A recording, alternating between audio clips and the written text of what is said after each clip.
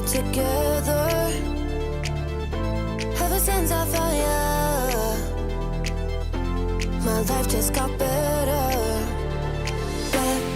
Better than this, better than that, better than anything I ever had.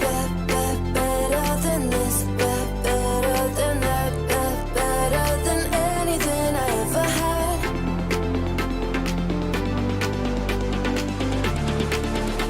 Than anything I ever had.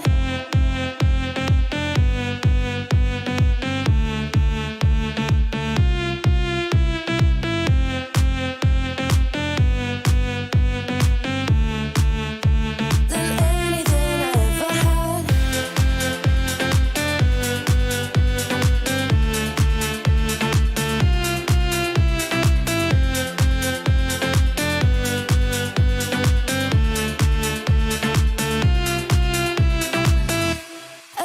Every time I start to doubt if I'm good enough, looking straight in your blue eyes makes me feel better. Better than this, better than that, better than anything I ever had. Better than this, better than that, better than anything I ever had.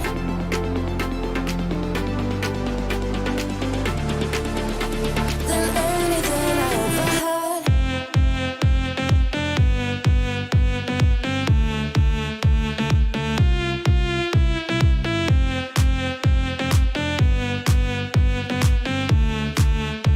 Than anything I ever had.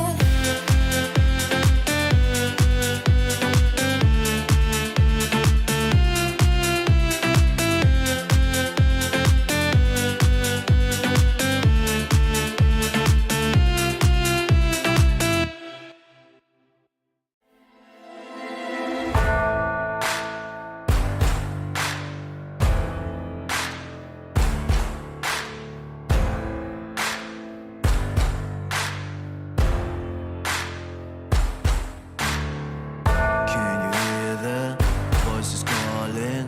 Longing for your dirty souls, the wolves are hauling. Can you hear the voices calling? Do you feel how they are dragging? Waiting for a second to push you to your limits, going strong and feeling better. But do you feel them? Can you hear them say?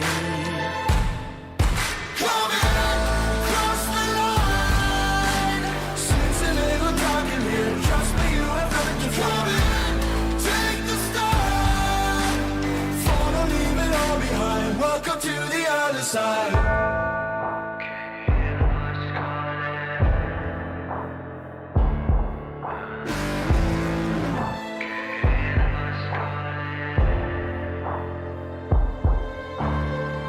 Do you feel how they are dragging? Do you feel them? Can you hear them say? Do you feel how they are dragging? Can you hear them say? Cross the line.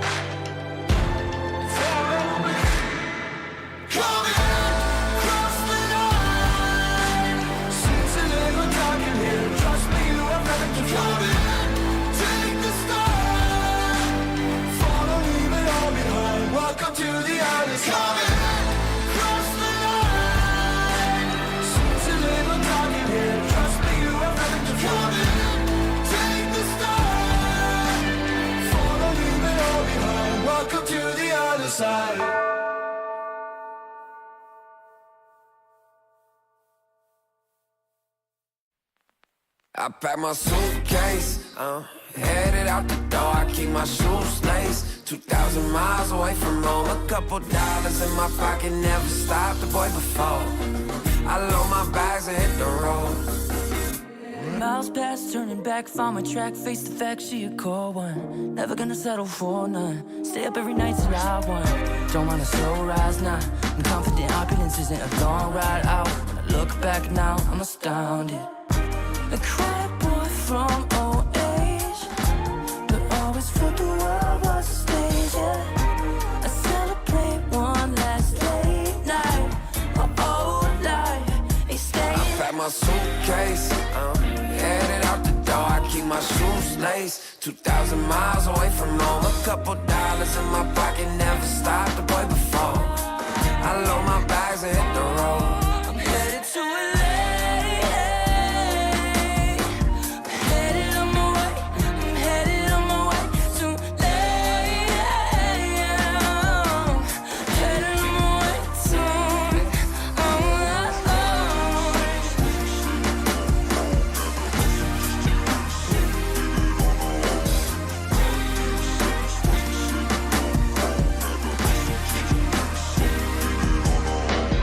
Couple thousand miles, throw it on the dash.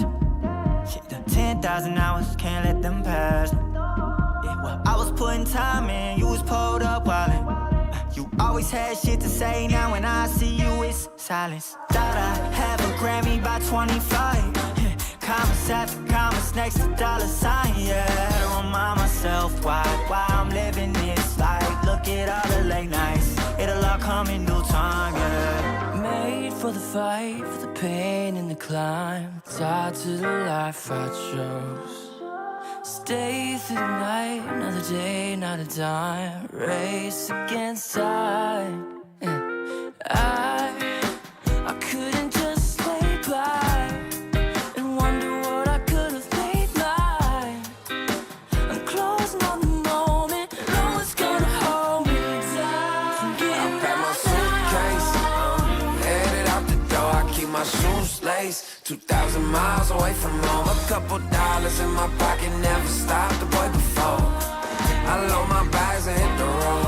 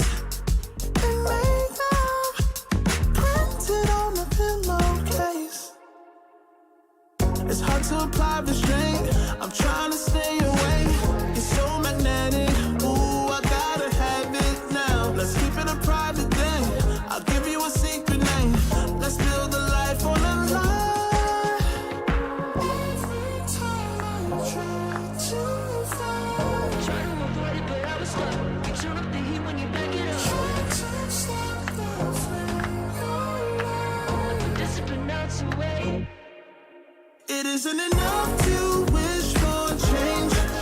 You either give in or pull away. We have the will to choose our fate. Whether it's wrong or right, I'm holding on for life. For the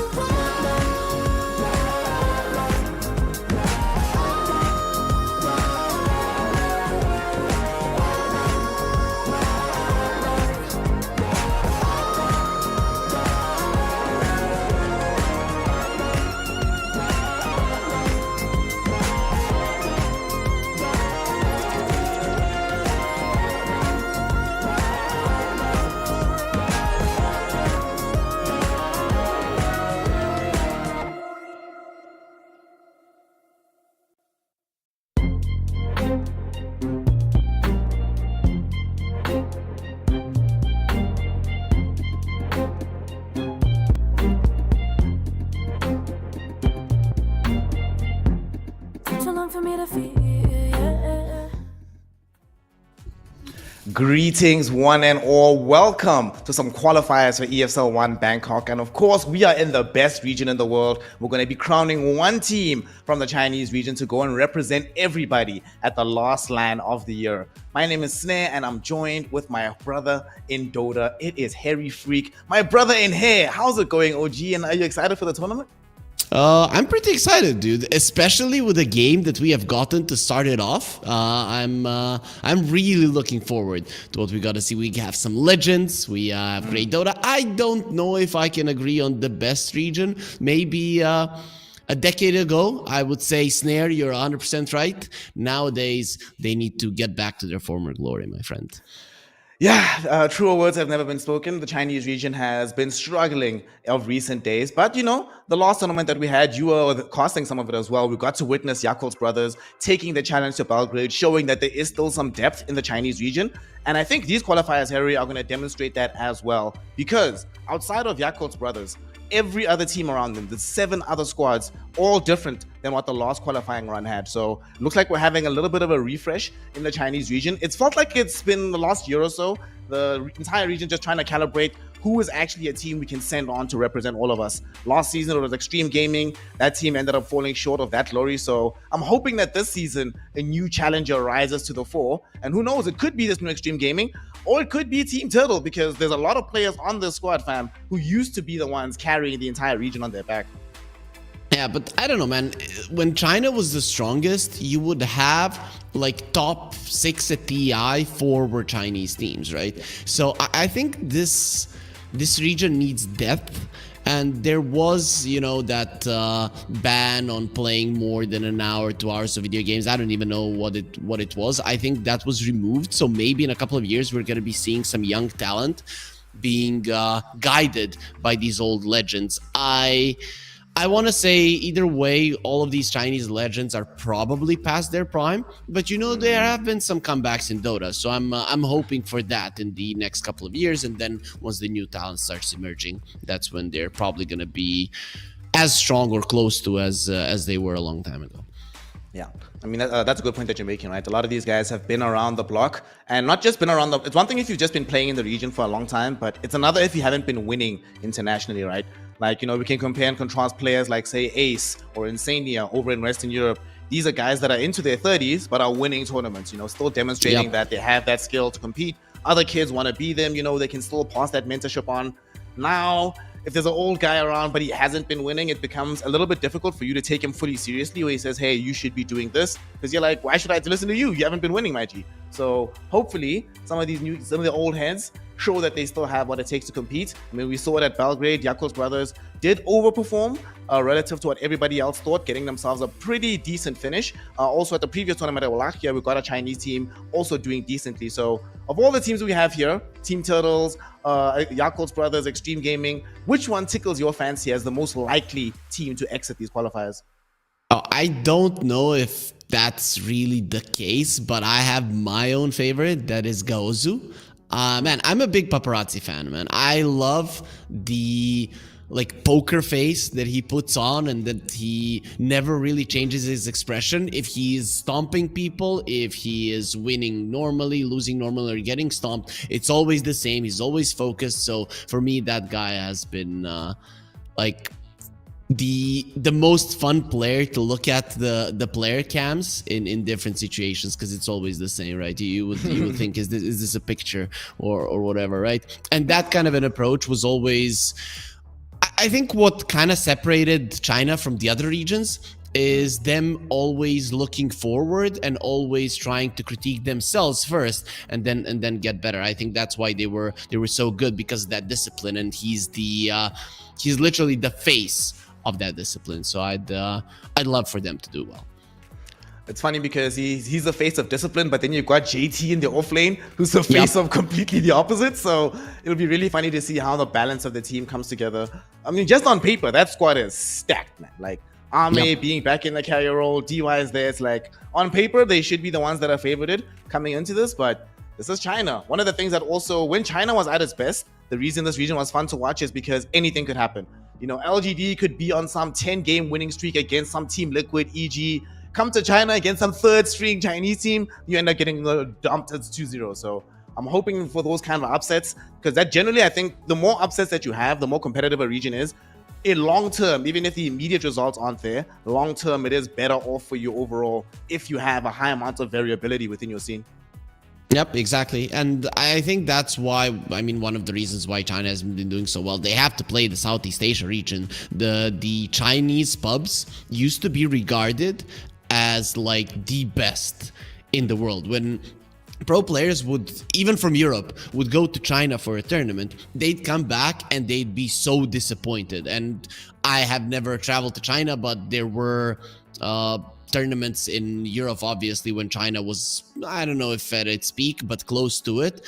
And I remember how good the pubs were when they would come over here, like how good they are and how good they made the game to be. Plus, also, random draft was something that was that used to be played in Chinese pubs, which is also quite cool, right? So it was a very interesting region in terms of pubs, and it is kind of a shame that they're using the Southeast Asia servers to plus play on ping.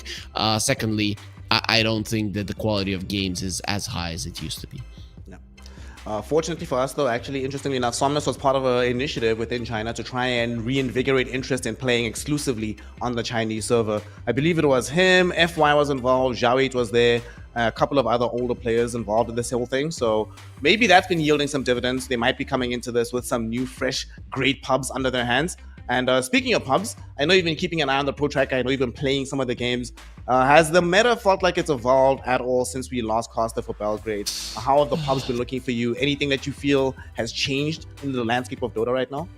Not much, actually, right? If you look at it, it's relatively the same. I'd say maybe Razor has been getting picked up more than before, and Ogre is creeping into the scene. But other than that, and Lich, let's say, the position 5s maybe have changed a bit, but we're still here with the Alchemists, the SFs, the Lunas, the Morphlings, right? They're all in the meta, and not much has changed in that regard. We're still gonna be seeing some Storm Invoker maybe openings or early bans. Puck is still very highly regarded. Pango also, especially for the Chinese teams, I think is something that we should look out for.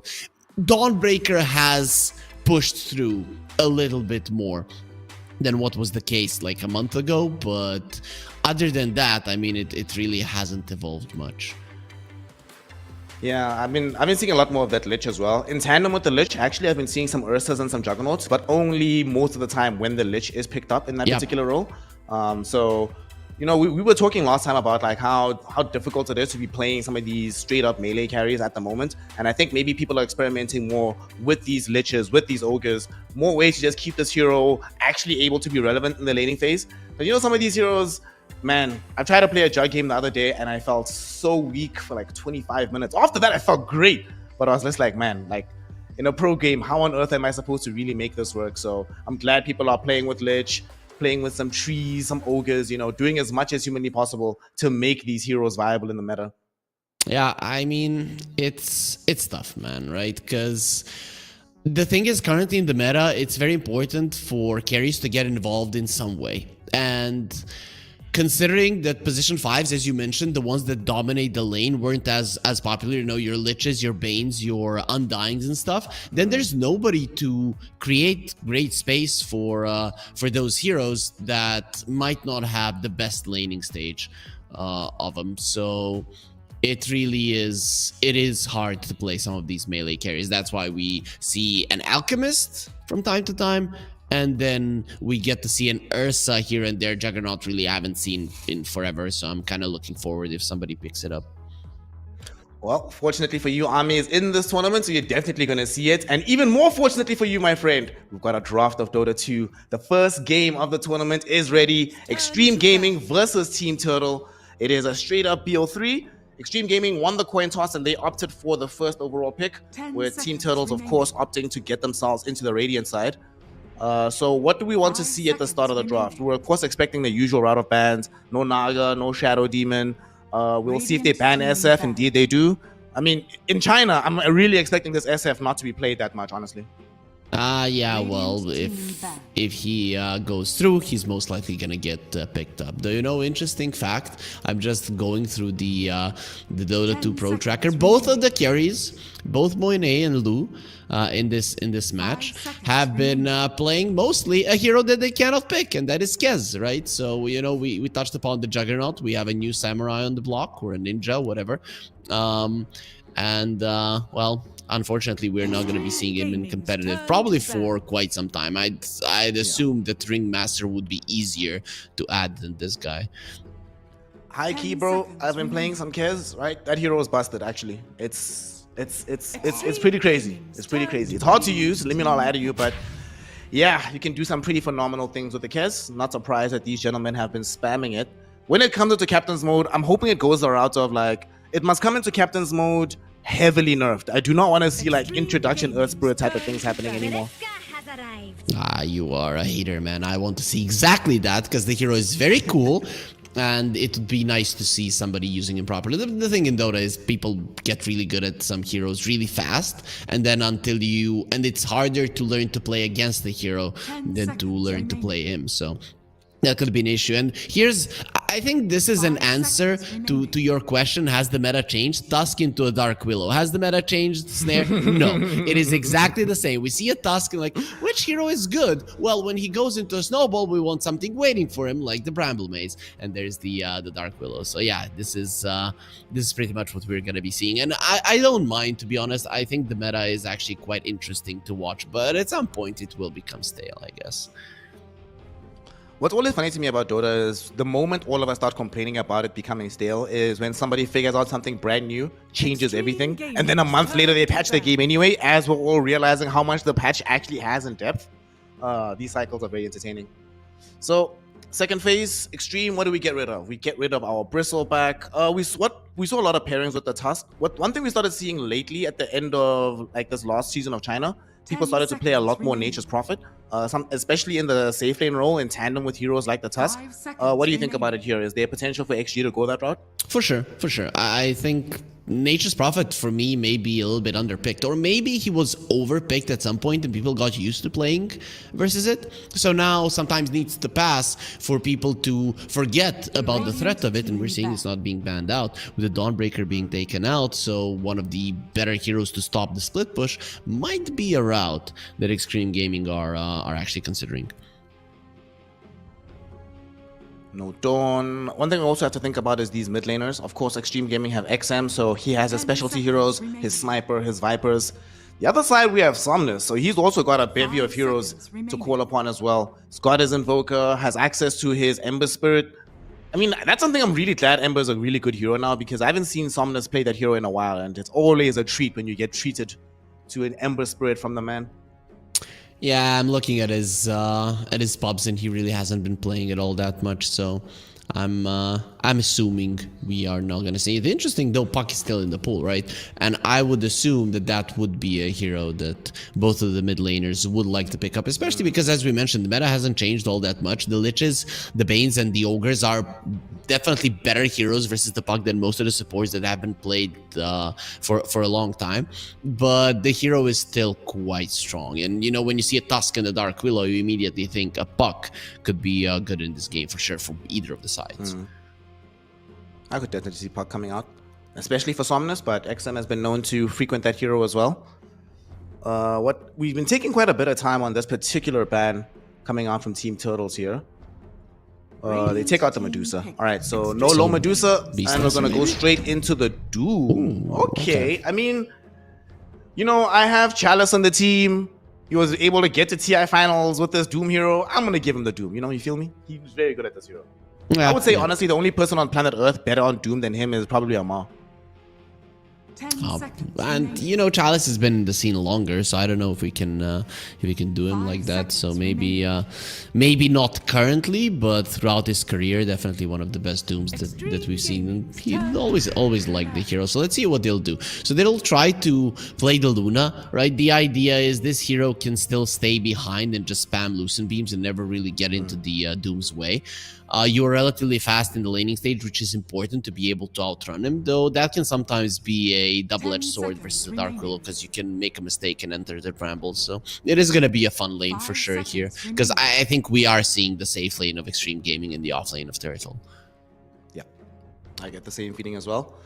It's very intriguing to me how as Luna changed her itemization, you know, instead of going for like these butterfly, satanic, Scotties, she used to be more on the front lines, so she would be a prime Doom target, but now, as you mentioned, she just sits far back, spamming you with the counter Lucent Beams. Very interesting to me how itemization fundamentally changes the playstyle of the hero. Yep, it is. I mean, I'd say it's more talents than it is the that kind of put you in that situation where you would want to go for that itemization rather than anything else, rather than the itemization itself. But of course, there are situations where people see with the Luna, okay, I'm getting out of control, get the early butterfly and just do whatever the hell you want. And there's the Lich. Not that great. This game, I think it's great with Team Turtles heroes, but generally versus Extreme Gaming, they're very mobile, never get close to each other. They don't do that much physical damage. Even until later on, Luna is still pretty much reliant quite a lot on her magical damage. So if I would look at Team Turtles heroes, I'd be like, okay, this is very strong. But then I look at Extreme Gaming and they have ways of dealing with every single one of it. I think I would have definitely liked this more, the Lich Alchemist, or the Lich in particular, if they had like some Bristle in the off lane, something like this. But I suppose it's just about keeping Alchemist alive. They're not really concerning themselves that much with the later portion of the game. They don't know what the lane is going to look like. So this gives you that lane security where if you have Lich Alchemist, even if you don't win the lane, you're not going to get completely dumpstered. Ideally, I imagine that that's the plan right now from Turtle. So let's see. You want to pressure the Alchemist. Maybe you could go for a Beastmaster. I know that it's very popular. There it is in China, so makes a lot of sense that they go that route. You want to be able to take down towers. I'm just a little bit afraid for his laning stage. I think it's great that he has a Hoodwink because it's one of the better heroes to help you, but the Hoodwink makes a mistake, steps out and dies. That's how the Lich Alchemist lane works, so it's not going to be the easiest way for a Beastmaster to do well here. On the bright side, it does give them some pushing potential as well. They were somewhat lacking on that regard. They have some BKB piercing disable. You also get, just between the Beastmaster and the Hoodwink, as this game scales, you've got a lot of damage on your hands right now.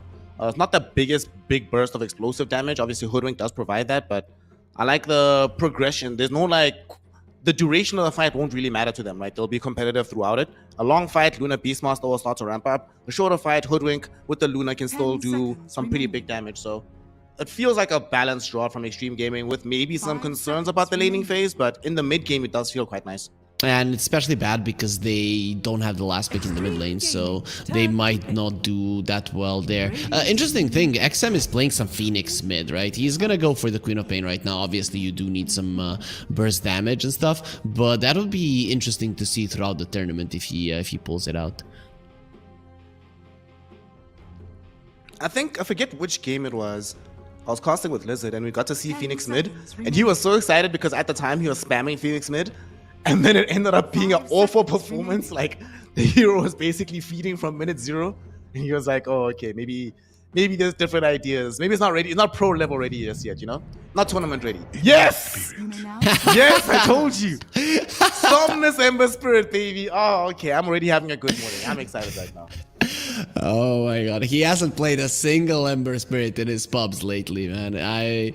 But really, when you look at it, all of the other heroes were banned. He could have gone for maybe Void Spirit, and I don't know, Monkey King versus a Quap wouldn't be doing so hot. So other than that, there really wasn't anything left. So he does go for the Ember, and does look like a decent Ember game, right? Very hard to catch. The problem is laning stage could be problematic for you, but we all know with the Queen of Pain just having a really bad first spell, you know, the Shadow Strike is just such a bad spell nowadays, that it's really not the lane dominator that people expect it to be. Yep. Also, I'm just looking at this game, right, and thinking about, back to the question about the Luna's itemization, generally how XM likes to play. I'm thinking to myself, when I buy Mage Slayer, I feel very good in this game if I'm Somnus. Yep. So I'm expecting him to go for that itemization. Like you mentioned, he shouldn't lose out on the lane too hard.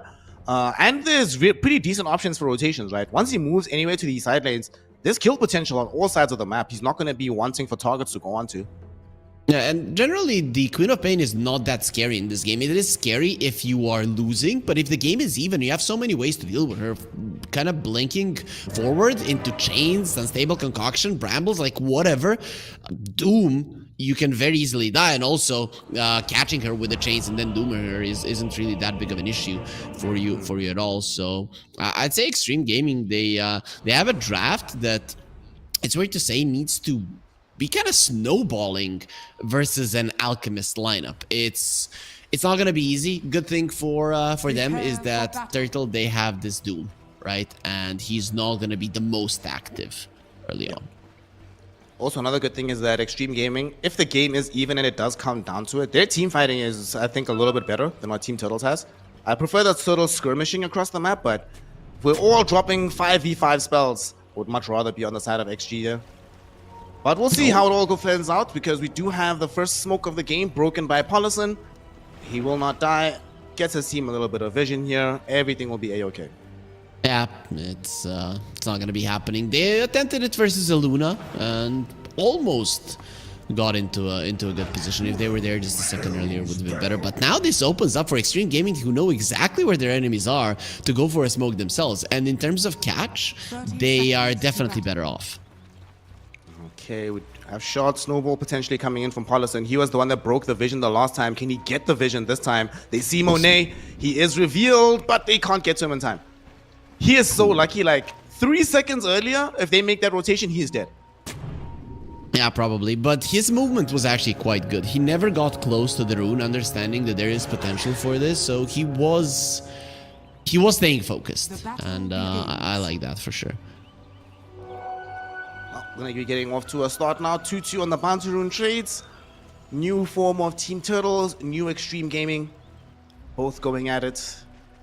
I really can't believe that on the side of Team Turtles we have 3 TI finalists, dude. That's insane to me. Yep, and it's, you know, people would say a TI finalist, it's not a TI winner. Well, considering that China hasn't won TI in, 8 years, I'd say TI finalists is the best we're gonna get in the Chinese region. Especially considering that they were robbed on those finals. LGD deserve to win over OG. I thought you were gonna say Spirit, but sure. I mean, maybe, what was it, TI8 was, it wasn't LGD in the, yeah, okay. In TI9, OG was so dominant that I think nobody can say anything about it, but TI8, yeah, TI8, then sure, I can get behind that. Well, the man who was there at that particular tournament, Somnus, in this mid lane, the Ember Spirit, as you mentioned, not going to get himself dominated because she goes for this green build right now, so doing quite well for himself in this mid lane. Should be setting up for a pretty decent timing on his level 6. Utilizing a power rune, maybe coming to this top lane, because by the time he gets here, should be finding that this Doom and this Dark Willow are ready to go, because this lane seems quite fine for them. Doom's gonna get off to a good start. Yeah, very strong. You have high armor on the Doom 5, and the tag team means it's not going to be doing all that much to you. You're also a pretty speedy hero, plus if the enemies run forward, they're going to be running into the brambles. I'd say Team Turtle laning phase should be fine, but catch up with me. You mentioned it in the draft that if they step out of position with the Dark Willow, they could die, and indeed, that's exactly what happened. Yep, both of the able to get the position setup. fours. Both of the position fours easy to kill, but for a Dark Willow, it's only level 1. And this is something that people do with heroes like a Dark Willow, heroes like a Mirana. Let's say on the position 4, they tend to be a little bit more aggressive than necessary at level 1. Now, when you're level 2, it's probably not going to happen yet. See them playing a little bit more carefully as we cast our gaze down bottom. Monet throwing forward a concoction onto New. Just to pepper him with some damage. They see that he's close to the tower, had some one charges. Not gonna die, but good to marinate the target. Open up some space for the Alchemist, who is struggling in the CS department a little bit. Looks like he's tanked quite a bit of harass himself in the lane. Interesting enough, right? Because you have a Lich. Usually, you would be able to apply quite a lot of pressure. The thing is, Lich hasn't been played much. It's being played nowadays, but the way that you want to play with this hero is just run forward and get the enemies low, then you farm. If you're just trying to farm, which sometimes Alchemist players can tend to do, it can hurt you, and it's hurting him now. It is still an Alchemist, so provided he doesn't get completely shut out or die in this lane, we'll be able to recover his CS. Get the net worth up that he needs to. Top lane, looks like they want to go for some more aggression. Paulison activates the tag team. They trap him into these cogs, into these shards, excuse me. Should have enough damage here to bring down Chalice. Snowball forward, chase him down, Lucent Beam kills him. Extreme Gaming off to a hot start as Low gets his second kill of the game. And tag team lasts so freaking long, right? When I saw them going for him, I'm like, guys, this is just 5-6 armor Doom. Actually, more. He got a chainmail. They really weren't doing that much damage. But because you're just smacking him for 6 seconds, at some point, you know, you're gonna be softening him up. And Extreme Gaming are really crushing this laning stage. I mean, one good thing is that the Ember Spirit is doing well. So Somnus showing you his Ember, and if they win this game, it's gonna be because of his rotations, because the side lanes are looking abysmal. There's 13 denies on the Beastmaster. Sure, some of those are boars, but probably quite a lot of them are not. He has more denies than the Alchemist has CS at the moment. Yep. So our Alki struggling, and PYW has been doing his part, constantly just peppering this Alchemist with right clicks. And because it's a Lich, you know, you're not that much afraid of the Lich by himself being able to out-harass you while you're both harassing the Alchemist. And Monet is the one that's paying the price for that right now. Look at how much they don't care. Even with the acid spray down, they just move forward. That is not a good sign. I don't see this lane getting better. And who's going to rotate? Emperor doesn't really want to do it that early. He's probably going to be sent to the base at some point, having to TP back and leave a remnant. So I think you might need to really focus on those runes for Team Turtle if you want to get back into this game, because the laning stage is going really badly for you at the moment. Yep. Bottom lane, they're actually going to go onto this Lich and they kill him. Monet threw back a concoction to try and protect him, but that might have just doomed his own life. They're going to dive him. The dive hawk is going to be there. New has the wild axes. They find themselves a double kill. This Beastmaster for New popping off right now for the side of Extreme Gaming. There was no chance that you don't dive that, right? With the Helm of Iron Will and the Beastmaster, you have enough armor to just do whatever the hell you want. So they just go forward. At least this does allow Somnus' bottle to get refilled, and he did push the Queen of Pain back.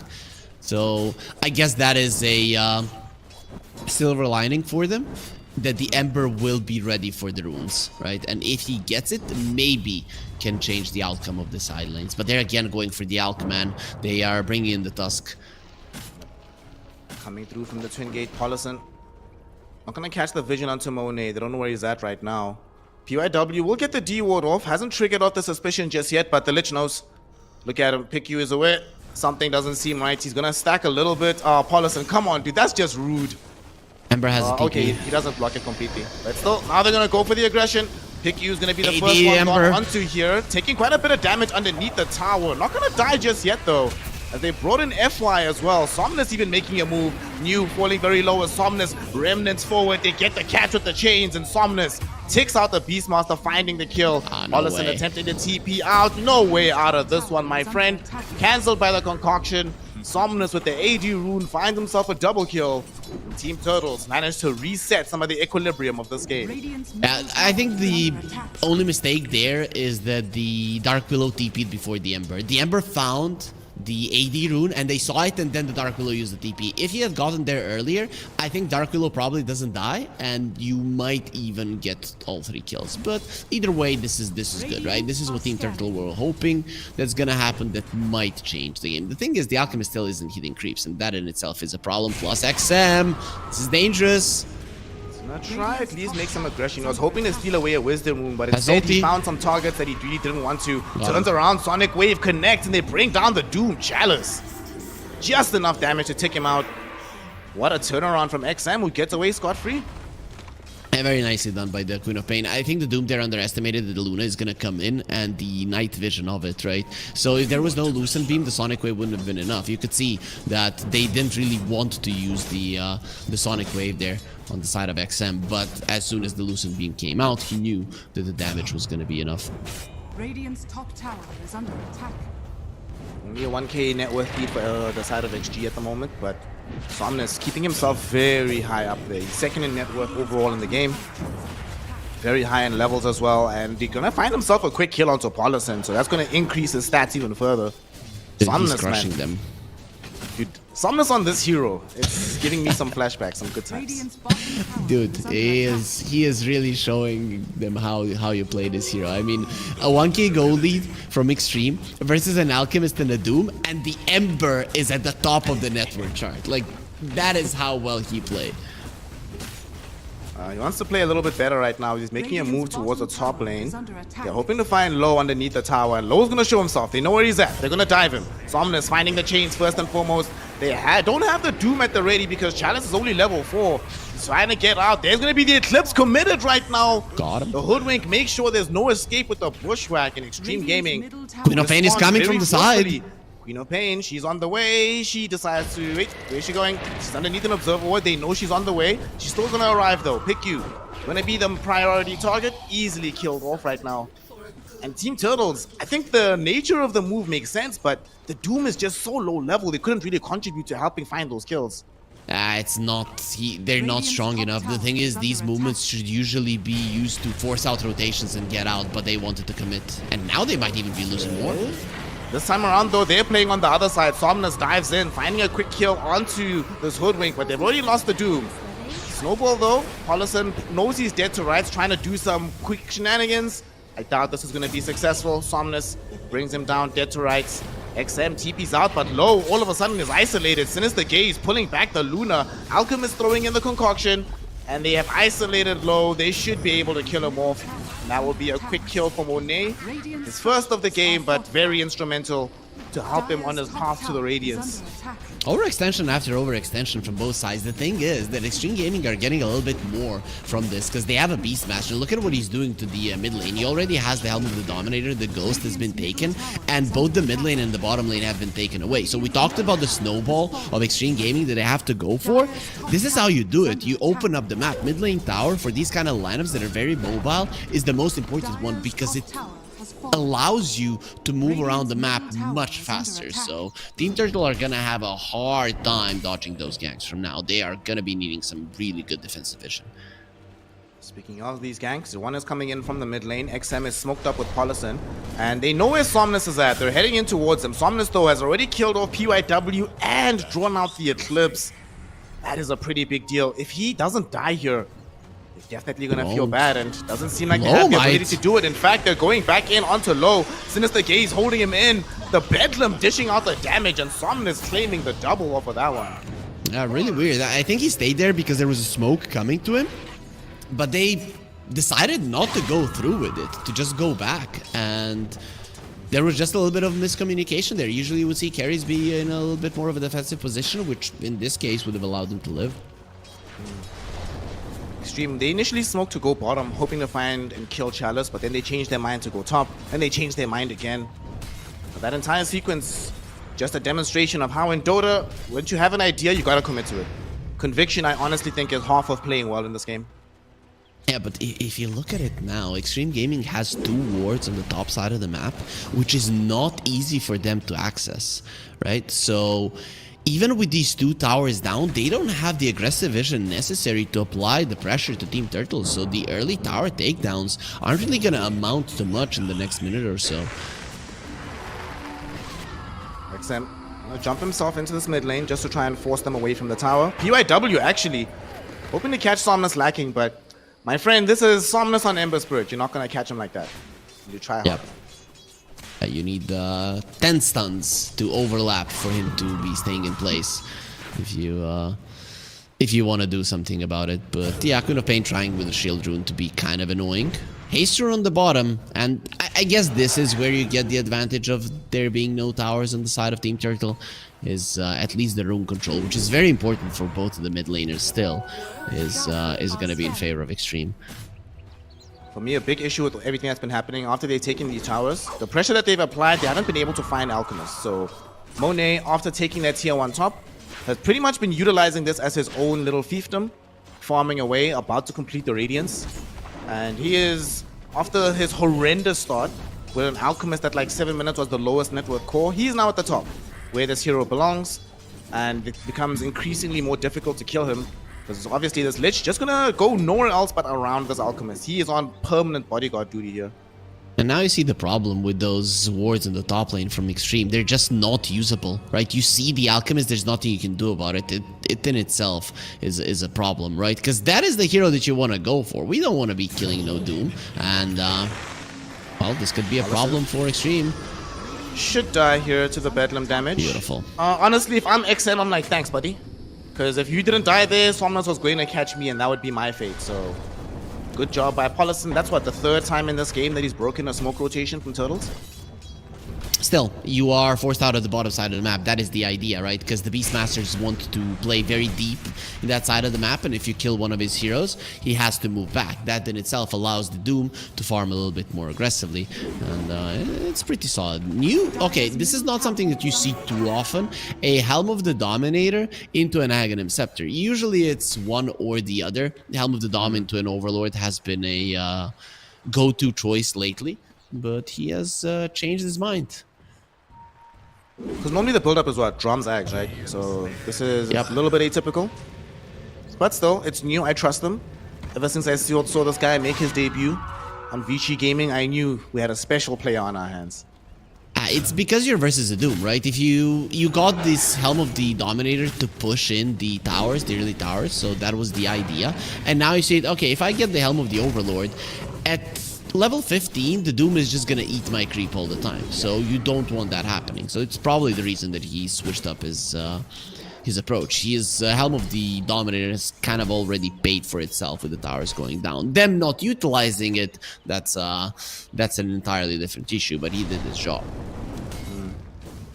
I mean, I guess also when he has Drum of Slam, you also don't care about being doomed anymore, right? After you drop your ultimate, you just run in with the drums. You kind of dare him to utilize the spell onto you.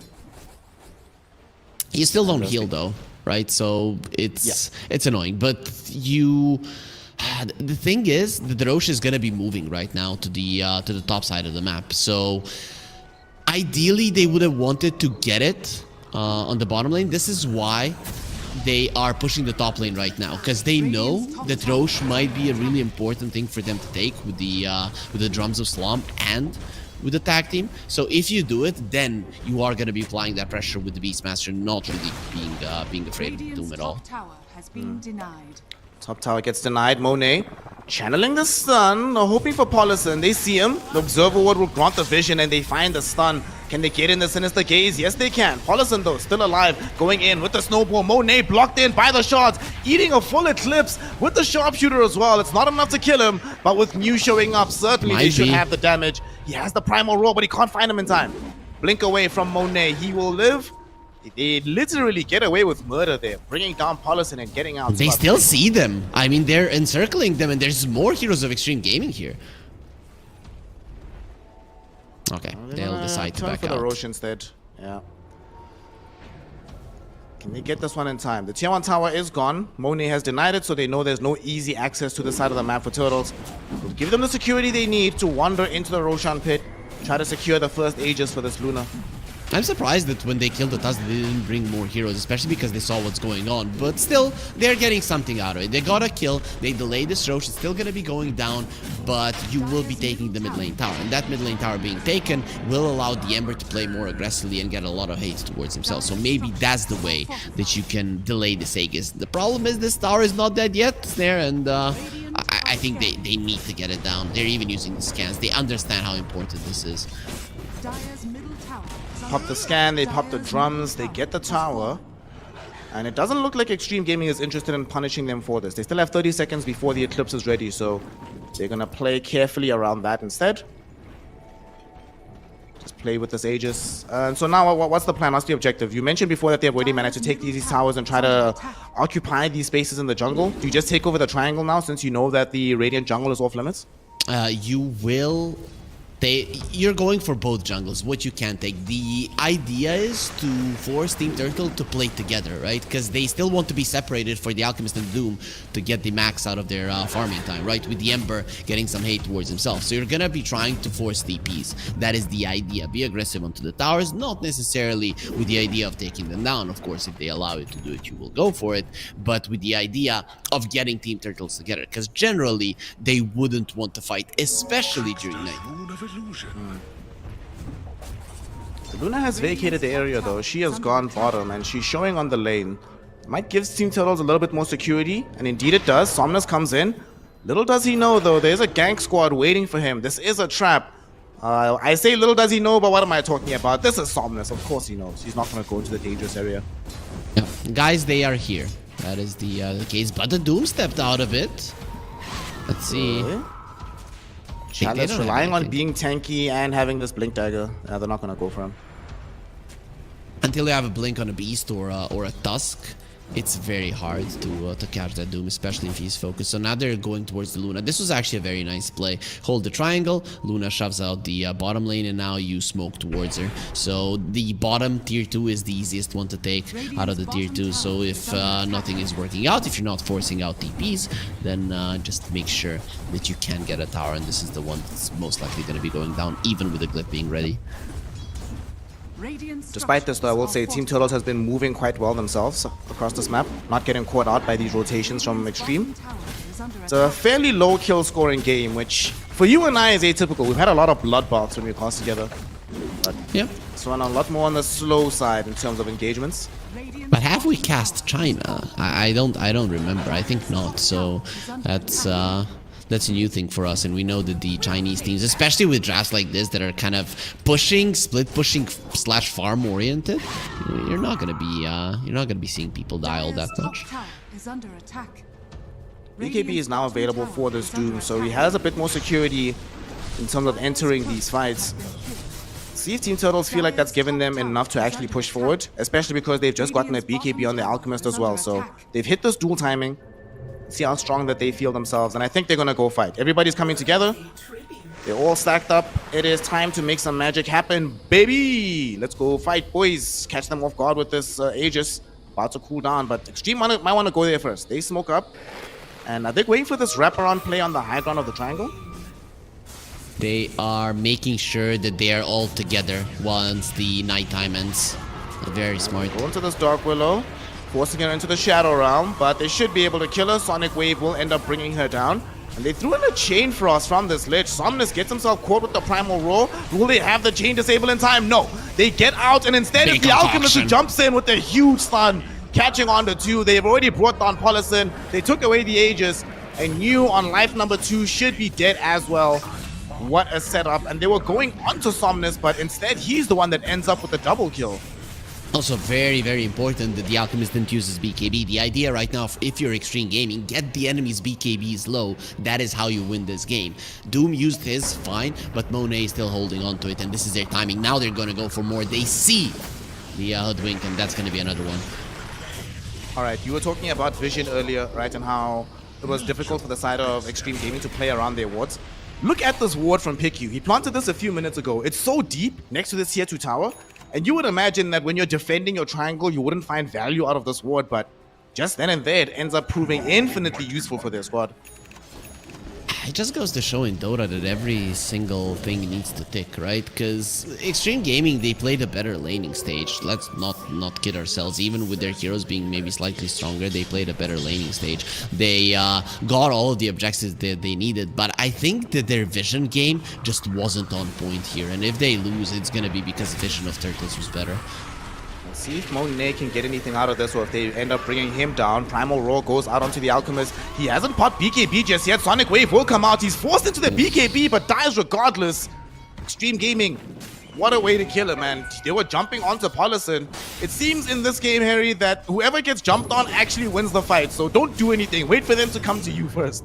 Yeah, if you look at it, the burst potential on Extreme is definitely better than that on Turtles. So Extreme going for a burst play is fine, but Team Turtles doing it, I think it's just not something you should do. Their turnaround potential is much better. Maybe you can do it if you use the Doom, but you know what, Snare, we still haven't seen a single Doom. So we're yet to see Chalice deciding to use that spell. Well, Chalice is also an Enigma spammer, so maybe he's treating this like a black hole. It's not the Doom, it's the threat of the Doom. Gonna hold it the whole game. Yeah, great. I guess when your lane goes badly, it really is a problem. But, you know, when there's no Roche on the map at this point, it would be perfect to use the Doom. So I'm kind of surprised that he's not putting more emphasis into making it. Oh, top lane. Somnus. They're going for an assassination play onto PYW. Poor guy getting taken out by FY. You can just understand how badly the Doom's game was going when he has a Devil's Bargain and he's only now buying his first Midas. He hasn't been buying it and selling it at all. He is just only now. Oh no, he bought it once before. He bought one. Oh, before. he did? Oh, okay, Yeah, okay. he got one before. Before the BKB, right? Yep. Yeah, just before. Yep. He Still, got the though, he's drums. struggling. It's not the most fun game in the world. You know, it's atypical to see a Doom 23 minutes into the game being bottom net worth. Radiant's Yeah, bottom well. tower is under attack. There's still supports, right? So that's nice. But he is gonna be getting his gold up right now, having with the Midas. His next item should be coming out fairly fast, and that's gonna be a Blink Dagger. So finally, we might see him use the Doom. But Luna's in trouble. Is he gonna get lucky, man? Lona. No luck here, my friend. BKB will be activated. Going for the TP out, and should be able to get away in time. Whew. Yep. Close call. They did not have any way to cancel that out, so just gets off scot-free.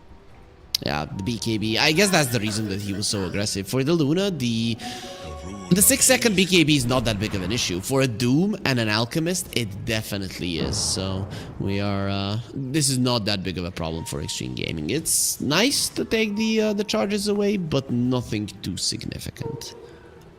Still though, Luna is not very happy about this, and she's queued up a Lincoln Sphere just to make 100% sure that she cannot get caught by any Blink Doom plays in the event that her BKB is down at the time.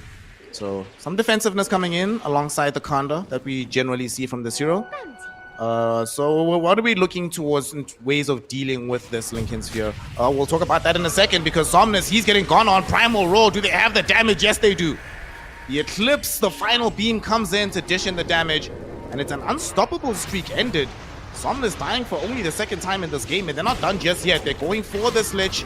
Acorn shot with the Bushwhack, and some right-click damage from XM is all that they need. 2 kills, they trade nothing. Extreme Gaming get to reassert control of the map. The mid laners have been crushing it in this game, and it is a early Roche respawn, so if Extreme Gaming understand this, they are going to be able to take it. But you mentioned it, it's a 9-2 Ember Spirit, and we have a 6-0 Queen of Pain. The mid laners are really crushing it in this game, playing very carefully, which is important for these mobility heroes, especially when there is a decent amount of catch. Some other push coming in through this mid lane. Beastmaster doesn't have much of his army here, but they do have a Siege Wagon. Centaur Conqueror hopefully will tank some of this damage, but they're going onto it. Somnus throws out the Gleipnir, it catches onto low. Does have the BKB ready. They throw in the concoction, force out the BKB. And this should be the end of this little skirmish here. Both sides will retreat. smoke and go towards the Rosh. I think that's the idea now from Turtle. We talked about that the lower BKBs for the Luna are not that big of a problem, but no BKB is a huge one. You can already see Extreme Gaming getting themselves into a better position. You shove out the top wave, and I think they're gonna go. Do they have a smoke? Yeah, they have one on the lich, so yeah, there it is. Here we go. No BKB, it's gonna be on cooldown for the next minutes at this point. And they also know that Eclipse is down. It's going to be coming back up fairly shortly, but it was utilized to kill Somnus earlier, so they have a small window, and they're going to try and go in. Somnus, though, he gets popped into the air. The Sonic Wave, not enough to kill him, as his team will defend him, and now they jump in onto XM. The first Doom of the game utilized is going to be completely flush. Now they're going onto the backlines. They kill off Luna first. The Eclipse came back, but not fast enough. She's end up dead. So is the Beastmaster. Yule Scepter into the air. They catch out Paulison, and the Tusk will also be removed from the map. What a jump in from Somnus, baiting in all the spells, allowing his team to find a re-engage, and it ends up with them claiming 4 heroes, losing absolutely nobody in the process. Beautiful, just beautiful coming out from Team Turtle. They utilized a, you could say, small mistake from Extreme Gaming. A lot of the situations we wouldn't even see that as a mistake. Okay, we went to mid, we forced out some rotations, they forced out our BKB, we went back. But the thing is that the Rosh early respawn, that should have been your main objective. You should have been placing 10 wards there and focusing on it, because the Extreme Gaming's lineup, we talked about the snowball and what they need to do, and it just didn't work out. Plus the Luna went for the phylactery, right? And I like it because it is nighttime and you might not need a defensive item, rather you would want an offensive one. But now daytime will come, you're not gonna have a defensive item, you're not gonna be on the aggressive, and the enemies are gonna be coming forward. So things are not looking great for Extreme right now. Oh, look at this. Somnus, my boy, is about to finish an Aghanim Scepter. So very, very close towards having it. And they've already been struggling with locking this hero down and trying to envision what they do once he has the Aghanim Scepter. It's gonna be a big deal for sure, right? And they gave him the Aegis, so he's gonna be even more aggressive as the AD rune. That in itself is great, but I don't know if a fight is gonna be happening while he does have it. So the idea now, if you're Extreme Gaming, is split push. Send the illusions, send the very mobile supports and mid laner to do well. You also have the units from the Beastmaster. Make sure the Team Turtle can't get to your towers. There's a problem, of course, with this. Team Turtle do farm pretty well, even when they're together with the Midas, with the Alchemist. But if you are keeping the gold lead at this level, you are fine. So Team Turtle, main objective right now, shove in the waves, because Extreme Gaming are going to be doing their best to do the exact same thing and dodge you. So Lowell's doing exactly what we're talking about bottom. Realizes he doesn't want to wander into any danger. Goes top. Will replicate the same efforts. He does at least finish off the full Kanda. So this Luna, the offensive potential is certainly there, but until you get this Lincoln Sphere, probably not feeling too safe about wandering into these team fights. Okay, XM, he forgot about the neutral items. He was holding the safety bubble up until now. Finally, he's gonna bring the tier 3 token and go for the enchanted Kura. I don't know, Snare, whenever we cast, some of these players just forget about the items. I mean, safety bubble isn't even all that strong nowadays, right? So that you would want to leave it over some tier 2s. Yeah. Dire's bottom tower is under It always happens, actually. For me, the slower the game is, the higher the likelihood I forget about my neutrals. And I'm just hitting neutrals, hitting creeps, not too concerned about the enemy. Then I'm like, who cares about this? Now, okay, new though, they care about killing the Alchemist. And they can do it too. They burst him with the Primal Roche, Sharpshooter combo, and the Sonic Wave is what finishes him off. We see on the high ground, Pick-You, hoping to try and escape this. He dropped the Ice Fire and the Chain Frost, but unfortunately will end up dead. Somnus now though coming in for revenge. They find the Beastmaster first and foremost, and they reach for more, being able to bring down PYW. Somnus falling low, needs to get out. Eclipse committed onto this Beastmaster. Chalice trying to get himself away, but the Doom TP gets cancelled. He gets killed. It's a 3-for-2 exchange so far. Low, hoping to reach for more here. He knows where PYW is at. Oh, with the Shadow Realm TP, the Dark Willow will live. Really good fight coming in at the very end there. Team Turtles looked like it was going to be them getting the turnaround. However, the initial burst onto the Alchemist turned out to be way too valuable. Yeah, you do not have that big tank to give vision for the Ember Spirit and the rest of them to do this overtime damage, right? So the thing is, you gave the Aegis to the Ember, and he's not the fastest of pushers.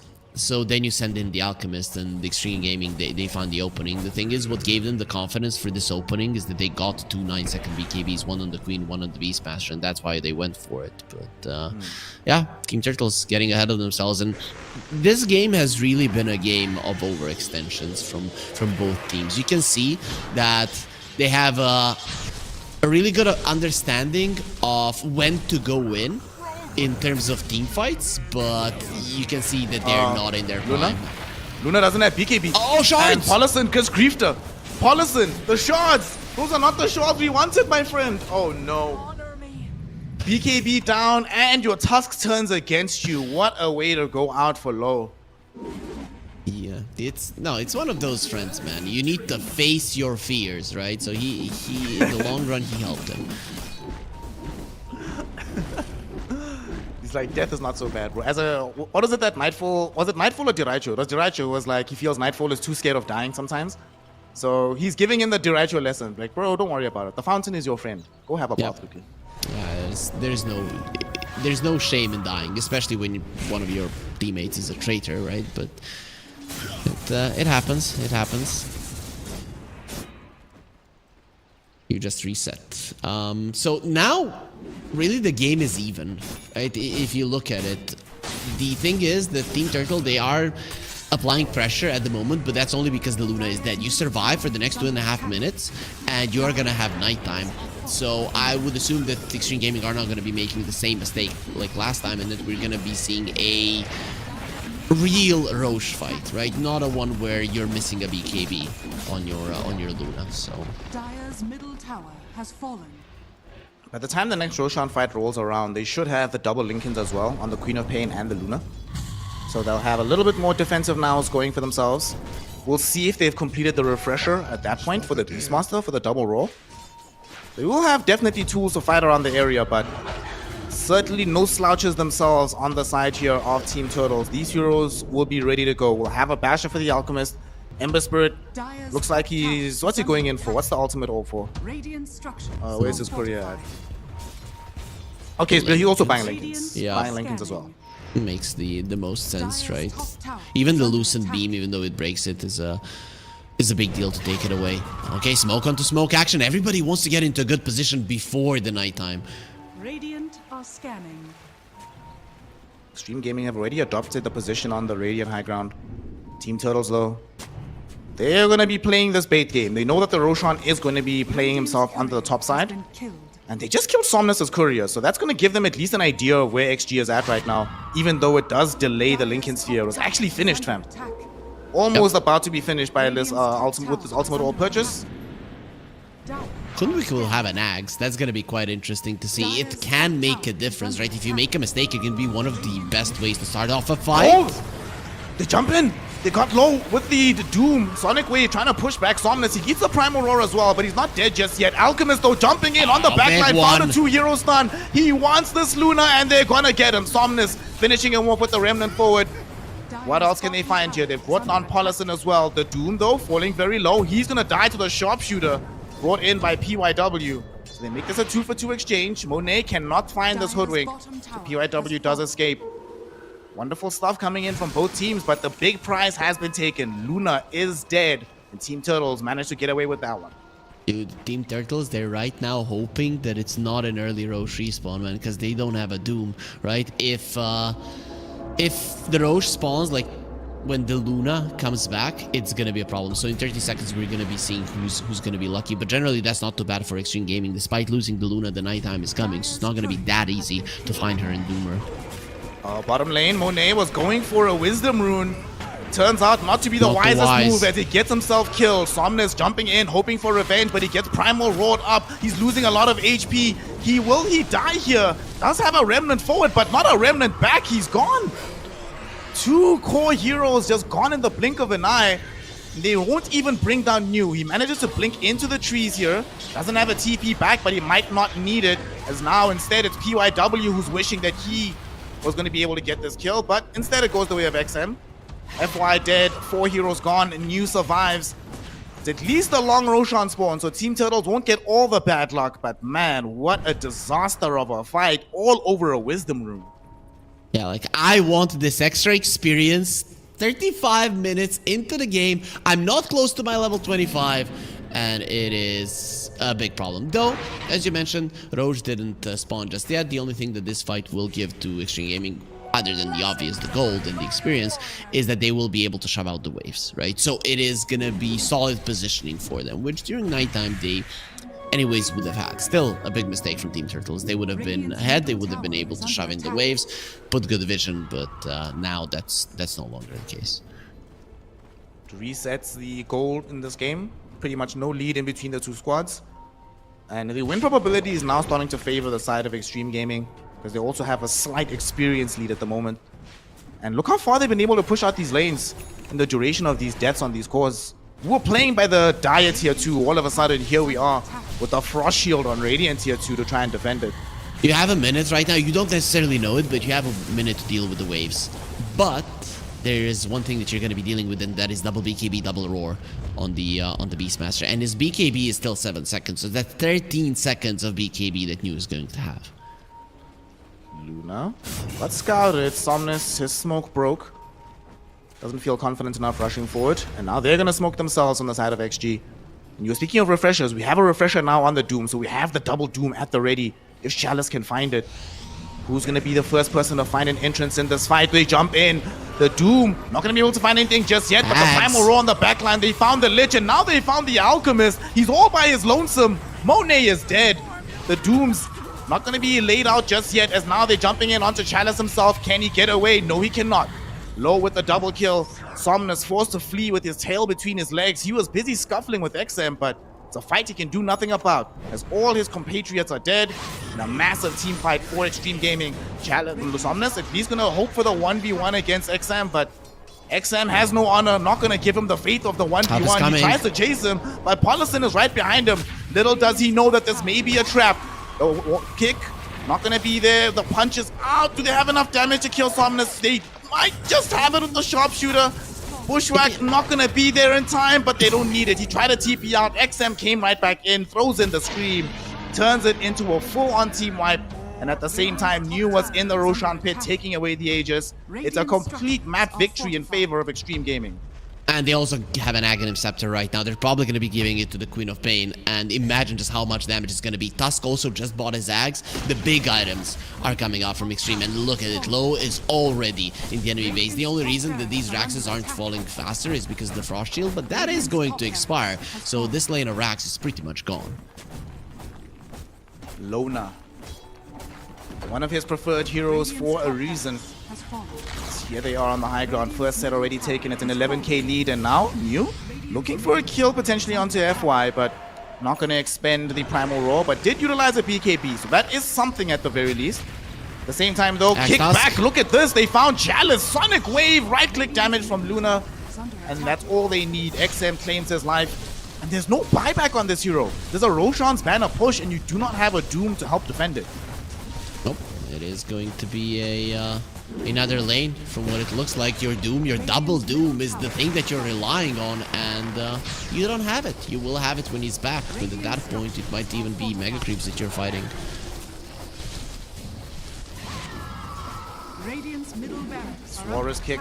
I love how immediately as it came out for Paulison, they revealed it as the earliest available opportunity.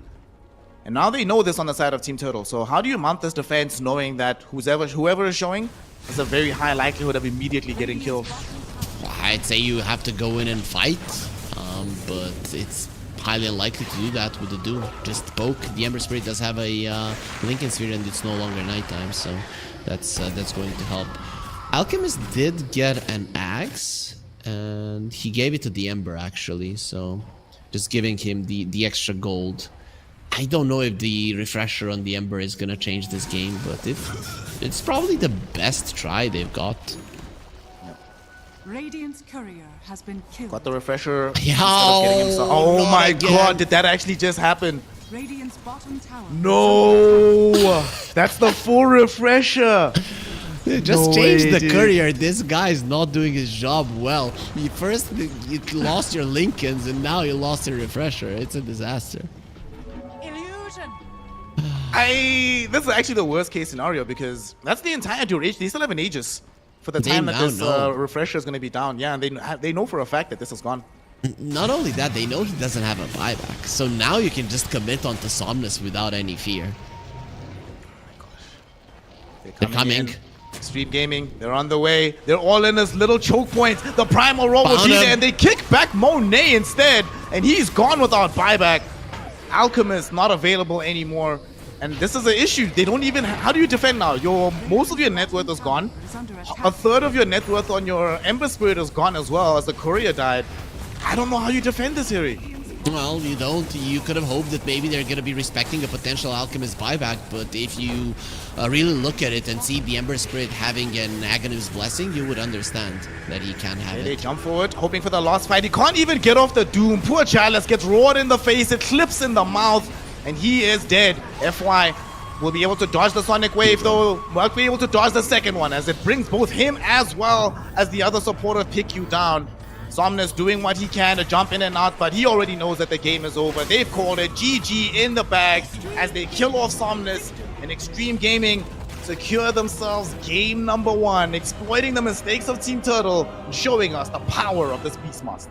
There were quite a lot of mistakes from both teams, but this is high-level Dota either way. This is the most fun Dota that you can watch when everybody is at a super high level, but both teams also make some key mistakes as well. Either it's because of impatience, either it's because of a bad read, or just not respecting the potential new items that will be coming out from your opponents. But either way, Extreme Gaming, they do clutch the victory in the end, but this was by no means an easy game. In retrospect, what do you think the big turning point was where this game sort of became like, not necessarily impossible, where it started to really get out of control for them? The thing is, the Team Turtle just lost their... They lost everything in a single swoop when going for that Wisdom Rune, right? They had the control, they had the waves shoving in, they had the gold lead, and then they decided to just feed one by one, trying to save their Alchemist, who went for a pretty unnecessary play. So I'd say for me that is the biggest turning point of this one. But XM, I'm really liking that he's being pointed out.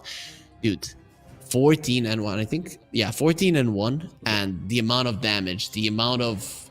You're playing versus a Doom, man, and you only die once as a Queen of Pain. It is something that doesn't happen too often. So I think his consistency actually is what allowed him to win in the end. Yeah, played very well. I mean, they drew even in the lane for him and Somnus, but he was moving around the map quite well. Really clutch Sonic Waves too over the course of the game, always ensuring that it ideally hit multiple targets. And I do like the itemization. It felt, initially I was worried, like, is this maybe too skittish a build? You know, going for Yule Scepter and Lincoln Sphere and BKB. I'm like, is that not too much overload on the defensive? No, turns out to be the perfect itemization. Like you mentioned, he's playing into Doom. And not only was Doom in general rarely able to get off his ultimate, the only death he had, XM, was the one where he got doomed. So he's like, well, I guess I'm just going to make sure that that doesn't happen again. And because it didn't happen again, he was fine for the rest of the game. Yeah, it's the only reason that fight did happen is because the Luna used their BKB. So the mistake of that fight and him dying came from his teammate a lot earlier than the actual death. So XM really knew what he was doing in this game. Yeah. Let's have a quick counterfactual. In the event, let's say we go back in time, the Alchemist doesn't make that Wisdom Rune play. What do you think the odds are that they end up winning overall on the side of Team Turtles? I'd say the odds are over 50%, not overwhelmingly over it. Let's say 55 to 60 would be the way to go, because I think in general this game was very, very close, and there were just a couple or more than a couple of overextensions throughout the game from both teams. And in the later portions of the game, once that overextension happens, you can very easily lose from just one of it. It just happened to be Team Turtle that made that mistake at 35 minutes in, and not Extreme Gaming. I will definitely give Team Turtle credit for one thing, though. This game was incredibly close for a long, long time, despite the fact that the first 10 minutes were a disaster. Right? They had terrible lanes. None of it went according to plan. Monet ended up dying earlier than expected. Somnus was the only one pretty much holding his team together for quite some time. So the fact that they were able to drag it back to an even state still gives me confidence that Team Turtles will make this a very exciting series. So that's one game in the bag right now for the side of Extreme Gaming.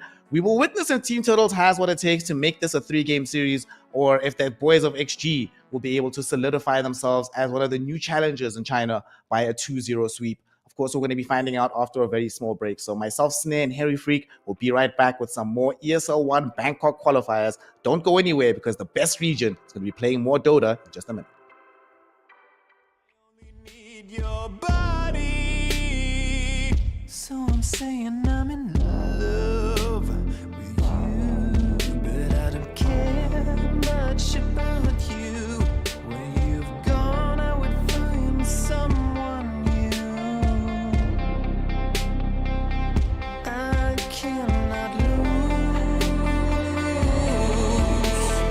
Fall into my arms and let us rise high up to the stars, where we can fly.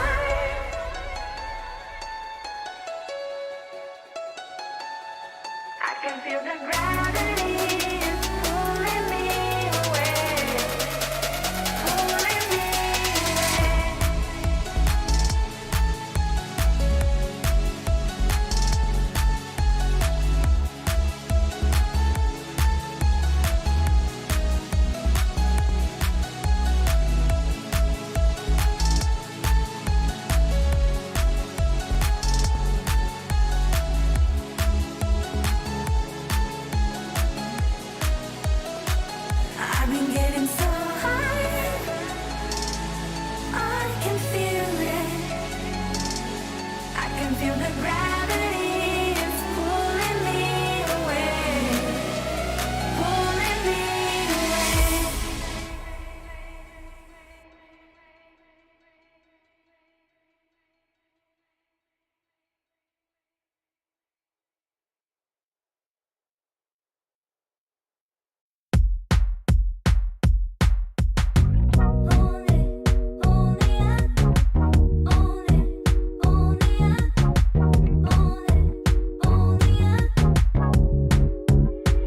Like a moth to the flame, I'm attracted when the doubt starts saying my name. I can go there easily, and it's hard to maintain, 'cause I know it's not the world I know, it's me. Believe in every little thing I hear, and no, I ain't no stranger to the fire, burning up all my desire to be great. It stays coming in waves, and no, I ain't no stranger to the fire, burning up all my desire to be great. I gotta just open the gate. All I need is saving from hitting the pavement, understanding when I'm impatient, that only I give to me.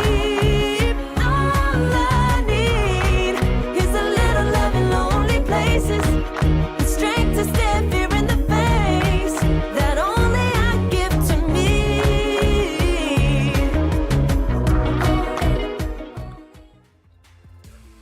Welcome back, one and all, to some more ESL One Bangkok qualifiers for the Chinese region, and we are in Game 2 of Extreme Gaming versus Team Turtles, a game which was very entertaining to watch, very fun, very close, and also we got to witness the unluckiest man in all of Dota. Somnus spent 6 minutes without a third of his net worth, 10,000 gold down the drain. We'll see if he's as lucky or unlucky as we head into Game 2. Brother Harry Freak, we've got a draft, we've got some more Dota.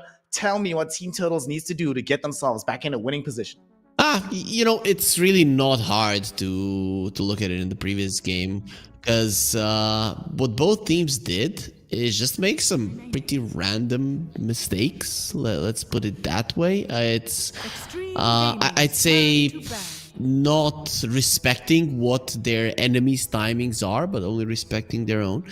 And if that doesn't happen from either of the teams, this is actually like very high tier Dota, right? So I'm just hoping for the same amount of movement speed between the two teams, and or less amount of huge mistakes with huge implications, right? Pushing a tier 2 just before a Roche is gonna spawn, going for a wisdom rune just before a Roche is gonna spawn, and losing all of your heroes, things like that, right? So it's not only for Team Turtle that they need to change it, but also for Extreme Gaming. The advice would be probably the same. 5 seconds remaining. I'll see how much of that they're able to take on hold. Team Turtle this time around, they're the ones with the first pick. There's no Storm, no Shadow Demon, no Tusk, no Pango. They've removed the Muerta. They've taken out the Bristleback. There is still Dark Willow. There is still Clock in the pool. SF has not been banned out either. We definitely have seen, especially in China, that when given the option, a lot of teams have just opted to go for first overall pick SF and just figure out the draft later. We'll see if that's what they're gonna do. I mean, as you mentioned, it is China. They've been known to do it. So SF. No, it's gonna be a clockwork. I guess with the clockwork, you're forcing the enemies to ban out DSF, and considering that you only have one ban in the second phase for Extreme Gaming, you probably don't wanna use it for DSF. This is quite smart from Turtle. Yeah. Like you mentioned, opened up the possibility of Clockwork SF, and I don't want to be myself playing SF into a Clockwork. It's a pretty miserable matchup later on in the game. So, smart stuff from Team Turtle. Extreme Gaming, they just go in for the Beastmaster. They're like, all right, we'll just make sure we have ways to bounce around these this battery assaults, not eat all the damage. And of course, New is just a god on this hero. We already saw his performance in Game 1, so if they can set up another very strong lane for themselves, considering that the Clockwork is likely to be the 5, they can play around it, they can yet again get themselves off to a strong start in that lane. Yeah, I thought that this was gonna be like the first pick in the previous game, right? But neither of the teams wanted to pick it up until later on. So this is really not surprising, especially versus a Clockwork. You like to have extra units so that the battery assault, as you mentioned, is not gonna be a that big of an issue. But I'm still curious as to what Extreme are gonna ban out. You might want to ban out one of the heroes that Team Turtle wants and then pick up another one that Team Turtle wants. Maybe ban out Dawnbreaker, pick an SF, but still very risky to do so versus a Clockwork. Throughout the entirety of the game, he's a nuisance to you. On the strength of the last game, they might even decide to ban out like some Ember Spirit from Somnus so that if he does have to play us, but then it does leave Puck in the pool. So they might feel more comfortable playing into the Ember than the Puck. Either way, it does feel like Somnus is going to get... You have to... I think you pretty much choose, right? Is Somnus getting one of his heroes, or are you going to give the priority towards the safe laner? I do think that Chalice... There's been a large predilection over the years that Chalice will just play whatever the team needs. 5 seconds So, remaining.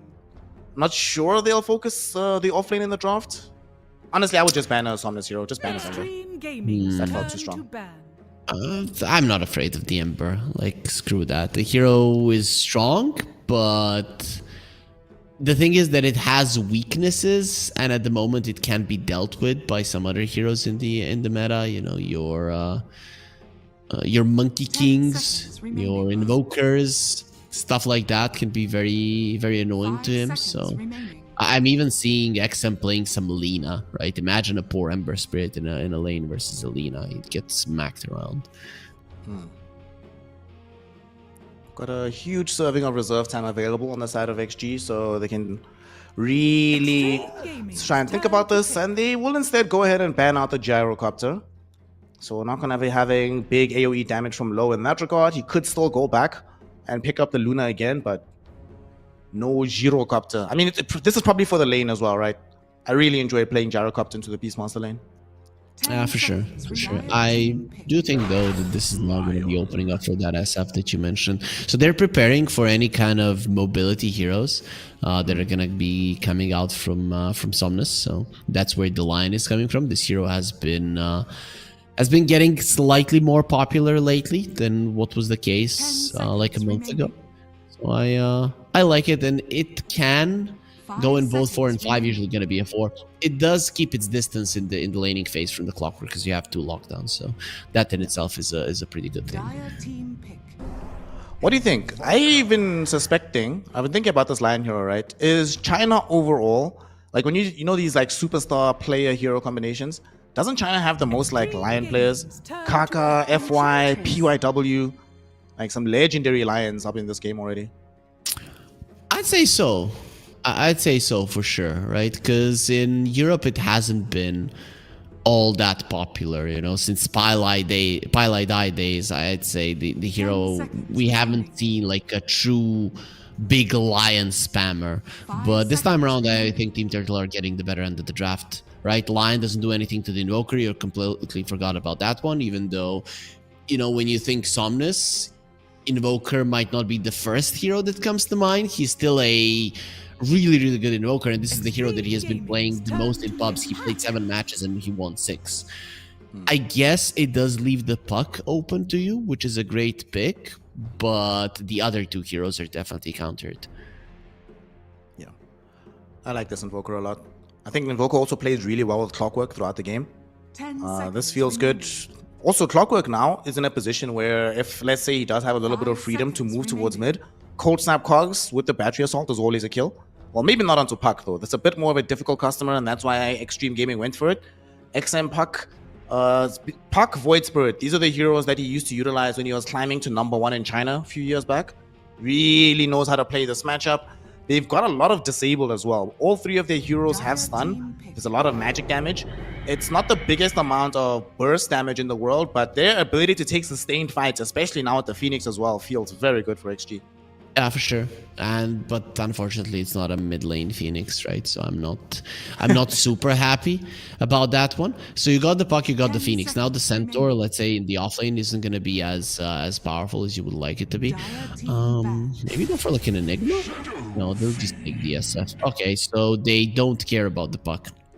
I think this is what this SF pick is telling me. I was thinking maybe they're gonna pick up a carry that's gonna allow you to deal with the puck, like a Drow Ranger or maybe a Faceless Void, 10 but they seconds decide remaining. completely against it. So Team Turtle are once again just playing their own thing, 5 right? seconds. We don't care much about Extreme countering Gaming's you. We turn just to want our bat. lineup to be strong, and boy is it strong. The only thing it lacks is lockdown, but you have an Invoker to at least allow your teammates to escape if things start getting rough. If it's lockdown you want and you have Chalice on your team, you're probably playing Mars. 10 It seconds feels like the likeliest remaining. option. I'd like to see Extreme Gaming ban that out. Also, I've got a laning question 5 for you seconds here. remaining. Shadow Fiend Clockwork is usually the lane combination we generally see.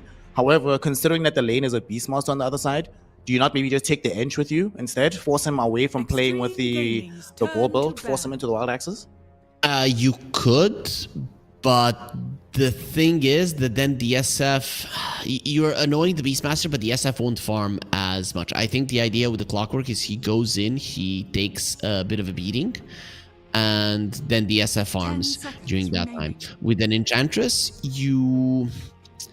I think you 5 cannot seconds take that remaining. much of a beating as a Clockwork, right? They're just gonna switch to the other approach with the Wild Axes, and they might be able to kill the Enchantress, and that could be with not using as much mana. And also, it depends what you want in your offlane as well, right? So that's going to be one thing that we have to think about. And they actually do ban the Enigma.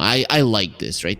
Despite having a Roar and an Egg, which are both good spells versus the Enigma, it would probably be the best hero for Team Turtle. 10 seconds remaining. I was thinking of Enigma. Chalice, like I was mentioning in the previous game, spams this hero, but 5 no Enigma seconds for you. Would have also been nice. I feel like whenever you have Shadow Fiend in your game and Invoker, you want an Aura builder in the offlane so that you can stack the auras on the SF with the Alacrity as well.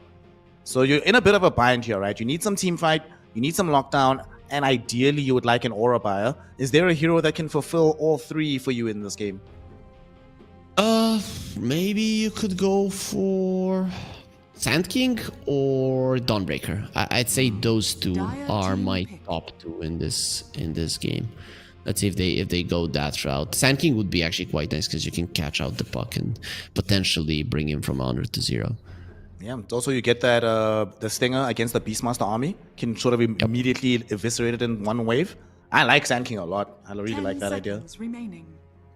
Yep, it hasn't been touched in this draft, so remaining. it would be nice to go for it. I don't know if you'd like to go for a Doom again. It has already been smacked once, though. Oh, Phoenix they is a banned it. much easier hero. Oh, okay, they did. Yep. If this was XXX, I'd say that Sand King is almost 100% lock, but something tells me that Chalice wants to play Mars. Let's see if they can talk him out of it. Gaming's They can. So get the Sand King. Perfect. Good call. Yep. Great hero. Initiation, team fight, auras. It's actually a really good Sand King. The more I think about the effect that this hero can have, and also just think about the big team fight spells. Epicenter plus Requiem. That is an absurd 30 amount of magic seconds damage. remaining.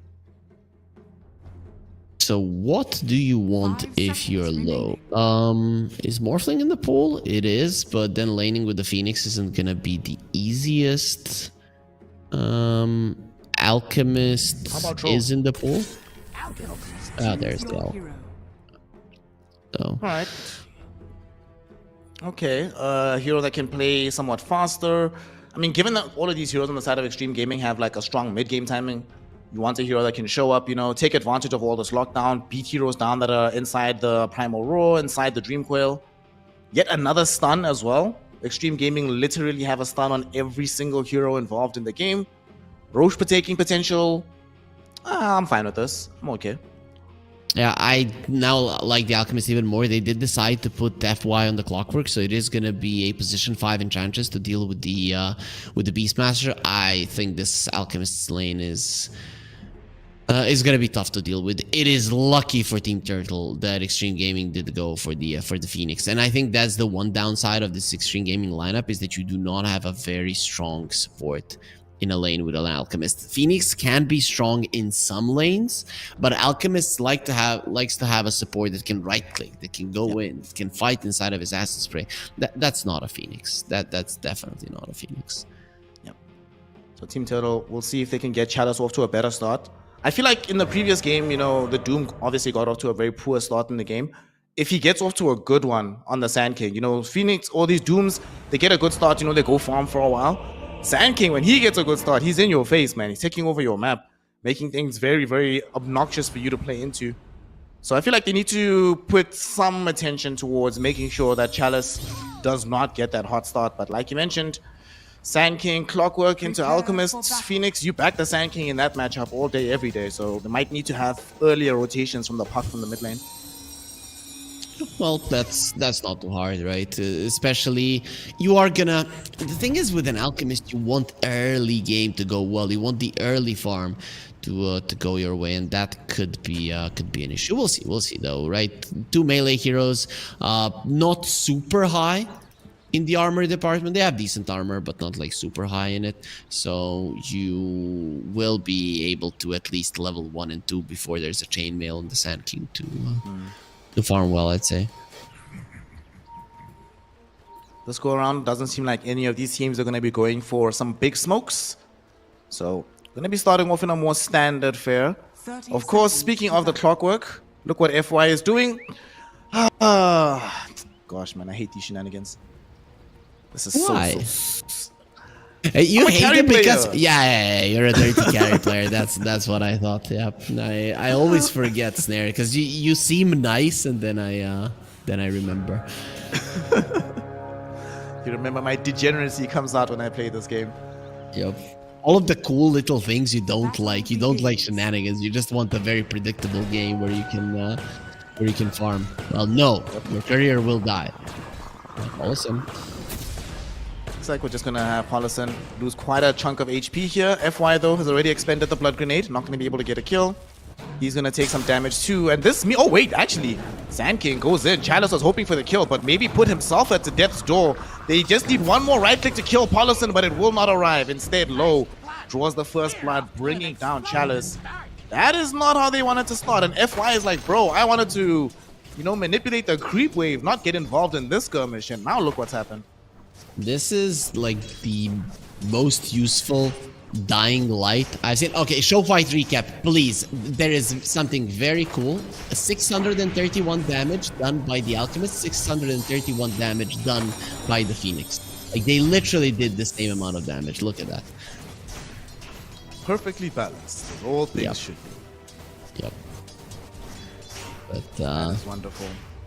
dying light, man. Level 1 dying light destroys you if you're not careful. So, bottom lane, obviously, with that hot start, we should be anticipating Extreme Gaming to do much better than anticipated. They'll be feeling good about themselves here, putting more pressure out onto Chalice. And now the Sand King waiting for the clock to manipulate the wave. Because now, you know, before it's like these shenanigans will give them an advantage. Now the shenanigans are necessary just to have this lane go normally. Exactly. This start is their worst nightmare. Extreme Gaming are gonna be very happy with how things are gonna be going here in the bottom lane, and I don't know if it's gonna change. Not gonna lie, it's weird to say, but that little maneuver at the start ruined your lane completely with your team total. How are things going on the other side of the map? Hopefully their compatriots are faring better. As Monet farming really, really well here on the SF with the help of this Enchantress. And indeed, they are going to be forced into going the Wild Axis build, which, you know, has meant less harass directly onto the SF. And looks like PickU has been playing quite well at forcing back both PYW and New, as he's the only one that can bring forth the additional creep in the lane. Yep, and Enchantress has done a really good job here in this lane because he didn't allow his camp to get blocked. He's going to be able to get the pull. Generally, this would have been a really good position for Extreme Gaming, but with the pull coming through, the lane equilibrium getting back to it, DSF will be able to continue farming. Still, you are not stopping you from farming, and I think that's what is important for Extreme Gaming. Though this game, he might decide just not to go for the Helm of the Dominator at all versus the Enchantress. I will say, though, if he goes like the Aura build here, man, Pipe feels super strong. I think I would actually prefer Aura Beastmaster. We'll see what he decides to do, as he's just going to put some pressure out onto PickU, force him to use the attendance. But Enchantress should be fine here. I say that, but PYW hoping to get a little bit closer, but they're just harassing him back. He should be fine. A little bit lowish on mana on the Beastmaster. You have some wand charges and the healing Lotus, but you don't want to use them when you're full HP. So you're probably just gonna hold it. But now with you having healing Lotus and those stick charges, you're probably gonna be applying a little bit more pressure. Speaking of which, FY is being smacked on the bottom lane again. Poor FY about to die. One more hit from Polison. Is he gonna tick out to the Fire Spirits? Yes, he will. This lane is an abject disaster right now. Sand King can barely find any CS. They've already found their second kill of the lane. His Alchemist is completely uncontested. So it's not how Oda's supposed to go, but that early death, that injection of gold into Polison and low, has changed things so drastically. Like you said, Team Turtles can't even recover the position. Missed raise there from Monet as well. Yeah, this is why I thought it would be safer just to send the Enchantress to the bottom lane, because it would allow you to do better in that lane. 2 melee heroes versus an Alchemist. One mistake and your lane goes down. Monet has been left alone. He went too far. He has. PYW trying to close him down right now. Doesn't have additional stuns, however. As PQ shows up, throws in a blood grenade, looking towards PYW himself. Centaur Conqueror looking for the stomp. It doesn't connect. PYW not gonna get brought down here. Unfortunate miss from the Enchantress there. But it's hard with the Centaur Conqueror, man. He's just so slow, and then his animation is so huge. You need to be right next to the target for the stun to connect. Plus, the AoE is really not that high. Big thing though that they managed to keep Monet alive. And let's see how things are going middle. Somnus was the hero of Team Turtle in the previous game. We see him here beating out the puck in this 1v1 matchup. It's a matchup where I'm not really expecting that neither team will really expend too many support resources coming middle, so Somnus will be happy to just keep going, keep farming. For sure. Right, you just want to apply some pressure to the puck and make sure that he's not getting those runes so that he doesn't make rotations. That is the main thing, and it's very important for a Invoker to do well in this lane, because you generally don't have good ways of dealing with the puck. Bro, is Somnus going to be so unlucky that he loses another courier in this game? He is going to be losing it 100%. We've already seen it, right? I don't know. I just hope that he doesn't lose couriers in key timings of the game, which is what happened in the previous one, right? 2 big item timings just being taken away. Bro, 6 minutes of the game with 10,000 gold just doing nothing. Healing power. Very unlucky. But now though, things are going well for him. He's chillin'.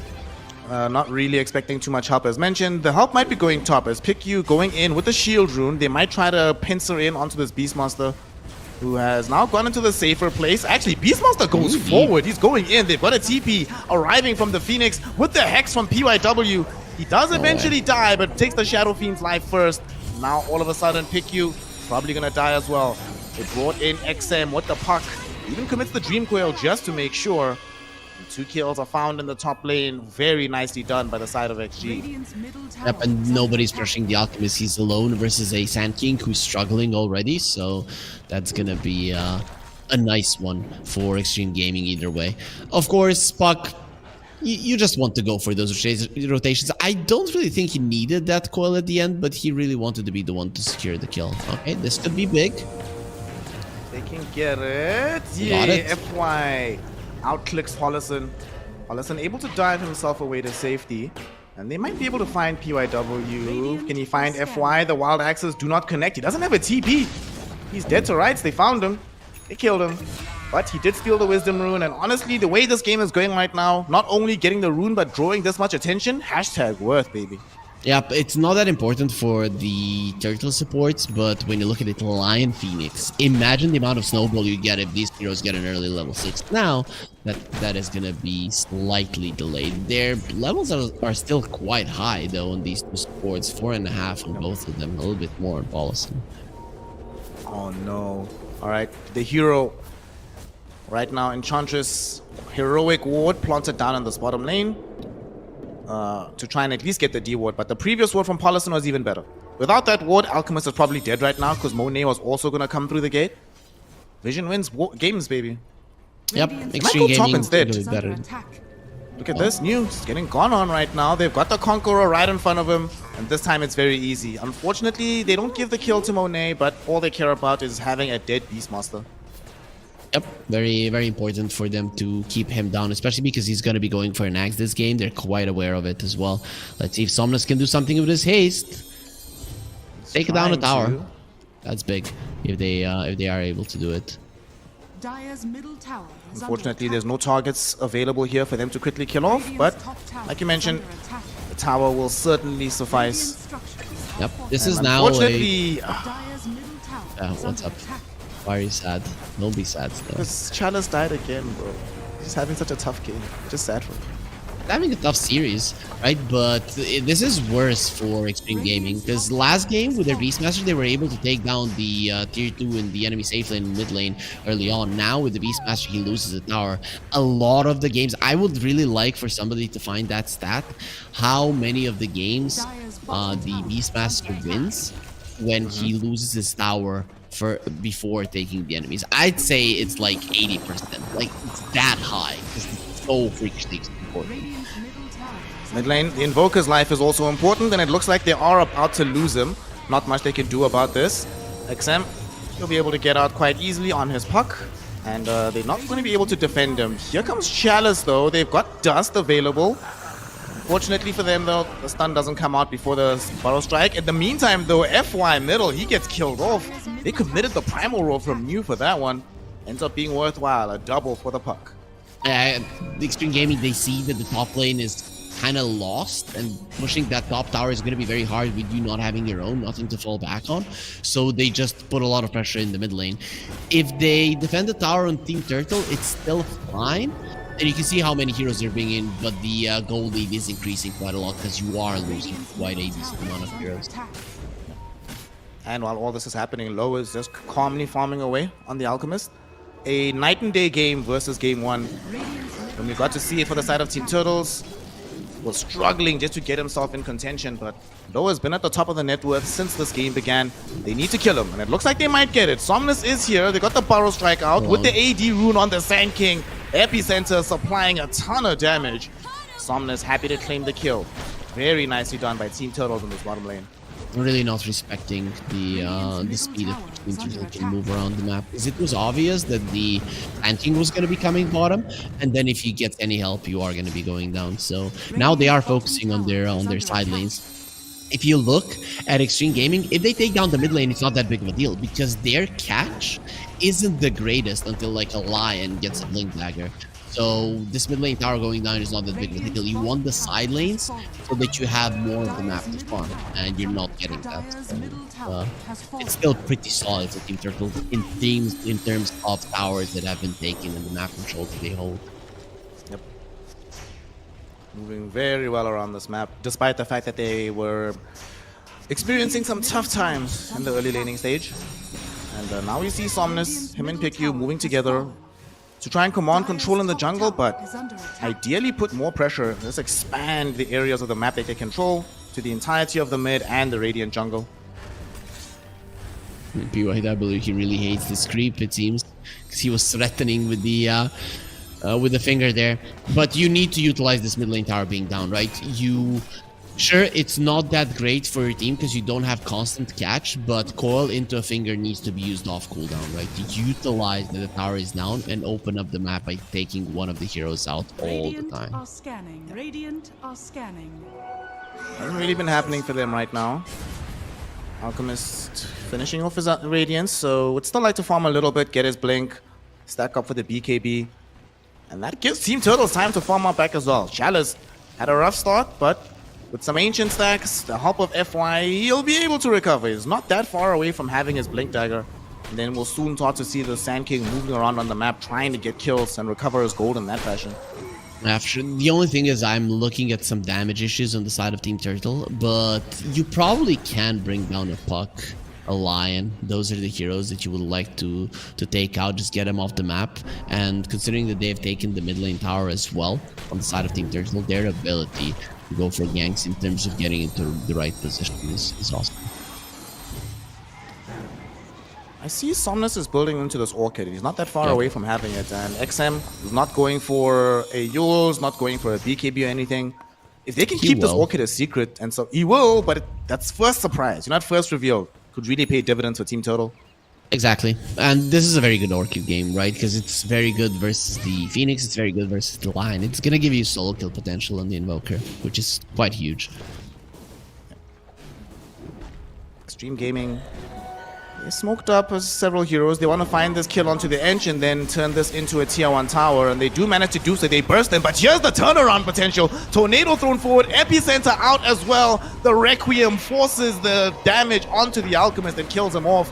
Holison at least did have the Supernova triggering on the side, but they have no follow-up on top of it. Both him and PYW trying to get away. PYW trying to TP out, but no!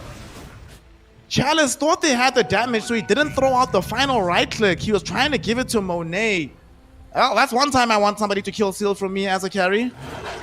Infused raindrops very late into the game, but PYW just hasn't been fighting all that much. That's the reason that he survived. If he didn't have the raindrops there, the Raze kills him, and they just counted on it, didn't really pay attention. Who thinks that a support has an infused raindrops 14 minutes into the game? So you can't really blame him. Nonetheless, even though they didn't get that kill, they got the clutch one. Low died. They defended the tier 1 tower, all at the cost of an inch. You take that all day, every day. And Low playing fairly far forward here. So, but they go for the easier kill. They see this Lion. PYW does get the Hex out. Very nice Earth Spike onto both of them. That's actually going to end up saving his life. Yeah, but still a smart choice to go for the Lion either way. This is the hero that you want. Killing the Alchemist is pretty much impossible for you to. Once you get an Orchid, maybe. But even then, it is very smart for Team Turtle to just go for the easier kills in this game. The thing is, keep the Alchemist away from the creeps. You don't necessarily need to kill him. Make him be afraid, and you do that by making sure that he has less teammates on the map rather than just going for kills that you're not gonna get. Let's say you go for a Phoenix, you don't have an Orchid, he gets the egg off, you're screwed. But once you get the Orchid, the game changes. Dire's courier has been killed.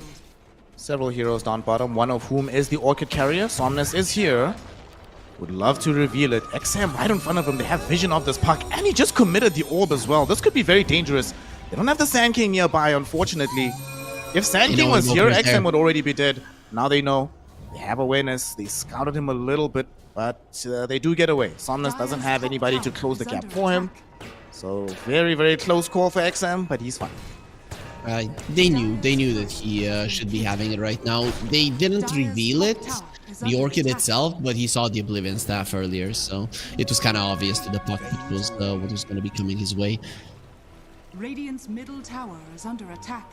Still, though, they haven't been able to put any positive pressure on the map in quite a while from Extreme Gaming. Yep, good vision from... the thing is, they don't want to, right? Extreme Gaming right now, they know which items Team Turtle went for. It is Blink Dagger on the Sand King, Orchid on the Invoker. You don't get kills now. It is going to hinder your ability to farm. So if you dodge, I'd say that's good enough. Bottom tower is under attack. Sand King's still a ways away from his Bloodstone. Like you mentioned, they still haven't found the initial kill that they wanted with this Orchid. They might try to go again, though, because they're smoked up. Him and FY. They don't have the best vision of these heroes right now, though. They only see this Beastmaster all the way in the bottom lane, but that's a fairly long trek to go for. Let's see if they decide to make that full journey. Well, they are going to be going into the big jungle. That is where you should be getting the most of your kills. And I don't really like what Team Turtle are doing, right? You got your items, sure, but those items in themselves are going to be scaring Extreme Gaming from playing overly aggressive and farming too much. So you could farm yourself and then just wait for the enemies to make mistakes. And now you're putting Somnus in a bad situation. He is, but at the same time, the Burrow Strike had caught the Beastmaster before the Primal Roll. At the same time, though, this egg will pop. Stunning 2. One is already gone in the form of Chalice. And they're going to chase for the secondary kill. The self-stun, unfortunately, onto Low. Inhibits him from catching up to pick you. I mean, this is okay for them, but unfortunately, when you've lost out on at least your Sand King, you don't get any further momentum. Yeah, you got Somnus out of the fray, but definitely not feeling good that you still can't find kills with this Orchid. It's not good. There is a BKB on the Alchemist, there's a Yules on the Punk, right? Your Orchid is now not going to be as valuable. Lion is approaching his 4-stab. The only thing that you did while having this Orchid is run around the map, hope for kills, not even utilizing the threat of it to get a decent amount of farm. Extreme Gaming are now in full control of this game, and they can go for fights if they want to. Now they can choose what they want to do, whilst Team Turtle, they just gonna have to rely on their Shadow Fiend and playing around them all the time. It's just not gonna be easy. Yeah. TP going top with the Enchantress. Sand King, Scouts Paulison. Somnus is on the way with this Orchid. Would love to finally be able to use it. I think they're finally gonna get this grab here. Paulison, no! Gets away. At the same time though, Cogs trapping in this Alchemist. He does have a BKB ready to go if need be, and he pops it now. This should be fine for him. Sand King going forward with the Borrow Strike onto PYW, but he's still alive as well. Looks like the Extreme Gaming heroes, many of them are going to escape. Can they at least get PYW? Hookshot will be there. He's still alive somehow, but the pushback on the Cogs will ensure that this time he does die. Do they have enough in the bank to take this Aegis in the next minute? Because that's what Monet is angling for right now, heading to the top lane. There is a solid ward from Extreme Gaming there, but the lanes in the top lane shoved out quite nicely. I think he could come and defend this. Puck now has a TP though. No, he's not TPing, so this is going to be going towards the turtle. Do TP Somnus to the mid, and Beastmaster is here, so is XM. If he steps forward, he could end up dead, but he, like you said, he has vision, he knows. XM jumping in, gets silence out onto the hero of the Beastmaster, 2 hero Borrow Strike to follow that up. Can they get out of this here? Tornado onto the Beast. We see New getting slowed down. Finally, he lays out the Primal Roar. Dream Coil was dropped as well, but all they get is FY. Sadly, though, they don't want to chase for more. Alchemist was hoping to maybe, if need be, get involved, but they do not cross the river from Turtles. It will just be the one death. Another question is how much in terms of lane outpush can you do with Extreme Gaming, because that's what you want to do. You want the waves to be shoved out, so the Team Turtle have to get together to get them back out. And at some point when they disperse, you catch them, but they haven't been able to do much. They're drawing the lines right now. It's too late. It is too late for Extreme Gaming. Their bottom tower is going to be pressured. Tier 2 tower being pressured is probably also going to give rise to the Chrysalis on the Shadow Fiend. He pretty much has it finished already. It's flying out right now. So damage output will be increased quite much. Radiant structures are fortified. Let's see. If you go for a trade, it's really not that bad. Puck is going towards the bottom lane. This is kind of dangerous for him. He's so lucky that Somnus isn't here. Otherwise, it could have just been Orchided and just killed immediately. Oh, they want to try to kill Monet immediately, though. He jumps in. Unfortunately, Monet has a BKB. He triggers it off. Has the Requiem ready to go if need be. And he'll just run away, though, abandoning Chalice, who gets fingered for his efforts. So they lose the Sand King once more. Everybody else beats a hasty retreat. It's dangerous for you not to pop the BKB, but I maybe would have preferred for him not to, right? Because you do have an Invoker to cover for you. The reason why it's so scary is because there's a Roar and there's a Lion Hex waiting for you. So you might even get Hex before popping your BKB once the Aegis allows you to respawn. But the second that you use the BKB and run away, that's the second that Extreme Gaming know that they're winning the next fight, no matter what happens. Dire's bottom tower They managed to defend their tier 2 tower down bottom, outpush and grab a tier 1 for themselves. Dire's middle tower is under Strangely enough, the gold lead is not really increasing in their favor, mostly on the strength of Monet's farm. And speaking of Monet, he's coming in. The Sand King is back online. They might want to fight this. Yet again, though, Somnus not available, but just the numbers being here should be able to threaten them back. But XG, Alchemist triggering the stun. He jumps in onto Monet. They get the stun out, but I think he was just probing him. Didn't really expect to be able to go in on that one. Invoker is coming now, so you've stayed for too long. This is very nice for Extreme Gaming. The thing that both teams were lacking in the previous game is that move of, we're gonna force your rotations, we're gonna find out where you are and keep you in that place, and then once you disperse, we're gonna catch you. And there was a lot of commitment, full-on commitment from both teams in the previous game that cost them. Extreme Gaming this time around, they're doing a really good job. 23 minutes into the game. It's a 6k net worth lead. 54% win probability, and a lot more, not a lot more levels, but slightly more levels. At the same time, it's still very, very close. I mean, it's a 6k net worth lead, but a lot of that gold is sitting on the Alchemist. He's 4k up on the Sand King, on the SF, excuse me. And then the rest of the lead is just, you know, you have a very, very poor Enchantress. Radiant's bottom tower is under Radiant's Okay, they get the bottom tier 2. tower has I guess fallen. that's nice, and their glyph has refreshed. Oh, they're gonna be Dire's top tower is they're under gonna be attack. okay in that regard. Radiant's And they're bottom actually tower gonna is try under and attack. force you back. Considering they still have the Aegis, this is not that scary for an SF. Now he also has Alacrity to be thrown into him as well. So he's even scarier. But they've done the job, like you mentioned, force these heroes back. So now they can start controlling the jungle. They're going to be the ones starting to push out these waves. This game still extremely, extremely close.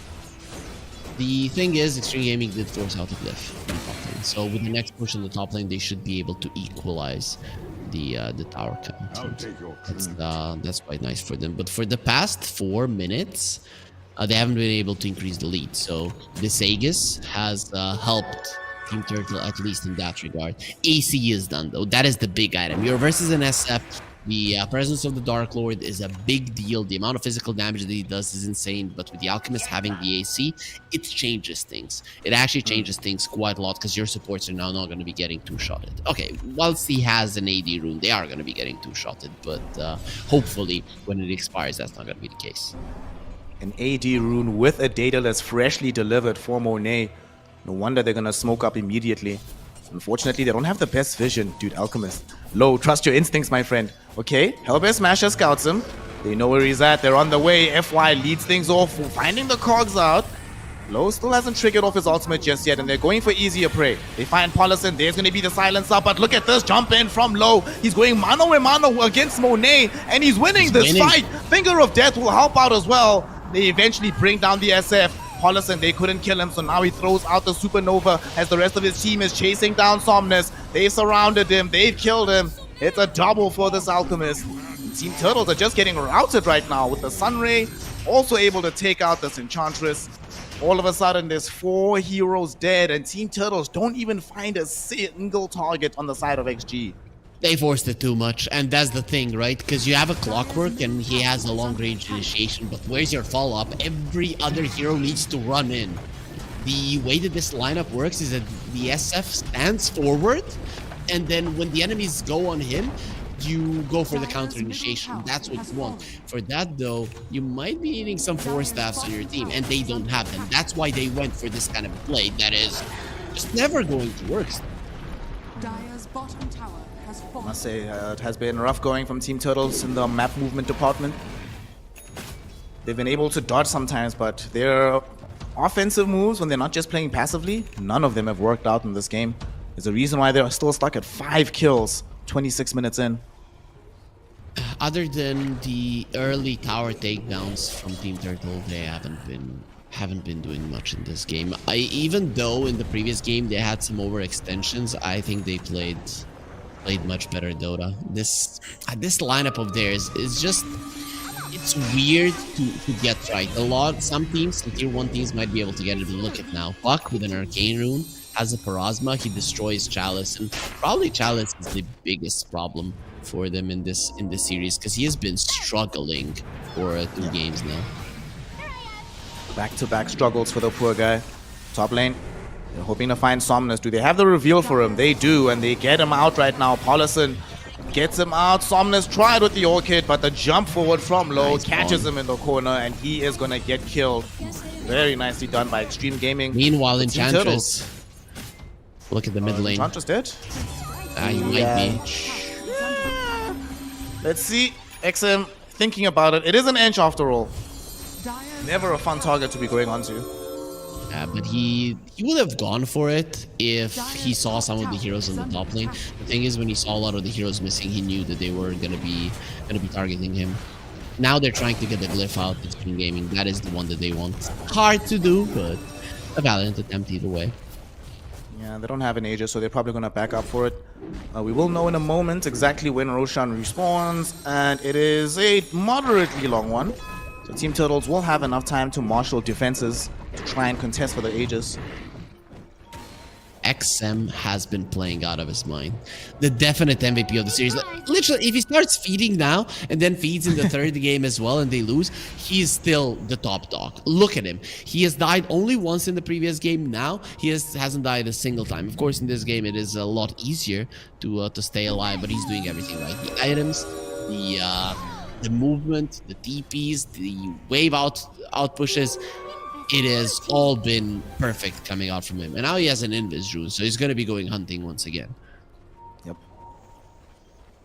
It's level 20 as well with the Waning Rift cooldown, so very dangerous hero. They will see the Enchantress, but now they will recognize that there's probably a sentry ward somewhere. He has a gem with Enchantress, though.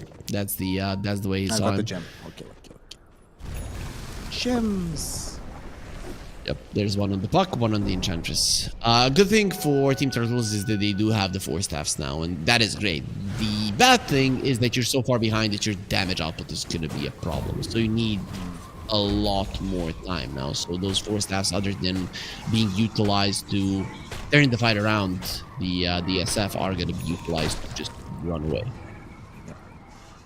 They've got 3 4-stars at the moment with a 4th en route for the Enchantress at some point. So they're going to be playing the maximum mobility game. But like you say, they can only really run at this point in time. The strength of XG is astounding. Bottom tower is under attack. And they smoked up, in fact. They're going to try and leverage that strength and kill off some of these TT heroes. Yep, so you are shoving out the bottom lane and then you're trying to catch them off guard, but unless you're going super aggressively into the enemy triangle, you're not going to be able to do it. This was just way too slow from Extreme Gaming. Nice read from Turtles, and also showing the Invoker on the bottom lane gave Extreme Gaming a false idea where the enemies are at. So in the end, it's just going to be a positioning smoke rather than anything else. With this Enchantress, they do manage to regain some map control of their jungle. This area of the map where TT's been struggling to play, but now they can. Some time for them to farm. And somehow Monet's still been keeping up there in the farm department. It's like, he's second to this Alchemist, but he's still, if they allow him to like be able to sit down and throw out right clicks, he could still be really, really scary. That's the thing, the Alchemist has been itemizing versus DSF. Nobody else is a problem for him. Jump into DSF, you have a Basher Abyssal, and if you're sitting on DSF, nobody's doing the damage. Then XM, even if you make a mistake and get stunned up, you're not going to die. So this is actually very, very smart from Extreme. We're not even counting the other 3 heroes that they have, but the 2 cores in general can deal with the entirety of the team. The Puck is probably going to survive, even if he gets stunned up surrounded by the other 4 heroes, and the Alchemist just has one job: sit on top of the SF and don't allow him to hit. That job gets a little bit easier now because PYW has finished the Blink Dagger on the Lion. So Surprise Initiation is now at the ready. So they've got, what, 3 Blink Initiations? Blink Hex, Blink Roll, Blink Coil. Very scary place to be on the map. I feel like TT, they're going to struggle to stay spread apart. They might just be forced to clump up the entire time to try and deal with this. That's where those 4 staffs come in handy, right? Every single initiation needs to be met with 1, 2, 3, 4 staffs. Doesn't matter. Just make sure that that hero gets out. If Extreme Gaming are able to burst somebody down, that is an issue. So, as Team Turtle, you can never allow Extreme Gaming to choose the positioning of the fight. Sure, general area of the fight, fine. You're not going to be able to influence that all the time, but the exact position to jump in and blow up a hero, it must never happen. Team Turtle, they need to be able to protect their heroes. Smoke up again from Extreme Gaming. The Sand King, he is middle underneath the Sentry Ward. We'll see if he decides to stick around here. Picks up a regen rune, tries to blink away. They got him. Primal Roar directly onto his face. Finger of Death to follow that up. PYW has 5 finger stacks available. Holy smokes, that's a lot. Yep. And he has the Fist of Death. We haven't really seen him punching the creeps, though. Top lane. They get the kill potentially onto low. That's the first life taken away from the Aegis. Does have BKB on go number 2 as XM jumped in, found 3 heroes with the coil. The Requiem, it hits before the BKB. The Alchemist is gone. He was very far away from his team, and you know what? In retrospect, Chalice is like, come kill me again, boys. It leaves you all very far away from your very signature Alchemist. Huge mistake coming out from the Alchemist. Not only getting caught, sure, that's a mistake in itself, but once you got caught, he needed to put the BKB instantly into his inventory and not wait for him to die, because the Aegis death timer is 5 seconds, and from a backpack to inventory is 6 seconds, so he couldn't get the BKB off. Requiem is also pretty good at not allowing you to do it anyways, but you would have had a better chance if you just made sure that you are going to be putting it into the inventory earlier. Now they got to defend the tower. They didn't have to pop the glyph. They took the Tormi as well, giving Chalice a Aghanim shot. So we get the upgraded epicenter, which is, we haven't really seen that many epis in this game. However, the enemy team still at this point doesn't really have many sources of magic resist. So, sometimes when the game is going for so long, like, when you're playing up against some Enigma, he's not black holing for like 30, 40 minutes, you sort of forget about the spell. You clump up that one fight, it hits you, you all die. Because we haven't seen any epicenters, it could still happen in favor of Chalice in this game. And the thing is, you're versus a Puck and a Phoenix, and just those two heroes are not going to be close to other people, don't care about your epicenter much. Then Lion being next to an Alchemist, that is a positioning mistake for sure. So it's going to be cool to see if he can make it happen. Clockwork does get taken out. They get the Yules out onto this Invoker as well. Somnus though should be fine, has BKB. The first Hurricane Pike is there. There's still another one available from SF if needed, but no, there they come, Primal Roar. Didn't Mew just get a kill in this exact area with that spell? Indeed he did, but turns out he's gonna do it again. Somnus not able to get off the BKB, and they didn't get off the second Hurricane Pike either. You should have learned on your teammates' mistakes and not allowing it to happen from your side as well. But it was very hard for him to escape there. He needed more Force Staffs to come out to bail him out of that one. Now, they do have a banner. Let's see if they're going to be able to push. Very nice coming out from the Enchantress to make sure that thing dies as fast as possible. 30 seconds without the Invoker. We're not pushing with an Aegis though on the side of XG, so once this banner has been removed, they probably will lose their appetite for going high ground. And that seems to be the case. Wisdom. Okay, stolen away by PYW. FY almost got stunned up as well. But he'll get out. Guys, we know how bad this can be. The enemies just lost on this exact 35-minute Wisdom Rune last time, so let's not do the same. And even though they had like 4 heroes there versus a Clockwork, they decided to just let it go. Take the rune and get the heck away from there. Things are getting scary. Enchanted Quiver now up for the Puck. Dude, this is so much damage. Enchanted Quiver Parasma jump in from said Puck. Was able to get some damage out. Monet. He's not the one that's stunned, but the second one will connect onto him. They burst down onto the Sand King, immediately turn their attention to Monet. SK and the Shadow Fiend both dead without buyback being available. And the rest of the team couldn't really do anything. Somnus did his best, threw out a silence or two, but ultimately he just came back into the fray, couldn't really do anything. Now the first lane of Rax looks like it should be taken away here. PicU doing his best, throwing in the impetuses. Not going to find much so far, as they quickly go on to FY, kill him off. The Clockwork also doesn't have buyback. So lane of Rax taken without much contest. The second lane is in contention now as well, as Somnus forced back into the base. He can't do anything by himself here. Yeah, but you know who can do a lot by himself? It's XM. He is soloing them so hard. He sees the SF jumps in. The rest of his team wasn't even all that prepared, but he keeps them in place for a long enough period of time for the double roar to come out. He's just doing everything right in this game. He has only 5 kills, but a lot of the things that have been done by his teammates have been set up exactly by this Puck. They're just gonna go top to try and get these 4 megas out. Tornado and Cold Snap thrown forward by Somnus, but now the spells are down. He's got Dream Coiled as well. Puck reaching in onto him. XM trying to find the solo kill. Is he gonna get him? Yes, he does! Somnus can't even reach into the fountain. He's already gone. Now XM looking towards this Enchantress. She gets forced back a little bit as their team will trigger out this fortification, but they realize that without Somnus, they can't do anything. With a whimper, Team Turtle throw in the towel. Extreme Gaming will not be denied. GG, well played. A 2-0 victory for XG right now. Yeah, and a very easy victory in the last game, especially with how things started. Sure, I still have to blame that off lane of Team Turtle, right? Because the way that the safe lane went, it was perfect. And that off lane could have gone better for you if you just weren't the greedy. But they were super greedy. It destroyed their early game, gave first blood, started the lane on Chalice with like minimal HP.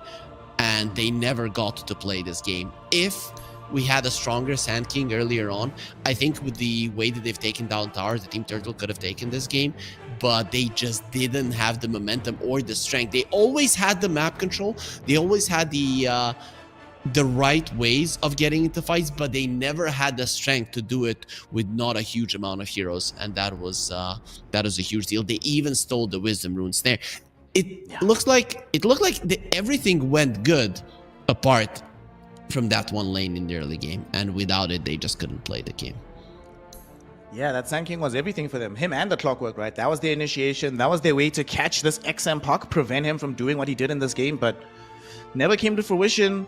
Puck just had a roaring performance. Like, just if you go back on that timer, before the Yule Scepter emerges, there were literally a few minutes that existed where they had access to the Orchid on Somnus, no Yules, no protective ability whatsoever, but he didn't die at all. Still got to the Yules, still was able to evade everything that Somnus wanted to do in the game, and without Somnus being able to do that, without the Sand King actually having the requisite start that he needed, his Blink Dagger gets so super delayed, XM has a free game, just completely takes things over, and man, just feels like Team Turtle weren't necessarily able to play on the same page together. They also were never able to have Monet just standing in one position, throwing out right clicks. He ended this game, Harry, bro, the second least damage on his team. The only person who did less damage than him is the Clockwork. In fact, the only people in the game that did less damage than the Shadow Fiend are Clockwork and Lion. That is not supposed to be happening.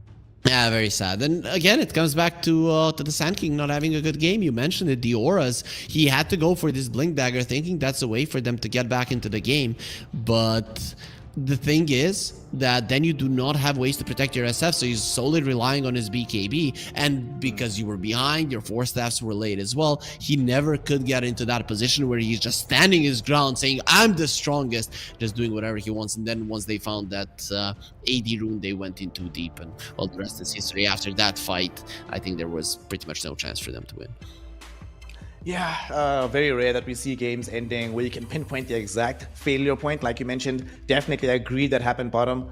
And the thing that I'd be more frustrated if I'm FY, I'm like, dude, I was about to manipulate the lane for you. Like, you didn't need to do this. You would have been fine. If the game goes where they have a better lane, probably looking at a very different game, if not a different result. But that is not the world we live in. We live in the world where Extreme Gaming get to have another dominant performance. So no deaths for XM. Definitely going to be the MVP for me. If we're looking towards the side of Team Turtle, right, which obviously Somnus played really, really well, right? Do you think they maybe should be trying to orient their drafts around Somnus, given that he is clearly the most consistent performer on the team? It's hard to do so around the mid laner right now, because the mid laners are pretty straightforward, the ones that are being picked, and they're very mobile and kind of selfish, let's put it that way. They don't really play for the team. You know, you have your mobile heroes, the Pugs, the Spirits, the Invoker. Those aren't heroes that you build a draft around. There's heroes that help the other heroes perform well. So maybe in some other meta, but in this one, highly unlikely. Well, that does mean that Team Turtles need to figure out something drastically different, because they are now in the lower bracket, and should they lose their next game later on this afternoon, then they will be eliminated from Bangkok qualifiers and have no chance towards going to Thailand. That being said, though, we are not done with the Dota 2 action for the day. Of course, Extreme Gaming moves forward in the upper bracket, but we still have some upper bracket action, as Titan will be taking on Ascent Esports. Given how fast this game is, it's going to be a little bit of time before that game gets going. That gives you an opportunity to go grab some water, go take a quick walk, you know, get some fresh air outside, touch some grass, and then join us to continue the Bangkok qualifiers between Titan and Ascent with your boys Harry Freak and Snare. See you soon for some more Dota 2 action. Made for the fight, for the pain and the climb, tied to the life I chose. Stay through the night, another day, not a dime, race against time. I couldn't just lay by and wonder what I could have made mine.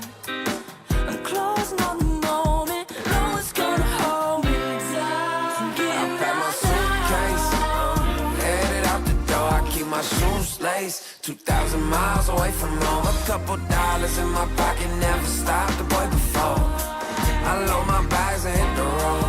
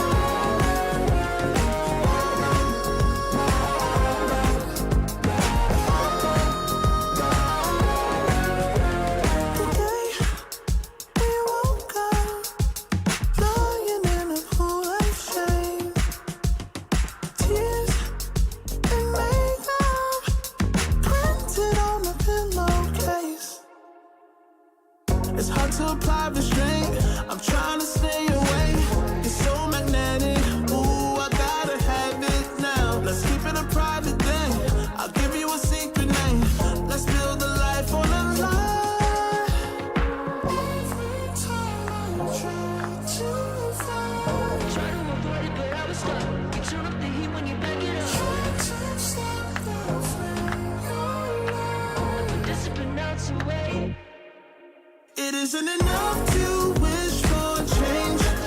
You either give in or pull away. We have the will to choose our fate. Whether it's wrong or right, I'm holding on for life, for the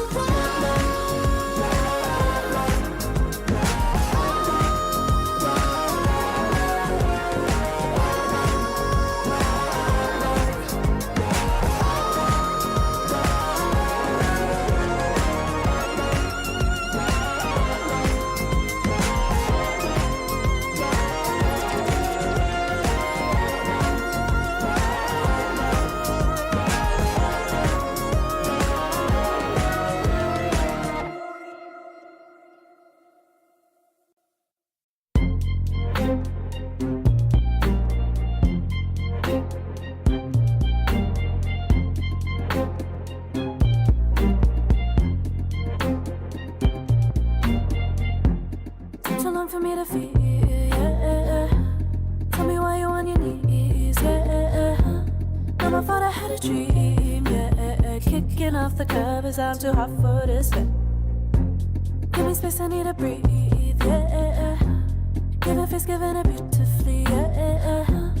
Yeah, it's just me and my clique, yeah. We might be the hottest, but we let you in. Angel energy, let you sit with me. Angel energy, angel energy, angel energy. We got sympathy. Angel energy, angel energy. Yeah.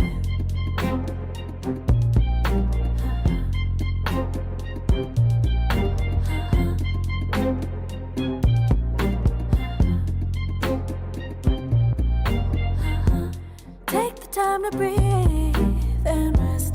Let yourself feel the best.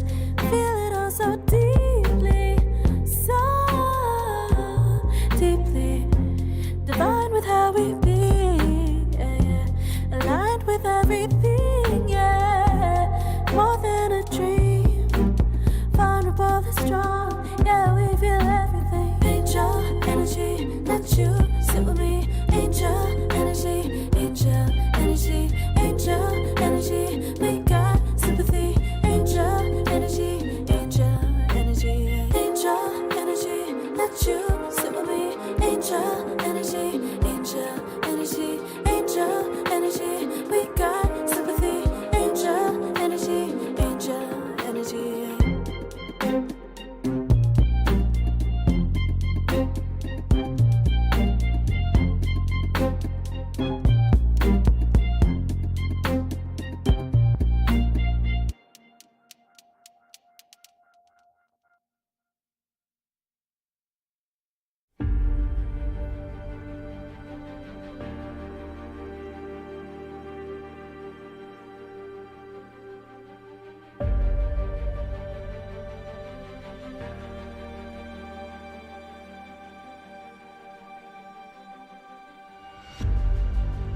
Earth is suffering, trouble is rising, mountains are melting, there's gonna be nothing left to breathe. Raise the sirens now.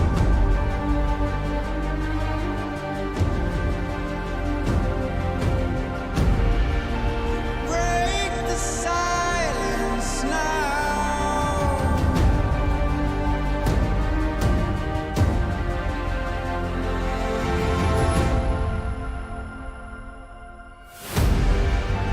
Our hearts are trembling. This can be the ending. We must begin to rise. It's now do or die. Raise the sirens now before it's too late. Break the silence now before it's too late.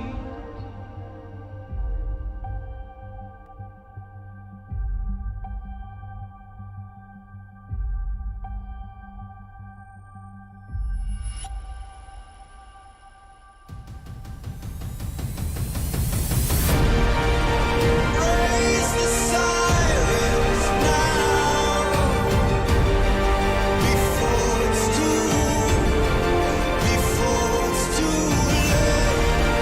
Break the silence now before it's too late. Raise the sirens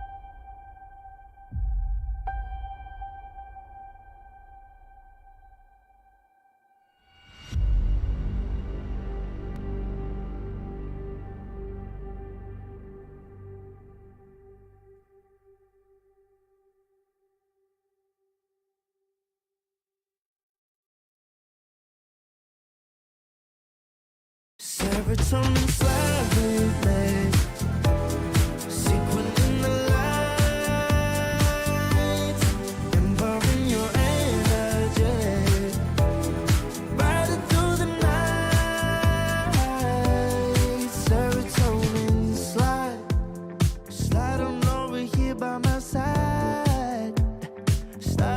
in your eyes, desire. Caught up in this chemical high. Angel, can you take me high?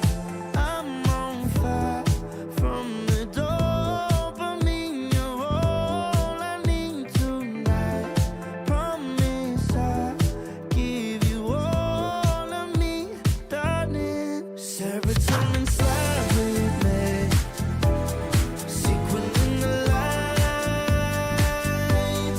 Embarring your energy. Riding through the night. Serotonin slide, slide, slide. Serotonin slide, slide, slide. Serotonin slide. Slide up out of here like we're tired. But really we just about to get wild. Loving at the speed of light. Your body I can help but admire. I'm on fire from the dopamine. You're all I need tonight. Promise I'll give you all of me, darling. Serotonin slide with me. Secret in the lights. Embarring your energy. Riding through the night. Serotonin slide, slide, slide, slide. Serotonin slide, slide, slide, slide. Serotonin slide, serotonin slide, chemical high. Dopamine dive, love, take it higher. Serotonin slide, chemical high. Dopamine dive, love, take it higher. Serotonin slide, chemical high.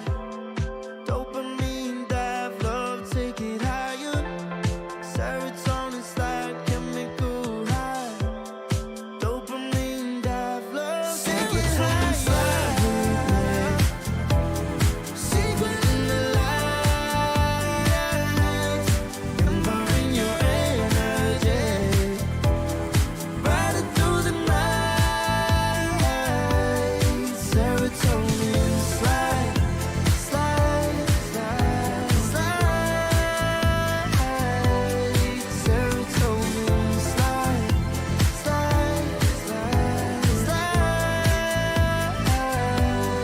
Serotonin slide. Think about it every night when I close my eyes. You're on my mind. I try to quit a million times, but it takes me high. Like you're so divine. You give me everything. Don't know what's happening. I need you like medicine. You're my everything, everything. And when I think about us, sweet lullabies, I wanna keep this moment here forever. No goodbyes. And when I think about us, sweet lullabies, I wanna keep this moment here forever. No goodbyes.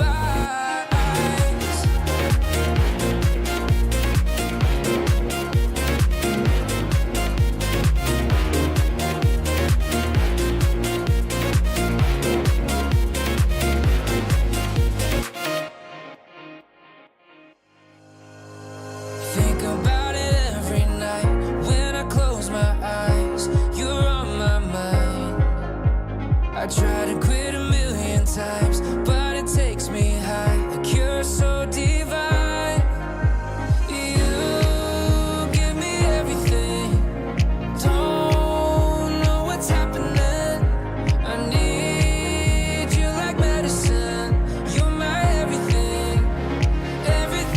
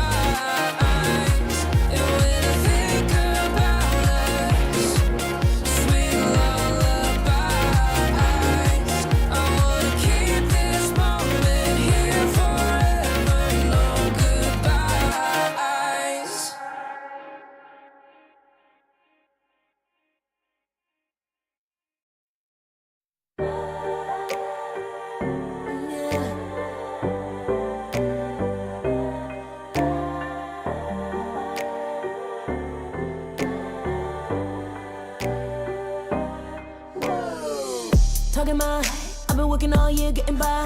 Looking for the high, taking all my time. Breathing in new life, feeling fine. Like I don't gotta be something society wants me to strive to be. Got my own energy. So magnetic in the spotlight. Shaping my own world with my own mind. Don't talk about me unless you alright. You gon' see I'm feeling real free, protecting my energy. Gotta protect my mind. I'm breathing in new life. It's time that I realize what feels good ain't always right. Making changes, I got me a new strut. No more settling, I'm running out of good luck. Never chasing, I attract, I'm busy going up. If you see me come correct, and keep it on the book. Get it, how I live it, that's the motto, how it goes. No more reaching in it, distance, hit the lotto, I'm the one. Not denying myself anymore, I'm done with it. Sky is the limit, I'm living like widow. Energy,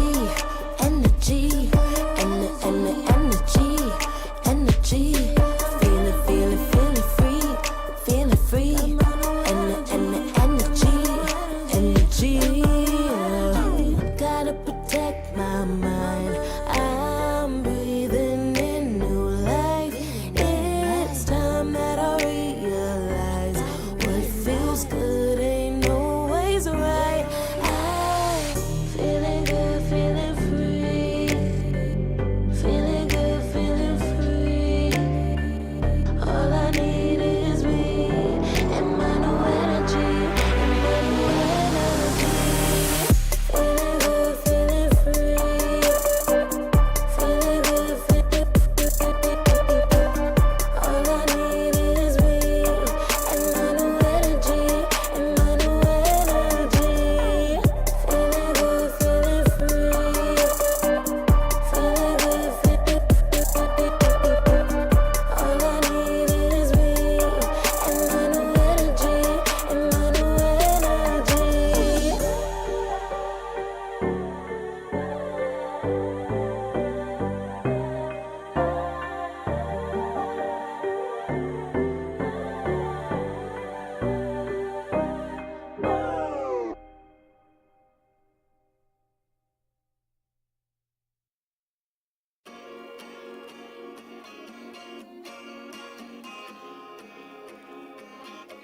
Yeah.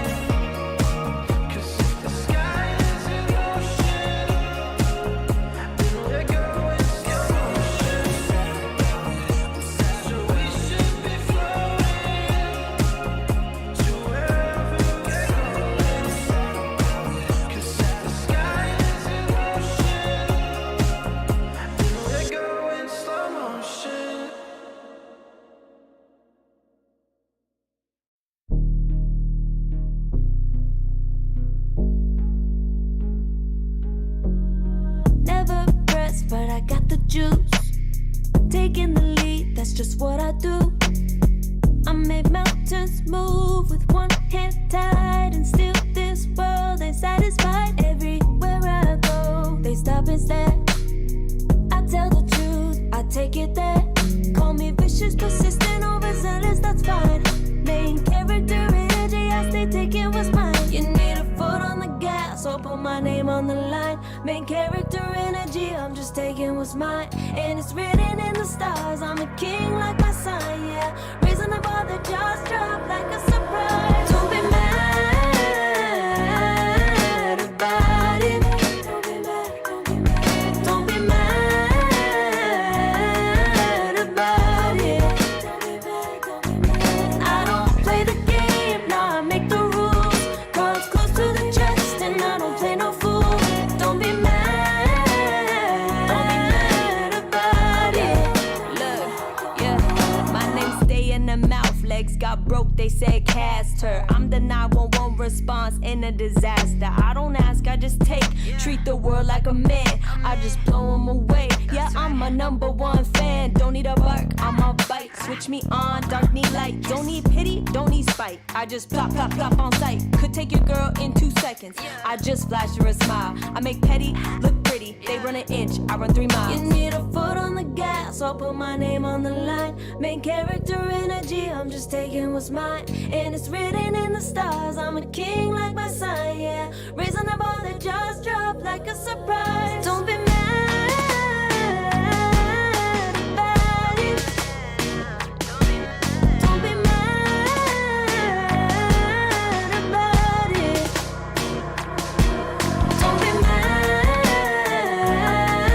about it. Don't be mad about it.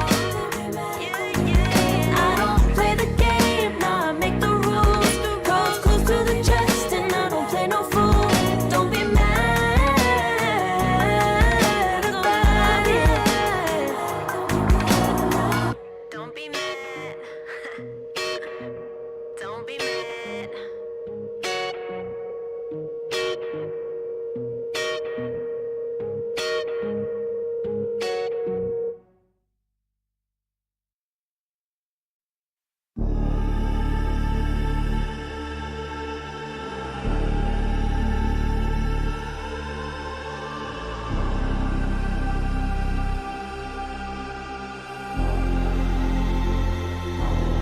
You'll be free.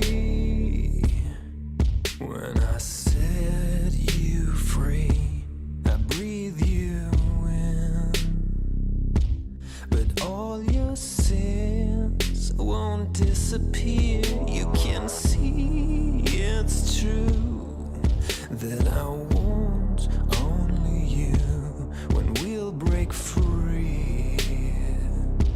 Together, you and me.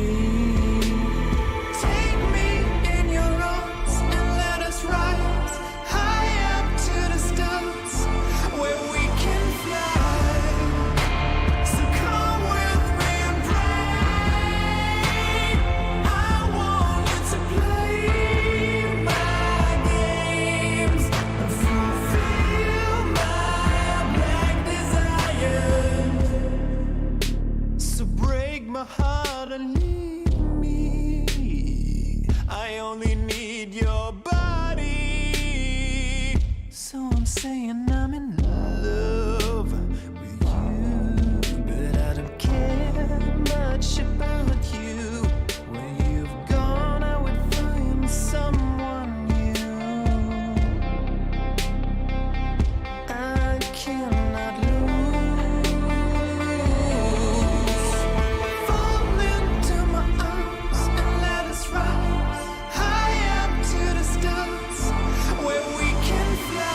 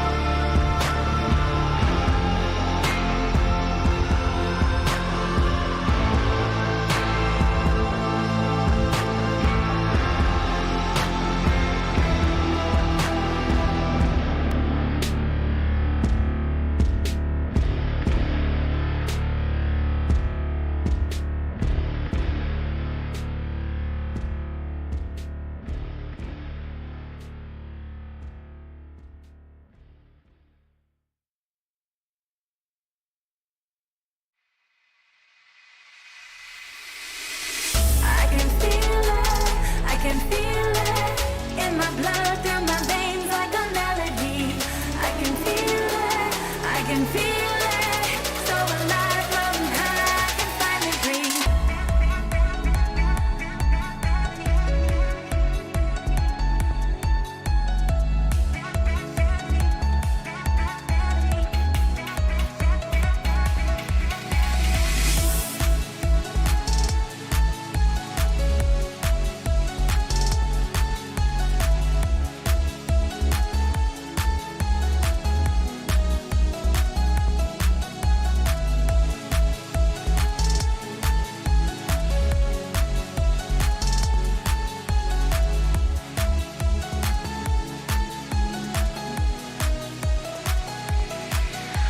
Lately, I've been feeling lonely.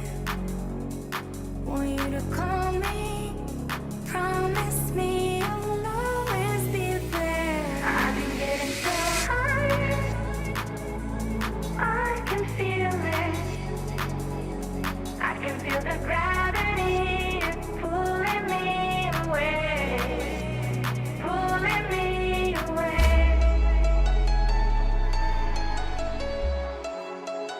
Pulling me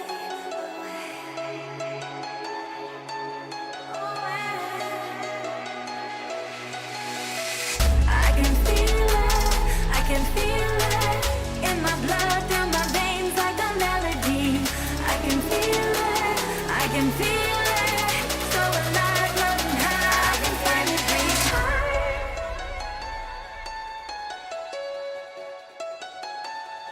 I can feel the gravity is pulling me away, pulling me away.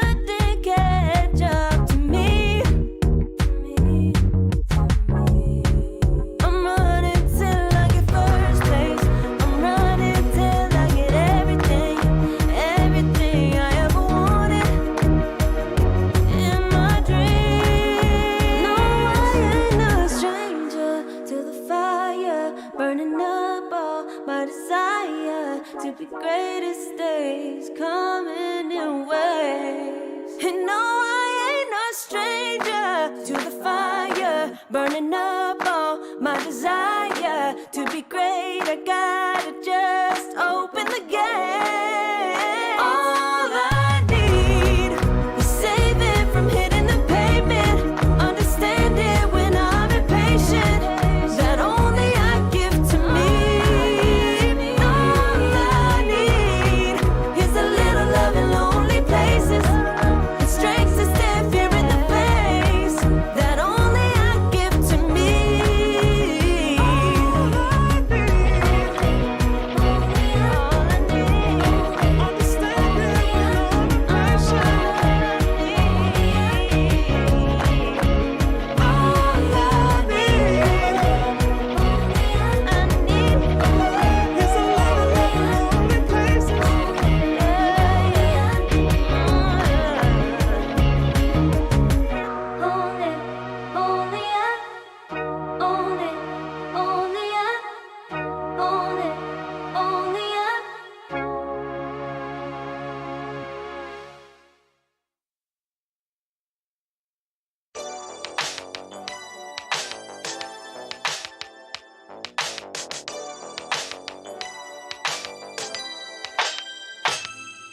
Ooh, the day that boy walked my way. Won't forget his pretty face. It was like we both had something to say. Yeah, but as soon as I saw him, his fine ass was gone. Think I should have followed him home. I'll put my number into his phone. A moment in time, so divine.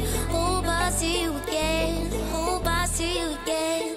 A moment in time, so divine. Hope I see you again. Hope I'll see you again. You're looking so good, made me wanna know you. Feeling the groove, and I got to show you. Come back, better come back. Want you to know that you're looking so fly. I wanna get to know you, but you doesn't be mine. And just a moment in time. Oh my, boy, you better come back. A moment in time, so divine. Hope I see you again. Hope I see you again. A moment in time, so divine. Hope I see you again. Hope I'll see you again. You're looking so good, made me wanna know you. Feeling the groove, and I got to show you. Come back, better come back. Want you to know that you're looking so fly. I wanna get to know you, but you doesn't be mine. And just a moment in time. Oh my, boy, you better come back.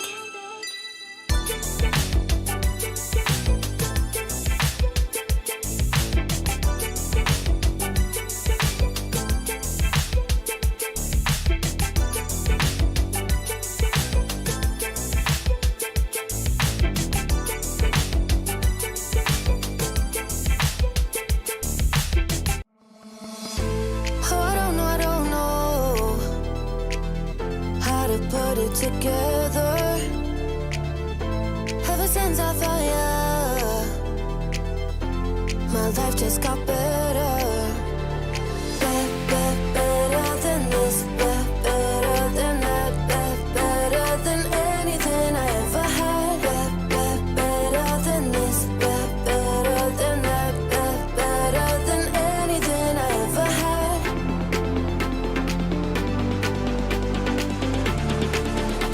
Than anything I ever had.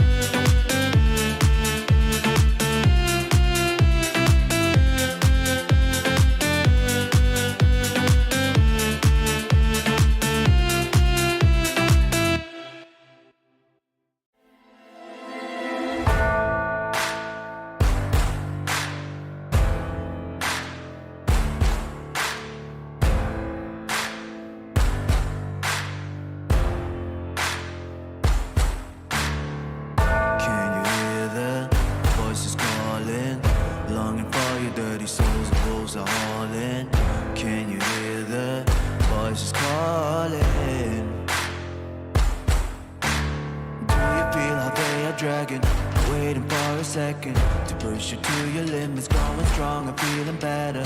But do you feel them? Can you hear them say?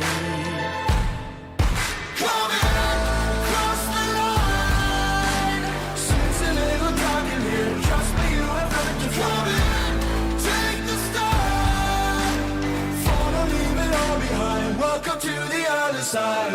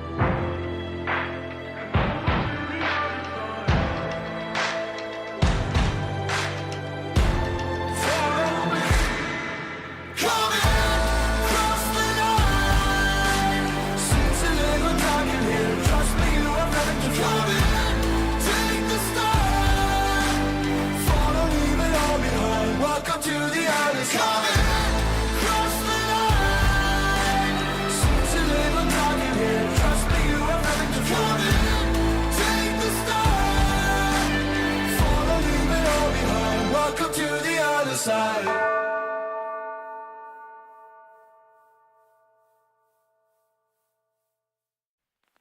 I pack my suitcase, headed out the door. I keep my shoes laced. 2,000 miles away from home. A couple dollars in my pocket, never stopped the boy before. I load my bags and hit the road. Miles past, turning back, found my track, face the fact she a cold one. Never gonna settle for none. Stay up every night till I won. Don't want a slow rise now. I'm confident opulence isn't a long ride out. When I look back now, I'm astounded. A quiet boy from old age, but always felt the world was a stage, yeah. I celebrate one last late night. My old life ain't staying. I pack my suitcase, headed out the door. I keep my shoes laced. 2,000 miles away from home. A couple dollars in my pocket, never stopped the boy before. I load my bags and hit the road. I'm headed to LA.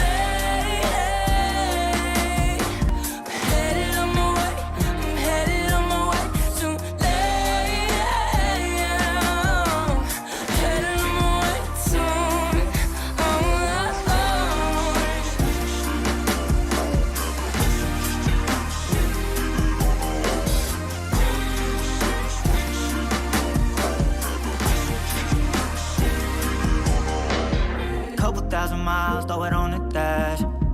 Shit, the 10,000 hours, can't let them pass. Yeah, well, I was putting time in, you was pulled up wildin'. You always had shit to say, now when I see you, it's silence. Thought I'd have a Grammy by 25. Commas after commas next to dollar sign, yeah. To remind myself why I'm living this life. Look at all the late nights, it'll all come in due time, yeah. Made for the fight, for the pain and the climb. Tied to the life I chose. Stay through the night, another day, not a dime. Race against time. I couldn't just lay by and wonder what I could have made mine. I'm closing on the moment, no one's gonna hold me down. I pack my suitcase, headed out the door. I keep my shoes laced. 2,000 miles away from home. A couple dollars in my pocket, never stopped the boy before. I load my bags and hit the road. I'm headed to LA.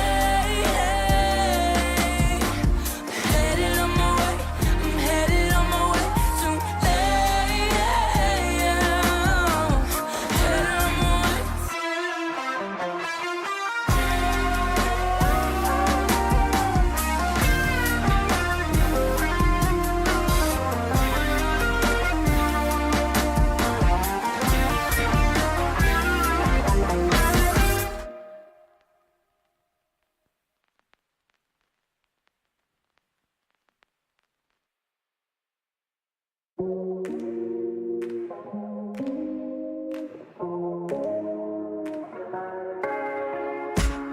way I'll regret the first time with you.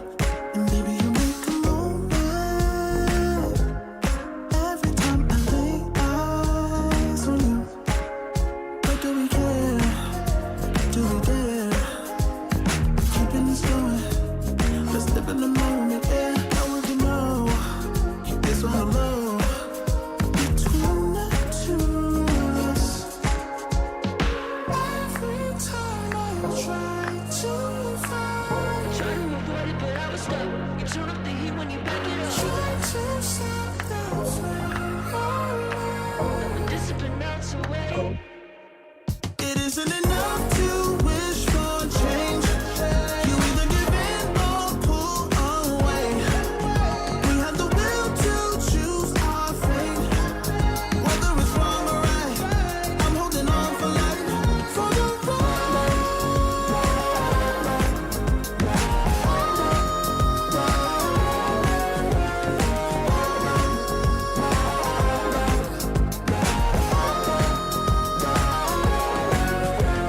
The day we woke up, lying in a pool of shame, tears and makeup printed on a pillowcase. It's hard to apply restraint. I'm trying to stay away. It's so magnetic. Ooh, I gotta have it now. Let's keep it a private thing. I'll give you a secret name. Let's build a life on a lie. Every time I try to find, Try to avoid it, but I was stuck. You turn up the heat when you back it up. try to stop the flame. The discipline melts away. It isn't enough to wish for change. You either give in or pull away. We have the will to choose our fate. Whether it's wrong or right, I'm holding on for life, for the ride.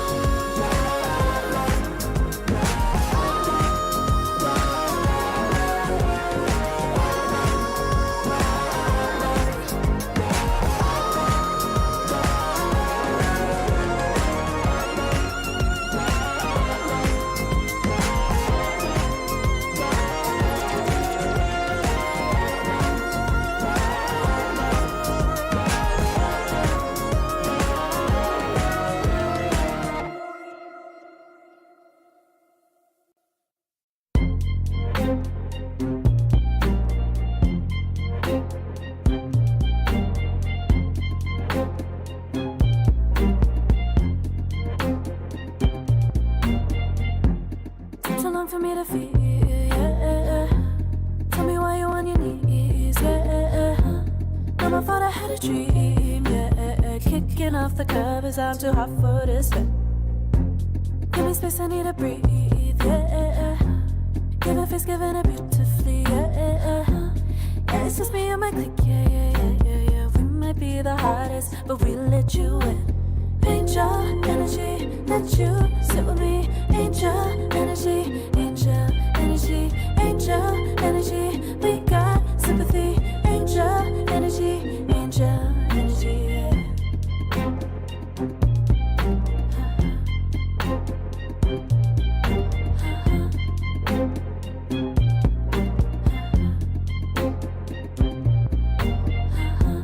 Take the time to breathe and rest.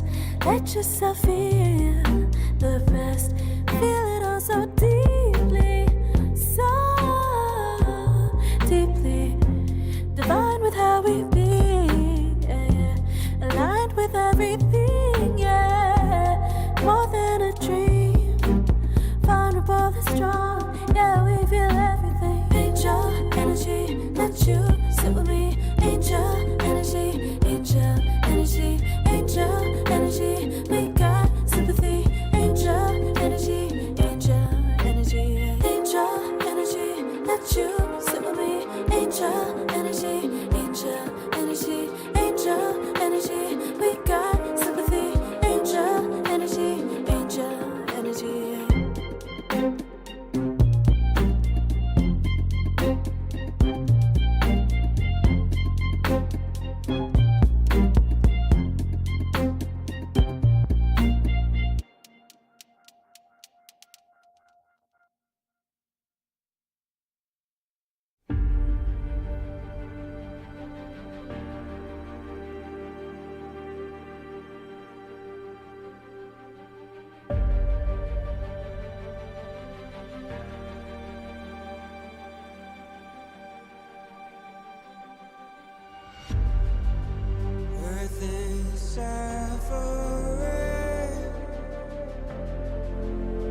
struggle is rising. Mountains are melting. There's gonna be nothing left to breathe. Raise the sirens now.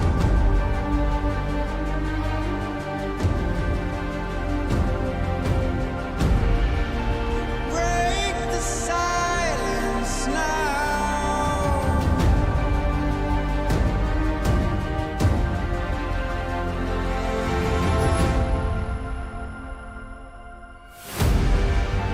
Our hearts are trembling.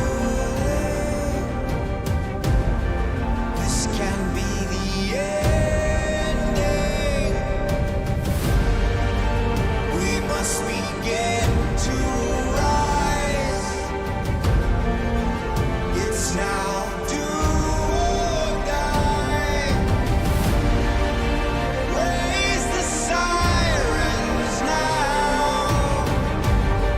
Before it's too late.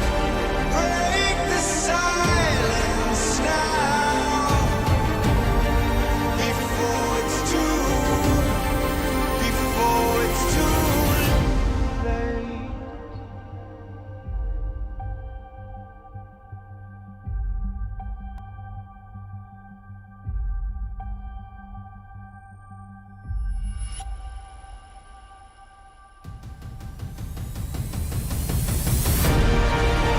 Raise the sirens now.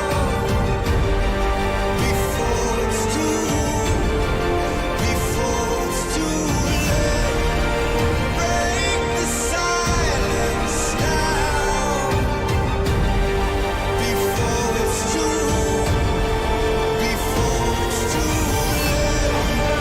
Raise the sirens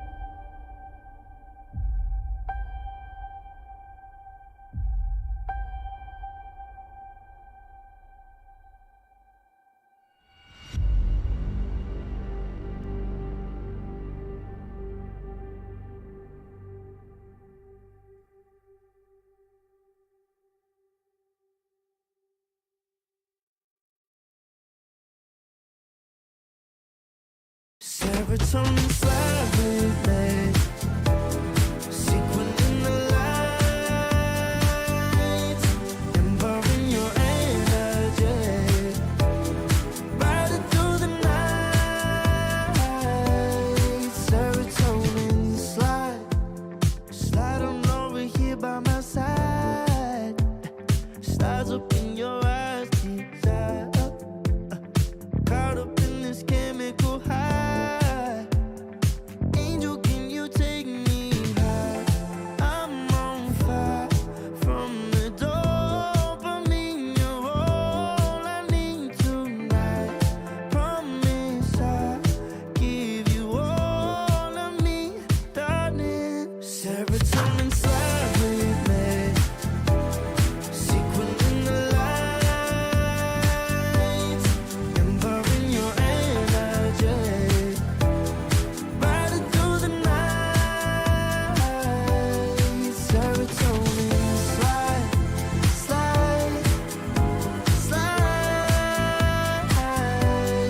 Serotonin slide.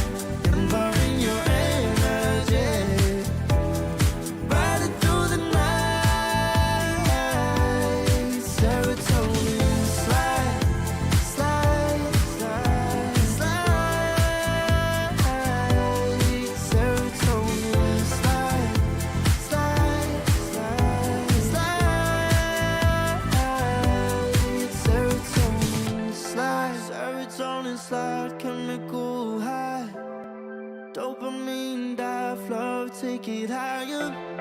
Serotonin slide, chemical high.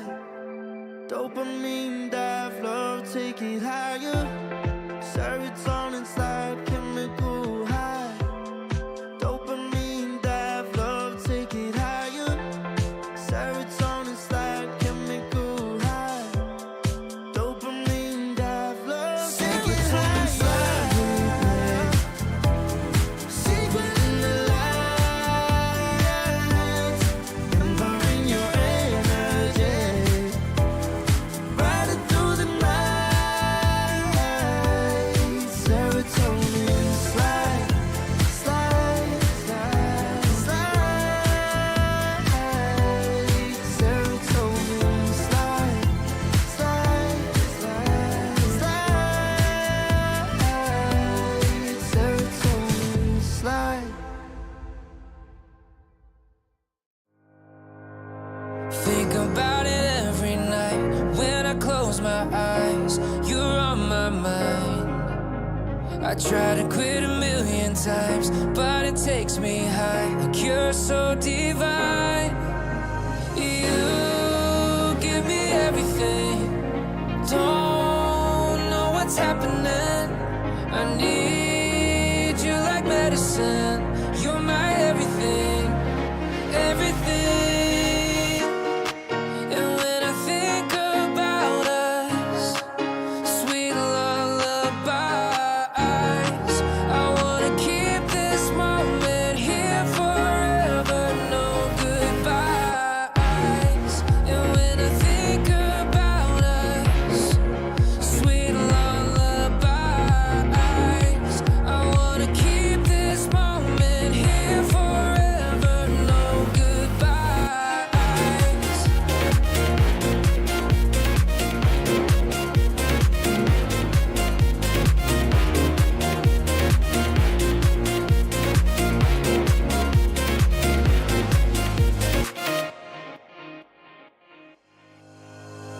Think about it every night when I close my eyes. You're on my mind. I try to quit a million times, but it takes me high. Like you're so divine. You give me everything. Don't know what's happening. I need you like medicine. You're my everything, everything.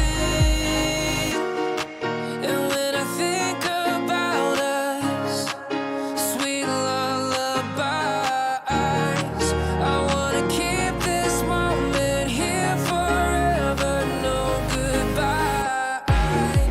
And when I think about us, sweet lullabies, I wanna keep this moment here forever, no goodbyes.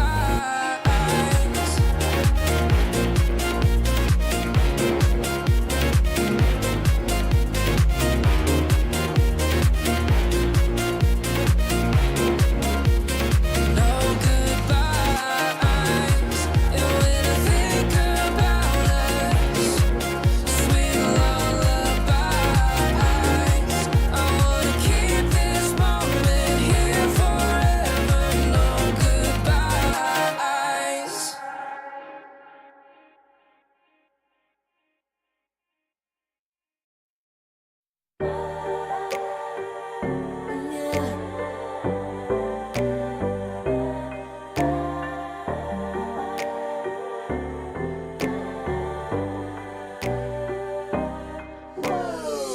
Talking my, I've been working all year getting by. Looking for the high, taking all my time. Breathing in new life, feeling fine. Like I don't gotta be something society wants me to strive to be. Got my own energy. So magnetic in the spotlight. Shaping my own world with my own mind. Don't talk about me unless you alright. You gon' see I'm finna real free, protecting my energy. Gotta protect my mind. I'm breathing in new life. It's time that I realize what feels good ain't always right. Making changes, I got me a new stride. slut. No more settling, I'm running out of good luck. Never chasing, I attract, I'm busy going up. If you see me come correct, then keep it on the book. Get it, how I live it, that's the motto, how it goes. No more riches, in it, decent, hit the lotto, I'm the one. Not denying myself anymore, I'm done with it. Sky is the limit, I'm living like widow. Energy, energy, energy. Feeling free, feeling free. Energy. Gotta protect my mind. I'm breathing in new life. It's time that I realize what feels good ain't always right. I'm feeling good, feeling free. Feeling good, feeling free. All I need is me and my new energy. Feeling good, feeling free. Feeling good, feeling free. All I need is me and my new energy. And my new energy. Feeling good, feeling free. Feeling good, feeling free. All I need is me and my new energy. And my new energy.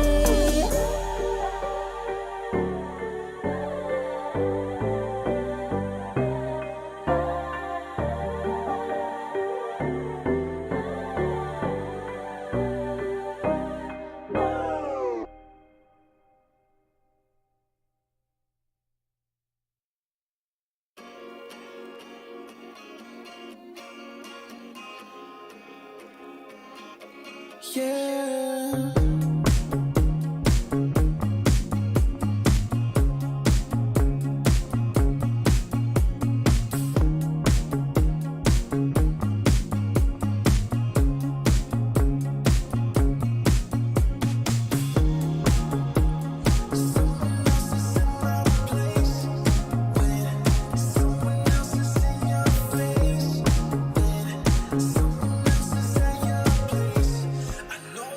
Place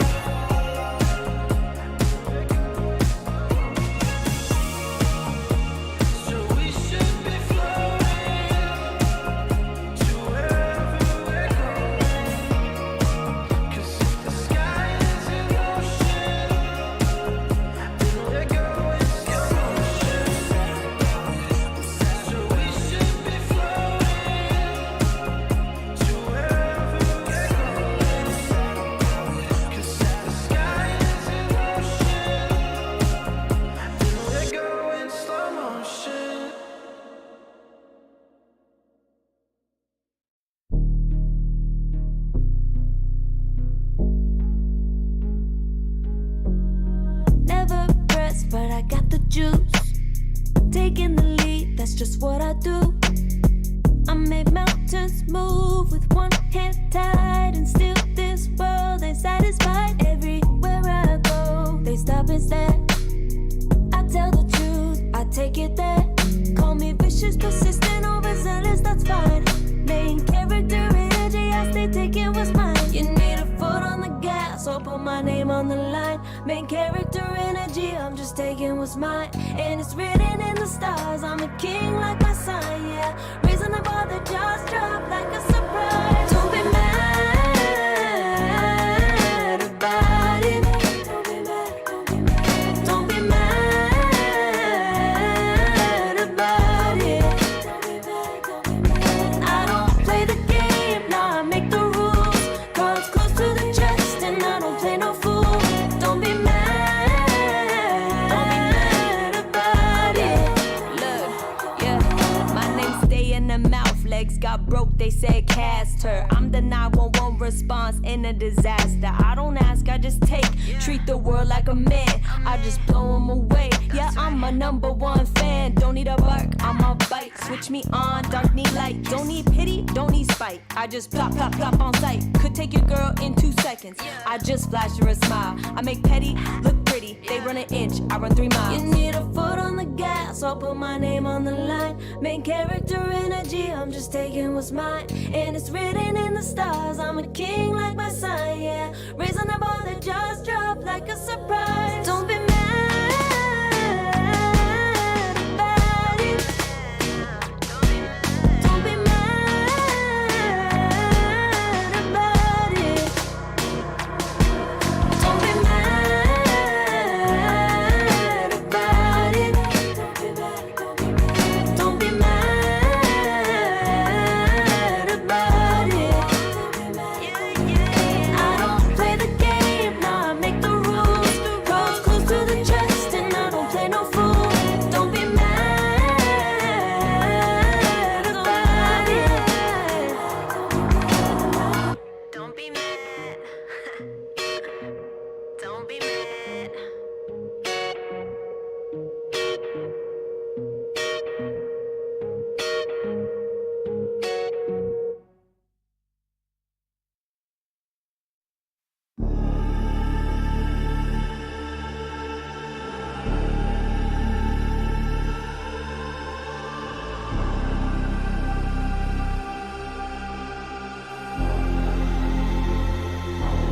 You'll be free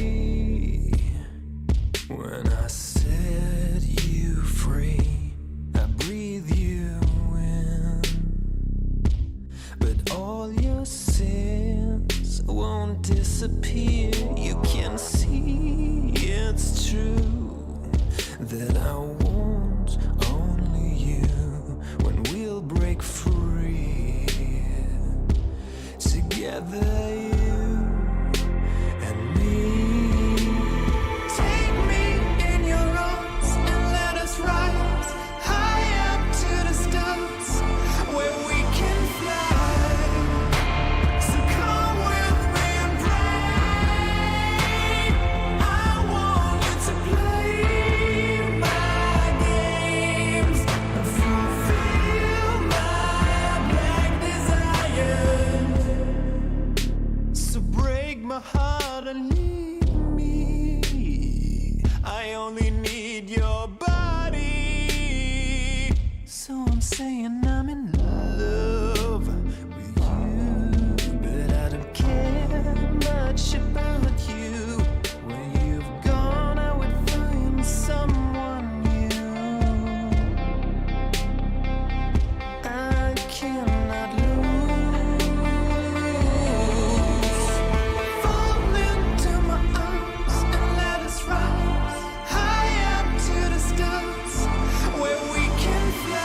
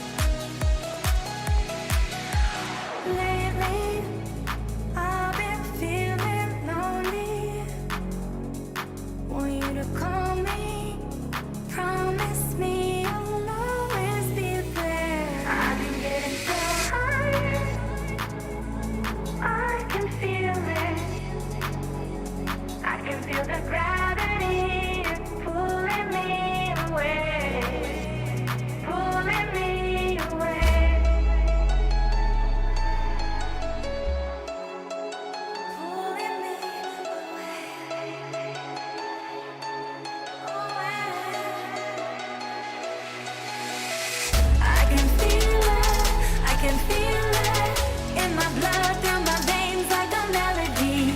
I can feel it, I can feel it. So alive, floating high, I can finally breathe.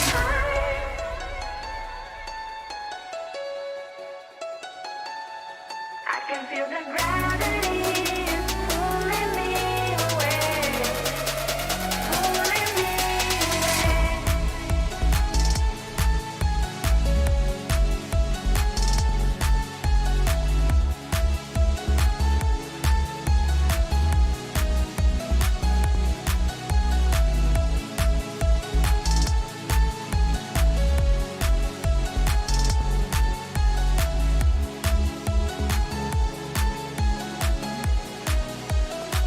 I've been getting so high, I can feel it.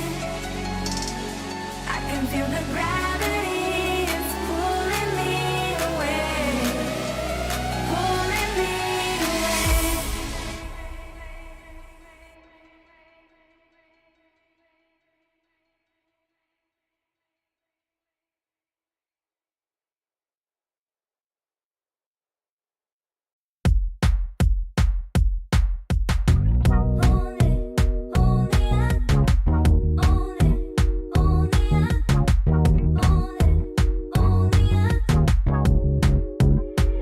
Like a moth to the flame,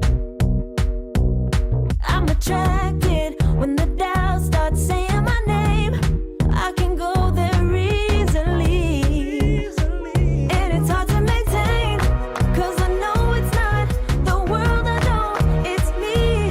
Believe in every little thing I hear, and no, I ain't no stranger to the fire, burning up all my desire to be great. It stays coming in waves, and no, I ain't no stranger to the fire, burning up all my desire to be great. I gotta just open the gate. All I need is saving from hitting the pavement, understanding when I'm impatient, that only I give to me. All I need is a little love in lonely places, the strength to stare fear in the face, that only I give to me.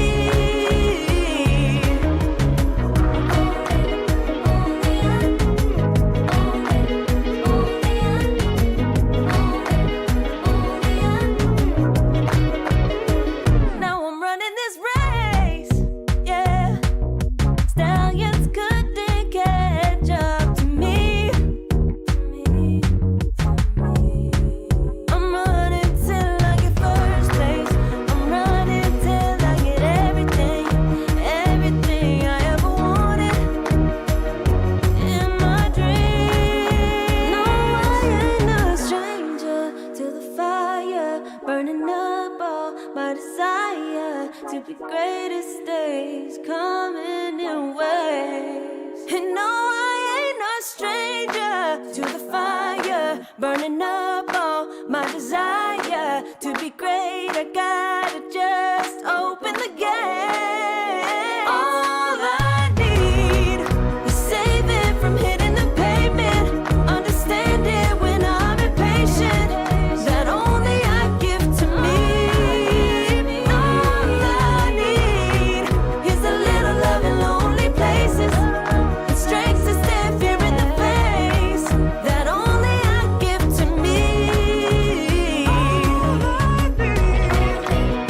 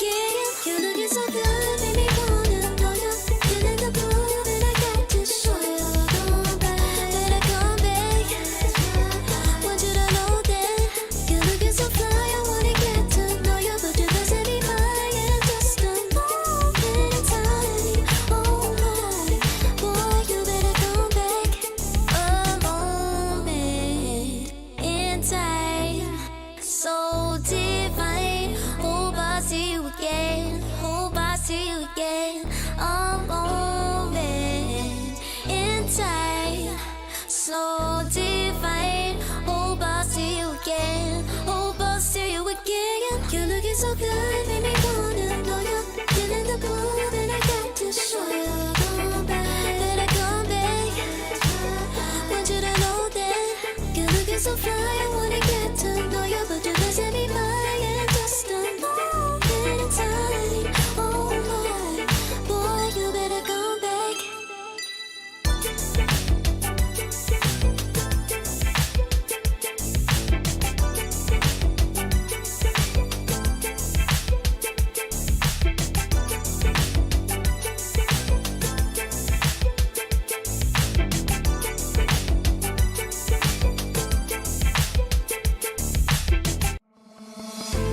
Oh, I don't know how to put it together. Ever since I found ya, my life just got better. Better than this, better than that, better than anything I ever had. Better than this, better than that, better than anything I ever had.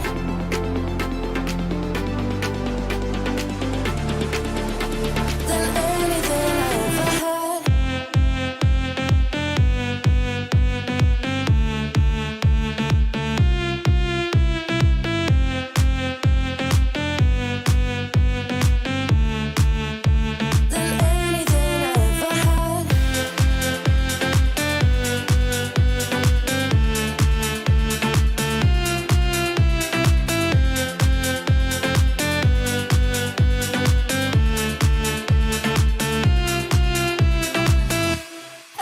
Every time I start to doubt if I'm good enough, looking straight in your blue eyes makes me feel better. Better than this, better than that, better than anything I ever had. Better than this, better than that, better than anything I ever had.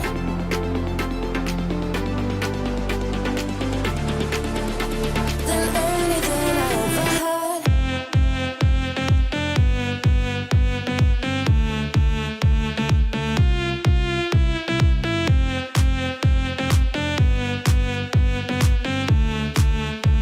Than anything I ever had.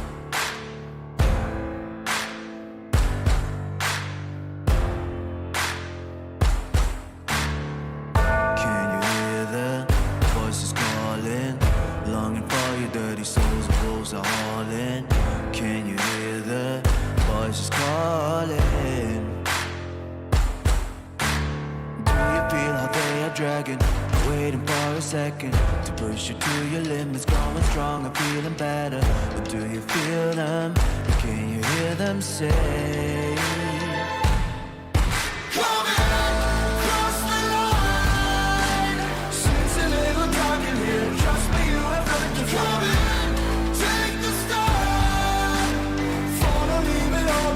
Welcome to the other side.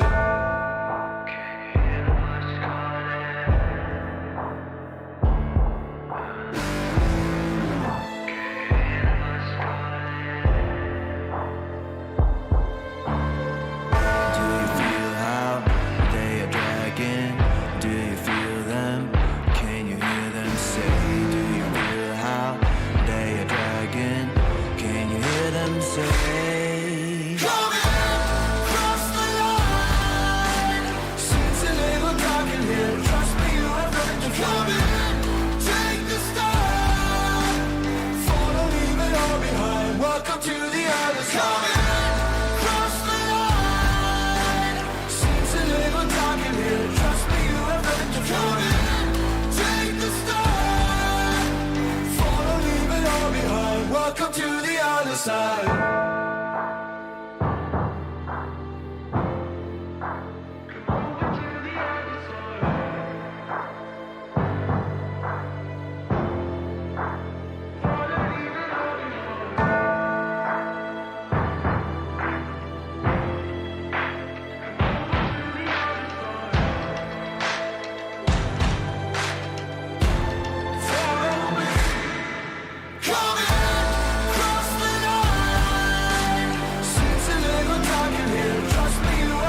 Come in, take the start. Follow, leave it all behind. Welcome to the other side. Come in, cross the line. Seems to live on target here. Trust me, you have nothing to fear. Come in, take the start. Follow, leave it all behind. Welcome to the other side.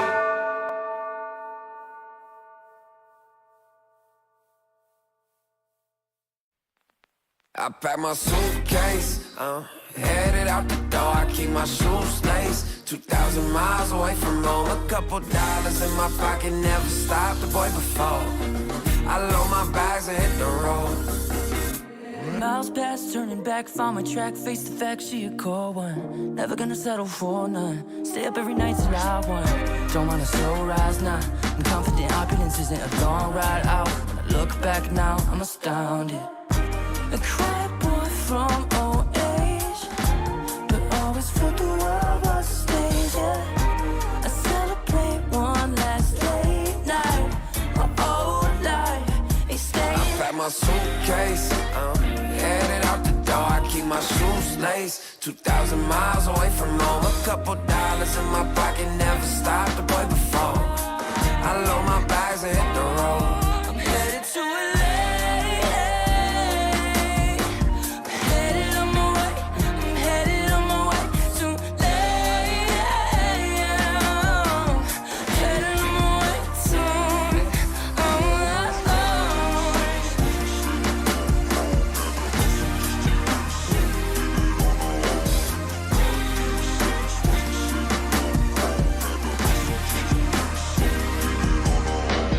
Couple thousand miles, throw it on the dash. Shit, the 10,000 hours, can't let them pass. Yeah, well, I was putting time in, you was pulled up wildin'. You always had shit to say, now when I see you, it's silence. Thought I have a Grammy by 25. Commas after commas next to dollar sign, yeah. To remind myself why I'm living this life. Look at all the late nights, it'll all come in due time, yeah. Made for the fight, for the pain and the climb. Tied to the life I chose. Stay through the night, another day, not a dime. Race against time. I couldn't just lay by and wonder what I could have made mine.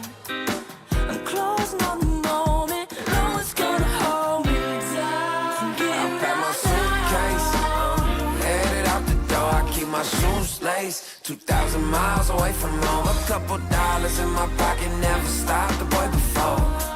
I load my bags and hit the road.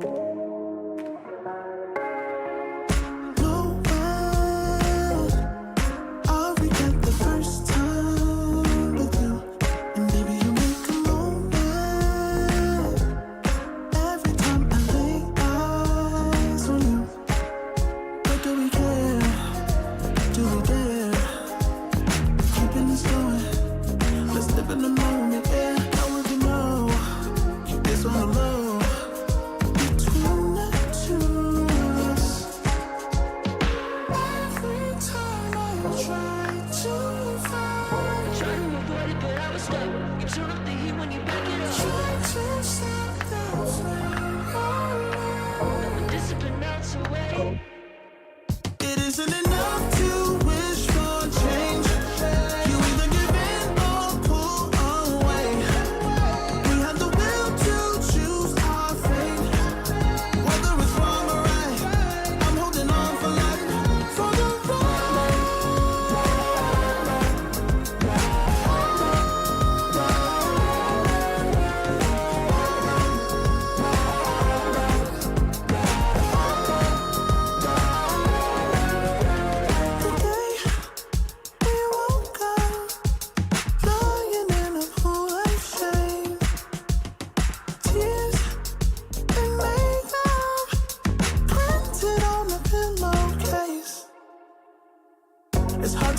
have restraint.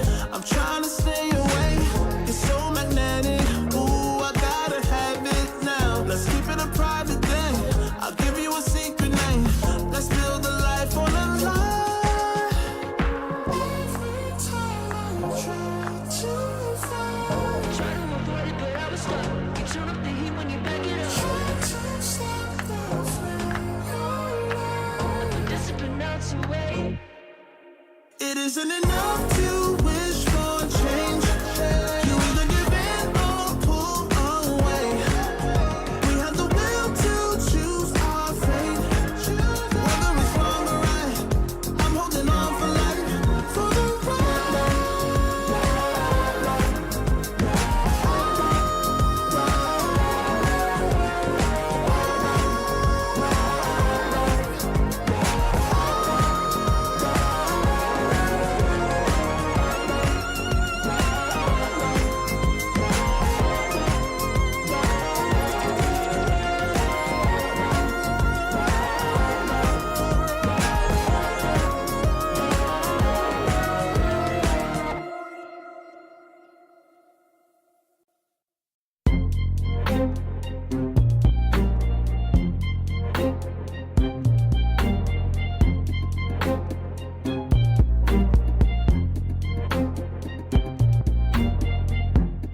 Too long for me to feel, yeah.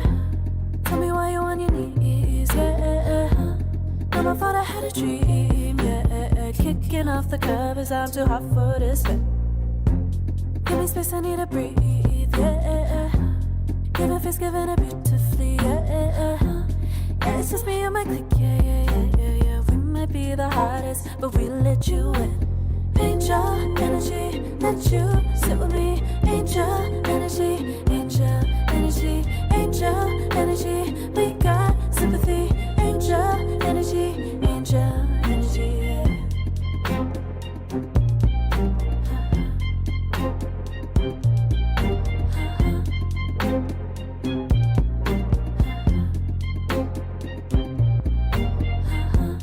Take the time to breathe and rest. Let yourself feel the best. Feel it all so deeply, so deeply. Divine with how we be, yeah. Aligned with everything, yeah. More than a dream, vulnerable and strong, yeah. We feel everything. Angel energy, let you sit with me. Angel energy, angel energy, angel energy. We got sympathy. Angel energy, angel energy, angel energy. Let you sit with me. Angel energy, angel energy, angel energy. We got sympathy. Angel energy, angel energy.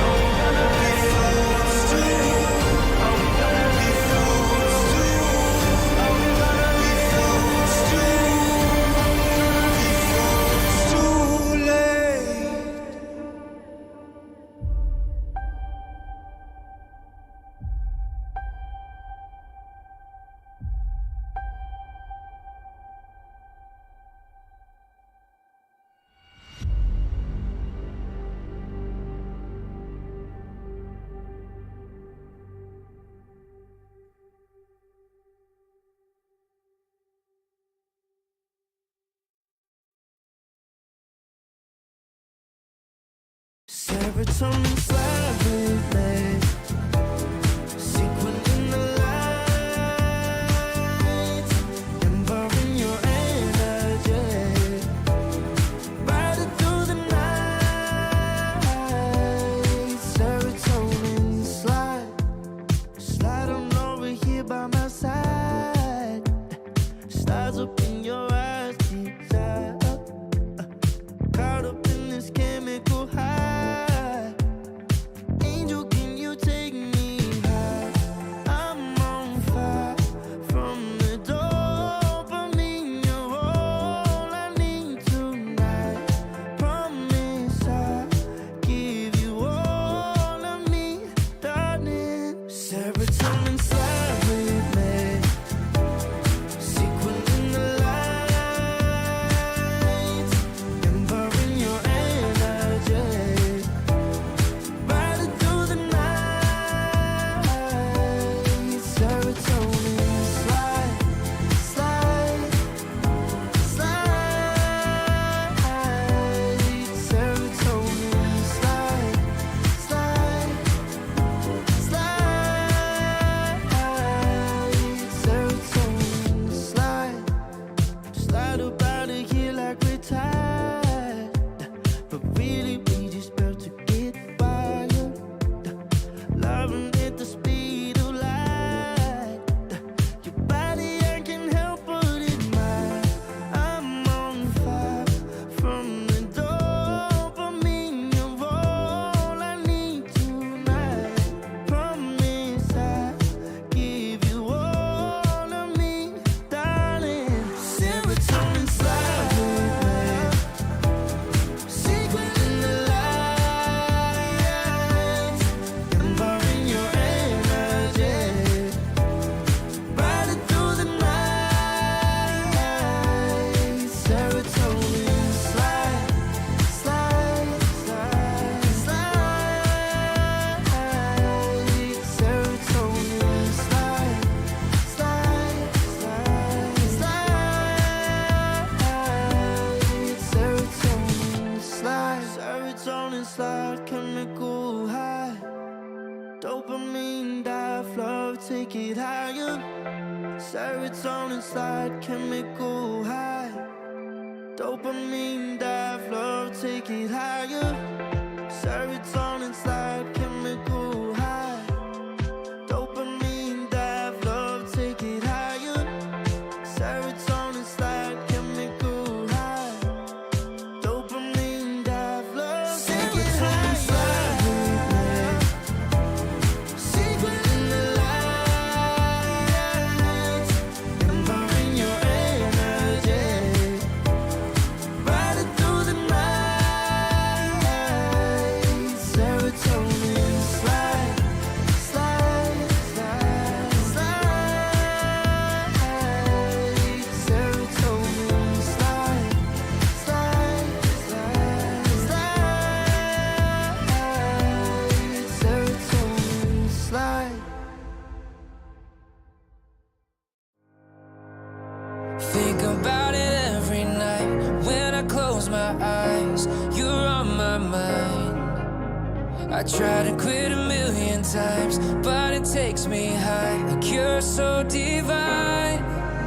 You give me everything. Don't know what's happening. I need you like medicine. You're my everything, everything. And when I think about us, sweet lullabies, I wanna keep this moment here forever. No goodbyes. And when I think about us, sweet lullabies.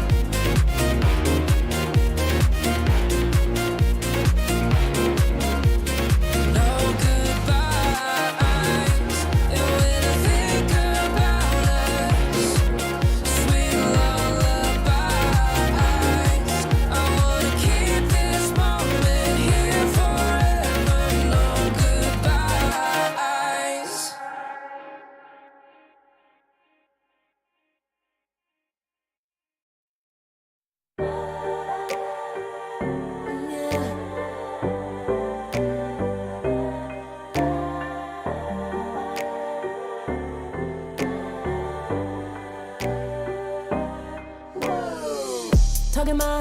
I've been working all year getting by. Welcome back, one and all. We are here to continue the action all the way towards ESL One Bangkok with some qualifiers here in the Chinese region. So our next set of games that we're going to be witnessing, we're witnessing Ascent Esports taking on Titan, an invited team against a qualified team. And this one is going to be a little bit interesting, but we're going to dive into the nitty-gritty in just a moment. My name is Snare, and I'm joined by Harry Freak. Brother Nicola, what did you get up to in our 2-hour break? Did you go for a walk? Did you do some exercise? Are you refreshed for the upcoming game? Dude, it's cold outside.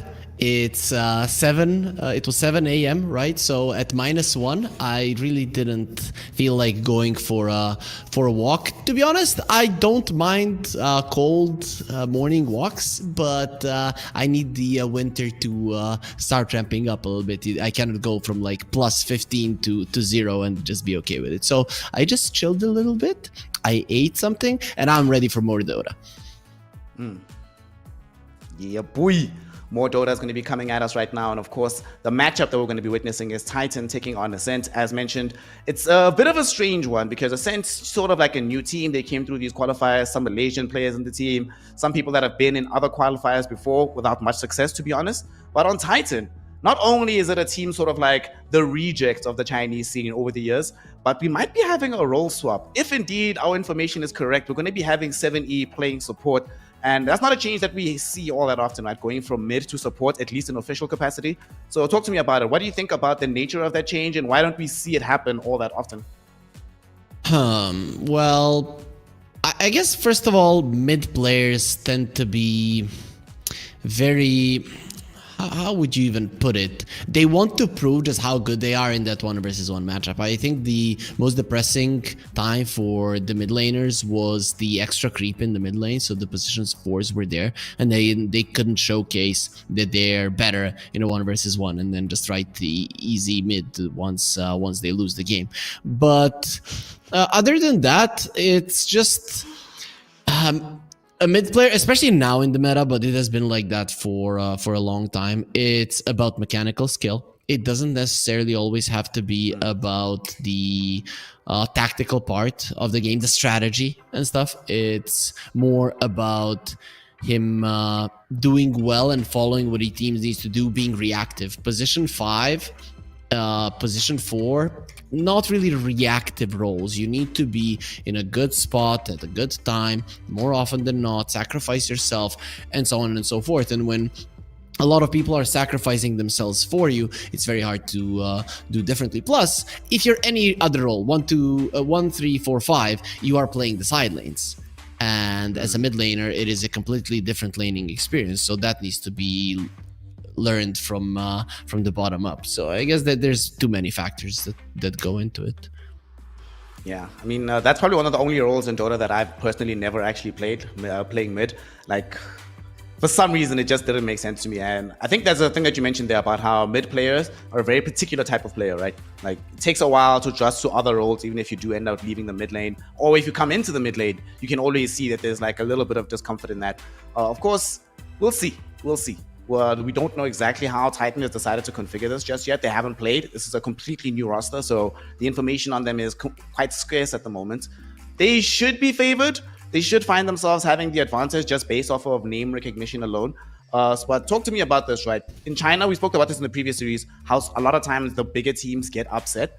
Why do you think it happens so much more in this region relative to everywhere else? I'd say it's because the teams here are mostly relying on team play, right? Let's put it that way. China teams are very rarely kind of seen as stacks, right? A lot of their teams really do play that team Dota, and you might see some individual performances that are pretty strong, but in general it's about the team play. And if you come in with a better strategy, if you have a better idea of what you want to do, then an upset is more likely. Plus, we've talked about it, the scene in China is not at the best place right now, so that kind of opens up situations for no-name players or maybe somebody who is an underdog to actually win. Well, we're going to be witnessing if the underdogs in this case can get themselves into a winning position. But like you said, what they need is strategy, and which means we've got a draft on our hands, baby. Game number 1 of Titan versus Ascent. Let us see what strategies have been concocted. And I was actually curious, is this the same Titan esports that used to exist? The old C team? And indeed, it looks like it's the same banner. Titan is back in Dota. 5 seconds Yep. remaining. I mean, why not? Why not? We want to see it though. That looks more like okay, you don't know it. It looks like a G in Cyrillic rather than a T. So I don't know, man. I don't like it. Fortunately, I don't speak Cyrillic. I don't know any Cyrillic writing, so I can't dislike it. What I can dislike is the fact that Naga Siren got through the draft, and she will be the first overall pick. It's been a long time since I've seen her available first phase and not be picked up, so what are the counters here? What should Ascent be doing to try and deal with the opening Naga? There's different ideas on how people approach it. We've seen some AoE position 4s. We've seen maybe something like a Primal Beast come out as a potential versus her.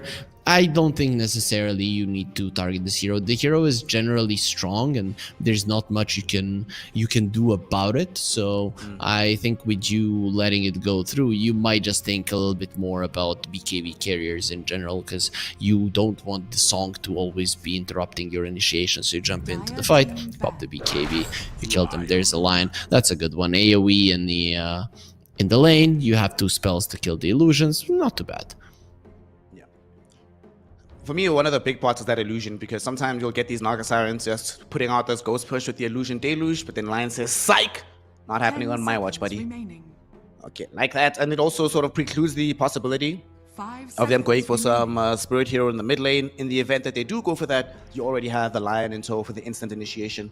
I like this a lot, actually. Dire team ban. I think that's the main reason that the line came back into the meta, because a lot of the mid laners are these mobile heroes. But I'm still surprised that nobody's experimenting with the Shadow Shaman, or maybe they play a pub or 2, they see how bad it feels, and then they stop doing it. But that's the one that I would like to see. Remaining. There's a friend of mine who spams Lion and Shadow Shaman. I actually asked him about 5 this, seconds and remaining. his response to me was that if he's on the map with just a basic kit of the heroes, he doesn't have to play perfectly to feel impact in a team fight with Lion, but he does have to play perfectly to feel impact with Shadow Shaman. That's how he explained it to me. That is true. You need to get very close, and you need... Your build cannot be flexible with the Shadow Shaman as well, I think, right? It's Blink, Aether Lens, BKB, and some combination of those items, depending on which one is first, second. You go Glimmer Cape, you are then just a defensive guy. You're not going to be able to be offensive. So that's... that might be the main issue of the hero, the lack of flexibility that he shows. Also, I guess from a purely play perspective, if I make a mistake, if I finger the wrong target or use the spell at the wrong time in the fight, there's still some degree of impact with Lion Finger. If I misuse the ward, I'm getting reported that same game. 10 seconds. But back to this game. Timbersaw now emerges right now for the offlane, or potentially mid of Ascent, but most likely going to be the offlane hero. Is this the offlane duo together?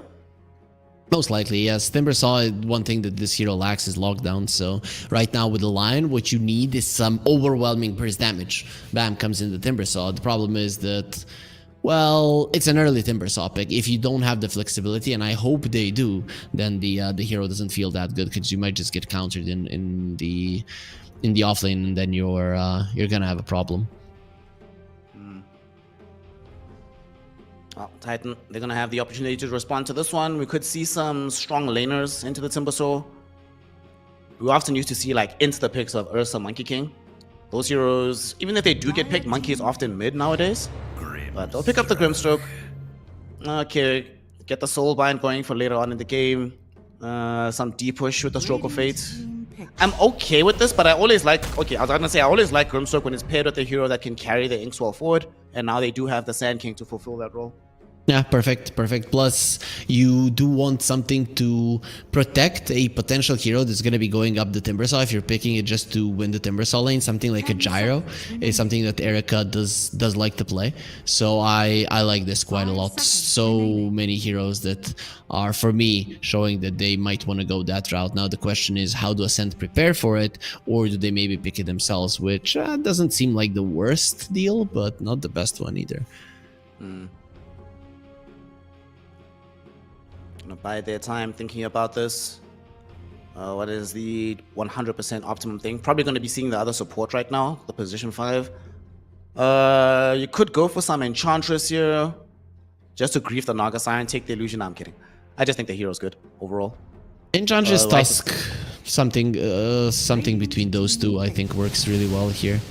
If they go for the Morphling, I'm guessing Tusk, maybe an Ogre, but that's kind of far-fetched. I like the Morphling because you can also get rid of the Phantom very, very quickly in this game. So the aspect of that silence not going to be that impactful.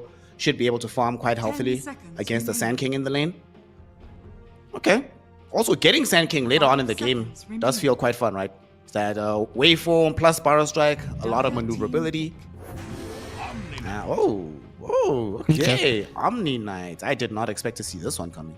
Pretty cool, right? Because you have a Repel versus the Naga Siren Sleep. We talked about having some debuff immunity versus that, and this really does make sense. Morphling is also a great preparation for a potential Gyro pick that we talked about. The Luna they banned out. They picked the Morphling because that's good versus the Gyro. Pretty cool, right? I'd still be okay with them going Gyro though. Gyro or Medusa. I'd still prefer the Gyro here, despite being countered. I like Gyro a lot. Remember the game we crossed together where it was Gyrocopter versus Morphling, and the Gyro won the matchup by just playing uber aggressively into the Morphling? I actually started doing that in some of my games, and it was surprisingly effective. Sadly, we'll not be seeing that here. We're going to be getting the Muerta, so you try to outrange the Morphling. That burst magical damage, which can deal with the Timbersaw, because you just go right through the reactive armor. Okay, and you know, ideally, if you can catch a good calling in the fight, you can separate the Omni Knight from where the Morphling is, since you can't walk through there without getting silenced. I'm looking at Titan as the favorites in this series, but I don't necessarily like the Muerta. If you look at it, Lion, Timbersaw, Morphling, have you ever seen a better trifecta of heroes to killing the Muerta in her ulti? Because I haven't. All of them do quite a lot of damage through the Pierce the Veil, so I'm not sure that this was the right choice. It's a good matchup, Muerta to Morphling. I mean, okay matchup. Let's say it's 50-50 between the two. I cannot really say that one is better than the other, but I don't necessarily like this. It's not that great of a laner versus Timbersaw, and later on, you know, this Muerta that just in the late game kills everybody. I don't think this is one of those games. Yeah, I'm with you on that one. There's a lot of reliance on the Grimstroke and the Sand King to hold these heroes far away from the Muerta, but close together at the same time. Certainly not the easiest game in the world for the Muerta. Now we need to talk about mid laners, right? That seems to be what's missing for both of these lineups, unless Ascent is... Looks like they might be running this. They could run Timbersaw mid or off, and the same is true of the Sand King, right? So you kind of have to ban a mid laner and an off laner for both teams. Yep, that's true. But overall, I think you get rid. If you are Titan, you get rid of the mid laners for sure, right? But if you are Ascent, that is where it's tricky, because Sand King, as you mentioned, is definitely a good flex. I don't think you necessarily want to put the Timbersaw in the mid lane. You might do it if you see it's a Sand King there, if you think you should. But I think Timbersaw Lion is actually a pretty decent lane versus the Naga Muerta, so I wouldn't want to break that apart. Dire team back. Ban out the Ember Spirit for the mid lane. So they did indeed ban one mid, one off laner, covering the flexibility. In the event that they are indeed going to put this Timbersaw off lane, what are good mid heroes to pick up? They don't have the stuns. Puck is already banned. Oh, Puck would have been nice. How do you feel about Storm in this game? I like the Storm. It's pretty solid. I'd even say for... probably for Ascent more so than Titan. Titan, you don't want to pick it up. But Imagine maybe this Ember ban is a bait, right? Ascent. Maybe you're telling Titan, yo, we don't want to play a Huskar, even though this would be a good Huskar game for them. And then they ban the Ember. And now Titan think, oh, we can just let it go through. And then whatever they pick, the enemies pick a Huskar and destroy you. It's not out of the question. It could be a 200 IQ play. There is another 200 IQ play that they could pull off here. They could put the Morphling mid on some Pipette Boom team style. Put Morph mid and then get some other carry for the safe lane. Play around the massive magic damage of the Morphling. I wouldn't hate it, especially because now with the Enigma, Morphling Omni Knight doesn't seem that great, so you could pick up a Gyrocopter for yourself if you're Ascent. Ascents do have a little bit of reserve time to go. They need to cover against all of this team fight. You still want to make sure you're not outmatched in the lane. You still definitely need initiation. I think that's the big thing that they have a problem with right now, like starting fights. Otherwise, you're just relying on Timber Sword to like run headlong into these heroes. And okay, so there's the Storm. That's going to be the option. We spoke about it a little bit earlier, but that's the option to start the fights for them. They don't have to worry about the Lion. You should never really be getting caught by the Phantom's Embrace either. All right, alrighty. Also, it turns out that some of our information was wrong. It is Mercy that is on the team instead of 7E, which makes a lot more sense. Mercy playing the support role instead of 7E. My soul is at peace now. I was very concerned, if I'm honest. Okay, makes sense. So now all of our talks about about why a mid laner shouldn't move to a position 5 actually makes even more sense. I feel good about it. Anyways, though, does look like a solid Storm game. To be honest, I really like Ascent's lineup. For me, it's looking better than what Titan have offering. Your Muerta is countered, your catch for the Storm, it is there, but it is still limited. Storm usually likes to, if there is catch on the other side, for him to be the one initiating, and for that to be the case, you need some extra damage on your side. Morphling, Timbersaw, and Lion all contribute to the damage department, especially killing that first target, which is important for a Storm. Once you kill the first target and the enemy's only option is to run away, that's where the Storm Spirit thrives. So I really like what they got. If they lose, I'm gonna lose all faith in them, but I'm gonna be giving them the benefit of the doubt here in game 1. Oh no, you shouldn't have done that, my friend. Because I also want to give them that same benefit. We've Costas cursed them. Okay, I'll go Titan. Let's split the Costas curse. Erica's back, baby. He wants to prove that the last few years have been a fluke. Demonstrate that he can make this Muerta work when no one else is playing it. Let's go, Titan. No Costas curse. Prepare for Okay, Snare. You're just like all of the other guys, right? You just always go for the guys that are kind of expected to win and throw me, the analyst, under the bus. But no, it's the draft of Ascent is so good. I'm gonna be doubling down. I'm not gonna be doing that. Their draft is good. It's not that good that we can call this a complete out draft. You still have some things going for you if you're Titan, and one of the main things is a huge team fight. So if they're able to slow down the game, which can happen in China especially, this lineup makes a lot of sense. Naga and the Enigma, the ultimate wombo combo. Yeah, man, this is some TI2 type of drafting here from the side of Titan. Naga side with the Enigma. And you know which region won TI2? 30 seconds to battle. China! Exactly. So there it is. We're there. This is something that they know. This is something with which 12 years ago they did well. The region did well. So maybe they're going to be able to do this one. The last time that this brand, Titan, like as an organization, the last time that they were prominent in Dota was 2014. Do you know who won TI in 2014? China, newbie. See? The battle begins. Very, a lot of people, if you would ask them, yo, who has won TI each year, they'd be stuttering. And runner-ups are also a big one. A lot of people wouldn't know that. I'm not even sure I'd know all of the runner-ups. I'm pretty sure I know all of them. Do I? Who did newbie beat in TI4? Vici Gaming with ROTK in the game. I only knew that because it was another Chinese team. That tournament is epic because even though they came runners-up, Vici Gaming definitely were the team that drove the meta. Like, a lot of the strategies that ended up winning came from them. It's sort of similar to TI, the one that Liquid won, TI7. LFY was definitely the team that drove the meta for that tournament, at least until Mind Control started playing Nature's Prophet. But enough about the past, Terry. Gotta go into the future, or in the present at the very least. Suki taking on Echoes in this mid lane. Top lane, we might actually have the first blood here. ZZQ in danger, but the dead shot.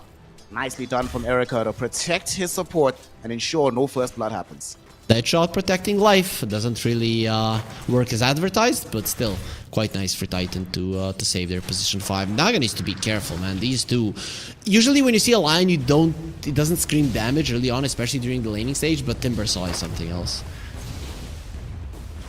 Timbersaw is insane. And speaking of damage, it's not as much explosive damage, but it's consistent peppering damage is what you have to deal with down bottom with this Beyond Enigma. And although you should be able to, you won't die, I don't think, as the Morphling. Finding farm or pressuring the Enigma, especially, completely out of the question. It's gonna be a very tough lane for them for sure. This is why I really liked your idea when you mentioned that the Morphling could be sent into the mid lane when I saw the Enigma. This is not gonna be an easy Morphling lane. Yep.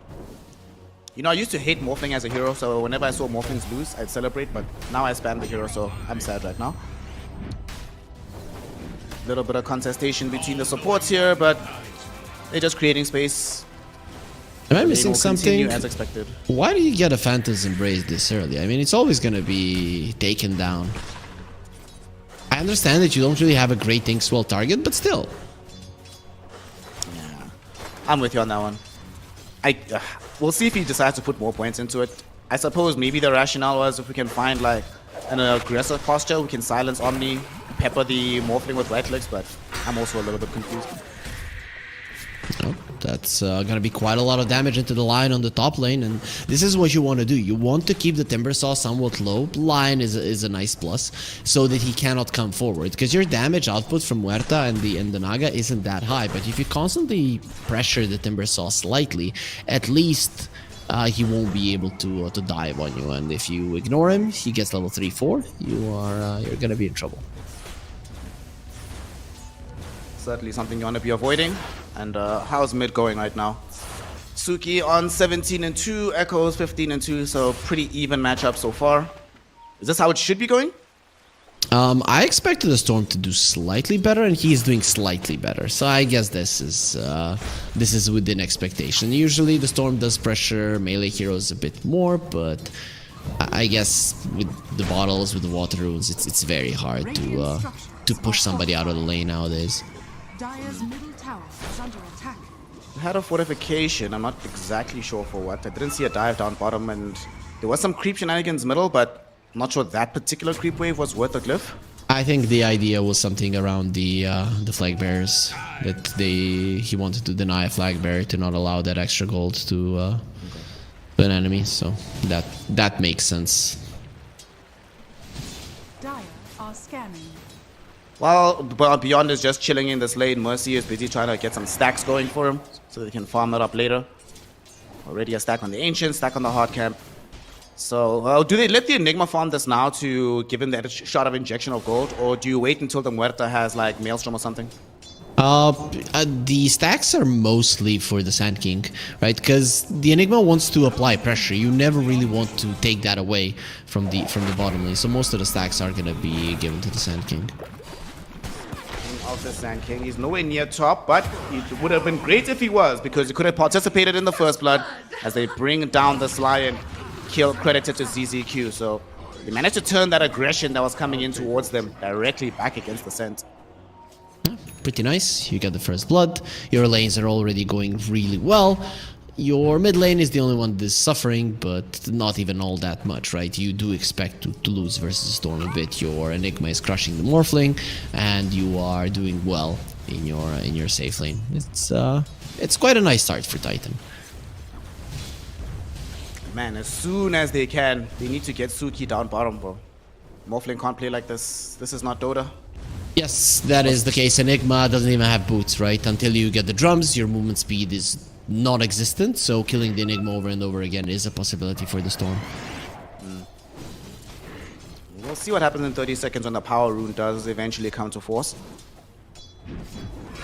I look at their vision on Titan. They understand that this is the place where they're gonna have trouble. They're maybe okay dying if the Storm TPs, but they're not gonna allow him to just run towards the bottom lane. There's a ward in the river that's gonna be scouting him. He starts moving towards the bottom lane, and there's also a ward on the bottom lane itself that is gonna show if he starts coming over.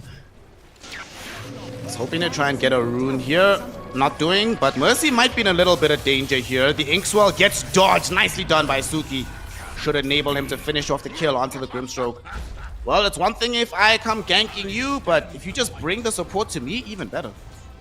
That's quite nice. The thing is, the main problem is still the Enigma that is bullying your Morphling and getting all of the farm away from him, so that is one thing that Suki is gonna have to think about. Him not being able to refill the bottle, it being taken by the line on top. He was forced to take it, otherwise it would have been ZZQ.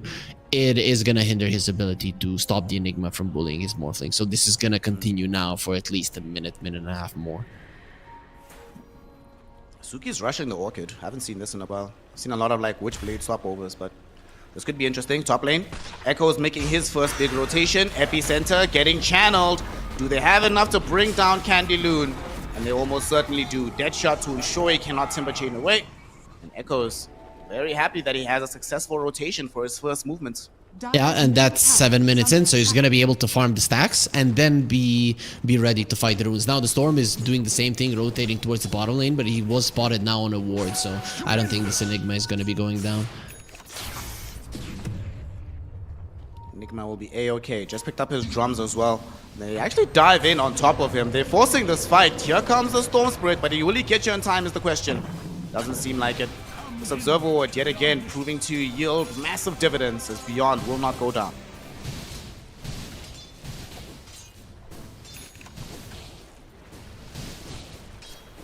So there's a smoke from Ascent. What? Why was that used? Were they running away with it? I think they misclicked. Oh, okay. Because they came directly into the triangle, so I think they just misclicked.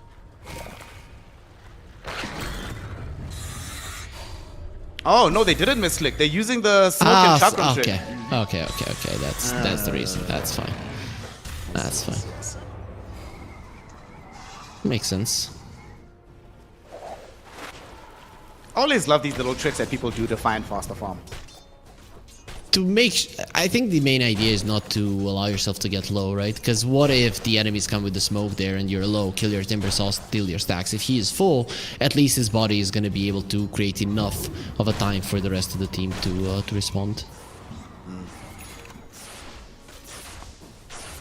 So far, it is Titan that has the overall farm. They actually might try to kill top onto Erica. Blood Grenade down. Erica doesn't have help. Erica's all alone right now. They're trying to dive the Morphling, but that'll mean that this Muerta does not have the defense necessary. Will Rain Cloud be aware of this potential move? And yeah, they would dive the carry, no one responds? Where else could they be?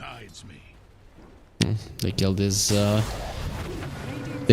career, but the Omni Knight is still gonna give his life away. So that's an okay kill if you take the tower. There's still a glyph on a center. They're playing really good Dota. Not gonna lie, Snare. They understand what they need to do.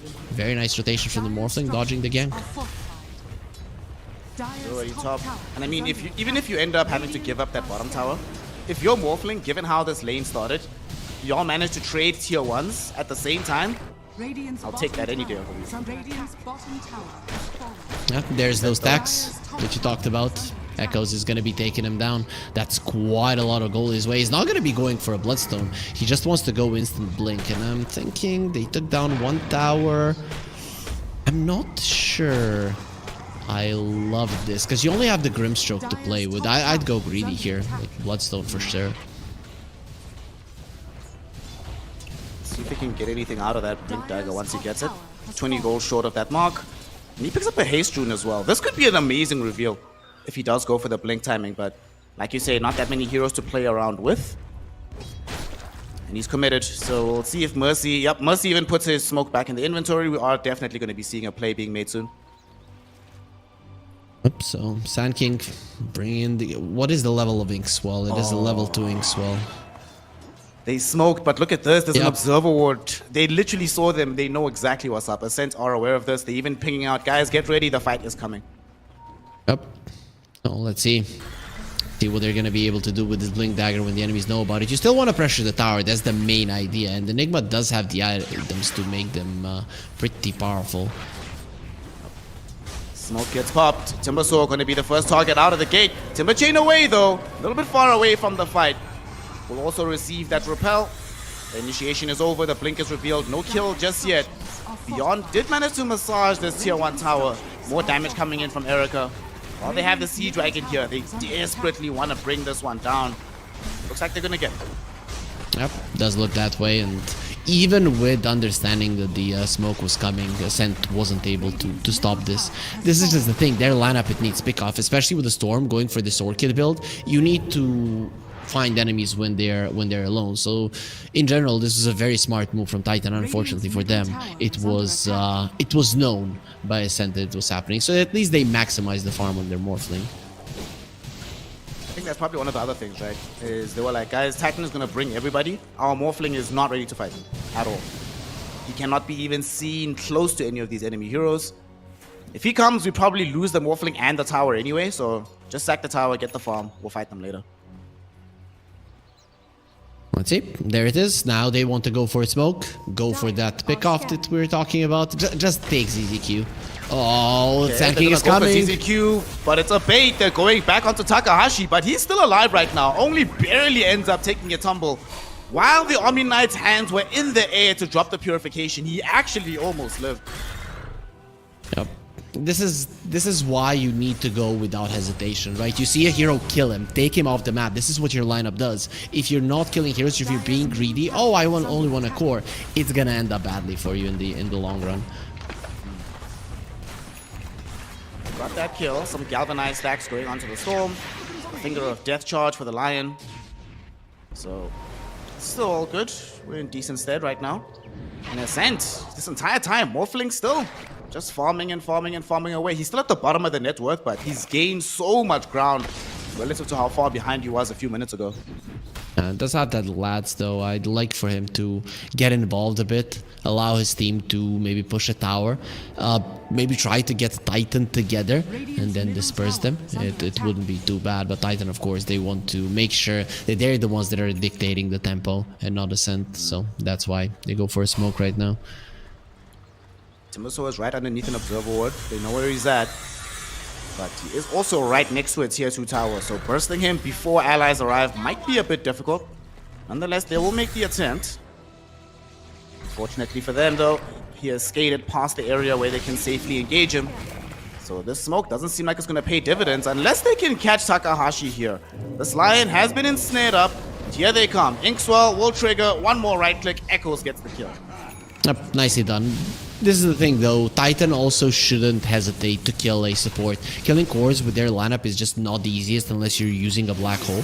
So you see a hero, Inkswell, Burrow Strike, kill, right? Just get him off the map. With that, you can play a little bit more easy and not really be afraid of what's gonna happen. Arcane Rune bottled up right now by Echoes. And he's building into the Bloodstone at the moment. If they can string together a couple more kills, maybe some uninterrupted farm time, could be able to find this, but looks like Ascent want to interrupt that time. And this time it's them walking into an area that they have covered with an observer ward. They know more or less where Erica is at. The line is drawn perfectly. They're gonna run right into him, Harry. Takahashi leading the charge. Smoke about to break, and there we go. Orchid out, Finger immediately committed. And they bring down Erica. Great initiation coming in from Ascent. Yep, this is what their lineup is good at. This time around, there was nobody to break their smoke. With their speed, they did manage to do it. They just need to continue doing this indefinitely, basically. This is what your lineup is good at, considering you want to delay this farm and you want to delay the timing where Titan gets all together. Because look at it. They have a drums and a pipe on the Enigma. In a 5 versus 5, Ascent will not win. So, shoving out the waves, getting pickoffs. That is the plan pretty much forever in this game. Well, the pickoff department just got a little bit easier as we now have an Orchid fully complete in the Storm. Do you miss the days of Orchid Bloodstone Storm Spirit? Yes, TI5, Orchid, yeah, yep, for sure. But Bloodstone is just not the same item as it used to be, so we have a built-in Storm Spirit Bloodstone now called Galvanized Axe. Gaben giveth and he taketh away. Then he giveth again. And no matter what, we complain the entire time. Of course. Dire's top Candy Loon. Okay, if he can make this escape, then he's an escape artist, bro. Unfortunately, looks like Houdini is not on the clock today. Candy Loon gonna get caught just before his TP was able to get him out. Certainly gonna end up killed here. This did take a while, even though it was 5 heroes. Maybe on the side of Ascent, they're thinking to themselves that, you know what, the next fight, Timbersaw is taking that much damage. We can turn things around, but this time around, there's nothing to do but watch him die and probably watch the tier 2 die as well. Echoes is that annoying friend that you have when you're showing the magic trick. He's just telling everybody how you did it, right? Nobody likes that guy. But yeah, they do. That was a very nice burrow strike that he managed to find the Timbersaw. Beautifully done. Also managed to find the Lion now as well. Takahashi got himself caught out, and he's certainly going to end up dead here. And Titan, they were able to sweep from bottom to top, but here's the thing. They didn't manage to put much pressure on the tower. So I think if you're Takahashi and you die under those conditions, you don't feel too sad about it. And the thing is, Ascent is not really utilizing the bottom lane farm. That's the thing. Those creeps have been there for quite some time. They've been dying, and you're not getting that farm. So overall, it is still a win for Titan. They controlled the bottom part of the map, farmed everything, went top, got the kill, and pushed out Ascent. So now Ascent, when they go to the bottom lane, they need to be careful how far they venture out now when they pushed away from the tower. Looks like all the Titan heroes, though, are grouping up to mount a push onto the tier 1 in the top lane. Grab some farm from the triangle on the way there. And Ascent, with no Manta on this Morphling, they don't have the Kaya yet on this Storm Spirit. I don't think they have the appetite to fight this. So another tier 1 tower will likely go down without much contest until Ascent feel ready to engage. That's gonna be a tier 1 gone, and you are pretty deep there on the Timbersaw. Surprised that Titan didn't try to make anything happen, especially because they have all of their spells. I'm guessing it's because of the Roche, right? You just make sure that you're on the side of the map, you walk into the Roche pit. We talked about Ascent not having any chances of winning a 5 versus 5, and if you come to this Roche, you might just be losing the game, so better to just stay away. They scan it out so they know this is happening. That'll give the Morphling a bit more freedom to just push out this wave. They're pushing in mid as well. However, Aegis destined for the hands of Titan. Probably taking longer than they would have liked it to right now, but eventually it'll still be theirs. I'm surprised that Grimstroke is not buying a shard. He's probably being greedy, wanting it from the Tormentor. But to be honest, in this game, there's just a solid amount of initiation that you're going to be able to break and allow some of your teammates to get their spells or items off. I really like it when they use Grimstrokes at 15 immediately with no hesitation. Especially when you're, like you said, you're playing with these heroes that can initiate for you. Dire's middle Yep, tower plus is under you're versus a Lion. He's going to hex somebody and you can remove that if you want to. It is a strong dispel. People tend to forget that. They sometimes think, oh, maybe it's a basic one or whatever, but nope, it removes every single stun, everything that can be thrown onto you. Yep. And he has the Instigate innate as well, or the Facet. Yep. So at any given time, he's going to be ready for that one. Top lane, Timbersaw. Candy Loon might be on the wrong side of the neighborhood, buddy. I think he's hoping to maybe force out a black hole. No, they're actually just turning targets. They're going towards the Sand King instead. Suki able to get the catch, and Echoes is gone. Another finger stack. A dominating streak being ended. So Storm Spirit now even closer towards BKB. Very good vision and movement in general coming out from Ascent. They understand exactly how they want to play, right? They're playing around the mid lane where Ascent heroes are gonna be passing when they're trying to get together, and if you find that little bit of an opening like this one multiple times, this is how your lineup is gonna get stronger. This is what you itemize for, this is what you're gonna be looking to do. I wouldn't be surprised if Titan gets a very early gem in this game, right? Just to make sure that they're not being spotted in it, because you die a couple of more times on your cores like this, and that could be the thing that costs you the game.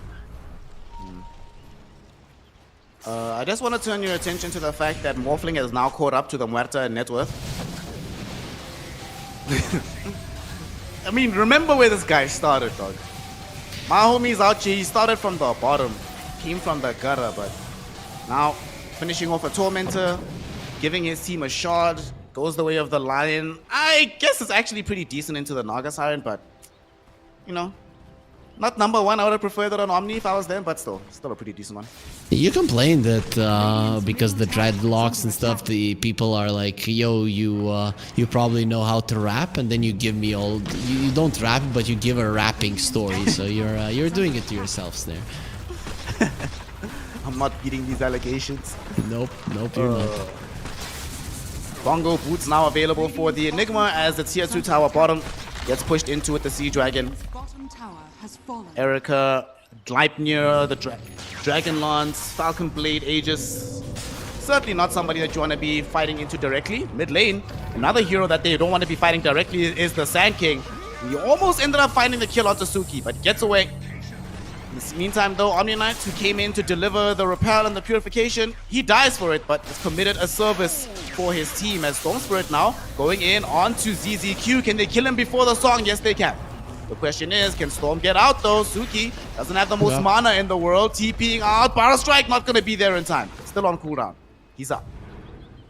One thing that the Omni needs to be careful in this game. Oh, they're getting more. Kind of a little lucky for him. He has the BKB, but that's a 9-second one down the drain. So either way, one thing that this Omni Knight needs to be careful in this game. Repel doesn't really have that huge of range, so you need to think if you're gonna get too close to the Storm for the Soulbind to connect between the two of you, right? So that is one thing that he is really going to have to keep an eye out on for. They used the Soulbind on him in the earlier fight. Lucky for him, the Storm was already out, but could have been quite dangerous for the Storm Spirit.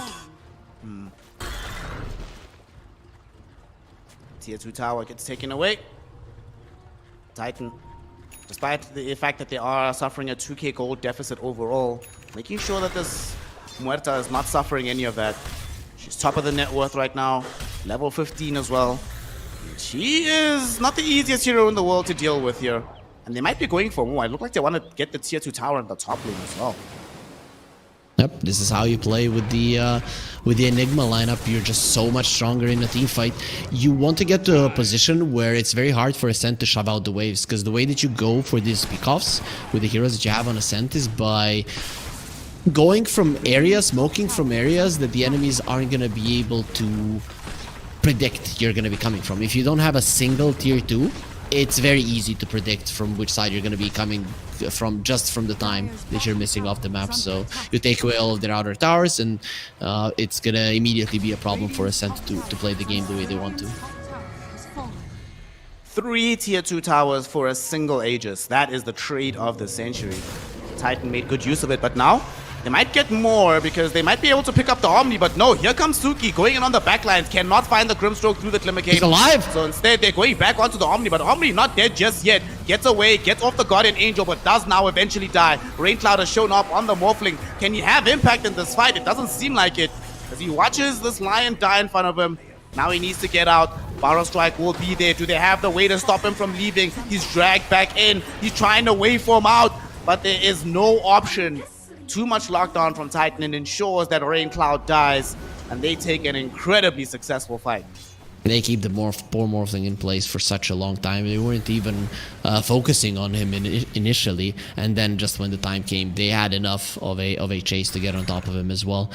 It's just so hard for Ascent to fight. This is the thing. You don't have any towers. You didn't defend them.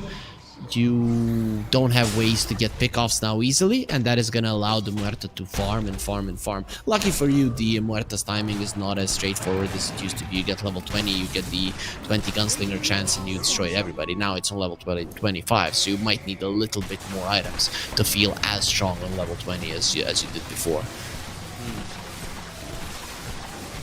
Now she has a BKB at the ready, so the question that she's asking herself is, which damage item do I want? What makes me the strongest? It would be so sick if she felt that she had enough time to buy the Revenant's Brooch. That item on Muerta is hilarious to watch, but I doubt it. She's probably just gonna go Hurricane Pike, Daedalus, these kind of items. Yeah, probably goes Daedalus. We'll see if he does need a pike. Suki jumping in right now with the BKB active. They were hoping to kill ZZQ, but they just don't have the damage. Naga Siren's still alive, and now here comes the counter initiation. Takahashi caught and killed. The rest of the team trying to beat a hasty retreat. Echoes, his Burrow Strike still on cooldown. TP away is on for the Omni Knight. Even if it wasn't, the repel was up, so you really didn't have anything to deal with it. The only thing you can use to deal with it is the Enigma Black Hole at the moment, but it wasn't ready just yet. In 50 seconds they're gonna have it, and in those 50 seconds he's gonna be dangerously close to his BKB. Ascent are being backed into a corner more and more here, and they really won't be able to defend the next Roche, I think. Let's see, Morphling gonna go for a Kanda, no BKB for him. It's still about bursting that first hero. Almost impossible versus the auras of the Enigma.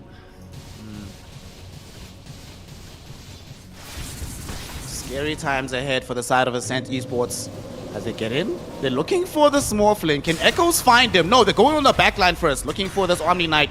I think they should be able to get him down. Calling silences him up. The right clicks from Erica, good enough to kill him. They lose nothing in the process. Ascent has to retreat into the base. And this is them doing this despite the fact that they're playing underneath Radiant Vision. They see them directly, but they're still not strong enough to fight them. You know, this greed from the Grimstroke that he didn't even go for the shard, is just going to be going for an Aghanim Scepter, is not going to be punished at all. And imagine what happens when he gets an axe. You create a Morphling illusion versus a team that pretty much only relies on magical damage. It's going to be a problem. BKBs forced from Echoes and Suki respectively. Unfortunately, Takahashi does not have a BKB, so he might be in danger. Repel will help him out, though. They got the Hex out onto Echoes. Echoes is falling low. Echoes is gone. There's the burst you were talking about. They leverage it onto the Sand King. They succeed in killing him. This was a chance for them to chase for something more, but you just have this way of retreating on Titan with the sleep. Now you have a chance, right? If in the next 2 minutes, when there's no sleep, an opening like this presents itself, Ascent can get themselves back into this game, and it will be perfect to do it right now when he's dead, because it's 20 seconds before the Roche spawns. They know this is the time to turn this game around. He walks right back. Erica, not what he was hoping for. He is dead, eviscerated in a minute. This Observer Ward, who planted this? IJSC. And he planted it 7 minutes ago almost, but it has proven massive, massive dividends. This is the ward that scouted the Muerta, enabled this move, and honestly has brought them back into this game. Yep. The problem is they're not that great at killing Roche. They're not bad, but I like for them to continue going for these kills. Their vision is quite good. The enemy's vision is only aggressive in terms of getting kills right in front of the enemy base or scouting smokes. So at the moment, Ascent are in a really good position. Not game-wise, that can be hard to read in a game like this, but just positioning wise where they are out on the map, not under enemy vision. They are controlling a solid chunk of the map, and Titan, with how the things have been going and them not having the sleep, are afraid to just walk into the Roche pit, so it's most likely going to be Roche traveling and being a Radiant Roche. Gonna get the tier 2 tower. Sadly, they weren't able to go back onto their side of the map to take their Wisdom Rune, but nonetheless, this is definitely worth it given the game state overall. And okay. Once again, look at this, even on the gold. In fact, win probability is trending in their direction according to Gaben. But this Roche, you should stop it, or at least force the enemies to use some spells on it. Because a slow siege with all the spells of Titan ready, it's going to be hard for you to defend that one. Sure, shoving in the bottom wave and forcing some rotations is fine, but this is... second Roche given for free. You didn't really do anything from it. A little bit of damage onto tier 3 and maybe a little bit of shove out on the top lane. It's not enough to justify letting this one go. Aegis now in tow for Erica. Has the full Hurricane Pike, building Moonshot first for the attack speed before leveling up a bit. Certainly some scary times. Enigma has the full BKB at the ready. Sand King trying to build into a Shiva's God as well. That being said, it's not like they are completely lacking in items from the side of Ascent. They managed to do a really good job in keeping their own net worths up. Like, their heroes are farming, man. The Storm is going to go for the Aghanim Scepter. Then you all of a sudden have Blue Hole in tandem with Lion, who now has a Blink Dagger as well. It could still get scary. They still have options to play with, even though they're going to be now dealing with, like, a Phantom's... what do you call it? The Dark Portrait, yes. From the Grimstroke, who just got ads. Yeah, I take it back. I think that might have actually been smart. We talked about it multiple times in this game that Ascent's lineup is very good at pickoffs. And at some point, you are going to start being very strong in team fights as well, and you're going to have so much burst potential that there's not going to be any amount of auras that will save anybody on the other side. So yeah, maybe it was a smart move if they can delay for another 2-3 minutes, maybe even lose a lane of racks. Let's say they lose a lane of racks, but don't lose too many heroes. I still think it's a good situation for Ascent. Bro, you're sounding like you come from the school of eternal envy. Guys, the game, just sacrifice the racks. Who cares? You know, that's when we really start playing Dota. Exactly. Because the enemies get super deep. They're getting their axes. You catch them on the retreat when they're losing their positioning, and then you're suddenly stronger. Well, I don't know about this one. They're smoked up into the mid lane from Ascent. Echoes, he jumps in. He only finds the Burrow Strike out onto this Timber Saw. He gets Burrow Strike in return. Enigma running forward with the BKB, looking for a black hole. Acronyms. On the south of the fight, though, they find and they kill the Grimstroke. Song to set things up, though. Beyond, waiting for the angle, gets the black hole. It's under 3 with the epi Burrow Strike connecting on top of it. Both supports dead in an instant. Raincloud at least able to get himself out. He steals away Echo's body. We'll have access to a waveform again in 3 seconds. Storm Spirit is busy zipping away. They got him. Do they have him? They actually have him? Is he actually dead? Deadshot sends him back. He dies.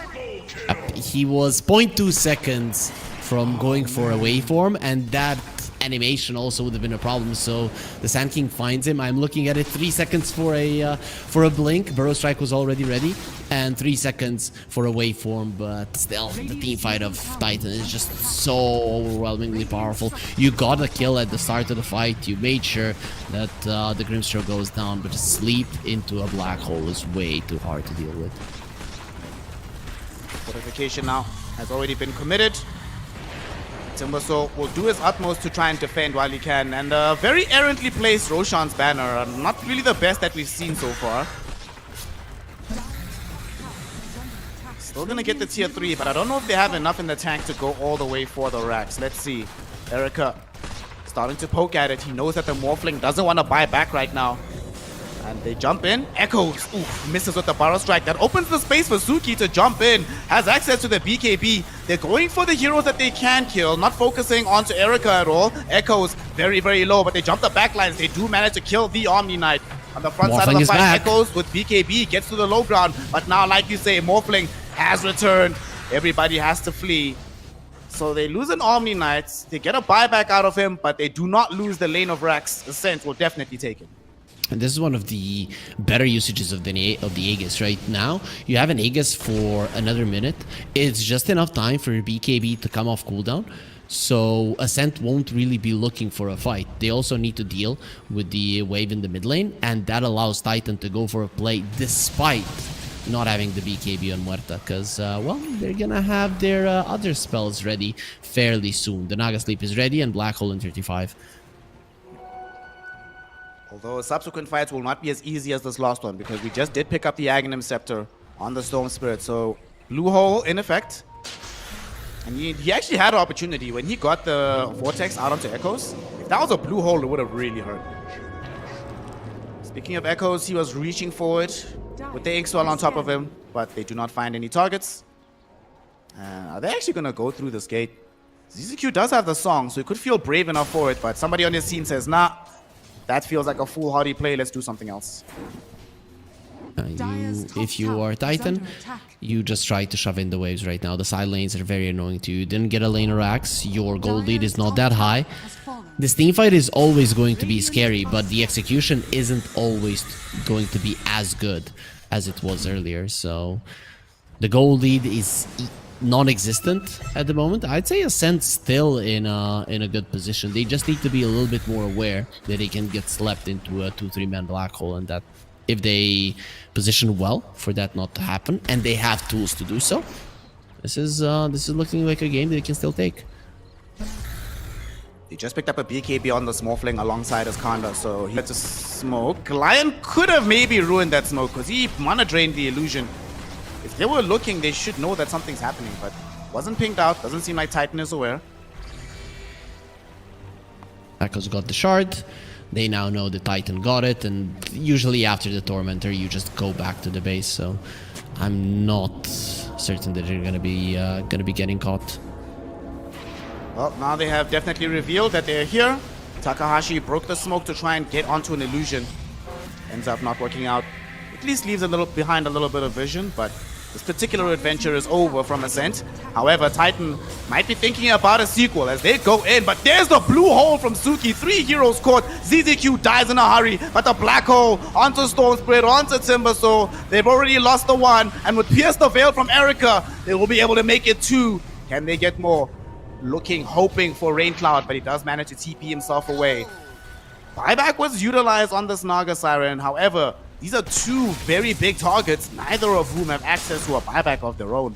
And for an Omni Knight, they're certain. For a Storm, they don't necessarily know about this, but he is like 350 gold away from a buyback. So what you do now, considering that you have a sleep, you just go, because you can always reset. There is no reason to stop. Sometimes teams will be hesitant. In this kind of situation, you do not hesitate. You go for it. Radiant's middle barracks 45 seconds, no Storm Spirit. Good luck, gentlemen. They go in, Hex out, onto Erica. They're trying to blow up the Muerta, and they do it! Got him! Ascent Esports, baby.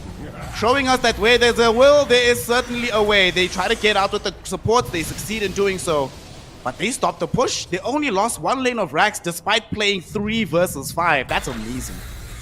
There it is where you should have hesitated, waiting for the Naga to come over. You had her buyback, she's coming over, and you go way too early. Takes a lot of time to get there on ZZQ, and that allows an opening for the Muerto to die. Imagine if he just goes for a sleep there, heals her up back to full, and it's a disaster. I'm really glad that Ascent went in, no hesitation, because that's their only way they defend the second lane of racks. If Titan comes over, you fight when the Naga is there when they reset.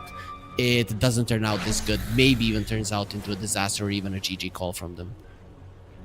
You've been saying that so many times this game, that this is the only thing Ascent could have done to avert disaster, and they keep doing it. Now, though, they're getting jumped on here. Unfortunately for them, there's a Omni Knight right next to the Morphling. Enigma falling very low. They forced the song out of ZZQ, but here's the jump in from the Storm Spirit. Didn't pop the BKB in time, though. He's not going to be able to find the immediate blue hole. Now they have vision of Beyond, but he blinks away. He should be safe and fine. Everybody else from Titan is out, and all they get out of this is a tier 2 tower. They didn't see him. He was right on the edge of the fog of war because it was nighttime. He went away from that ward, and the second he was away from the ward, the Storm knew he was somewhere close. When he got the blink away, that's the time we knew he was going to live. But now there's no sleep, so you are still in play as Ascent.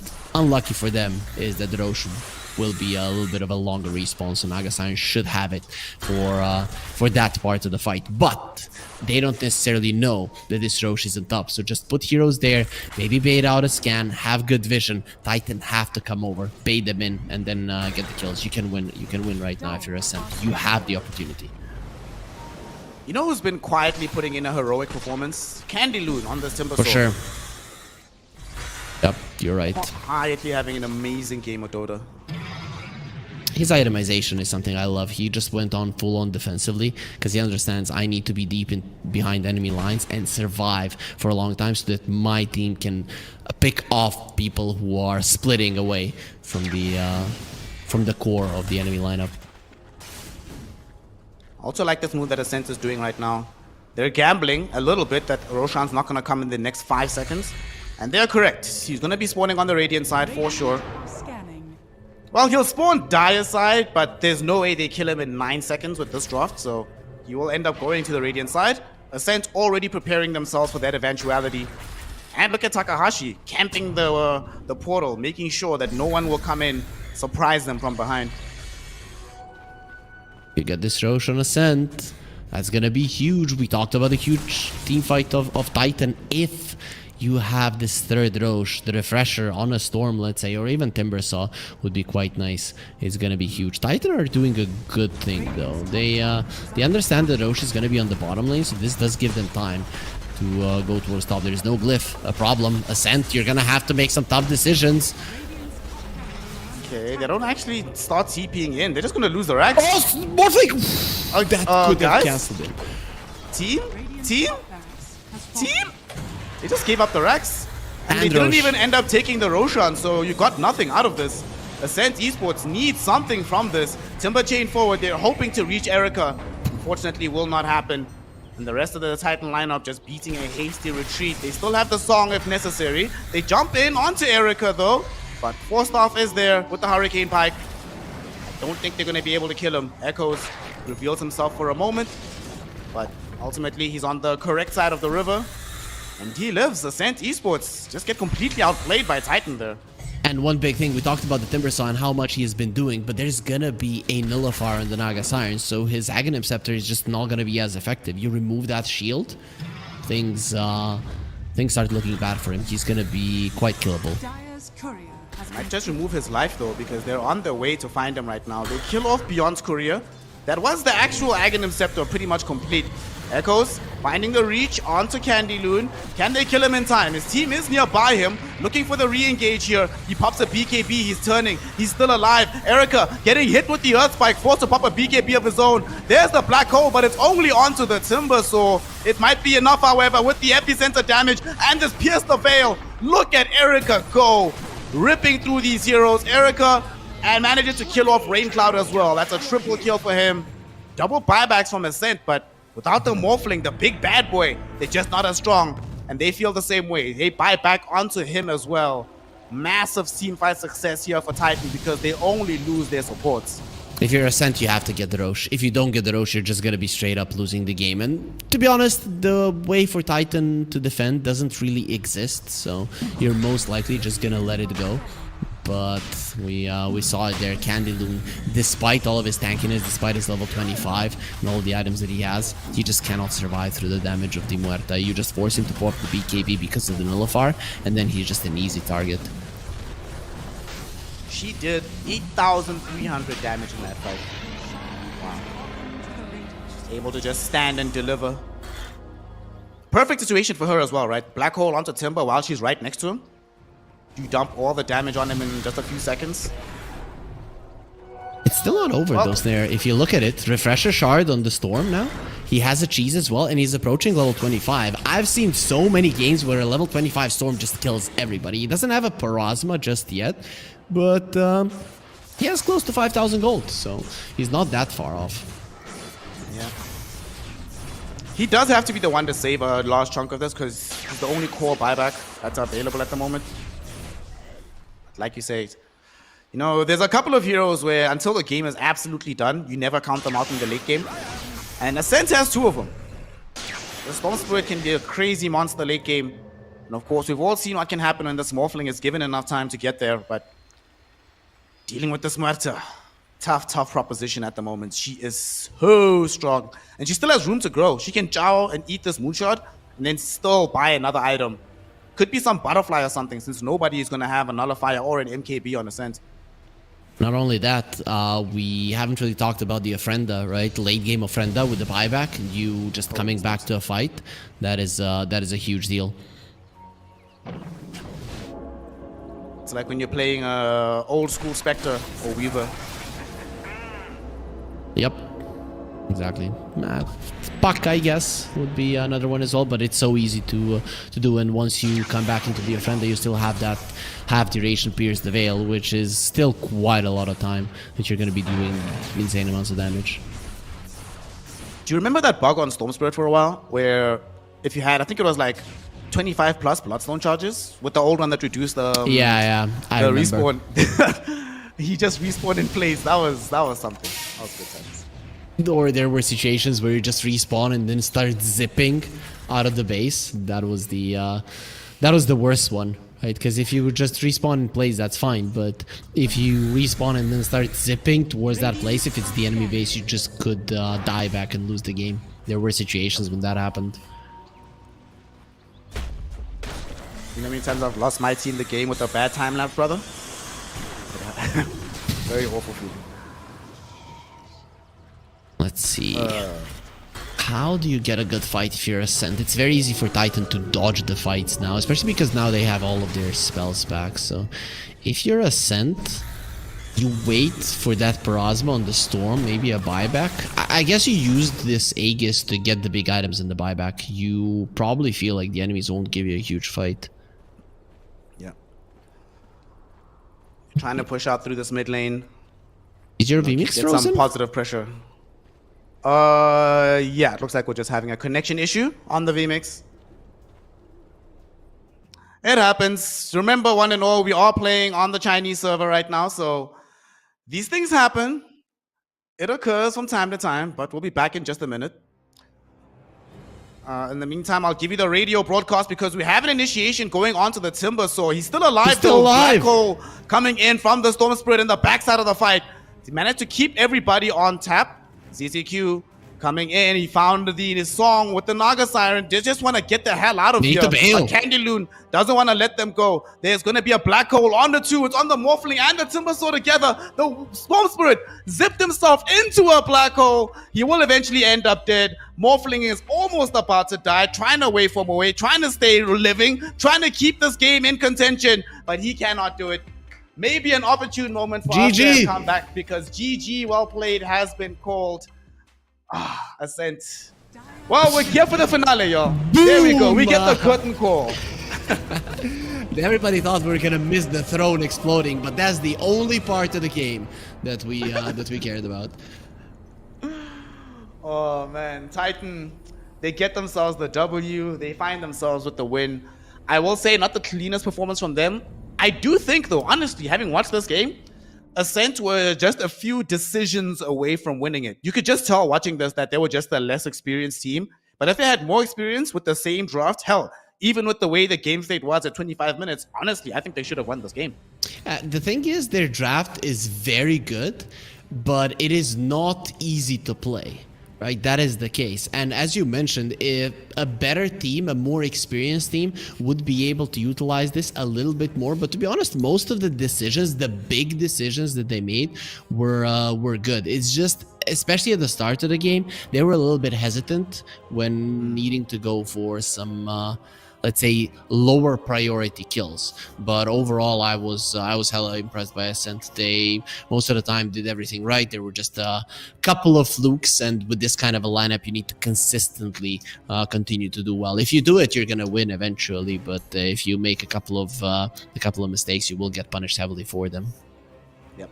For me, the key mistake that they ended up making, that Roshan fight, they should have just taken the Rosh, but they got outplayed by Titan, who realized, well, if we can't take Rosh, force them back into the base by pushing.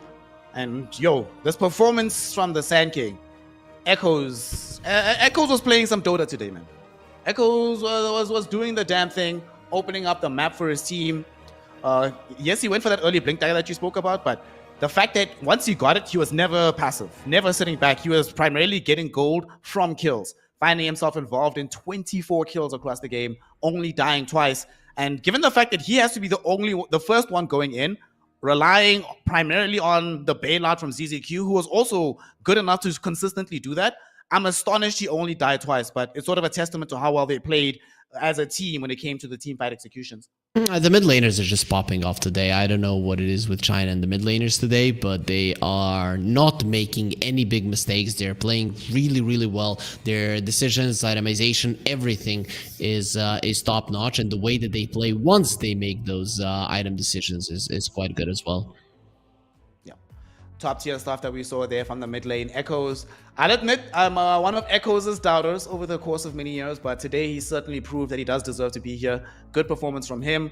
Great performance from Erica, but my MVP, personally, ZZQ. These Naga Siren, yeah, everybody plays the hero. It's kind of OP, but this is a demonstration of why it's so OP. Makes it so hard to choose which fights to go for. And if the Naga Siren is judicious enough to not always pop it for every fight, but only the ones that he has to, it also complicates things for the enemy, right? Suddenly, he's not always the priority target in the fight. What if we jump him? He wasn't going to song anyway, and we get Black Hole. What if we jump somebody else, but this time he is going to song?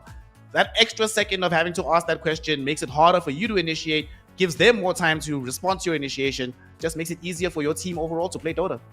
You see, everybody, this is how a carry player should act. Always give credit to the position 5s because they do appreciate it. But yeah, ZZQ really did play a good game. Good positioning, understanding when he needs to buy back. The one time where he had a bad positioning, he bought back immediately. So pretty much that one big mistake that he made was immediately salvaged. And the only time that he was not in position is when he was running towards Erica, who just decided to die all on his lonesome.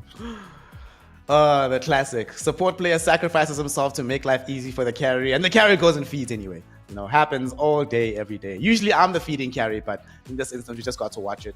Of course, that does put Titan one game ahead on their path towards claiming victory and going to Bangkok. But we don't know just yet if Ascent still has some more cooking in the drawer. Just given how good the strategy was, they just need a little bit better execution to make it all work out. We'll find out if they have what it takes after a very small break. So come back in a few minutes, Snare and Harry Freak, to continue the journey towards Bangkok here in the China qualifiers.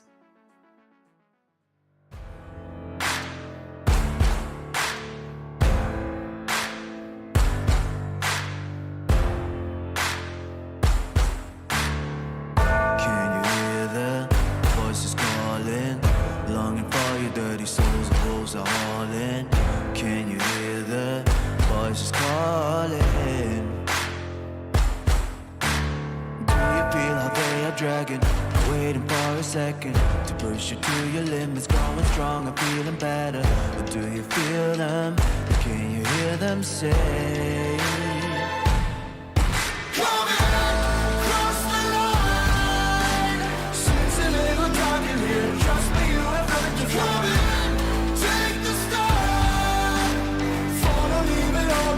Welcome to the other side.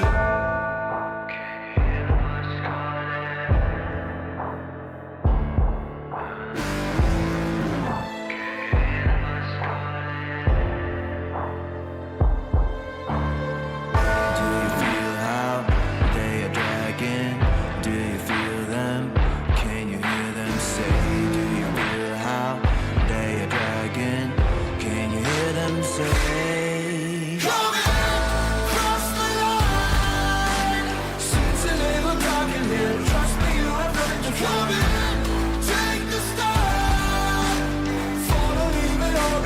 Welcome to the other side. Cross the line. Seems a little dark in here. Trust me, you have nothing to fear. Take the start. Follow, leave it all behind. Welcome to the other side.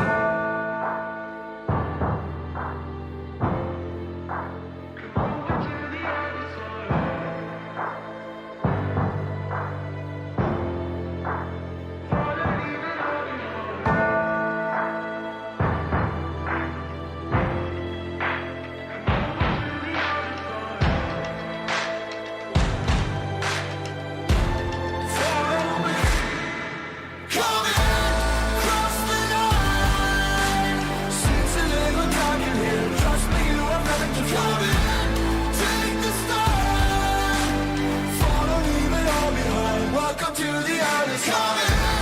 Cross the line. Seems a little dark in here. Trust me, you have nothing to fear. Take the start. Follow, leave it all behind. Welcome to the other side.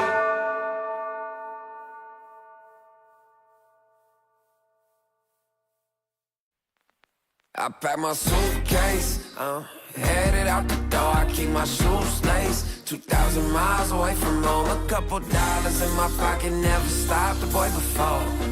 I load my bags and hit the road. Miles past, turning back, found my track, face the fact she a cold one. Never gonna settle for none. Stay up every night till I won. Don't want a slow rise now. I'm confident opulence isn't a long ride out. When I look back now, I'm astounded. A quiet boy from old age, but always felt the world was a stage, yeah. I celebrate one last late night. My old life ain't staying. I pack my suitcase, headed out the door. I keep my shoes laced. 2,000 miles away from home. A couple dollars in my pocket, never stopped the boy before. I load my bags and hit the road. I'm headed to LA.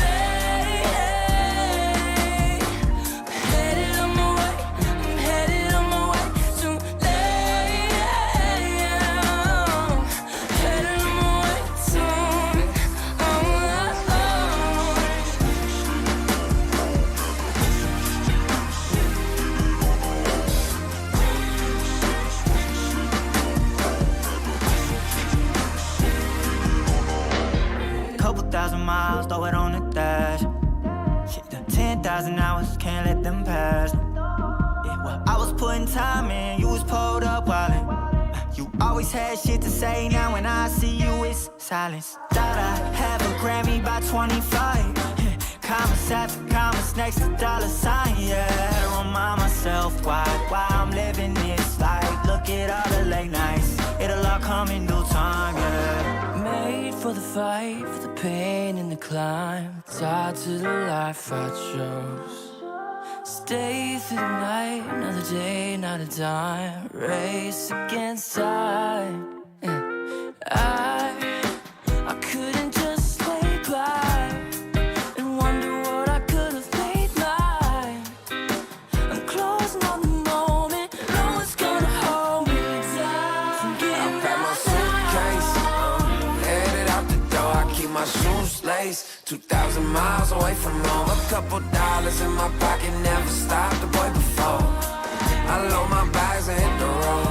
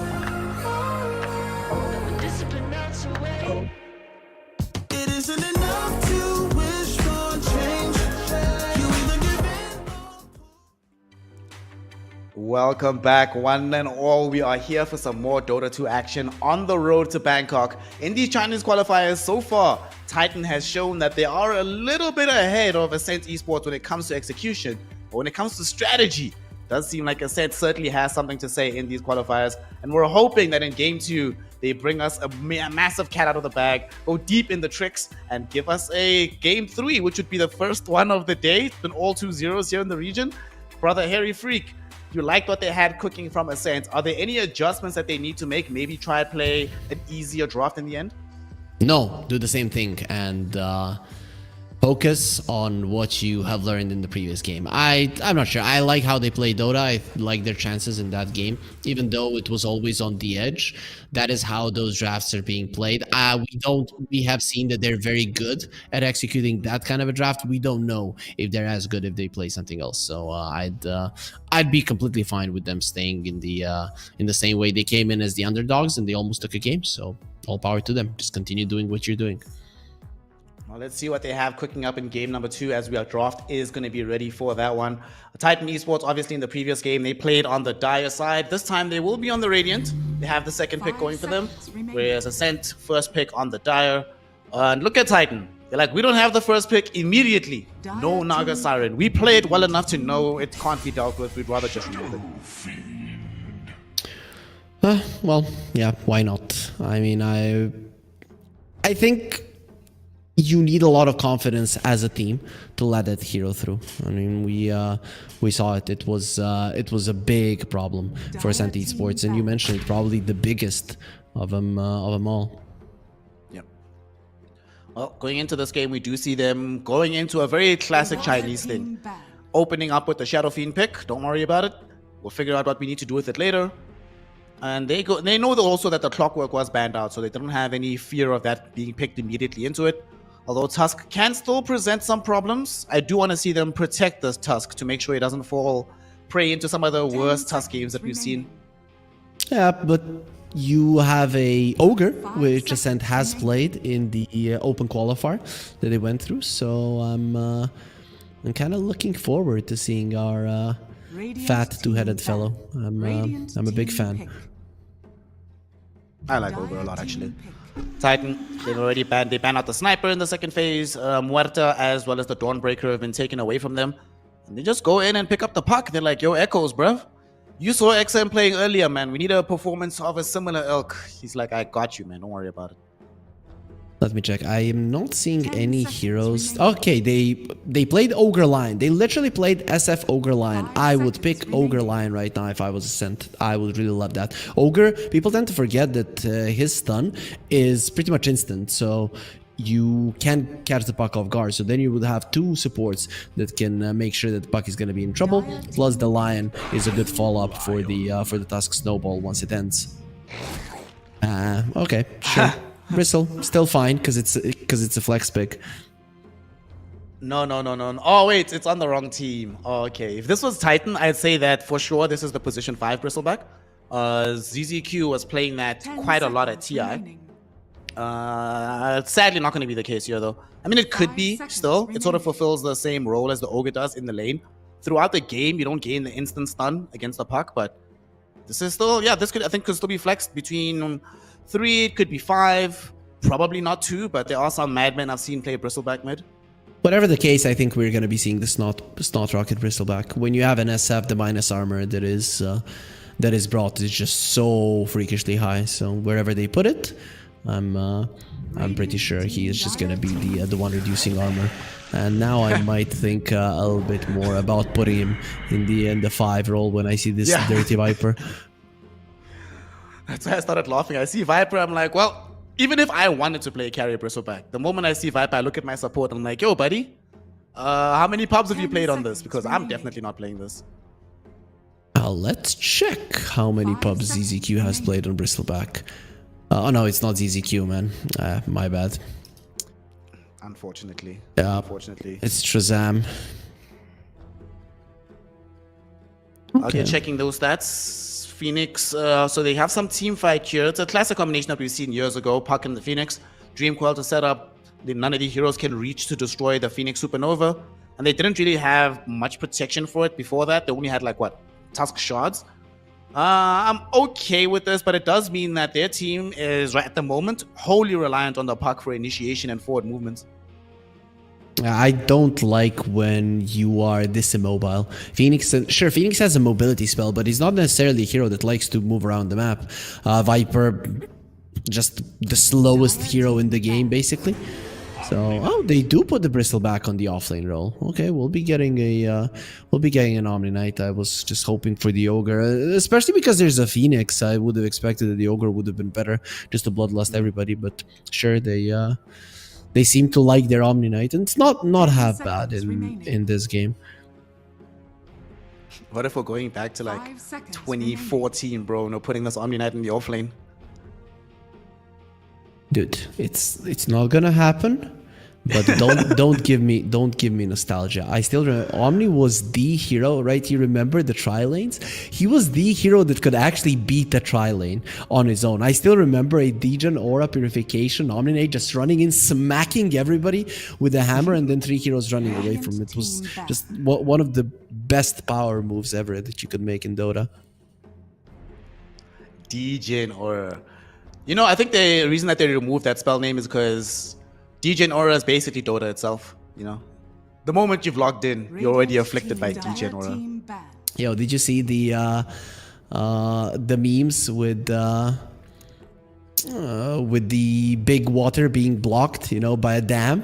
And then it was like League of Legends blocking all of the kids from playing Dota 2. And then the League of Legends guys made it all of the mentally unstable old people, Dota 2, blocking them from League of Legends. Oh, that's funny. Yep, so. All right, let's see what we got here. We need some. We need to decide who's going where on the side of Ascent. So we either need a mid laner or an off laner, or hell, even a carry. We've seen SF play a mid before. I would prefer a mid. I do think they also need, both teams sort of need some activity. Need someone to challenge this puck. You know what I would actually like? I would really like a Monkey 5 King. I don't know if they seconds play remaining. Monkey mid, but I think a Monkey King could work out really well for them here. Pick. There you go, Shaker. I like this maybe even more than what you recommend, because the Lion now doesn't have to get close to the puck, and I do like multi-layered initiations. This is why I would have liked the Ogre as well, to have some extra stuns versus the puck when there's a snowball save, 10 right? So seconds now with the Earthshaker, with so much AoE stuns between the Lion and the Shaker, there is a very good chance that 5 even if the seconds Tusk has a blink, blinks into one to snowball, he just runs into a stun. Yep. And it's something that you talk about all the time, right? Wanting something to await the Tusk once he arrives with the snowball. Of all the heroes I do not want to drag multiple heroes into, it's certainly an Earthshaker.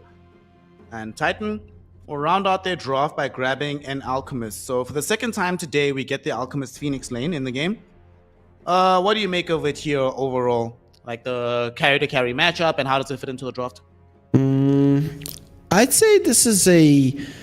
Alchemist, you can never really look at him as a carry-to-carry matchup, because it's all about timing for this hero. And I think that Alchemist can hit a very good timing. We saw it today with an AC versus an SF lineup and do really well. But once again, I think Ascent in terms of draft, I'd rather play their draft. It's not super easy to execute, but because of the lack of mobility on the side of Titan and the way that both the Viper and the Phoenix don't really like to move around the map quite a lot, that could be problematic for them for the first 20 minutes when the Alchemist is not going to be joining any fights. Another thing as well, in the previous game where we saw Team Turtle play with the Shadowfiend lineup, they had some issues with damage in the mid game. That's not going to be a problem here. You're going to have quite a lot of damage for a substantial portion of this game. You're not going to get out-tanked just heads up by Titan. Yeah, there's one thing though. Titan have pretty solid lanes, right? Side lanes especially, right? There is a chance that their side lanes stomp. If you're not careful, the acid spray even with the Phoenix can be a problem. I mean, we saw it today already.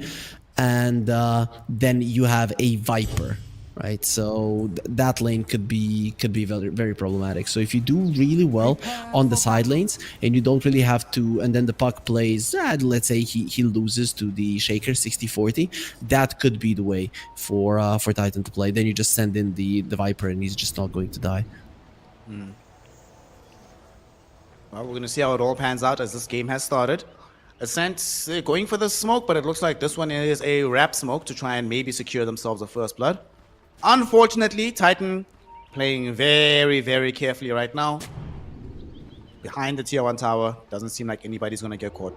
You don't want any shenanigans in this game if you're Titan. You understand what your timings are, when you need to hit them, and how you need to play the laning stage to make that happen. So everything you do, you want it to be calculated. This move, sure, you have a Tusk, but I guess you're not too afraid of dying. The worst thing that could happen is a stun from a Lion or a Shaker just stopping your approach. What do you make of this observer ward that Ascent planted down bottom? The one just in front of the tier 2 tower? Let's see, what do they have as a support? They have a Lion. They want to see when the couriers are coming. I think that's about it. There's not much to think about it. It's not going to give them anything else other than some courier kills. Okay. Which is good. See how it all pans out.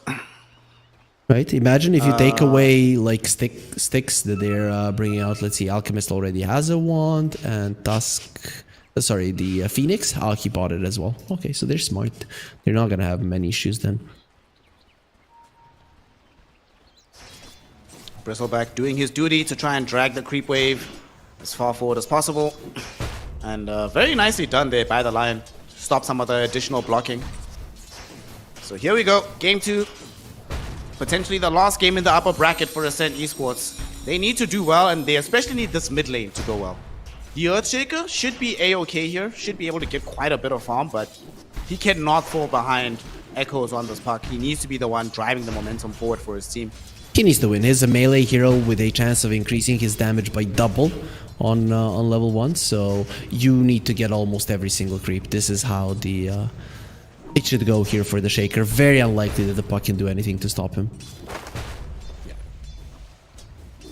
Suki did perform quite decently in the previous game as well. So, oh no, this is not decent though. First blood drawn, as they managed to find the life of this Omni Knight.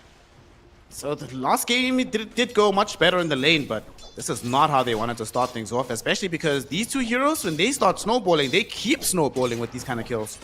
Viper didn't really get any CS because that, but the lane is in a good position, and they didn't block the camp though. Wait, okay, it is blocked, but it got unblocked by the Omni Knight. So the main thing is that Beyond didn't use that much mana, so he can go in again. Oh, Cloud losing a lot of HP here. Does have the Fairy Fire to pop, but he will still end up dead.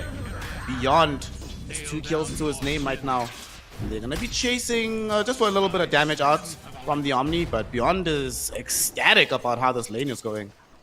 I really want to see how this pans out. So I think the idea from Ascent is let's fight early on to force out the Viper of using his poison attacks with level 1 poison attacks so that he doesn't have that much mana. The thing is, he had so many mangoes, every single one was given to him so that he can continue to do this. And now when he hits level 3, I really want to see if this approach of being super aggressive versus a level 1 Viper with only 2 heroes is going to be working out, because seems to not be the way to go. I'm the Viper here. I'm pretty happy with how things are going. Now I can just farm for free. The SF is going to be the one that's put under pressure, playing very far away from the lane. And down bottom, Erica also needs to watch himself here. They might actually be able to kill ZZQ, but they don't want to commit the Hex until they get the 3rd stack going on the Quill Spray. If they had the 3rd stack already, I think they would have gone for it, but as it stands, they just back off.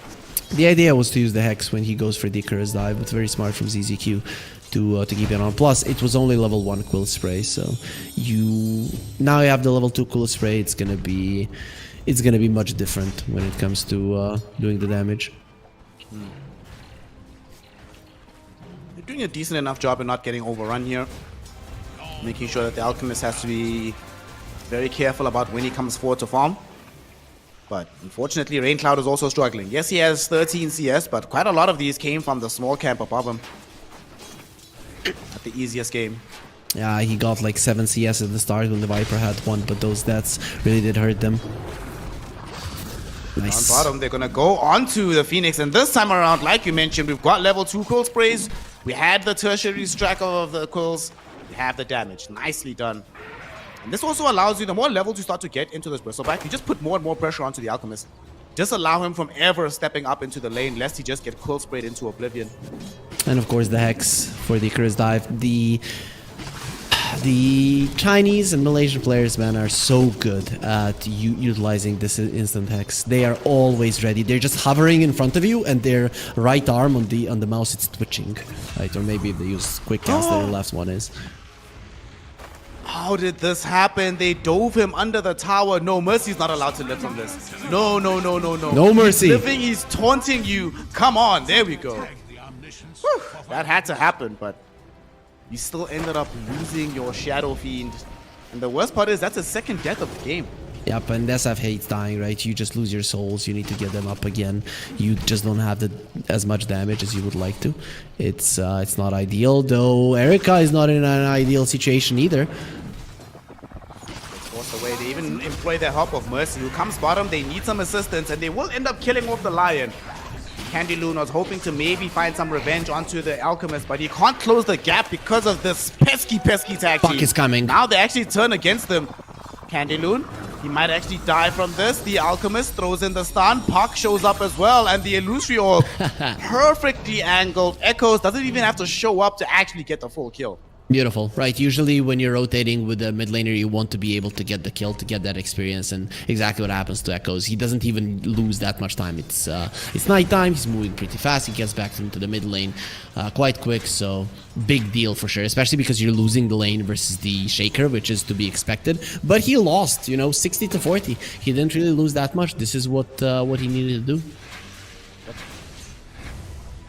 He lost the lane, but now because of that kill, the net worth has been recovered completely, so he's all good, feeling himself. And Ascent Esports, it's starting to feel problematic. You've lost all of your cores except for this Earthshaker. Now, they're hoping to make this kill happen onto Mercy. Fissure at the ready, it drops them both in, him and the Viper. This could be disastrous for Beyond as well. He's in trouble. He's actually going to die here. One more right click was needed, but the Rays will get there first. Raincloud getting some much appreciated revenge against this Viper in the lane. Ah, what a nice fissure, man. That's beautiful. The contribution of the mid laners from their long range spells has been quite cool on the respective safe lanes. Yeah, I don't think this Phoenix is going to die though, and this is a positioning that you don't want to be in as a Ascent supports. Just TP out from the Omni Knight. He's a-okay. He's fine. And they're actually bringing Mercy to the top lane as well. So both supports are in the vicinity. ZZQ. He's dying light. Okay. Kind of awkward. Oh my gosh. Mercy forced to come in and help him. How did he get here? He Icarus dived. Okay, there we go. There's a path open. Down to 192 HP, in fact, he dropped down to. But he's fine, mate. He's fine. Who's not fine is the Puck. Because while they were all doing this, it turns out that Takahashi and Suki were ready to commit the full salvo of spells. They kill off the Puck in the mid lane. Imagine you're this Puck, you're thinking, where the hell are my shitty supports? What are they doing? They're getting killed by a stack. That's the downside of the dying light, it's not being able to turn it off, right? So he went to de-ward the sentry, it wasn't even a ward, and then he got blocked in by creeps. Would have died if there was no help coming. Speaking of death, Erika, I think, is about to die down bottom. He gets hexed up. There's going to be the spells coming in from Rain Cloud, and they have made it happen. Ascent Esports in Game 2. The early laning phase, especially for the Shadow Fiend, was not looking solid, but now here they are trying to mount a push on the tower, open up the map in favor of their team. Yeah, all three of their cores are doing well, and actually that move on the Viper to just fight him level 1 ended up going well, right? So it's not that bad. Very nice repel just in the nick of time. Suki just breaks the coil, and that coil does absolutely nothing. So your ulti as a Puck won't be available. They do manage to at least defend it here on tower bottom. The Alchemist showed up, threw a stun onto Rain Cloud, dissuading him from going for the full push. So just a half damage that they'll have to accept for now. The thing is, you can now dive if you're Ascent. You know that there's no call, so the big turnaround spell is just off the menu, and the Shaker already has a blink, so it's time to make a play. It's pre-9-minute blink, not something that you see too often nowadays. Pre-9-minute blink on Earthshake. Alright, I need to go check the stats on this one, but looks like a fight might break out. So the time afforded for me to go and do some digging is not there. But okay, nothing's gonna happen. Alchemist does come top, but they had an observer ward right in front of the Twin Gate. They see him coming, they back off in time, they're all okay. Yep. Nicely done. Alchemist isn't really getting the amount of farm that you like. He's still top net worth, but it's not a big deal. Of course, this is a good place for him to be. If you step out, he's gonna be coming for you, and he's farming quite aggressively on the enemy side of the map. But he better run right now. They see him, and he's the big target here. Suki is in the vicinity. Oh my goodness. Dude, if he had actually, ZZQ had an opportunity, if he threw out the Fire Spirits, he would have actually cancelled the Blink Dagger on Suki. But I don't think he knew exactly what the positioning was, unfortunately. So, fortunately for him, though, Suki did not decide to make the initial jump. He's TPing bottom, though. They know that the Alchemist went there. Alchemist putting some pressure out onto Candy Loon, channeling the stun. There's the fissure. Oh no, he almost stunned himself, but he does end up getting it out. In the meantime, Viper Strike onto the Earthshaker. Suki dies before he can have much impact. Dreamcoil stalling out the Lion as they turn their attention towards this Bristleback. He does have a repel on top of him, so he's quite strong. However, the repel does not last infinitely. And as it goes down, so does he. 2 big kills for Titan, whilst defending their Alchemist in the process. And it's not over yet. Takahashi doesn't have any mana, doesn't have a TP, has no way out of this one. Will be surrounded, will be killed. In Ascent Esports, what seemed initially like a decent move turns into absolute disaster. Yeah, Shaker used the fissure onto the Viper as well. It cancelled his Blink Dagger because of that, and then he got caught by the Tusk from the side. Viper keeps his distance, you cannot use your spells, and your Blink Dagger reveal ends up doing absolutely nothing. This is just a pretty unfortunate turn of events. It was fast, but also very nicely read by Titan. Also, speaking of the Blink Daggers, it is in the... I didn't see the exact time that he got it, but it's in the top 9 timings for the Blink Dagger. There's only been 8 of them so far in this patch. What, before 10 minutes? So he's the 9th one. Okay. Sounds good, sounds good. Or he's at least the 9th one, but yeah, that's... It's still an okay position for Ascent. You still have that Blink Dagger. Sure, the enemies know about it, but blinking in and killing somebody is the way to go. One thing we haven't talked about is Ascent's lineup is very bad at taking towers unless the SF makes himself involved. So you might not be the best lineup to utilize this low mobility of Titan, because as long as the towers, the tier 1s are standing, the mobility is not going to be an issue. You can TP wherever you want, or you can use the twin gates, like what they're doing right now, to just move around the map. You can also move around the map smoked up, as Ascent are doing at present. They want to be able to find somebody with Suki. They find Phoenix first, but they did see the Illusion Orb so that they know that the puck is hiding in the wings. Man, if only they had made that move 3 seconds earlier, because then they would have seen Echoes being the one that was running forward. Maybe you hex and kill him before he can respond. Dire's top tower But has fallen. nothing to do now. There's the Arcane Rune on the Shaker. He would like to ulti. Erika knows. He just knows that something is up. Will get himself into a safe position, TP away, and just farm a huge amount of stacks that was made for him. Okay, he has 3.5, 3.3450 right now. I want to see how much he'll have after all is said and done. 4.8, around 5, I guess. Ah, Alchemist. Listen, I'm a carry player, and even for me, this is kind of disgusting.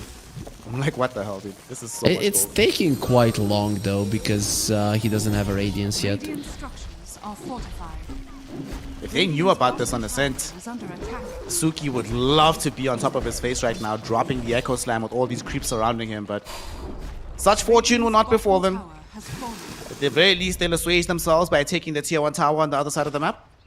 We're like, he's gonna have 5k gold, yeah, in 3 minutes when he's finished with those stacks, because he's really taking a long time. Doesn't even have mana for his ulti.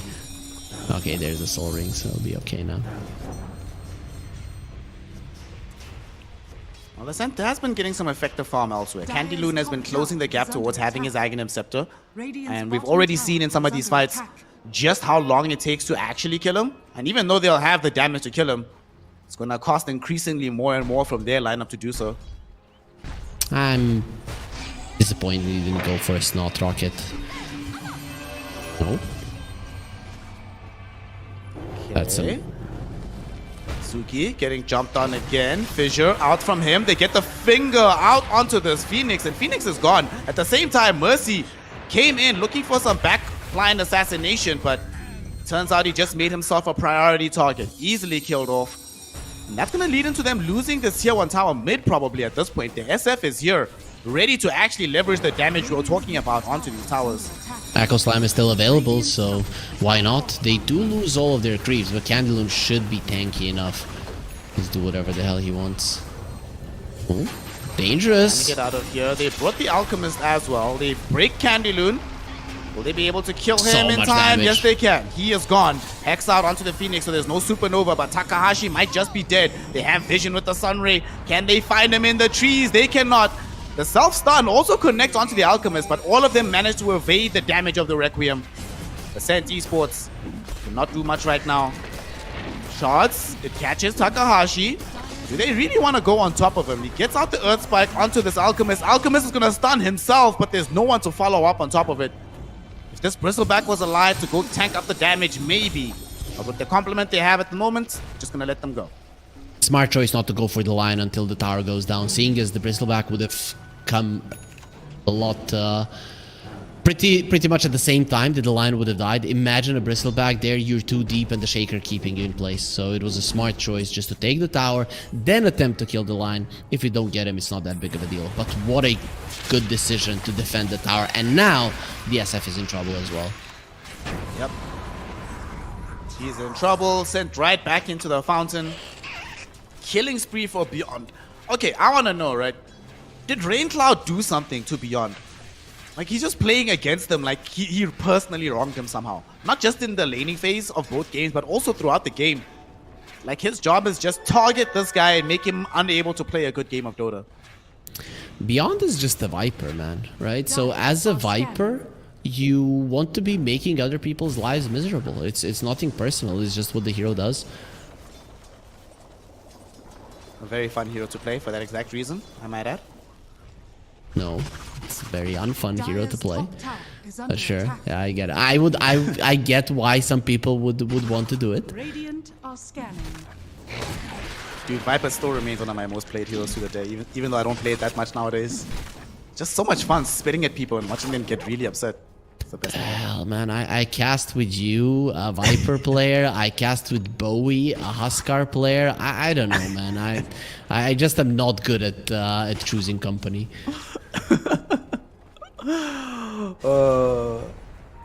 17 minutes in, 5k lead. Of course, you do have an Alchemist who is inflating that somewhat, but it's still quite clear that they are in general control of this game. So the question is for Ascent Esports, what's our next port of call? Do we just wait, dodge until we get our BKBs online? So let's see, a BKB on the Shaker I think is the most important one. And the SF isn't even going for it at the moment. He was thinking about a Hurricane Pike, now has changed into an SNY. Please don't get an SNY. It's just not that good of an SNY game. The Hurricane Pike I like a lot more. You need a way to get yourself out of the shards. If you have that, it's gonna be good enough. So yeah, I would say that a 4-staff on their side, preferably a Pike, and a BKB on the Shaker are necessities for them to play, which is not gonna be allowed because Titan, they smell blood. You know, right then and there, he definitely wish he had a BKB. Might have survived that, but fortunately he does not, so he dies way too quickly. Another funny thing about this SNY, Is under attack. it technically kills you faster in this game because they have Sunray on the Phoenix. So, okay, he changed his mind again, going back for the Hurricane Pike. Thank you. Thank you. Wait, are you seeing this too? The effigy of the Earthshaker just flying in the air? No. You're Like right in front of the tier 2 tower. Okay, it just disappeared now. yeah, I believe you, man. There was a dragon right next to it as well. I know. I know, you're right. You're right. Oh my gosh. As I was about to take a screenshot, Earthshaker respawns and it goes away. What can you do? Yeah, I know it happens all the time. Anyways, this is now the timing for Titan, right? Because they're so far ahead. They are an Alchemist lineup. It's around the 20-minute mark. This is when you get the momentum with them.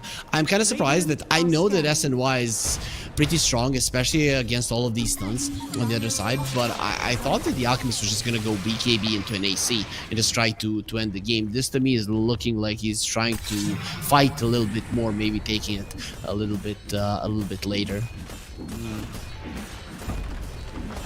Not going for BKB either, so this is going to be his solution for the chain disable coming in from the Ascent lineup. Speaking of set disable, now it begins. Hex out onto the Alchemist, but they come in. Very nice punch from Mercy. Sunray though, whoa, look at the damage that was dealt by Candy Loon with his Aghanim Scepter. Mercy gone in the blink of an eye. I'm surprised he just went in like that. I thought he was gonna wait for them to wholeheartedly commit on the Alchemist and then jump in and snowball save him, but decides to just give his life away. Not the biggest of deals considering so many heroes from Ascent came over. And very good movement though from Candyloo not to get super close to that high ground. You have to be careful though. Suki is not involved in this fight. He is bottom. Oh, click on this Earthshaker. He did not buy BKB, my brother. He bought Midas. In the meantime, he's needed for this fight because they did manage to find the Viper Strike out onto the Shadow Fiend. He has forced off to the high ground if needed. He put it in with the Bristleback. He gets forced off the way, doesn't get all the damage out. Suki waiting, hoping for an option to engage this fight. The Requiem will be there. It pushes back the Alchemist, but they forced out the Supernova. They're retreating from that. Earth Spike holds the Alchemist away from the Shadow Fiend. As the Supernova pops, it sort of draws a line. Both sides retreat to their base to lick their wounds and fight again another day. Okay, so Shaker is thinking he's going to be winning this game later on, and with him not even going for the BKB, but rather for Shadowblade, that it is going to be pickoffs that he goes for. I'm okay with the idea. I can't say I love it, but it is an idea. You don't know if it's gonna work until you try it. But the problem is that now it's not completely in your it's not in your power, right? If the amount of pressure comes in early, if you lose the Roche and everything that comes with it because of this pickup, it's gonna be a problem. Listen, if Ascent win this game off the back of the decision to go Midas, off the back of harassing the Viper in the earlier stage of the game, to force him into a different way of playing, Like, it seems crazy, but if this ends up working, dude, then honestly, I'm gonna give them game 3 automatically. They'll definitely be in Titan's heads at that point. Radiant are scanning. The thing is, it's not looking very likely that they're going to be winning this game. Though the win probability is 50-50, but the goal lead is slowly getting out of control. I think this is one of those games where the gold lead is mostly going to be predicated on defensive items percent. Like, if they have one BKB, even with this gold lead, I think they're fine. They can still fight. However, if the gold lead increases and it prevents them from getting to those BKBs, then we have a very big problem. I think their idea in this game is just to be very greedy with the items, not really get BKB super early. And with that greed, farm even more, get to a point where once you buy the BKBs, you're definitely going to be stronger. That's not going to happen for another, I'd say 12 to 15 minutes. Would be, you know, the rough estimation of it. Unless, of course, Titan makes a mistake, dives, and loses a huge fight. But yeah, you can see that the Shaker is going for a Shadow Blade and the SF is going for a Butterfly. So both of those things show me we don't want to fight, guys. We just want this game to go long. I mean, to be fair, Ascent has 3 players from Southeast Asia, from Malaysia, and that region is known for the late game right Tower now. is under attack. So settle in, folks. Go make a cup of tea. We're going to be here for a while, especially considering that Titan, they themselves, their Roshan take, their tower take, not the fastest in the world. The Roshan is fine. Towers, yeah, pretty bad, but Rosh is quite solid. Well, they might be fighting around Rosh, though. Suki trying to TP out, gets stunned, gets killed. And I didn't see how these heroes got here. They were pushing in from the tower, but why did they go so aggressively forward? They got found by the Tusk, so they shoved in the wave and they thought that they were going to be escaping through the Twin Gates, but Mercy is just going to be on point. He has been hunting them. The thing is, you don't have a lot of mobility on all of your heroes, but 2 of your heroes, the Puck and the Alchemist, are pretty speedy to move around the map, so they're almost always going to be able to connect. First stages of the game now in the hands of Echoes. Alright, so now the new plan for the fight. Ignore this Puck, try to focus and kill this Alchemist if we can.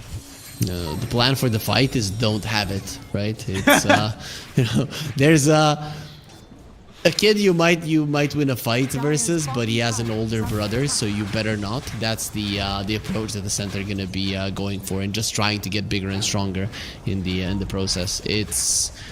This is not a fight that you can take. There's still a lack in mobility in the 2 heroes that we mentioned, the Phoenix and the Viper, and you try to utilize that to shove out the waves on the map to delay the game as much as possible. They're smoking. It looks like they haven't caught this memo about the buff big brother, because they're on the way, and they have an observer ward that scouts that Puck is not with the Alchemist. So if they could find him, they could kill him. But unfortunately, Titan, they back off, they smoke themselves. Observer ward out, Titan, this is their area. Takahashi, he reveals first, and they're gonna jump on top of him with the Alchemist. There's gonna be the Echo Slam, though, onto the Viper, onto the Tusk. Both of them dead in the blink of an eye. The egg, will it be destroyed? Yes, it will. Candy Loon takes it out, but unfortunately, they cannot keep the Shadow Fiend alive. And this Alchemist, he's big, he's bad, he's rolling forward. He wants the Omni Knight, and he's gonna get him. It's a triple for Erica. I don't know how much further he wants to chase for this, though. As Candy Loon is playing like he has backup, but in the meantime, he's all alone. This debate might have actually worked, however. Jump forward, Alchemist finds the stun. It's onto Candy Loon. Now they know for a fact that he's all alone. Erica gets an ultra kill, baby. And despite Suki doing his best to salvage that fight, this Alchemist right now, too strong with the BKB active. Suki is the only reason they're still in this game. If there was no that huge echo with you getting 2 heroes, and you get a perfect one, you get the Tusk, the one that would have saved anybody else in that situation. You get the 2 of them, you delete them. You don't delete those 2 heroes, the egg doesn't go down, you don't get a single kill, you probably lose every single one of you, or just as much as you did this way. And it makes the game almost impossible. This way, you're still keeping yourself in it, and you've delayed a solid amount of time on the Aegis without losing any of the tier 2s, pretty much without taking any damage on them either. Sure, it's not an ideal thing, but Suki saving the day for now. Raincloud is a better man than me. After that fight, he's still gonna commit to finishing this Butterfly. After that fight, I'm immediately buying my BKB items, dude. But he's a better player than me. What can you do? Just don't allow fear to control you, and maybe you can be better than Raincloud. think But they it's always made a like this. decision. Yeah, they made a decision what they want to do in this game. That's their plan, and I'm liking that they're sticking to it. If you just start changing your plans, then a lot of the items that your teammates have bought are also not gonna make a lot of sense. Like, guys, I have a BKB, sure, but your shaker doesn't. So what do we do now? How do we make something happen? Your bristleback also doesn't have a BKB. A lot of the things can go wrong because of that. I will say, despite the fact that this Alchemist is obviously crazy farmed, he's very strong on the map right now, the rest of his lineup, they're keeping parity on the side of Ascent.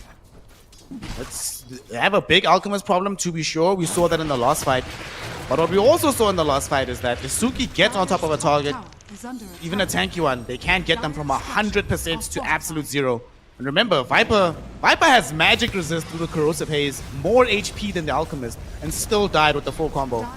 So there's still possibility. Suki can still save this game. For sure. I mean, there is a lot of potential on the side of Ascent. They are also, a lot of the times when you would see a 13k goal lead, you would expect the enemy team to be itemizing to stay in the game. No, Ascent are itemizing to win.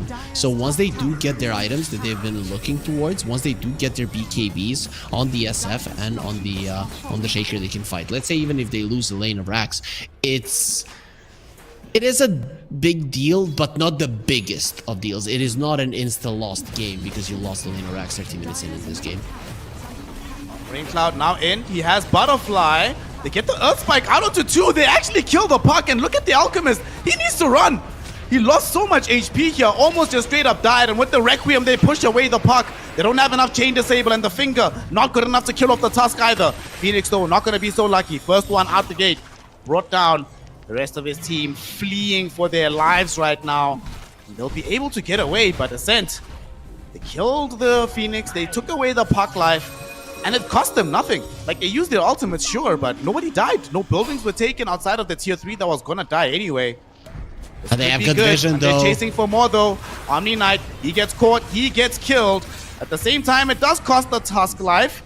Oh, Alchemist. Dude, Alchemist is actually crazy. He jumped forward. He doesn't have BKB, but he still feels they can do this. I don't know about this one, gang. Erica channeling the stun. Help is coming. He doesn't have enough mana. Cannot really contribute to this fight. Here comes the puck. Throwing in the coil onto this bristleback. But PB, with the assistance of his team, able to turn around and kill off Beyond. Puck realizing he can't do much more after the Dream Coil has been dropped. Forced to beat a hasty retreat. They're And chasing the the Lion puck. being dead means that they cannot kill the puck. It's going to be fine. Yep, usually people tend to not do this, but bristleback players are crazy, man. They see red. It's kind of have the facet to do that as well. So, but big deal for Ascent. They did buy back the Omni Knight, which could be a problem, especially if he dies close to the Roche respawn. That just means that right now he needs to be very defensive in his positioning. His life is just so important, and you know, those SF is not even buying a BKB, man. This is greed on another level. Dude, he's going for MKB. What a god, bro. What a god. He's looking and he's like, you know what, the only reason this Alchemist is alive is because of the Radiance burn damage and that pesky evasion. So fine, and you get rid of that burn, get rid of that evasion, and just kill him in the next fight. And the Shaker is not going for a BKB either. He's going for an Octarine. If you get a Shard on the Shaker, and I think maybe he should, even though you are a core Shaker, a Shard would be quite nice. Shard with an Octarine core is very hard to deal with at any point in the game with a core or support Shaker, because you're controlling the fight so nicely. The Fisher is pretty much always on the ground, and those mini stuns, even from the aftershock from the Shard, are a hard thing to deal with, especially now when he has an Arcane Rune. But let's see. No Tormentor. He is not gonna have money for the Shard just yet, so at least during this Arcane Rune, he's not gonna have that. You know, I just realized something. Whenever I cast with you, like an underdog game with a Chinese team, right? You always get something really cool that you're always like, wow, I didn't expect this, but I like. I started with Yakult's brothers and their drafts that impressed you so much. And now look at Ascent. Underdogs, a losing game, but you don't itemize like this if you believe you're going to lose. They genuinely think that they have what it takes to win the game. That's why they're going for these aggressive items. And I can hear it in your voice. You're liking what you're seeing.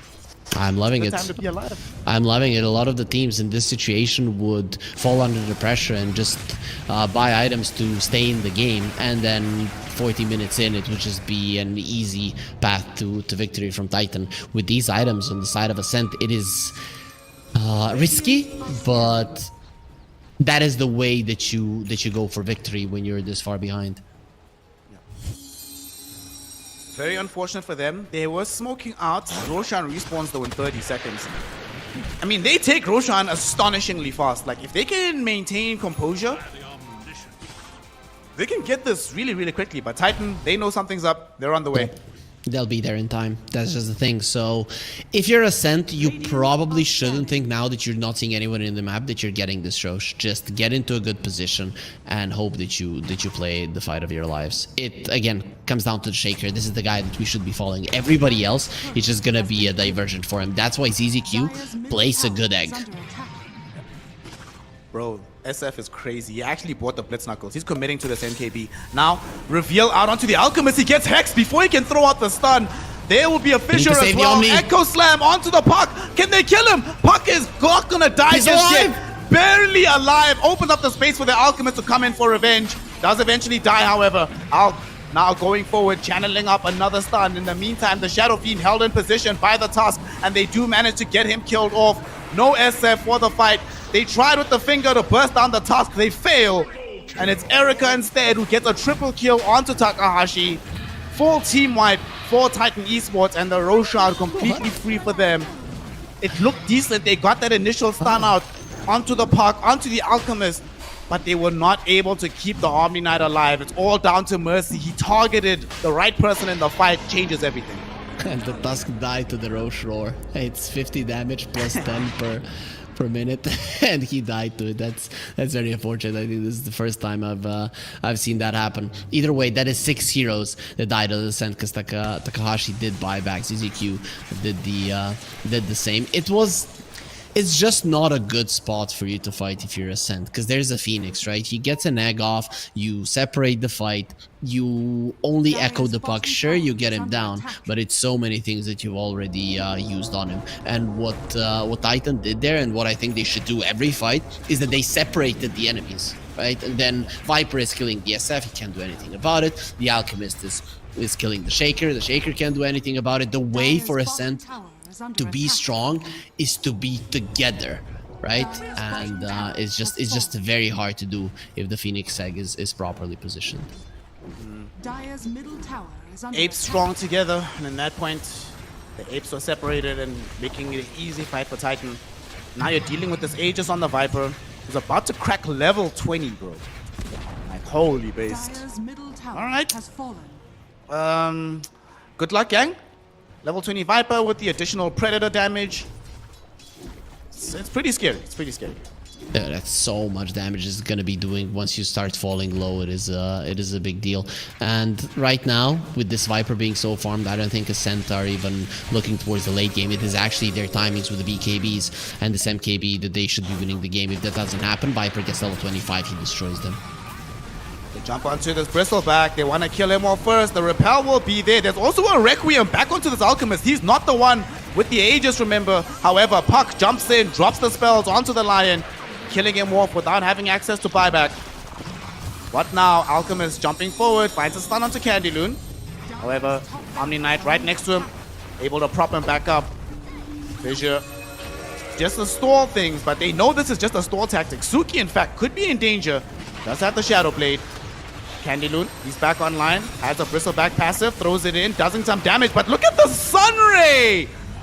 Burns through his face with Beyond right next to him. There's no Bristleback available. Suki died as well. Candyloon recognizes that this is over, and they throw in the towel. GG, well played, has been called. Ascent dropped down to the lower bracket, and Titan demonstrating that they are a contender, and they get the clean sweep and progress to the upper bracket of the competition. Not gonna lie, I expected them to do better. I don't know if Ascent are that good or if Titan aren't as good. as some of the other teams. I know they got directly invited, but I expected them to cruise through this one, or at least I wanted them to do so if they are to have a chance later on. Ascent will go up against Spiky Gaming. I think they beat them in the second open qualifier though. No, they beat Evil Rabbit. Okay, they didn't meet each other, so that's gonna be a very interesting series. I think it's gonna be very close. But this is a good performance from them. I'm happy how they went for it, but in the end didn't really calculate well enough when they should go for those BKBs. I still think the MKB was a little bit of an overkill. Yeah, I could get on board with the butterfly, but the non BKB after that, I don't know about this. Well, they gave it a good shot. They were trying to play as aggressively as humanly possible. They ended the game with only one BKB on the team, chilling on this bristleback. At the end of the day, though, like you say, given the experience levels difference between themselves and Titan, given the pedigree difference just in terms of the names on the roster, one would have anticipated that this would be a blowout. But both games were fairly close. Came down primarily to decision making and some teamfight execution, but the overall strategic vision that they're bringing to the game from Ascent Esports, I like what I'm seeing. Honestly, they just need more time in the oven, cook, figure these things out a little bit more, understand when the timings are for defensive items. I think that's what hurt them in this game. Had they actually had a BKB, like see that last fight around the Roshan pit, imagine they had a BKB there on the Shadow Fiend, how different that could have been, right? If he was actually able to, because half the time what he had to do with the Requiem, he was Requieming in advance, right? Hopefully I catch the puck as he's jumping in. Hopefully I catch this tusk as he's jumping in. But if I have the BKB, I can dictate when that Requiem happens. You must now play around me. The fact that they couldn't do that, I think, also made it difficult for them to fight, right? Because like you said, they kept getting separated. Suki has too many things to do. I have to kill the enemy, but I also have to protect my SF because he can't protect himself. It's strange how many problems in the game can be solved by BKB. The thing is, I understood what they were doing. We have a nominate and it's fine, but then come to a decision. You are buying BKB, I'm not, or I'm buying BKB and you are not. That's how it should have been between the two of them. But because their decisions for neither of them to get it, then you're even putting an Omni Knight at risk, because instead of just focusing his positioning on staying near DSF or near the Shaker, it would have been easier to be near DSF, but either way, he is having to look at what to do. Then he sees the Shaker being caught, he starts running towards him. At that point, the SF is being jumped, and in the end, he ends up doing nothing, puts himself in a bad position and dies. So, it's just a little bit more of a communication between those. But as you mentioned, in terms of strategy, in terms of understanding what their lineup is good at and how to pursue victory, they have shown that they've got what it takes. Well, of course, they're going to be dropping down to the lower bracket. Titan progressing through the upper side of things. One question actually for you quickly. Who's your series MVP coming in from Titan here? I think it has to be the Puck, right? It has to be Echoes. He played such a good first game, and this second one performance was at least decent. He was quite annoying, jumping in, jumping out. I would give it to the mid laners. The mid laners have been impressing me today the most. Mid laners have definitely been playing well. I personally might want to say Beyond, just because of how impossible he made, like, having a player that can invalidate 10 to 15 minutes of the enemy team's carry reliably and consistently, that feels very good. But throughout the game, yeah, Echoes was certainly on top. And that was the debut of Titans, able to get themselves a 2-0 here. As Harry mentioned, they were an invited squad here. They did not have to come through the open qualifiers. But now teams have some tape on them. It's available. You can see their drafts. You can see how they like to move around the map. So I doubt they're going to have as easy of a road once it comes to the next portion of the upper bracket, which they will be playing fairly shortly from now. There could be a couple hours break, but then we're going to be seeing Titan back in action again to try and get themselves into the upper bracket final. Of course, that again means a very elongated, quite a substantial break coming in between this one and the next. However, when we return, we are going to be witnessing Titan taking on Guazhou. And I know Harry is happy about that because we finally get to see our boy Paparazzi. That's going to be in about an hour, so go grab some water.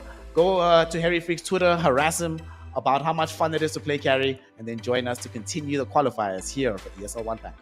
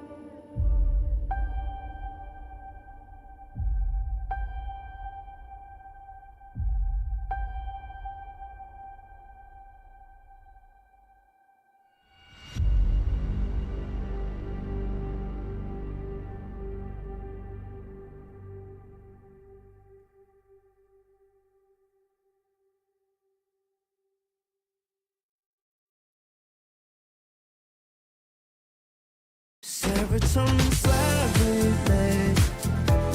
Sequin in the light, involving your energy. Riding through the night. Serotonin slide. Slide on over here by my side. Stars up in your eyes, deep down. Caught up in this chemical high. Angel, can you take me high? I'm on fire from the dopamine. You're all I need tonight. Promise I'll give you all of me, darling. Serotonin slide with me. Sequin in the light, involving your energy. Riding through the night. Serotonin slide, slide, slide. Serotonin slide, slide, slide. Serotonin slide. Slide up out of here like we're tired, but really we just about to get wired. Loving at the speed of light. Your body, I can help but admire. I'm on fire from the dopamine. You're all I need tonight. Promise I'll give you all of me, darling. Serotonin slide with me. Secret in the light, involving your energy. Riding through the night. Serotonin slide, slide, slide, slide. Serotonin slide, slide, slide, slide. Serotonin slide, serotonin slide, chemical high. Dopamine dive, love, take it higher. Serotonin slide, chemical high. Dopamine dive, love, take it higher. Serotonin slide, chemical high. Dopamine dive, love, take it higher. Serotonin slide, chemical high. Dopamine dive, love, take it higher. Secret in the light, involving your energy. Riding through the night. Serotonin slide, slide, slide, slide. Serotonin slide, slide, slide, slide. Serotonin slide. Think about it every night when I close my eyes. You're on my mind. I try to quit a million times, but it takes me high. Like you're so divine. You give me everything. Don't know what's happening. I need you like medicine. You're my everything, everything. And when I think about us, sweet lullabies, I wanna keep this moment here forever. No goodbyes. And when I think about us, sweet lullabies, I wanna keep this moment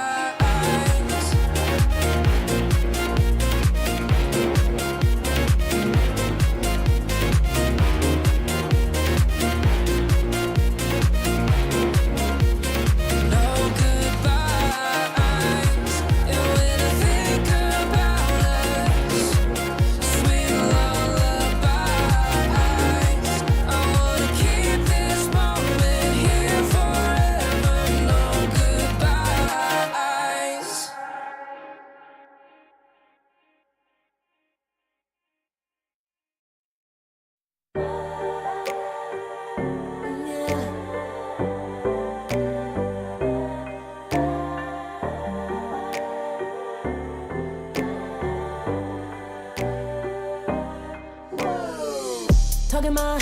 I've been working all year, getting by. Looking for the high, taking all my time. Breathing in new life, feeling fine. Like I don't gotta be something society wants me to strive to be. Got my own energy. So magnetic in the spotlight. Shaping my own world with my own mind. Don't talk about me unless you alright. You gon' see I'm finna real free, protecting my energy. Gotta protect my mind. I'm breathing in new life. It's time that I realize what feels good ain't always right. Making changes, I got me a new strut. No more settling, I'm running out of good luck. Never chasing, I attract, I'm busy going up. If you see me, come correct and keep it on the book.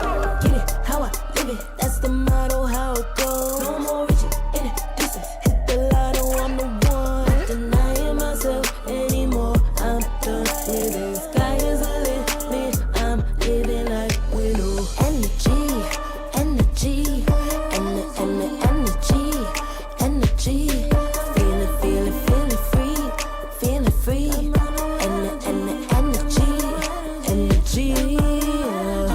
Gotta protect my mind. I'm breathing in new life. It's time that I realize what feels good ain't always right. I'm feeling good, feeling free. Feeling good, feeling free. All I need is me and my new energy. Feeling good, feeling free. Feeling good, feeling free. All I need is me and my new energy. Feeling good, feeling free. Feeling good, feeling free.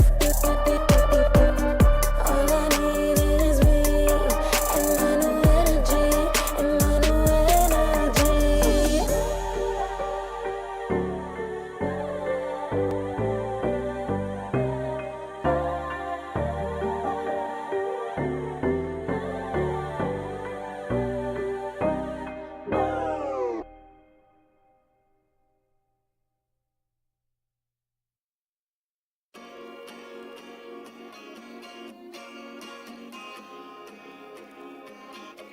Yeah.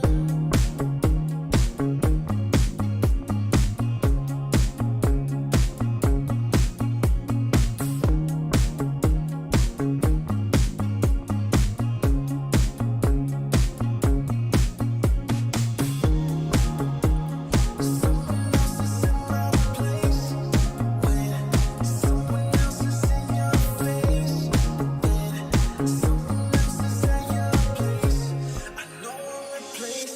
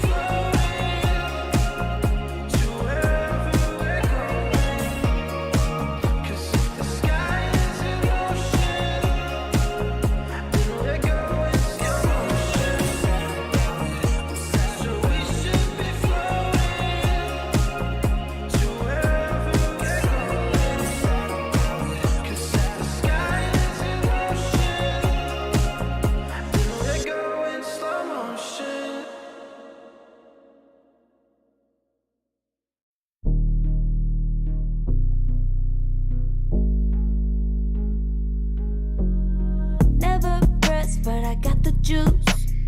Taking the lead, that's just what I do. I made mountains move with one hand tied, and still this world ain't satisfied. Everywhere I go, they stop and stare. I tell the truth, I take it there. Call me vicious, persistent, overzealous, that's fine. Main character energy, I stay taking what's mine. You need a foot on the gas, so put my name on the line. Main character energy, I'm just taking what's mine. And it's written in the stars, I'm a king like my sign, yeah. Reason the bar, the jaws drop like a surprise. Don't be mad about it. Don't be mad about it. I don't play the game, nah, I make the rules. Cards close to the chest and I don't play no fool. Don't be mad about it. Look, yeah, my name stay in the mouth. Legs got broke, they said cast her. I'm the 911 response in a disaster. I don't ask, I just take. Treat the world like a man, I just blow them away. Yeah, I'm a #1 fan. Don't need a bark, I'm a bite. Switch me on, dark need light. Don't need pity, don't need spite. I just plop, plop, plop on sight. Could take your girl in 2 seconds. I just flash her a smile. I make petty look pretty. They run an inch, I run 3 miles. You need a foot on the gas, I'll put my name on the line. Main character energy, I'm just taking what's mine. And it's written in the stars, I'm a king like my sign, yeah. Raising the bar, the jaws drop like a surprise. Don't be mad about it. Don't be mad about it. Don't be mad about it. Don't be mad about it. I don't play the game, nah, I make the rules. Cards close to the chest and I don't play no fool. Don't be mad about it. Don't be mad. Don't be mad.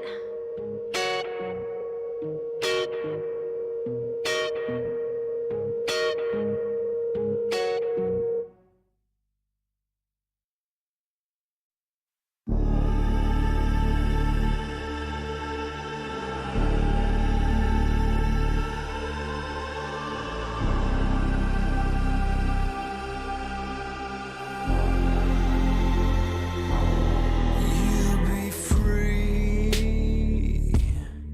when I set you free. I breathe you in, but all your sins won't disappear. You can see it's true that I want only you when we'll break free together. And me. Take me in your arms and let us rise high up to the stars where we can fly. So come with me and pray. I want you to play my games and fulfill my black desires. So break my heart and leave me. I only need your body. So I'm saying I'm in love with you, but I don't care much about you. When you've gone, I would find someone new.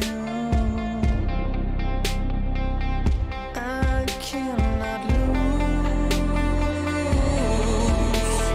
Fall into my arms and let us rise high up to the stars where we can fly.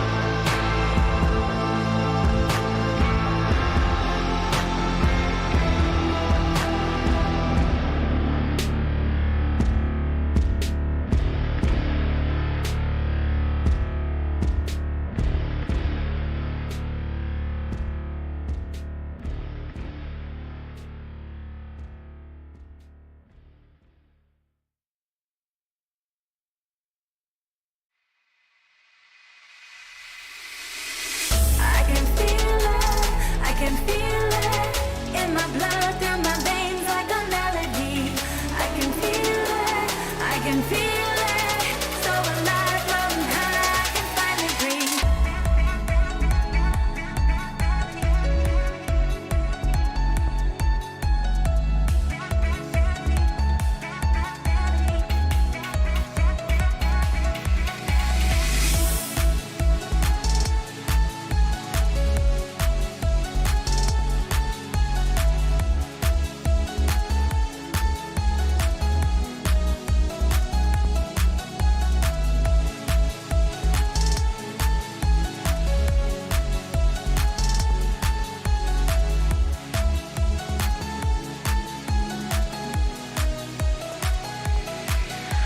Lately, I've been feeling lonely.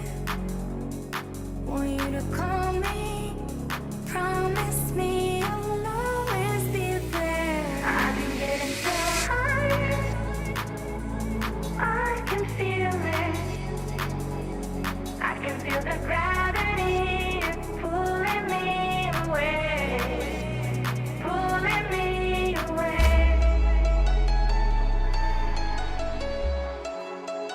Pulling me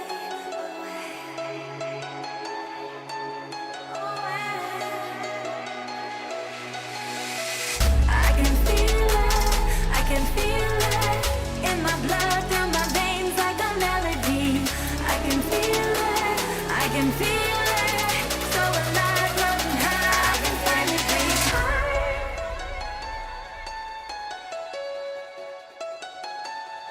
I can feel the gravity pulling me away, pulling me away.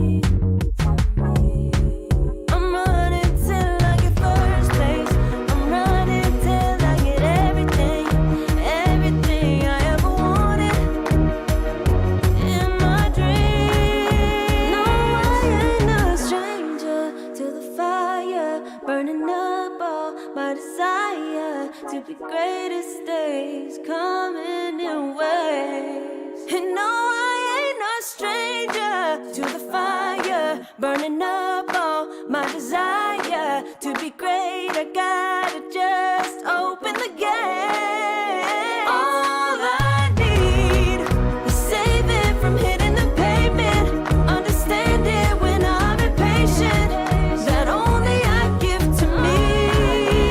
All I need is a little love in lonely places, the strength to stand fear in the face, that only I give to me.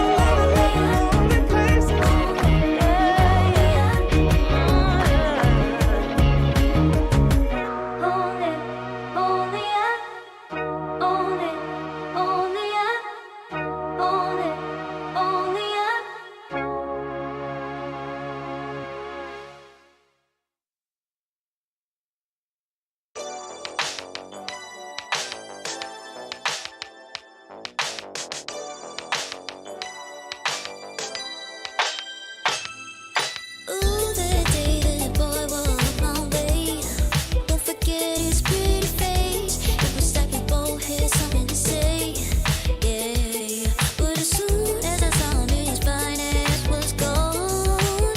Think I should have followed him home, put my number into his phone. A moment in time, so divine. Hope I see you again. Hope I see you again. A moment in time, so divine. Hope I see you again. Hope I see you again. You looking so good, made me wanna know you. Feeling the groove, and I got to show you. Come back, better come back. Want you to know that you're looking so fly. I wanna get to know you, but you doesn't be mine. And just a moment in time. Oh my, boy, you better come back. A moment in time, so divine. Hope I see you again. Hope I see you again. A moment in time, so divine. Hope I see you again. Hope I see you again. You're looking so good, made me wanna know you. Feeling the groove, and I got to show you. Come back, better come back. Want you to know that you're looking so fly. I wanna get to know you, but you doesn't be mine. And just a moment in time. Oh my, boy, you better come back.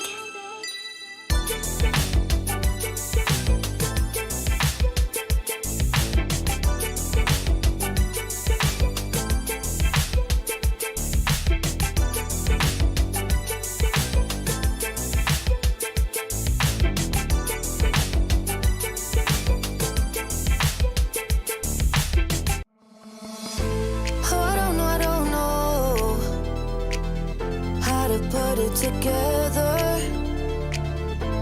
Ever since I found you, my life just got better. Better than this, better than that, better than anything I ever had. Better than this, better than that, better than anything I ever had.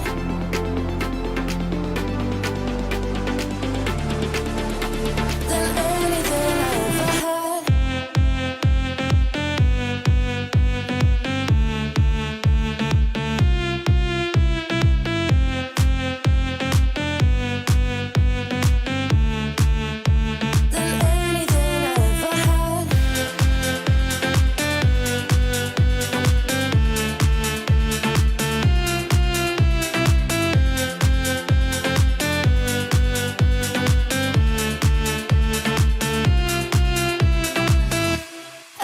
Every time I start to doubt if I'm good enough, looking straight in your blue eyes, makes me feel better. Better than this, better than that, better than anything I ever had. Better than this, better than that, better than anything I ever had.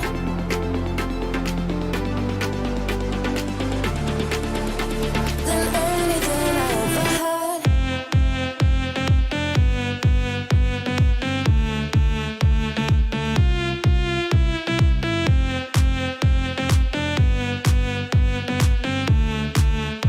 Than anything I ever had.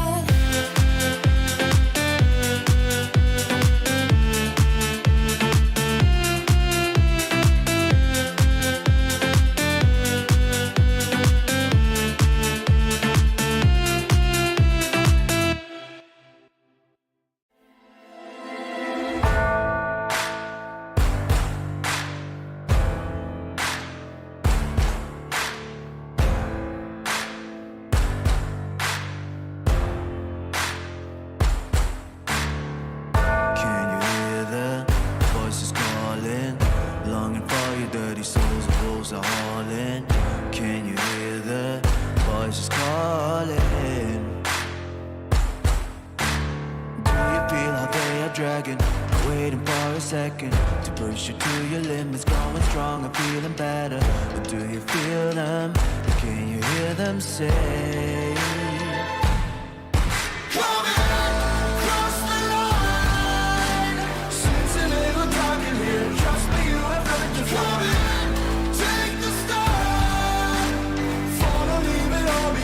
Welcome to the other side.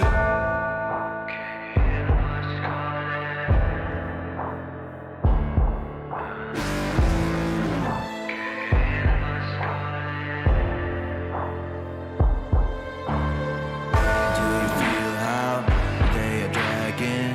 Do you feel them? Can you hear them say? Do you feel how they are dragging? Can you hear them say?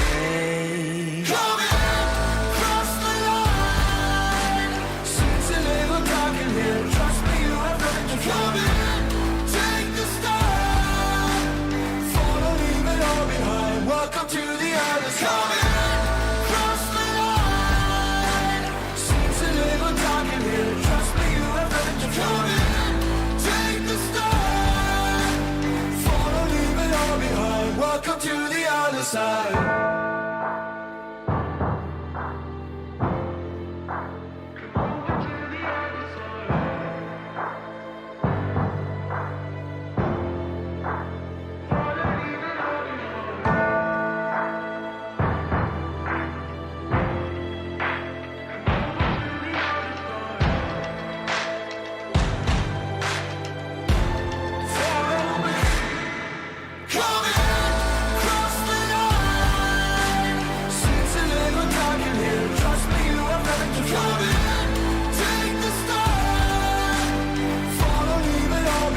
Welcome to the other side.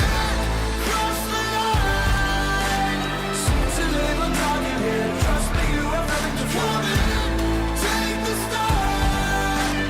Follow, leave it all behind. Welcome to the other side.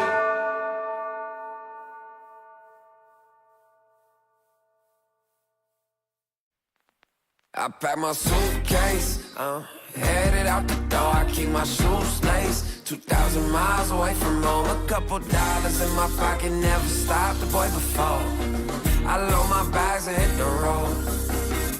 Miles past, turning back, found my track, face the fact she a cold one. Never gonna settle for none. Stay up every night till I won. Don't want a slow rise now. I'm confident opulence isn't a long ride out. When I look back now, I'm astounded. A quiet boy from old age, but always felt the world was a stage, yeah. I celebrate one last late night, my old life, it stayed. I pack my suitcase, headed out the door. I keep my shoes laced. 2,000 miles away from home. A couple dollars in my pocket, never stopped the boy before. I load my bags and hit the road. I'm headed to LA. I'm headed on my way to LA.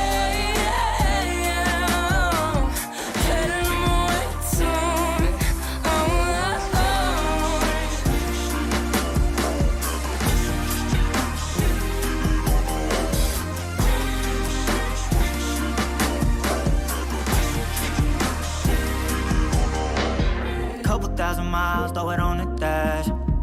Shit, the 10,000 hours, can't let them pass. Yeah, well, I was putting time in, you was pulled up wildin'. You always had shit to say, now when I see you, it's silence. Thought I have a Grammy by 25. Commas after commas next to dollar sign, yeah. To remind myself why I'm living this life. Look at all the late nights, it'll all come in due time, yeah. Made for the fight, for the pain and the climb. Tied to the life I chose. Stay through the night, another day, not a dime. Race against time. I couldn't just lay by and wonder what I could have made mine. I'm closing on the moment, no one's gonna hold me down. From getting Got my suitcase, headed out the door. I keep my shoes laced. 2,000 miles away from home. A couple dollars in my pocket, never stopped the boy before. I load my bags and hit the road.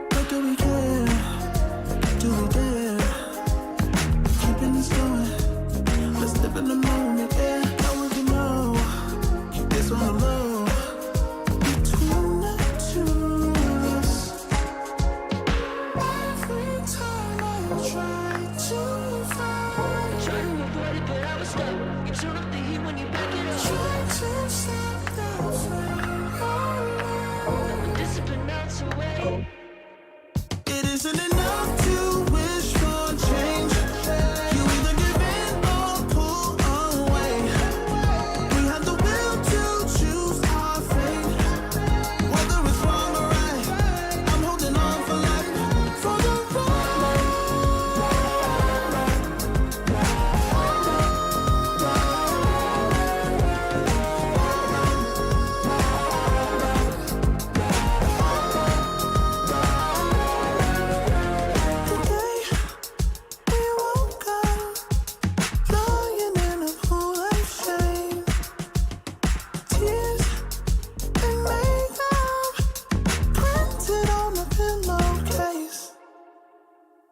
it's hard to apply restraint.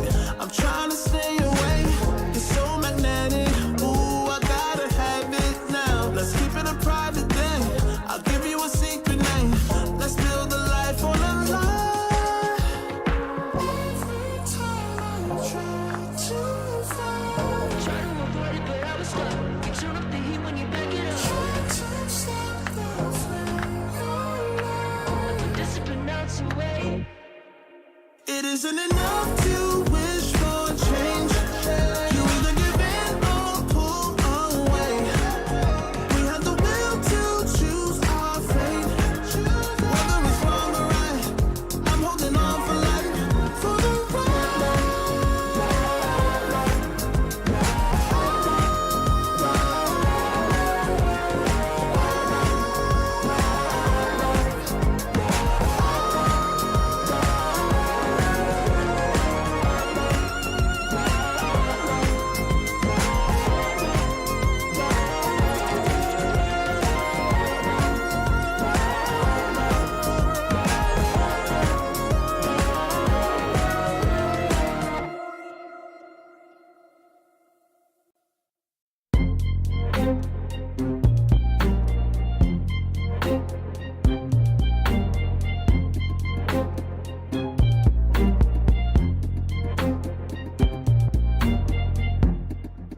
for me to feel, yeah.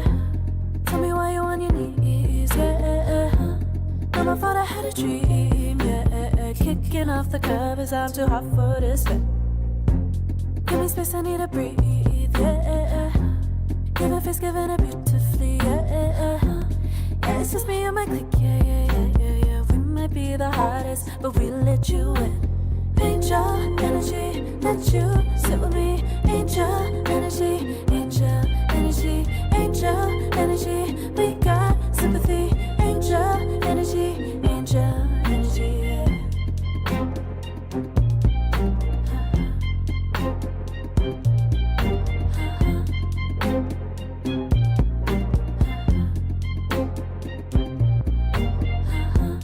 Take the time to breathe and rest. Let yourself feel the best. Feel it all so deeply, so deeply. Divine with how we be, yeah. Aligned with everything, yeah. More than a dream. Vulnerable and strong, yeah, we feel everything. Angel energy, let you sit with me. Angel energy, angel energy, angel energy. We got sympathy. Angel energy, angel energy, angel energy. Let you sit with me. Angel energy, angel energy, angel energy. We got sympathy. Angel energy, angel energy.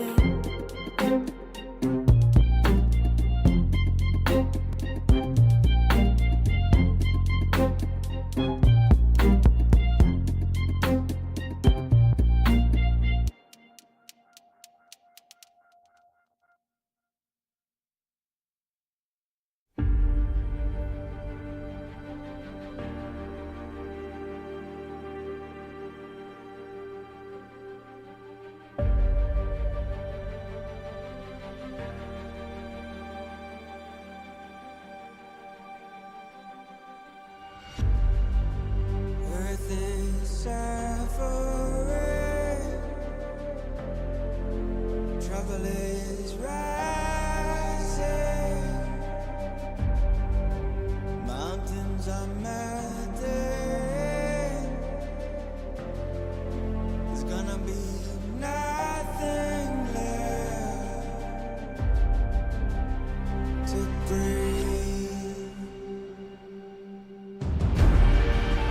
Raise the sirens now.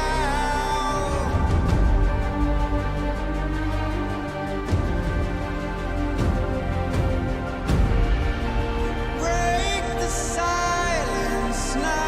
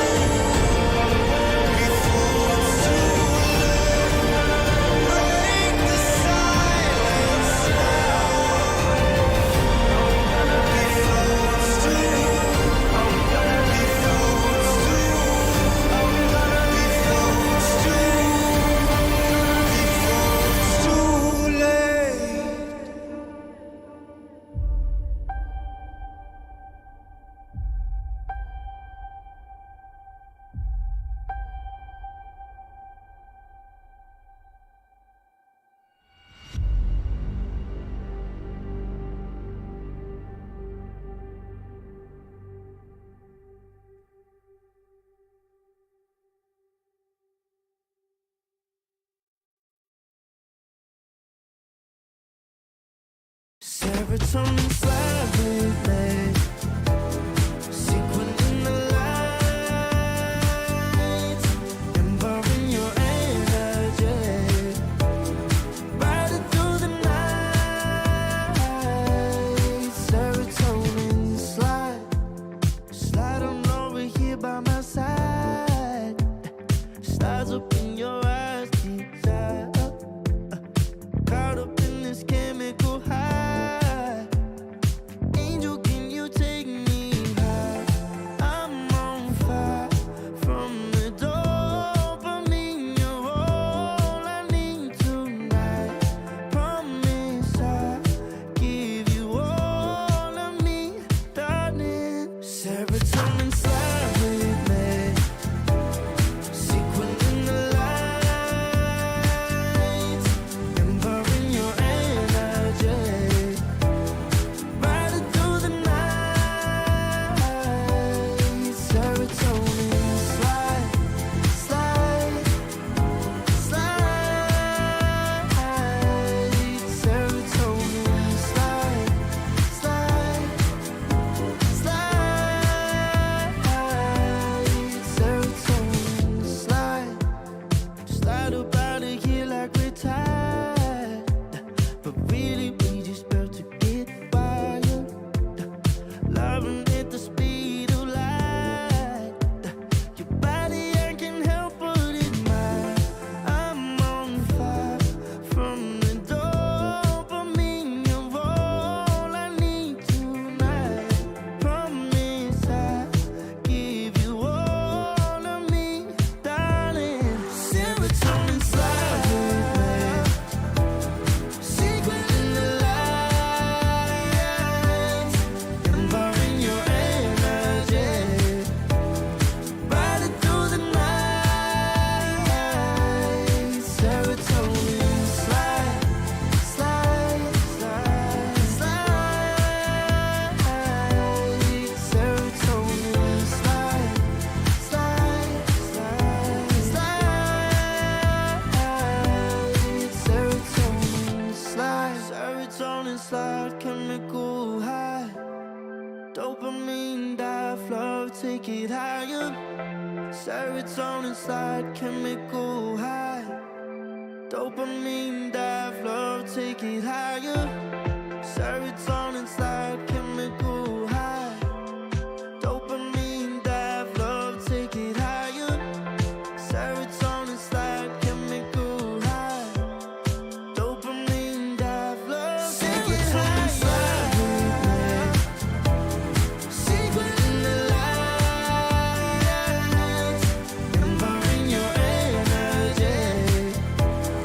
Riding through the night, serotonin slide, slide, slide, slide. Serotonin slide, slide, slide, slide. Serotonin slide. Think about it every night when I close my eyes. You're on my mind. I try to quit a million times, but it takes me high. Like you're so divine. You give me everything. Don't know what's happening. I need you like medicine. You're my everything, everything. And when I think about us, sweet lullabies, I wanna keep this moment here forever. No goodbyes. And when I think about us, sweet lullabies, I wanna keep this moment here forever. No goodbyes.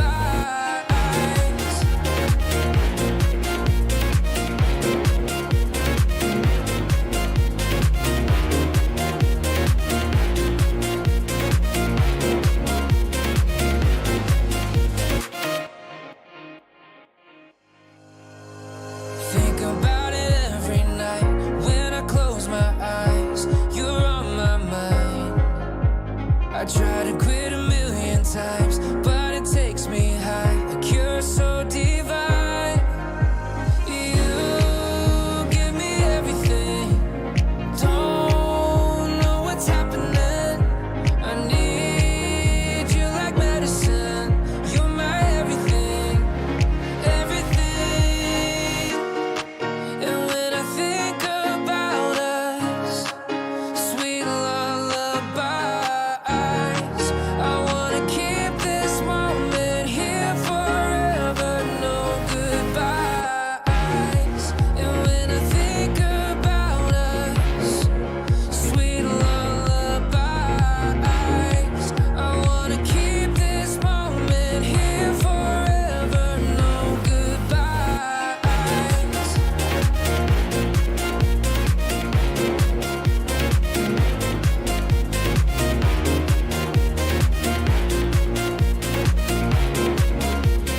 No goodbyes.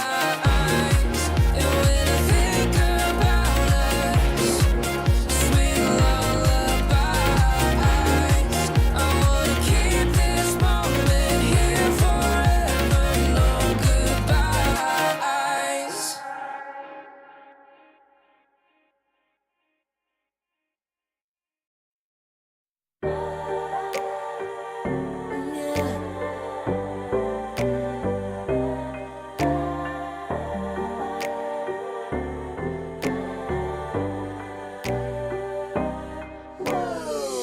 Talking my, I've been working all year getting by.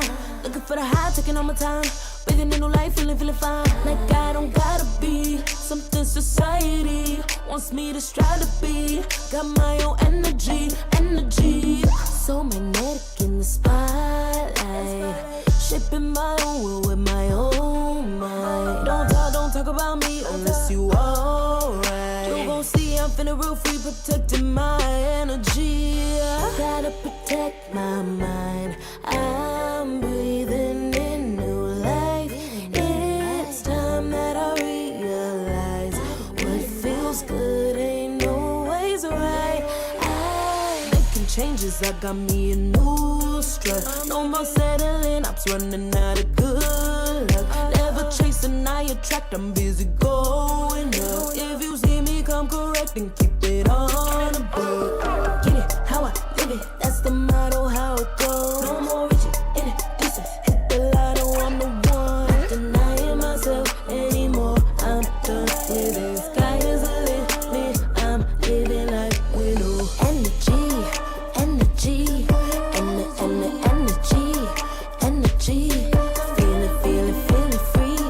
Feeling free, and the energy. Gotta protect my mind. I'm breathing in new life. It's time that I realize what feels good ain't always right. I'm feeling good, feeling free. Feeling good, feeling free. All I need is me and my new energy. Feeling good, feeling free. Feeling good, feeling free. All I need is me and my new energy. Feeling good, feeling free. Feeling good, feeling all I need is me and my new energy.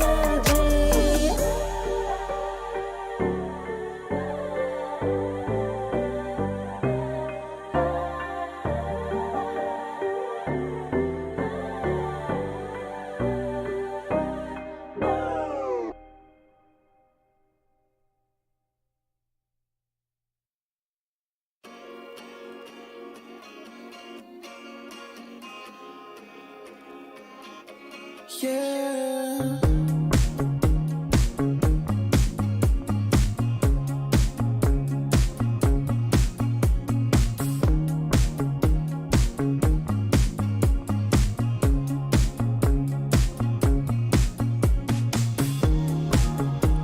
Someone else is in my place when someone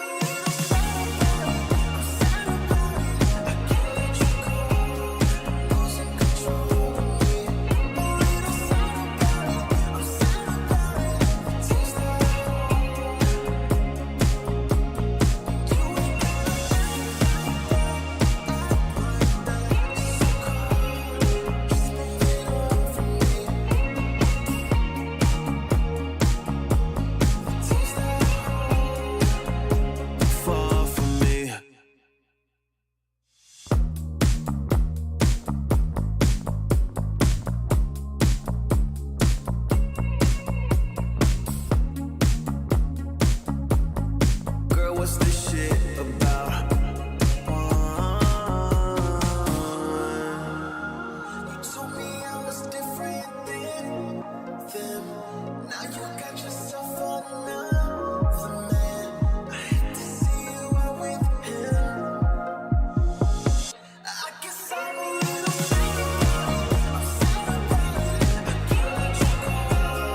Losing control of me. A little sad about it. I'm sad about it. Seems like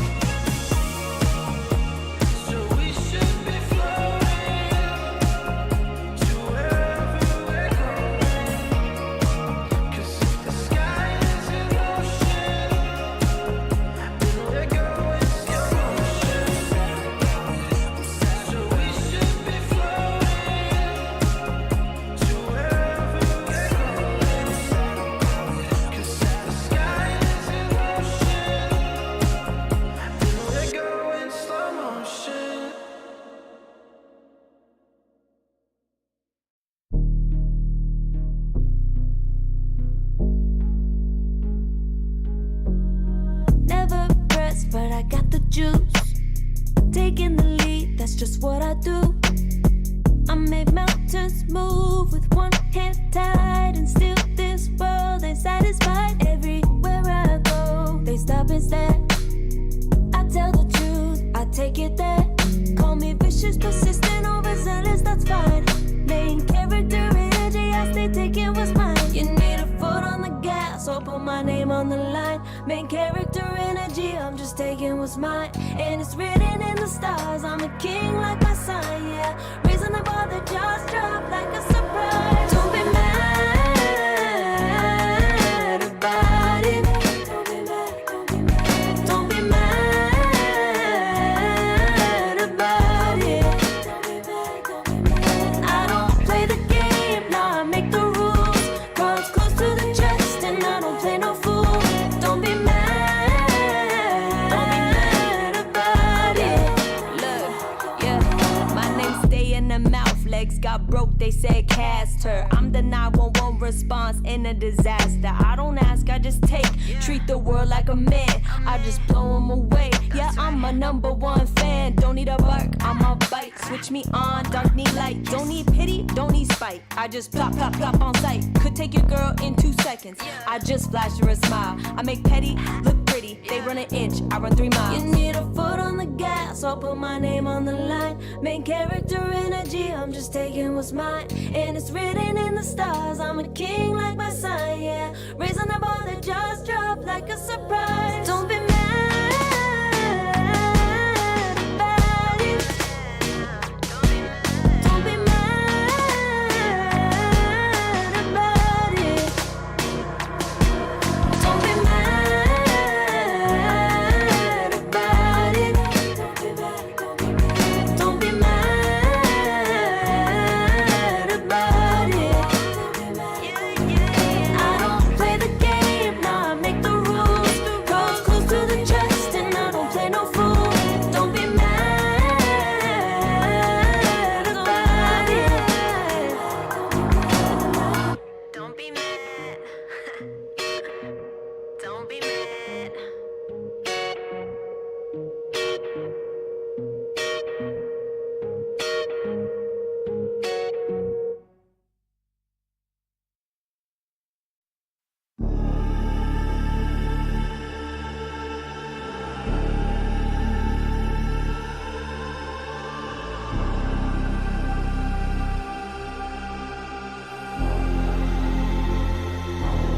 You'll be free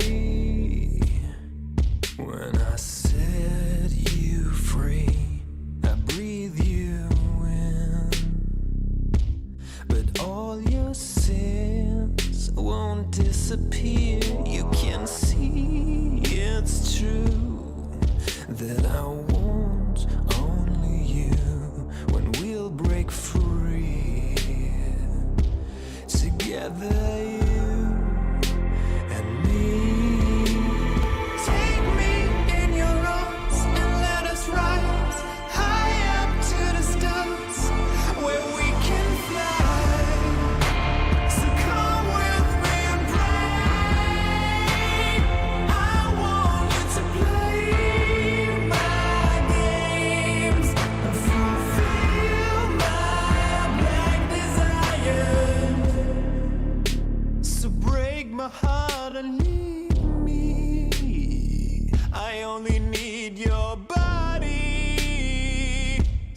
saying I'm in love with you, but I don't care much about you.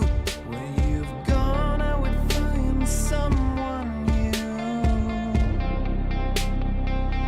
I cannot lose. Fall into my arms and let us rise high up to the stars where we can fly. So come with me and pray. I want you to play my games and fulfill my black desires. I'm playing in a hidden world, but better love will be absurd by you to reveal my black desires.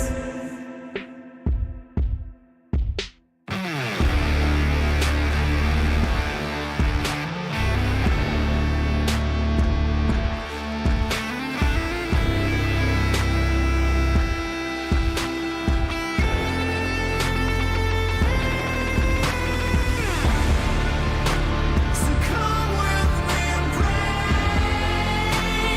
I want you to play my games and fulfill my black desires. I'm playing in a hidden world, but better love will be absurd by you to reveal my black desires.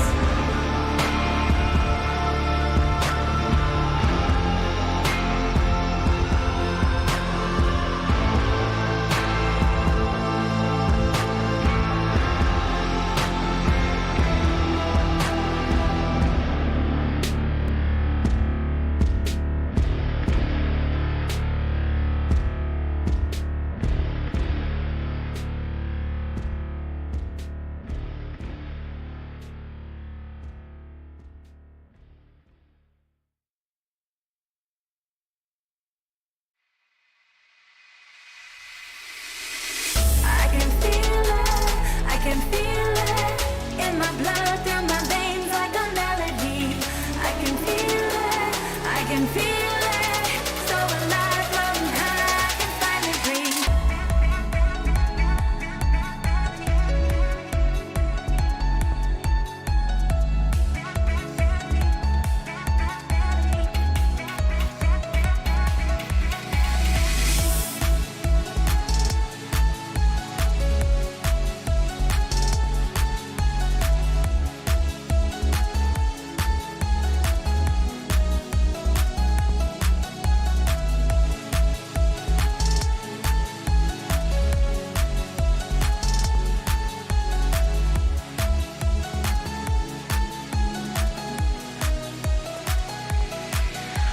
Lately, I've been feeling lonely. Want you to call me, promise me you'll always be there. I've been getting so high, I can feel it. I can feel the gravity pulling me away, pulling me away.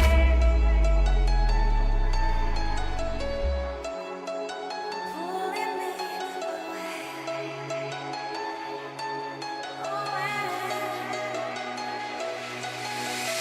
I can feel it in my blood, through my veins like a melody.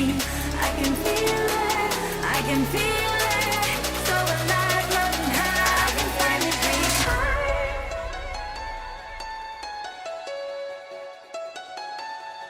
I can feel the gravity pulling me away, pulling me away.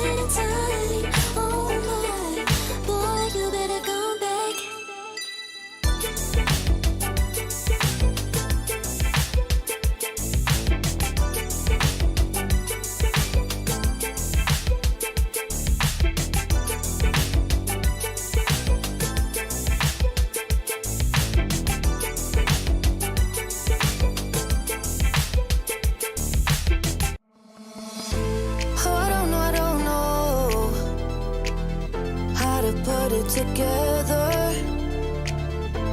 Ever since I found you, my life just got better. Better than this, better than that, better than anything I ever had. Better than this, better than that, better than anything I ever had.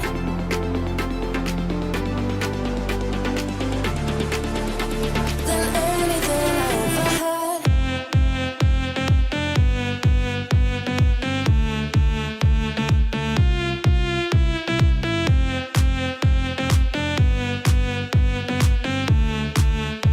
Than anything I ever had.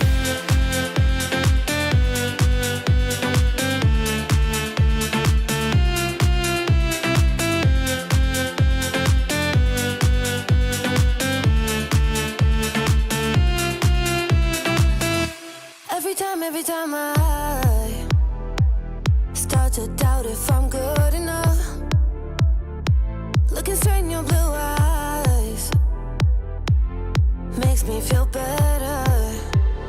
Better than this, better than that, better than anything I ever had.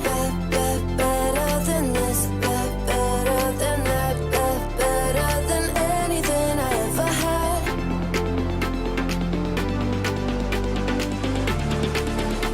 Than anything I ever had.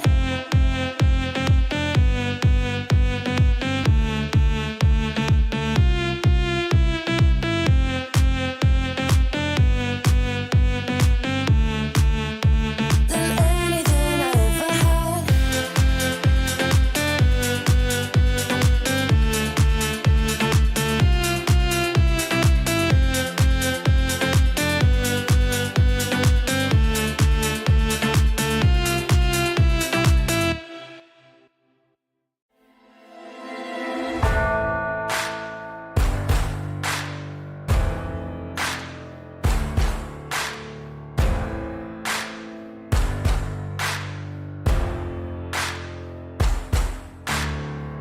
Can you hear the voices calling?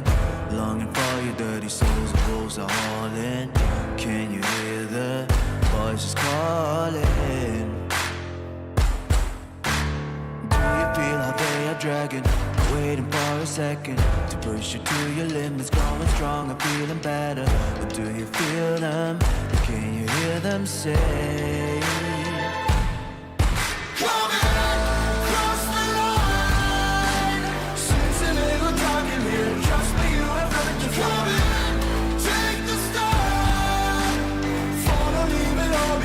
Welcome to the other side.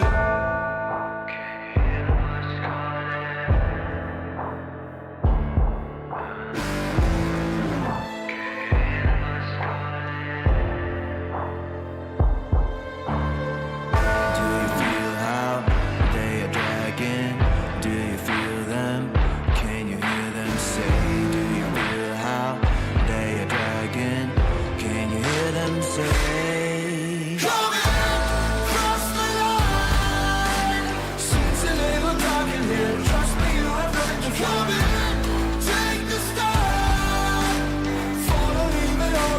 Welcome to the other side. Cross the line. Seems a little dark in here. Trust me, you have nothing to come in. Take the start. Follow, leave it all behind. Welcome to the other side.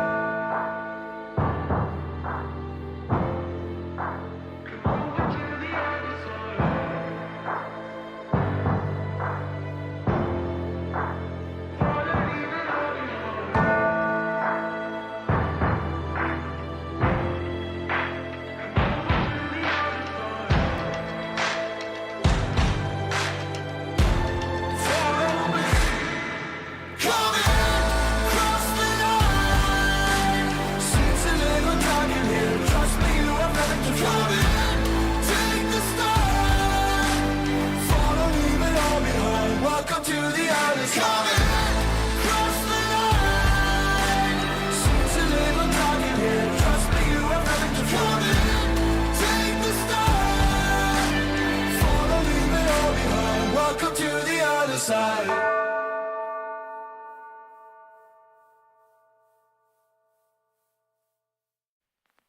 I pack my suitcase, headed out the door. I keep my shoes laced. 2,000 miles away from home. A couple dollars in my pocket, never stopped the boy before. I load my bags and hit the road. Miles past, turning back, found my track, face the fact she a cold one. Never gonna settle for none. Stay up every night till I won. Don't want a slow rise now. I'm confident opulence isn't a long ride out. When I look back now, I'm astounded. A quiet boy from old age, but always thought the world was a stage, yeah. I celebrate one last late night. My old life ain't staying. I pack my suitcase, headed out the door. I keep my shoes laced. 2,000 miles away from home. A couple dollars in my pocket, never stopped the boy before. I load my bags and hit the road. I'm headed to LA.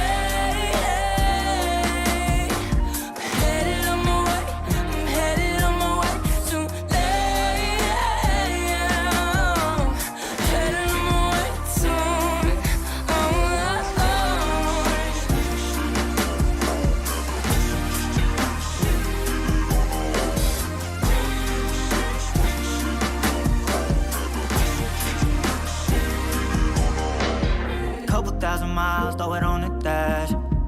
Shit, 10,000 hours, can't let them pass. Yeah, well, I was putting time in, you was pulled up wildin'. You always had shit to say, now when I see you, it's silence. Thought I'd have a Grammy by 25. Commas after commas next to dollar sign, yeah. To remind myself why I'm living this life. Look at all the late nights, it'll all come in due time, yeah. Made for the fight, for the pain and the climb. Tied to the life I chose. Stay through the night, another day, not a dime. Race against time. I couldn't just lay by and wonder what I could have made mine. I'm closing on the moment, no one's gonna hold me down. I pack my suitcase, headed out the door. I keep my shoes laced. 2,000 miles away from home. A couple dollars in my pocket, never stopped the boy before. I load my bags and hit the road.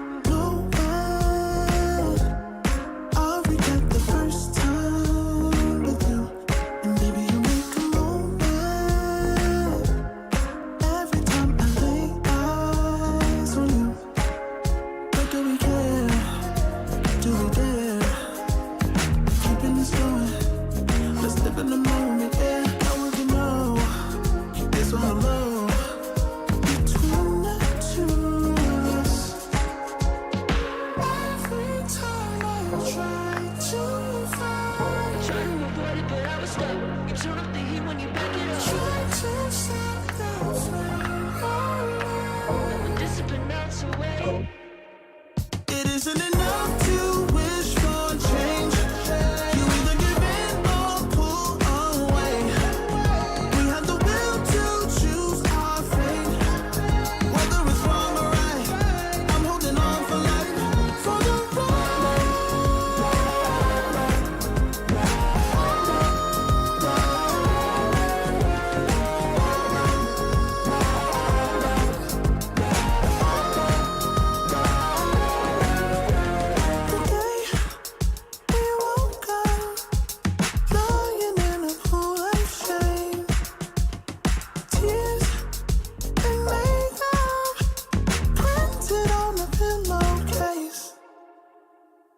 it's hard to apply restraint. I'm trying to stay away. It's so magnetic. Ooh, I gotta have it.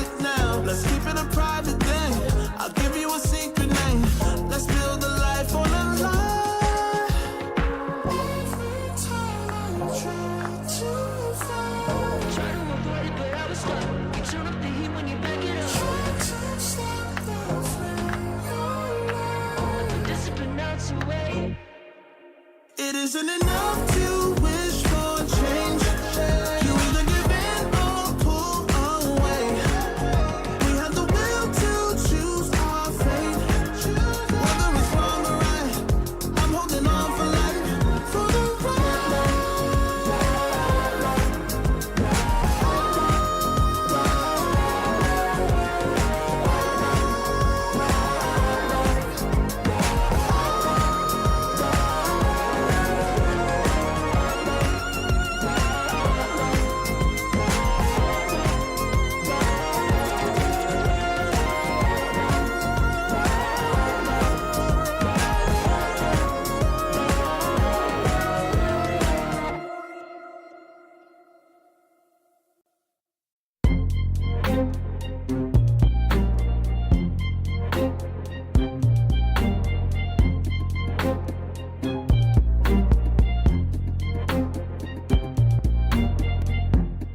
Too long for me to feel, yeah.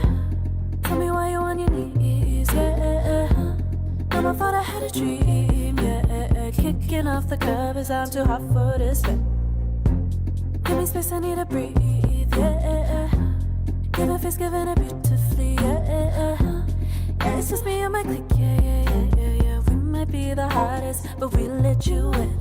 Angel energy, let you sit with me. Angel energy, angel energy, angel energy. We got sympathy. Angel energy, angel energy. Yeah.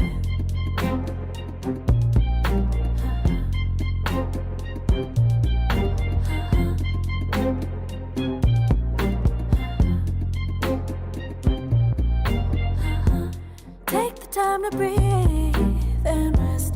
Let yourself feel the best. Feel it all so deeply, so deeply. Divine with how we be, yeah. Aligned with everything, yeah. More than a dream, vulnerable and strong, yeah. We feel everything. Angel energy, let you sit with me. Angel energy, angel energy, angel energy. We got sympathy. Angel energy, angel energy, angel energy. Let you sit with me. Angel energy, angel energy, angel energy. We got sympathy.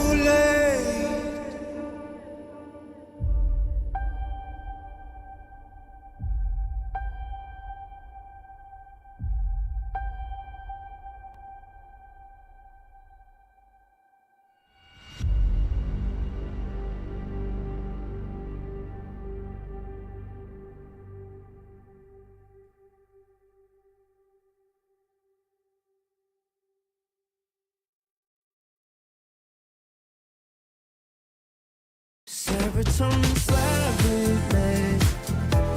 Sequin in the light, embarking your energy. Riding through the night. Serotonin slide. Slide on over here by my side. Stars up in your eyes, deep dive.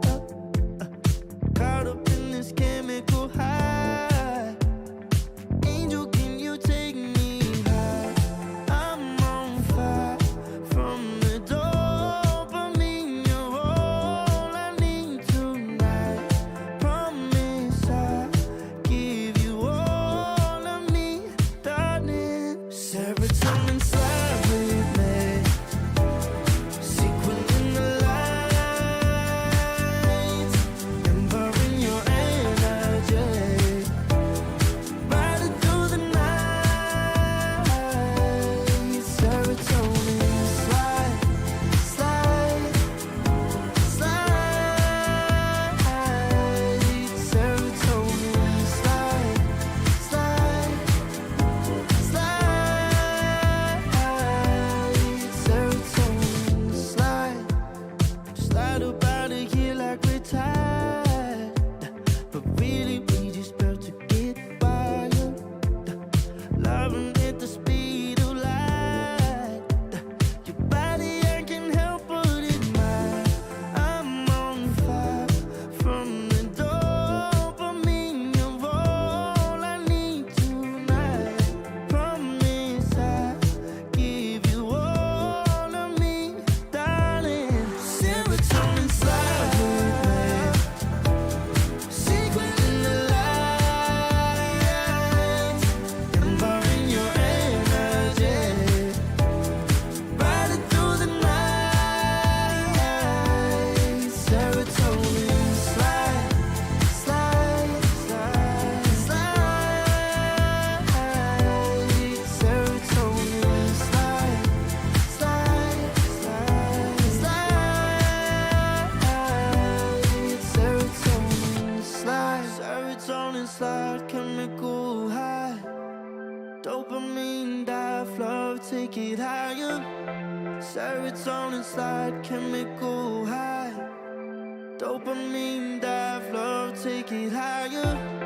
Serotonin slide, chemical high. Dopamine dive, love, take it higher. Serotonin slide, chemical high. Dopamine dive, love, take it higher. Sequin in the light, embarking your energy. Riding through the night. Serotonin slide, slide, slide, slide. Serotonin slide, slide, slide, slide. Serotonin slide. Think about it every night when I close my eyes. You're on my mind. I try to quit a million times, but it takes me high. Like you're so divine. You give me everything. Don't know what's happening. I need you like medicine. You're my everything, everything. And when I think about us, sweet lullabies, I wanna keep this moment here forever. No goodbyes. And when I think about us, sweet lullabies, I wanna keep this moment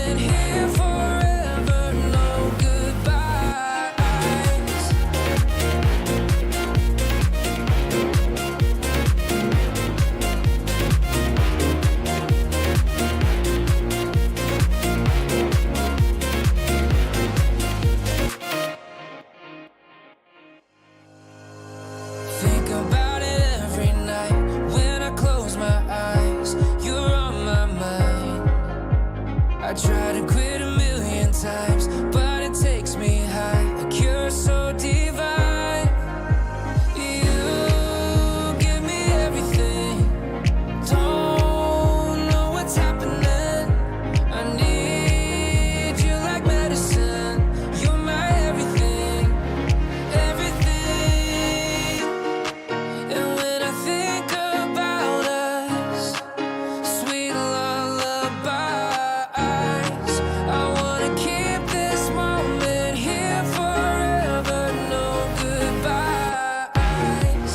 And when I think about us, sweet lullabies, I wanna keep this moment here forever. No goodbyes.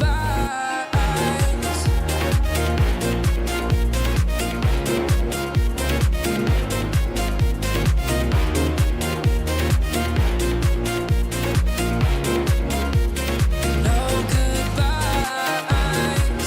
And when I think about us, sweet lullabies, I wanna keep this moment here forever. No goodbyes.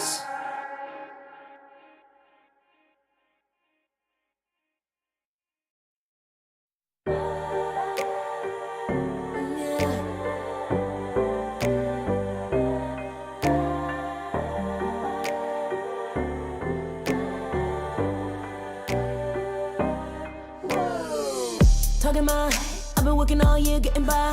Looking for the high, taking all my time. Breathing in new life, feeling fine. Like I don't gotta be something society wants me to strive to be. Got my own energy. So magnetic in the spotlight. Shaping my own world with my own mind. Don't talk about me unless you alright. You gon' see I'm finna real free, protecting my energy. Gotta protect my mind. I'm breathing in new life. It's time that I realize what feels good ain't always right. Making changes, I got me a new strut. No more settling, I'm running out of good luck. Never chasing, I attract, I'm busy going up. If you see me come correct, then keep it on the book. Get it, how I live it, that's the motto, how it goes. No more reaching in it, distance, hit the lotto, I'm the one. Not denying myself anymore, I'm done with it. Sky is the limit, I'm living life with no energy, energy, energy.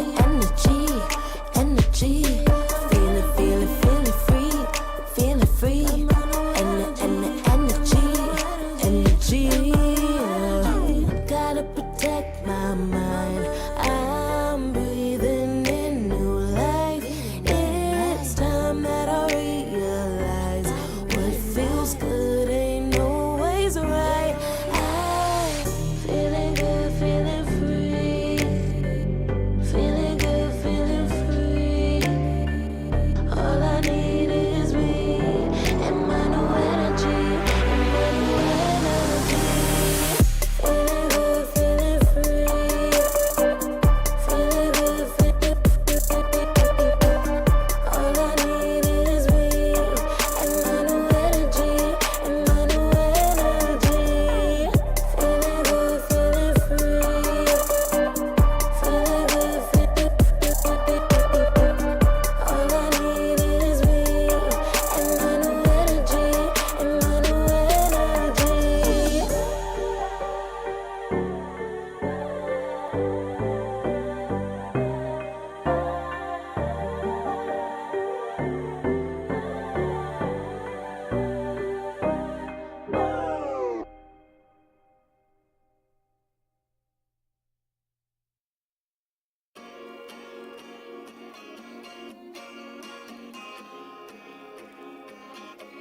Yeah.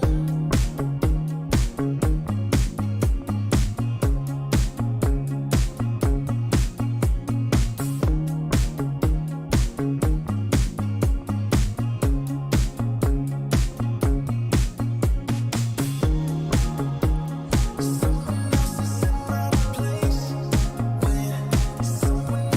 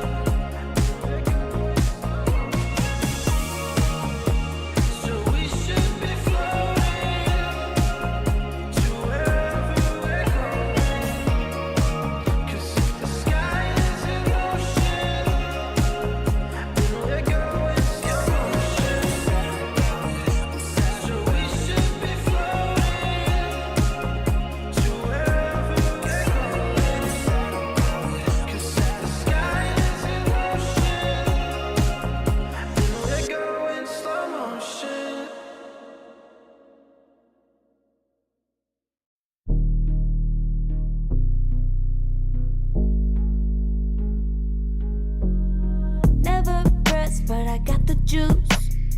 Taking the lead, that's just what I do. I make mountains move with one hand tied, and still this world ain't satisfied. Everywhere I go, they stop and stare. I tell the truth, I take it there. Call me vicious, persistent, overzealous, that's fine. Main character energy, I stay taking what's mine. You need a foot on the gas, or put my name on the line. Main character energy, I'm just taking what's mine. And it's written in the stars, I'm a king like my sign, yeah. Raising the bar, the jaws drop like a surprise. Don't be mad about it. Don't be mad, don't be mad. Don't be mad about it. Don't be mad, don't be mad. I don't play the game, nah, I make the rules. Cards close to the chest, and I don't play no fool. Don't be mad about it. Look, yeah, my name stay in the mouth. Legs got broke, they said cast her. I'm the 911 response in a disaster. I don't ask, I just take.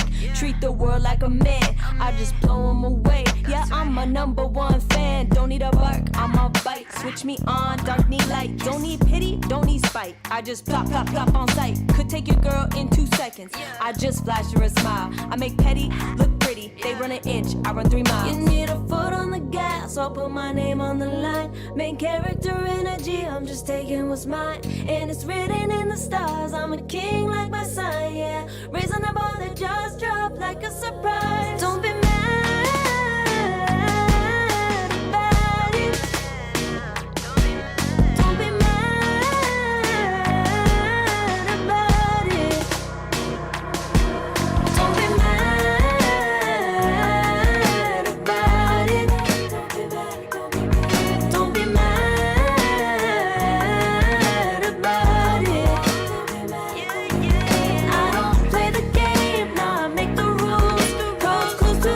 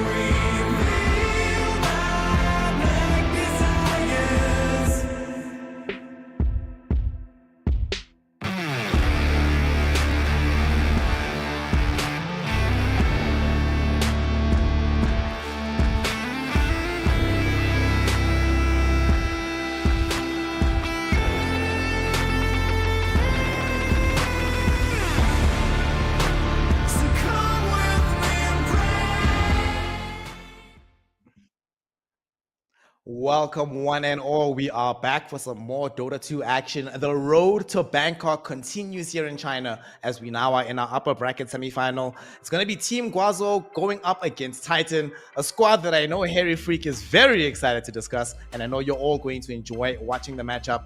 Brother Harry, talk to the people. Tell us why the moment you saw this roster on the side of Guazhou, you were immediately gassed up about this team. So I just look at their position 2 and I'm like, that's the best player ever, and that is Paparazzi. So that's it. That's why I was hyped up. A lot of people are going to be hyped up about Ame. I know Jinkyu also has a lot of fans. I mean, every single person on this team is a superstar, but for me, Paparazzi has just been the man for a long period of time. And considering that he's playing the mid lane rather than carry, we might see him in his full form, or at least I'm hoping that we get to see that. Some of our younger viewers might not know that there was a large period of time where Paparazzi was not the gold standard, the platinum standard for what it took to be a mid laner in Dota, won several 1v1 competitions on LAN. So this guy is the real deal. Fell off for a while, you know, not looking as hot. Unfortunately, one of his compatriots on his team also went from being the platinum standard to just, you know, struggling to get by. I'm talking about Ame, of course. Bro, do you remember those years where it was literally everyone else was being compared to Ame? Ame was it. That's it, right? If you beat Ame, you probably win a tournament, right? Do you remember those years? How nice it was for these Chinese teams? Yeah, the problem is that in those big tournaments, the most important ones, in the finals, they did beat Ame. A lot of the people did manage to do it. Yeah, man. Painful memories. Not it actually was, right? You know, last year with Team Liquid, obviously this year they ended up winning TI.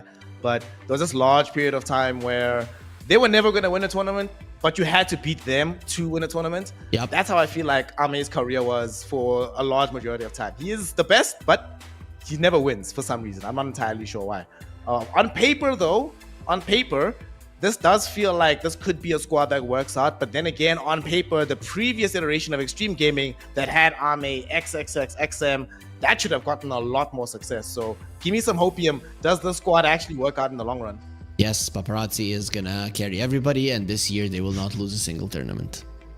I mean, what did you expect me to say? I'm hoping they do well, right? I'm hoping they do well. This is, you know, we've been walking quite a lot down nostalgia lane because we don't really have too many new Chinese players to look at. But this is my youth in Dota. These are the guys that I watched. It's funny to say look up to, considering that some of them are younger than me. But I wasn't that much into Dota back then, and I really want to see what they're made of now in their quote-unquote old age.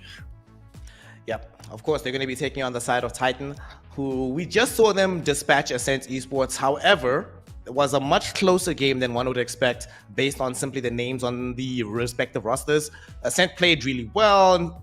A couple of decision-making errors were made. However, their strategy overall was quite good. And unfortunately, you said on both occasions of those drafts that you favored the draft that Ascent has to play. If that happens in this matchup, where you come out of the draft feeling like Titan aren't necessarily that favored, what can they do based on what you've seen in the game to sort of normalize a strategic mismatch? Well, I don't know what to expect in terms of strategy in this match, because we didn't get to watch Gaozu, and from what I heard from production, they stomped the first game, and then second game was so and so. I still think that was a relatively dominant performance. On the other side, Titan, I don't think they performed too well. So if Gaozu takes over the draft as well over Titan, I think they are not a team that are going to be dropping a game to them. Titan, fortunately for us, they won the coin toss, right? And they made the option to go for the Radiant side. So that mostly means that they're going to be ending up with the second pick overall. Can they afford, you were mentioning in the previous draft that you only play against Naga Siren if you're supremely confident. Do you think that, oh wait, Titan actually have first pick, Guazhou chose second pick. Do you leave Naga in and hope to get that again to try and angle for a victory in the cheap way? Well, considering that Titan do have the first pick, they might... they'll probably pick the Naga if they get it, but I would assume that Gaozu just gets rid of it, right? The Chinese teams rarely take risks unless they're 100% certain that they're better than this team, are going to win 100%. no matter what they play against. I don't think that's the case right now. In Gozu, they have these players who have been known to lose important games, and when that happens a couple of times for you in your life, you then stop kind of fooling around even for a second, even versus teams that you think you're going to be crushing. And to be honest, Titan is not a team that when you see the names you think, oh, we're going to crush these guys. They definitely know what's up, so I'd assume the safest choice would be just to get rid of the hero. Just ban Naga Siren, you know. All these players, it's just heartbreaking memories, especially the LGD players, you know, they'll have sat next to Xiaowei and they'll be telling him, bro, ban this OP hero or this guy's best hero. Xiaowei doesn't do it, then you lose a tournament. It's happened far too many times over the course of the year. So especially if Ame's in this team, is going to be like, guys, just get rid of it. We have second pick. Let's not take any unnecessary risks. The thing I'm most excited about to see, like you mentioned, this is going to be our first time seeing Guazhou in action. Their previous game, you know, up against lesser opposition, the same is true for Titan. You don't necessarily get to see fully what a team is made of, but this represents the first true test for both of these rosters, and that is why we're so looking forward to the strategic matchup, which brings us, Harry Freak, to the draft. First one of this best of three, last series of the day. Titan on Radiant side with the first pick, Guazhou, Dire with the second. Naga already gone, so at least we're going to be having a normal game of Dota. Yeah, not a split that we see too often, right? I'm kind of curious to what Gaozu are gonna be gunning for with their second pick. Why did they go that route? Do they really prefer it, or is there something that they want to try? I can't wait to find out. I'm going to be intrigued at the end of the day because I've actually been seeing this a lot more as well, where some teams are opting for Dire side with second pick, even when the option is presented. I actually want to go check the stats like at the end of today after all these qualifying teams have been playing, see if it's trending in that direction or not, if it's still so favored for Radiant, if Radiant has first pick, but we shall see. For now, Guazhou took out Naga, no Shadow Demon, no Enchantress. Presumably this is where you ban either Shadow Fiend or Clock or maybe Dawnbreaker. What else comes to mind that has to be taken in the first phase? Yeah, I guess Shadow Fiend. They get rid of the Earth Spirit, okay. Wasn't expecting that, to be honest. Right, we see him banned usually a bit later on, but from time to time the second pick team does take him out. Just because you have so many bans, dude, it's insane. You have 4 bans before the draft even starts. At some point you're like, okay, I've gotten rid of everything that I care about. What's next? Okay, they get themselves up with this Tusk. I actually just went and checked. I was very curious about this Earth Spirit ban. Echo has only played 6 professional games of this. I don't know how many he's played in pubs recently, but somewhat peculiar. When I think of Echo, I do not think of Earth Spirit. But when I think of players like ZZQ, even Mercy, I definitely think of the Tusk. So that coming out right now feels very solid for Titan as an opener. So they respond with the Phoenix versus the Tusk. This is solid, right? We'll see where they're gonna be laning it. I'm gonna assume it is gonna be DY playing the Phoenix on 5, but generally it's pretty solid versus the Tusk. You activate the tag team if it's in the laning stage, but there is a good chance that you won't be laning versus him. But either way, if you are, once the tag team is activated, the Fire Spirits pretty much mitigate most, if not all, of the damage. Maybe they should buff tag team by giving it attack speed. Yeah, I think that's a very good idea, because Tusk, this hero definitely needs some buffs at the moment. He's underperforming for sure. And I knew you'd agree as a Tusk spammer. Oh no. Puck taken out, no Invoker. 5 seconds. So what do we want to pair with the Phoenix? We've seen a lot of traditional combos over the years. Earlier on today, we saw it without like a out-and-out Phoenix Protector. It was pretty much only Tusk to keep the egg alive. Do you think we angle towards like some Mars, some Centaur, some Slaughter, just to make sure we have enough control for the Phoenix egg to burst reliably? Well, it depends what JT wants to play, right? Considering that he has been playing quite a lot of these AoE stun heroes, Mars, Pango, the Enigma, right? I would assume that he might be the one to protect the egg. I mean, it was him and Kaka that started the Phoenix Mars combination, so it wouldn't be too surprising. As we get now the Storm Spirit.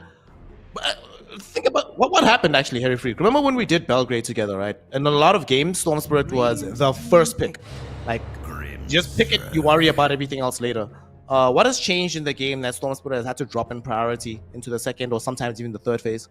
I want to say that the supports that are being picked have been changed, right? We're seeing some Grimstroke, we're seeing some Lion, we are seeing even Banes coming out, Ogres, right? Those heroes in themselves have, first of all, they're tankier than the supports that were played, you know, Dark Willow and Hoodwink. Like, what the hell are they going to do versus Storm Spirit? So I think in general it has been the supports that have changed in the meta, thus the Storm Spirit is maybe not as popular. Still quite strong, but just not as popular. And I think supports are probably the only thing that has changed, because people haven't really found alternatives to these mobile heroes in the mid lane. Everybody still wants to play them. I guess the only change that we've seen in like the last few months, in terms of the cores, is we got to see it directly, right? The first game of these Dawnbreakers starting to emerge, but outside of that, it has been pretty static in that regard. As we do now see a Sand King, another hero that has had his heyday in 737. Mans is all over the show. We've seen some pretty great performances from this hero, and we got to see a win with the Sand King in tandem with the Grimstroke. Although I don't think that the Grimstroke is going to be as greedy in this game against Guazo. We'll see how it goes, but overall Sand King does have some follow-up damage with the two supports. Tusk and Grimstroke really do work well together.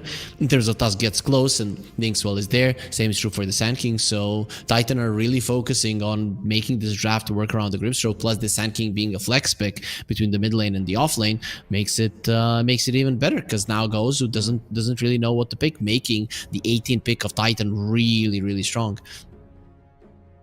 Random mechanics question. Go. If you get Dark Portrait, right? Do you have... Does it... Because it's a different kind of illusion than other illusions, right? Does it count towards like hits on the egg in the same way as illusions, or in the same way as heroes? No, as an illusion. So... Okay. The only thing about it is that it is debuff immune, right? It's even strong illusions, let's say from CK, do not harm the egg, right? Because that would be unfair. Yeah. Okay. 5 seconds remaining. Makes sense. As Dawnbreaker now emerges for Guazo, you mentioned this hero earlier, global presence. Now we have somebody else to run with the Storm Spirit if need be.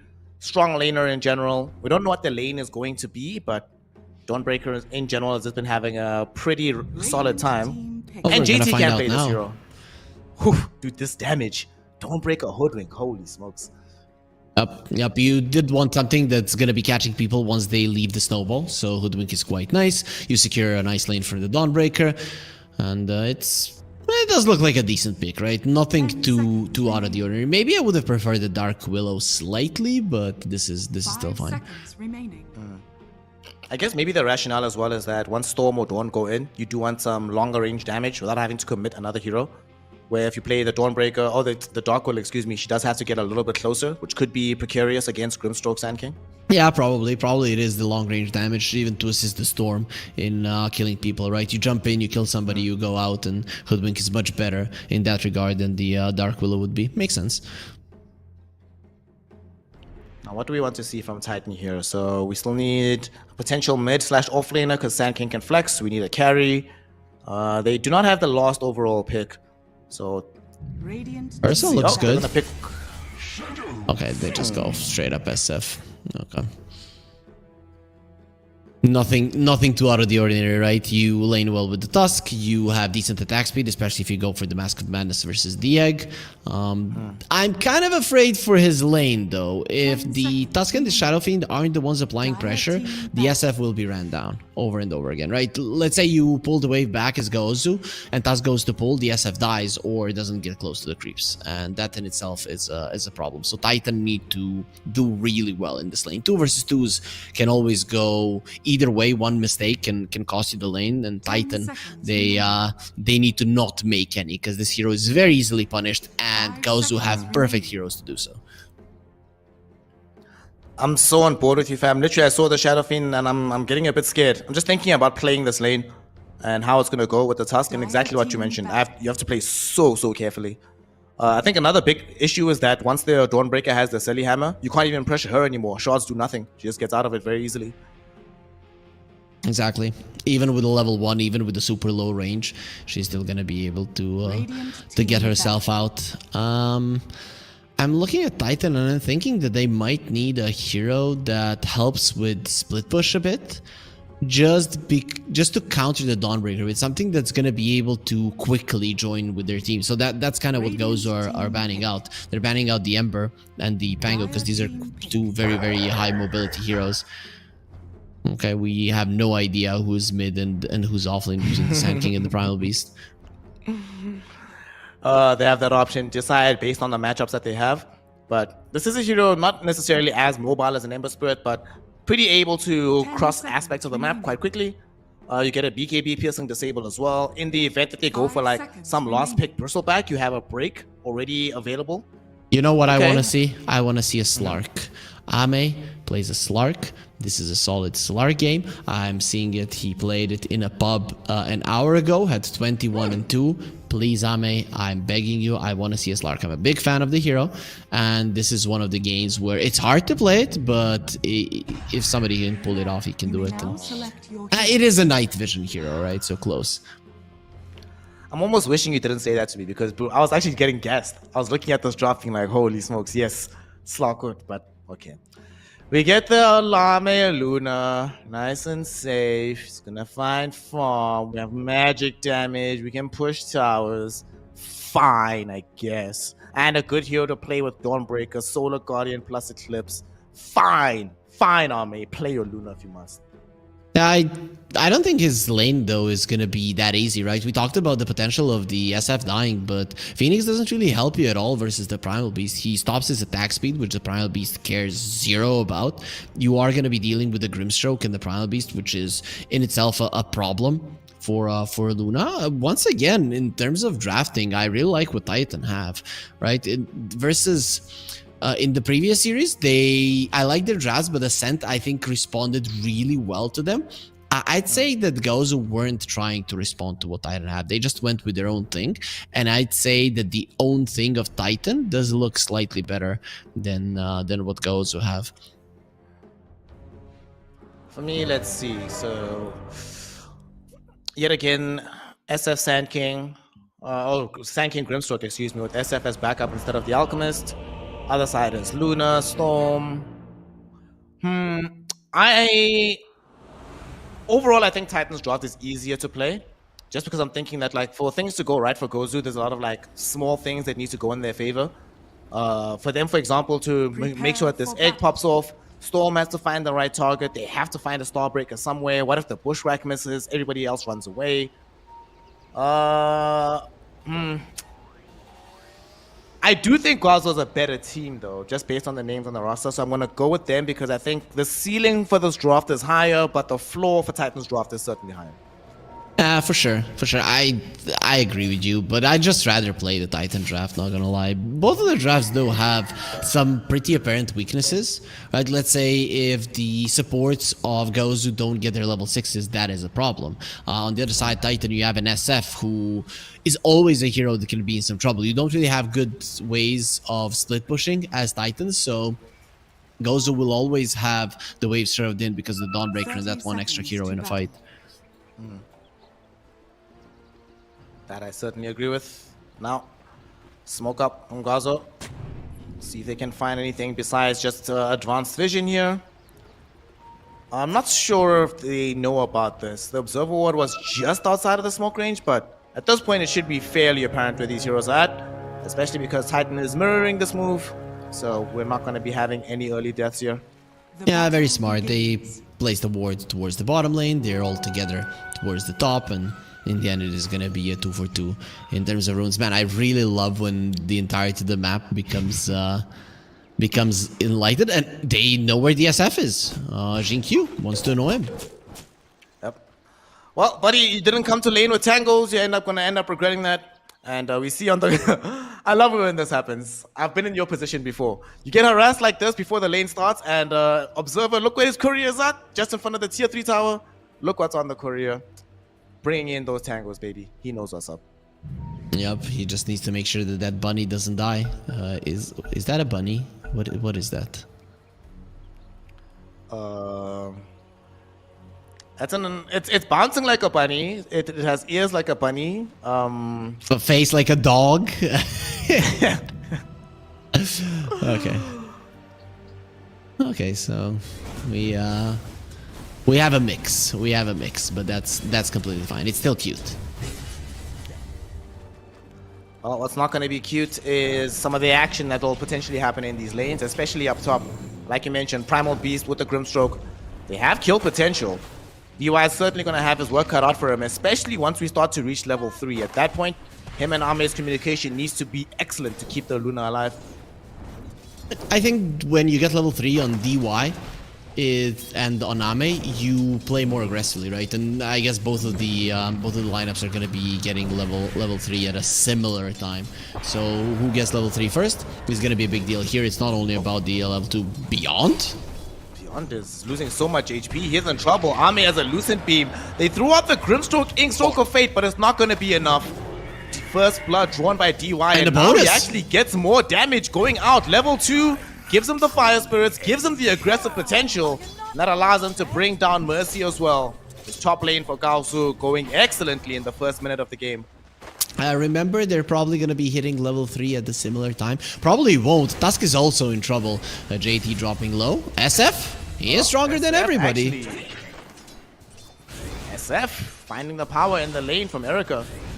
This was when he first made his splash on Vici Gaming. This was one of the heroes that he became renowned for.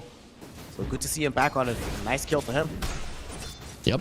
And also JT is quite low, so even when you come back with the Hoodwink, it's not like you're going to be able to pressure this SF all that much, because Dawnbreaker likes to get close and personal versus an SF Tusk that is, with this amount of HP, pretty much a death sentence.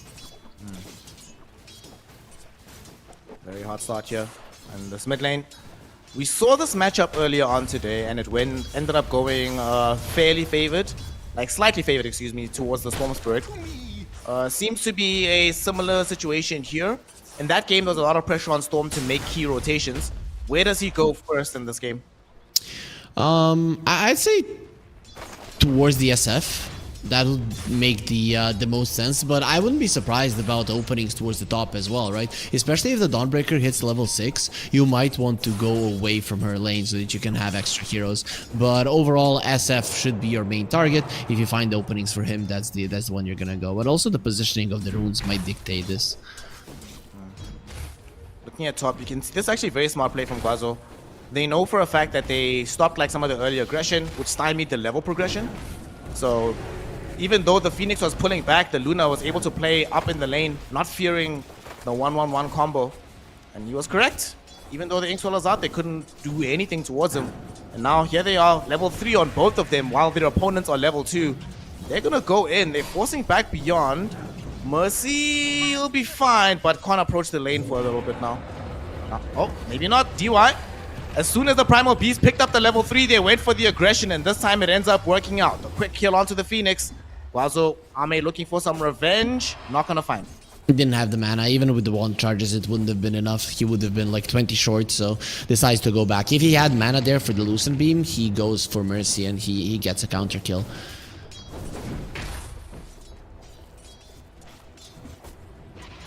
Still, this is good. This is good for Titan, because okay, might not be good for them if Ame gets the kill, but overall, considering how this top lane started, getting a kill on Phoenix is something that you didn't expect to happen. Beyond just backed off, pops a salve behind the trees. He's chilling. Down bottom. Ame wants to see his counterpart die, but unfortunately Shin Q will miss out on the bushwhack. Was a lot of aggression to happen there. ZZQ was nearby with the snowball though, so I'm not sure if they get the kill, but very unfortunate to miss the spell. Bushwhack sometimes works really weird. The thing is, the SF was in the middle of those creeps, and all of the creeps got caught on the tree, and he didn't. You know, that one little yard in Dota just moved him away. So it's quite interesting how deceiving the Bushwhack is sometimes. Erica though is still getting a fair amount of CS for himself, and hasn't really been backing off into the jungle either. A lot of this has been lane creeps, which is going to be reflecting in his net worth. He's doing quite decently for himself. He's chilling.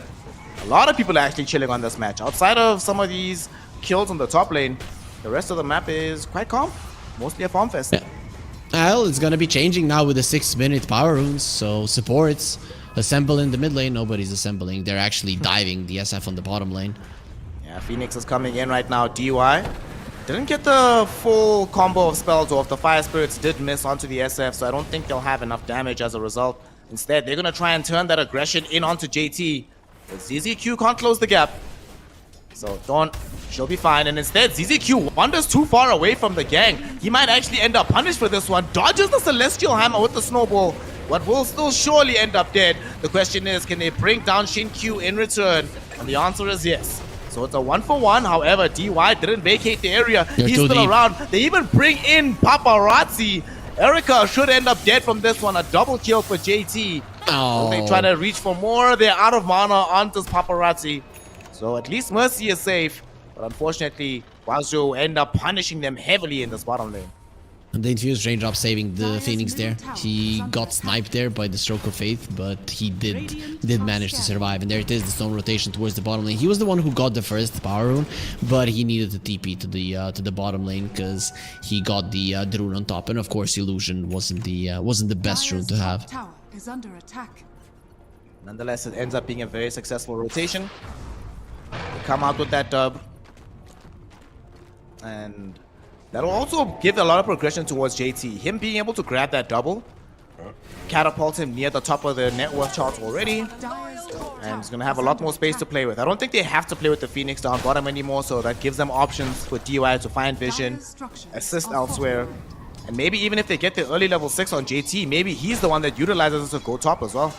Bottom. They're not finished. JT has the help of Paparazzi trying to kill off ZZQ. Echoes did come in to interrupt this. Triggers out the epicenter, finds the Burrow Strike. ZZQ will live. JT will die. The allies on the title lineup come in to save their task and get instant revenge. Interesting thing, they gave the Wisdom Rune to the Storm Spirit, and then he decided to stay on the bottom lane and force out this rotation while he's giving his supports free reign of the mid lane. So interesting trade, and a decent approach. Obviously, would have wanted to get the kill or at least force out the rotation and get out scot-free, but it's not too bad this way either. Dust of Appearance thrown in onto Echoes. That support that you mentioned now putting in the work onto the enemy mid laner. They don't have enough damage just yet to kill him, but finally they find it. Should be able to pick up both as well. Nicely done by Guangzhou, and well, it's not just gold they're gaining, but so much experience. This Hoodwink about to crack the level 6 mark at this point, so Sharpshooter available quite soon for Guangzhou. Yep, I mean he didn't get the experience from the Wisdom Rune, or maybe it was the Phoenix, either way, but they got so much in terms of laning creeps and that experience that both of the supports in Guangzhou are going to be level 6 here pre-minute 9, not something that we see too often. Oh, by the way, speaking of minute 9, I actually went and checked. The Suki, his Blink Dagger on the side of Ascent Esports, second fastest dispatch. Okay, and he lost the game like pretty easily. He didn't do much on his shaker with that Blink Dagger. It is sad, but sometimes it does happen. It just goes to show the timings are not everything. If in your pub somebody has or an enemy has an 8-minute blink, do not think that you have immediately lost. What do you mean? If my enemy has an 8-minute blink, I just call GG and lose finish. I lose minus 25 MMR. It's fine. It's okay.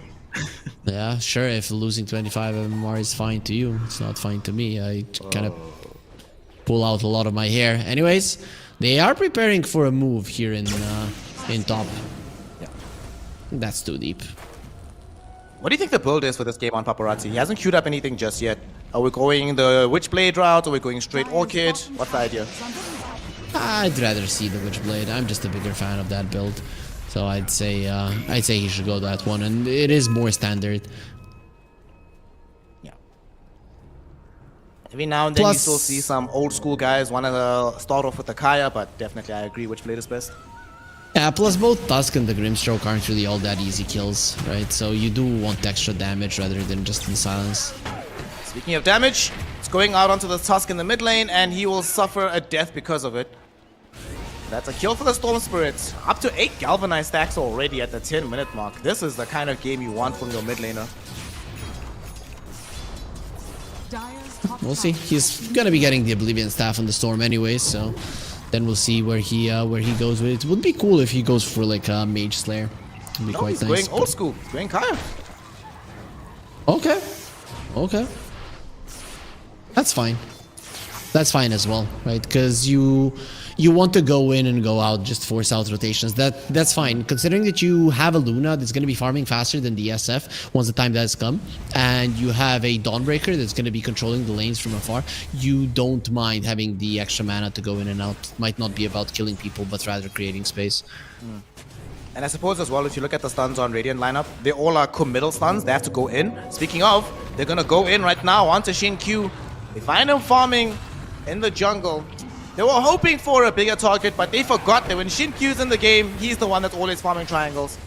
JT will be held in. Beautiful ice shots by ZZQ, but at the same time, this is not an easy target to go Might be on. too deep. They might have gone too deep indeed. They're trying to retreat right now. Here comes the Storm Spirit, long range zip. He'd ideally love to be able to bring down the Sand King. Supernova on the high ground. There was a dust committed further away from Echo, so he gets out of it. Kikyo runs out of mana to chase him. So in the long run, committing Supernova for only a Tusk, I think you're okay with this. Yeah, you're fine. We're seeing that both of the teams here are putting a lot of emphasis into forcing rotations from one or the other team, and it is very, very important in this game for both of them to do it. But that's why you go for it immediately. What an epi! Echoes epicenter on the 3 with the Burrow Strike on the 2, but unfortunately they can't kill them not all enough. because JT comes in with the Solar Guardian, provides the heal, and keeps Paparazzi alive. Gets himself away from the ice shards, of course. He's all right. Greed all around. You had 2 dead supports, but you wanted to kill the Storm, and that is why you die there. The supports would have gone down super fast, but you decided that you wanted the Storm to die. No reason to go that route. So hopefully next time Titan are gonna be making the right decision.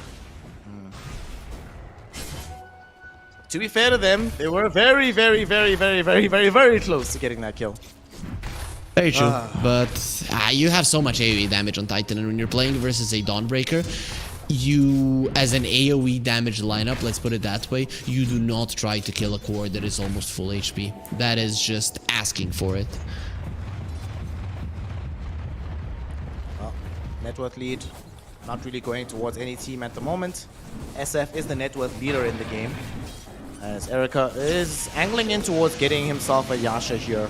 Is he going SNY? Is this a Manta style? What do you think? We're going to talk about it in a second as they quickly kill off ZZQ. They're just trying to get gold towards Shin Q, you know? You need to get gold towards your 4th core. You can't neglect the guy. So you're asking if it's gonna be an SNY or a Manta. I haven't seen a Manta on an SF quite some time, but I don't think SNY is that great in this game. If you look at it, really there's not that many stuns, so I would assume that you want to get a Manta just to deal with the Phoenix. See what he does when he makes up his mind. For now, just grabbing the tier 1 tower in this mid lane, completing the Yasha, continuing to do his thing. In the top lane, they're going out onto Shin Q. The Inkswell will trigger. They do find that kill. So they find some revenge for what happened in the bottom lane. We hit one of our guys, we hit one of yours. Yep, that's what you want to happen. The SF is still ahead of the Luna. She's creeping up slowly, but very nice in terms of farming coming out from Erica. He's just gonna go Yasha into BKB, so not even thinking about upgrading it at this point. And I think it's the right choice. Really, when you look at the other side, you will be needing a BKB. You want to commit on the egg, you need the BKB. You want to man fight the Luna, you need the BKB. Either way, it is an item that you cannot just give away this time around. It's gonna give him a pretty strong mid-game timing with all these stats, right? Falcon Blade, Dragon Lance, Yasha, plus BKB. It'll sort of bridge the gap, because sometimes these SFs, especially when they don't have Mask of Madness, feel that they don't hit fast or hard enough. But getting these 3 media items plus the BKB definitely bridges that gap. For sure. But maybe the Mask of Madness would have been good because of the Phoenix, especially because none of your other heroes deal with the egg, and I think that's probably the main issue of the Titan lineup. So I'm kind of surprised that he didn't go that route. The smoke from Guazo doesn't end up finding anybody. Paparazzi frustrated with this movement, but what can he do? He wanted the goal to be able to finish off his Aghanim shot. He's going straight in for it. Wants to get that bounce onto the Luna ASAP, which is pretty damn strong.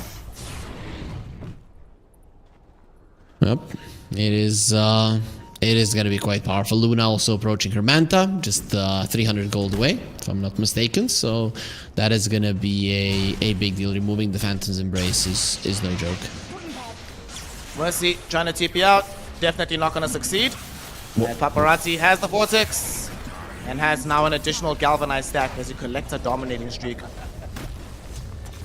He waited too long, if you ask me. It looked for a second like the Grimstroke is going to be making it out. Oh, they saw the SF. It's nighttime. Okay, they jump him, but JT coming in as well. Erica cannot escape from this one. The Sun Ray there, the Eclipse completely out. DY gonna be the one credited with the kill, but nonetheless, Erica all alone with nobody to help him. And so far away from a tier 1 tower, tier 2 tower, nothing. Couldn't get any assistance. I'm surprised that he did that, especially during nighttime, right? One of your heroes is dead.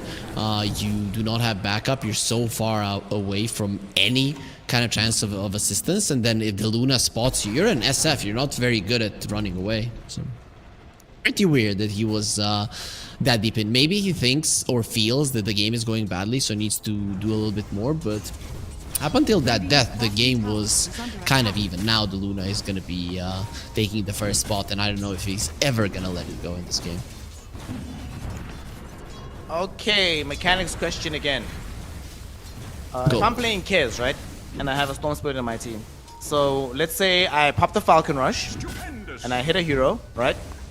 During the Falcon Rush, if you pop your Overload with the Aghanim shot on the Storm, does the Falcon Rush clone get the Overload buffs? I would say no. You are asking me a mechanics question of a new hero, but I would say no. Because these like some of the interactions with kids have been very strange. I don't understand some of them just yet. Oh, you know what I should ask? I should ask DY because he might have some time to contemplate them in the fountain, as that's where he is headed. Bye bye, brother. Please let me know how this kids interaction works. Yeah, do something in these 30 seconds. Give us the info. Yeah, it's weird when new things are added into Dota. I remember when the Primal Beast got added, I was like, okay, this cancels his ulti, this doesn't cancel his ulti. It was very weird. So it took a long time before the code was properly done, so that we can actually have an idea of how everything works. For example of an interesting kids interaction, if I have the Falcon Rush out, and I get the first hit normally, but then I get hit by an attack speed slow, like Fire Spirits for example, it affects the Spirit on the second hit. Which is kind of bizarre. Yeah. Weird. I didn't know that. I found out the hard way, brother. And, I thought I was winning, and then all of a sudden I was losing. Game is hard. Is that the only reason that you lost? Everything else went perfect. Just so you guys know, one Fire Spirit on Kez and you're gone. Just if you see a Phoenix versus you, call GG.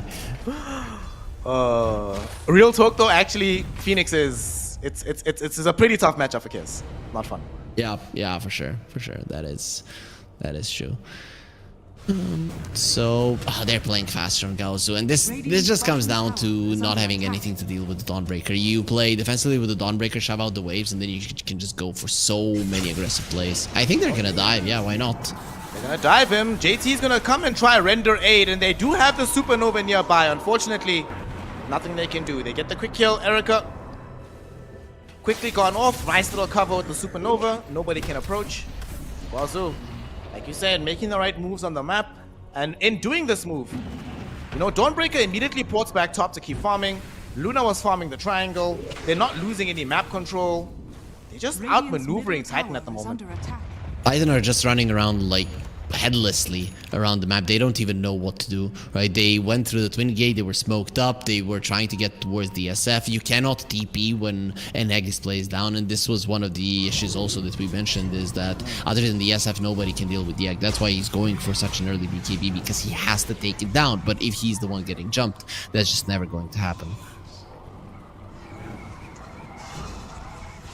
Well, so Luna now accelerating her lead over and above the Shadow Fiend. She's going for a BKB, of course. Once she has BKB, surely they're going to be like, all right, boys, it's go time. Let's go get ourselves a Roche and try siege the high ground. Yeah, the idea is now during daytime, Titan needs to get the Roche. They have a Tusk, they have an SF, you shove out the top wave, and this is where you're going to be playing. At the moment, there's no Solar Guardian, no Egg, and that's going to be the case for another like half a minute. So if there was ever a time to just walk into the pit, it's now. Dire Scan connects flush onto all these Titan heroes. They're not yet making their way into the Roshan pit, but crucially, they don't really have vision presence in this area, and neither of the supports are carrying wards. To be fair, Guazo doesn't really have much vision either. So we'll see if they can get away with this. Yeah, they're trying to get some TPs towards the top lane and then maybe rotate towards the bottom lane where the Roche is at. Because you cannot go there blindly, you're gonna get picked off one by one. But if you force out some rotations towards here, you can focus on the Roche. On the other side, Gaozu, they're shoving in the bottom wave because they know right now there's no need for us to really go for Roche. I'm just laughing because Shin Q was solo pushing the tier 1 tower in the mid lane. His allies come to help him. JT has a Solar Guardian in. Only Shin Q would do this. By himself, pushing this tower. Sharpshooter actually connects onto Erica. Not enough damage to really bother him, but somehow, Sand King, who came in with a Grimstroke and a Tusk nearby, couldn't kill Hoodwink. Shin Q things, man. They didn't pop the epicenter, so no big ultis were used on the side of Titan, whilst the Solar Guardian was used on the other side. So I think this does make an opening for Titan to actually go towards the Roche. The SF is now towards on the bottom lane, so I wouldn't be surprised if they try to walk in. But regarding their movements, it doesn't seem like they're interested. Brody, did you see the build on Shin Q that he's going for on his Hoodwink? Yeah, Mage Slayer Maelstrom. I like the Mage Slayer. I was thinking about the Storm getting it, but it is gonna be the Hoodwink being the annoying one. I love this so much because they're gonna at some point, not too long from now, have double BKB on Storm Luna, plus Pipe on Dawnbreaker, plus this Mage Slayer on Hoodwink. You were mentioning how SF is one of the big tools of their damage output. He might be the only tool in these upcoming fights, but thankfully, he will have an Aegis to back him up.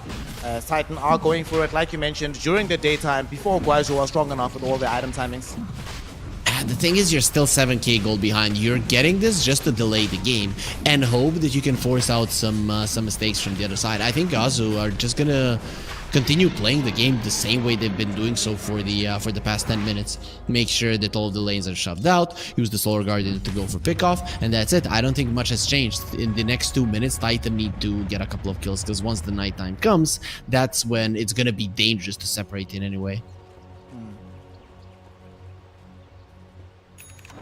Also do have the Luna and the Phoenix heading towards the top side of the map. Luna taking over some of this triangle right now. They really want this tier 1 tower, and Titan really want to fight them for it.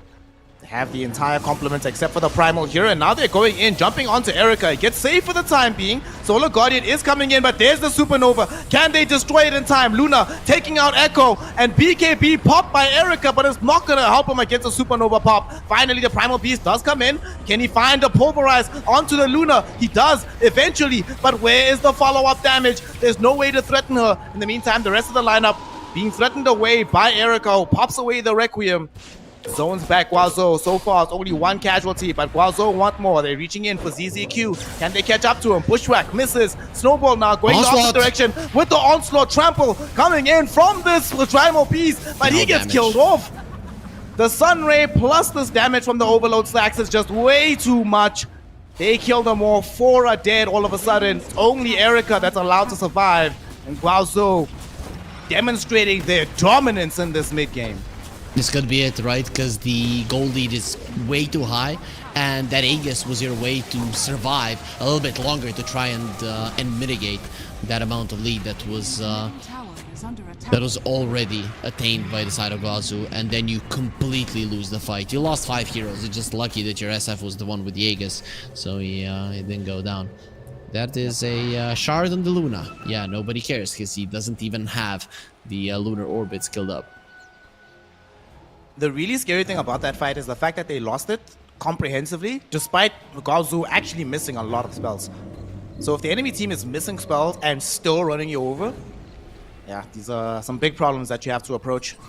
And I don't know what their get out of jail free card is at this point, because we just saw BKB is not really going to protect you here. And even on the Primal, it's not going to make that much of a difference. Oof, you need to not be trying to burst down the course. The situation is like that with the Solar Guardian. Both the Storm and the Luna are probably going to be able to survive, especially because they have BKBs. Killing them from 100 to 0 is next to impossible. If you get all 5 of the heroes on top of somebody, sure, but that's very, very hard to do. So maybe this Aghanim Scepter of the Grimstroke might be a game changer, right? If in that big fight where there's a lot of AoE damage, a Stolen Luna illusion starts doing quite a lot and you do not notice it from Ame and finish it off, that could be the difference maker. Because if you looked at it, the AoE damage from Titan, it did bring everybody to like 30% HP, but that's not enough to take him down. If you get them lower, then you might be able to win the fight. If they're at 10%, turning around is not going to be possible. I actually just realized that because Ame went in all in on these stats, you know, as most Lunas do, 0 points into the Luna orbit, your illusion is actually stronger from Mercy. Unfortunately, you can't find the illusion if you're dead, and that's what Mercy is right now. He did draw a BKB charge out of the Storm Spirit, so perhaps that is worth his life to reduce it to 7 seconds. I don't know, in this game, a 6-second BKB on Guazu doesn't feel all that bad, right? Because I think during those 6 seconds even, that they're gonna be killing 1 or 2 heroes, and then it's really not a problem.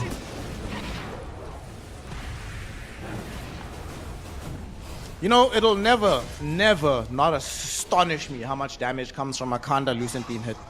Holy smokes. Yeah, I don't know how that is allowed. Like, suddenly, with a 6-second cooldown spell, a support loses 80% of his HP. It's sometimes hard to look at.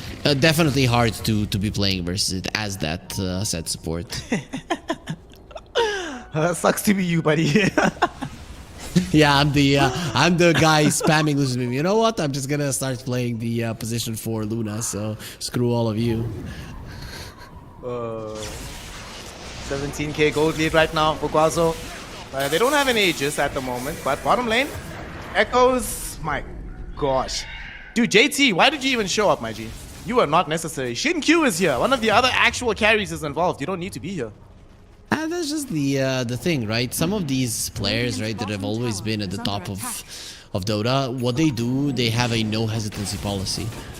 I see my guys going in, I'm pressing my ulti, and it's easier for us to make sure 100% that this guy is dead than for him somehow to live and then for them to turn it around. We can play around the cooldown of this spell, but we cannot play around allowing enemy heroes to survive when they shouldn't have. I know that here it was unnecessary, but a lot of the times a lot of players think, oh, it's not necessary, and then a hero survives on 5% HP and suddenly you're in trouble. Especially when it's a hero like the Sand King, right? That reinitiation comes in very quickly from him. He's got Bloodstone as well. So definitely the correct option. I mean, it's not a correct option in that situation, but I get why. I understand why he does it, and I think if you have that kind of an approach, you're gonna be winning most of your games, or having more chances to win your games. Let's put it that way. The correct sentiment, rather. I think that's probably better. Radiant Yep. scanning. We'll see if this smoke ends up landing them into a winning position on the side of Titan. Heading out onto the map. The smoke will be revealed middle because Shadow Fiend came out to clear that, and he wasn't that deep in the trees. That being said, it could still be nighttime. They might attribute it to that. Line being drawn. Guaozu, they already know. They know exactly what's happening. Yeah, nobody was showing in the mid lane, and the waves started getting pushed in. You don't have that much mana on the Dawnbreaker. This could be a problem. Okay, JT is TPing back to base and telling his team, guys, defensive for 3-4 seconds, and then I'm ready with an Aghanim Scepter on top of that. Oh, baby. We also have a Butterfly fully complete for the Luna. And they do not have an MKB, there's no Revenant's Brooch, no nothing. Radiant's top tower is under attack. Not looking good. Luna is super stacked. You still need to be careful when going high ground versus lineups like this, but with the Solar Guardian, it's very hard to approach this Luna. Smokes. Radiant structures are fortified. Well, she's right now hitting for 450 a hit. Fair and balanced all around. Jump in right now. Storm Spirit baiting out the BKBs. There will be two heroes caught with the Pulverize, but there's the Solar Guardian coming in. Even with the Epicenter, BKB, Bloodstone combination, Echoes is literally doing no damage. Egg has now popped. Allows the Phoenix to re-engage. They've killed off the task. They drag back in Echoes. He's falling low with the Eclipse flying everywhere from Ame. bringing down the Primal Beast. They force Echo back into the basin. Look at Oh my God! Holy beast! Running headlong into the Dire lineup, killing off 3 of them. It's a triple kill. They haven't even killed them off, but they've already called the GG. Will they at least be able to bring down the Sand King? Of course they will. The throne explodes. Guangzhou has dominated this game and made it that there is no contest in this opening fixture. What a performance from Guangzhou.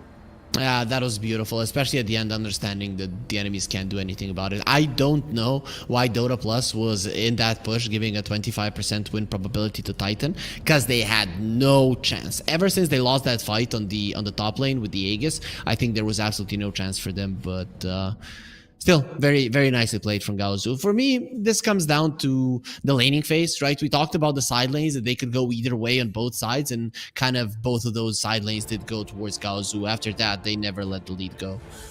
Yeah. Especially that top lane, like getting those early kills, preventing the Primal from being able to get the levels necessary to fully affect that lane, and then constantly just running after him time after time after time. They just applied so much pressure. This game, Guangzhou, I must say they played well, but I think their mid-game movements is what really impressed me.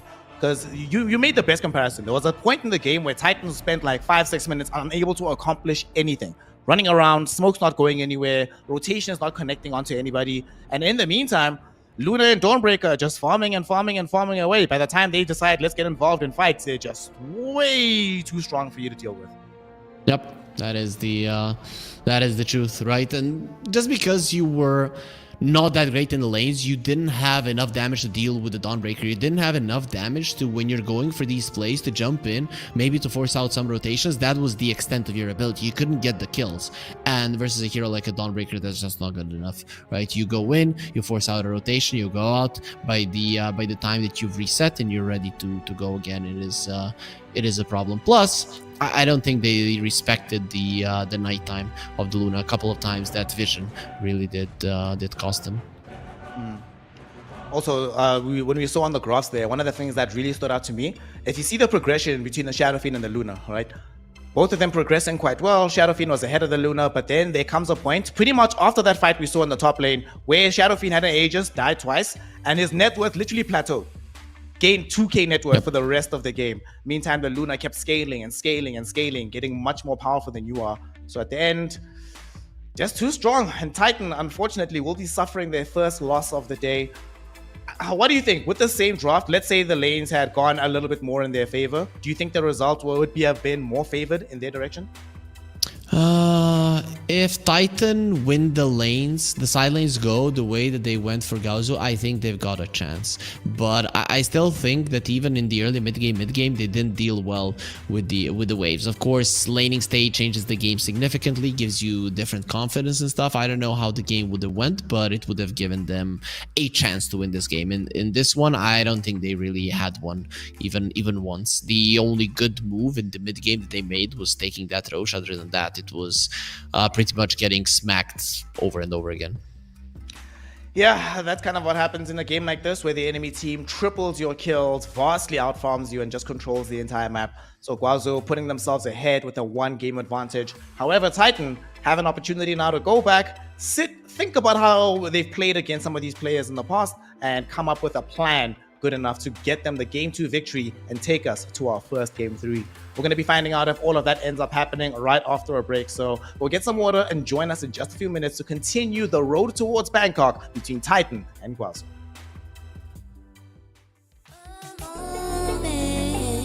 In time, so divine. Hope I see you again. Hope I see you again. A moment in time, so divine. Hope I see you again. Hope I see you again. You're looking so good, make me wanna know you. Feeling the groove, and I got to show you. Don't back.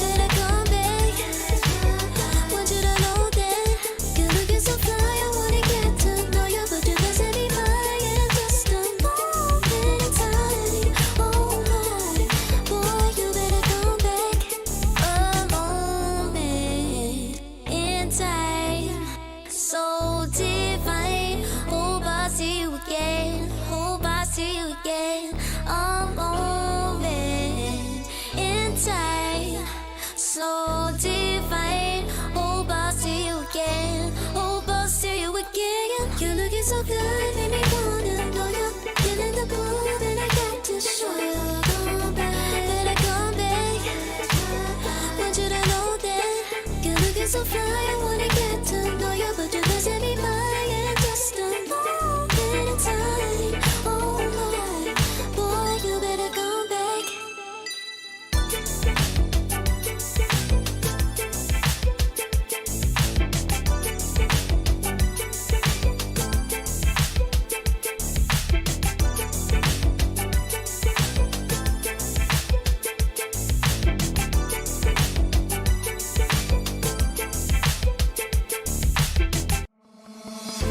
Oh, I don't know how to put it together.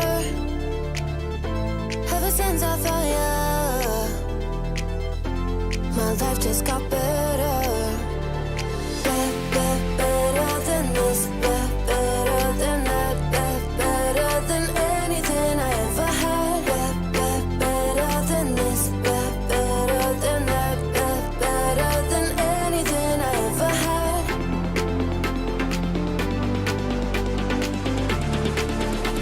Than anything I ever had.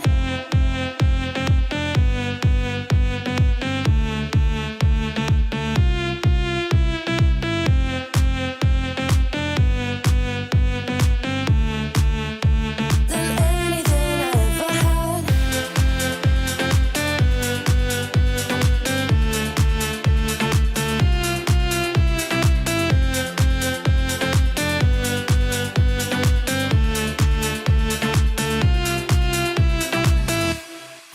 Every time I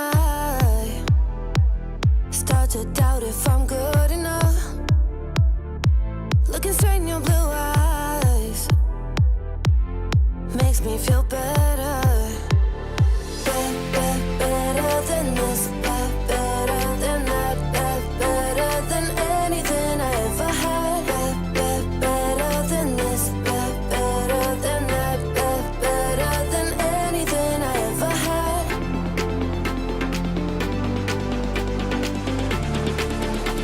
Than anything I ever had.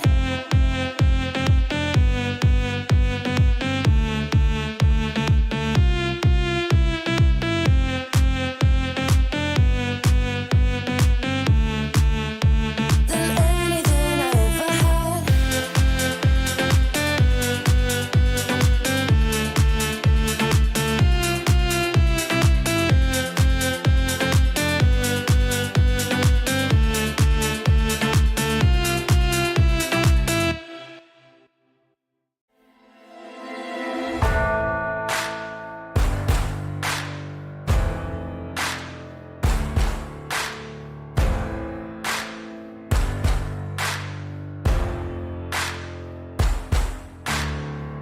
Can you hear the voices calling? Longing for your dirty souls, the wolves are hauling. Can you hear the voices calling? Do you feel how they are dragging? Waiting for a second to push you to your limits, going stronger, feeling better. But do you feel them? Can you hear them say?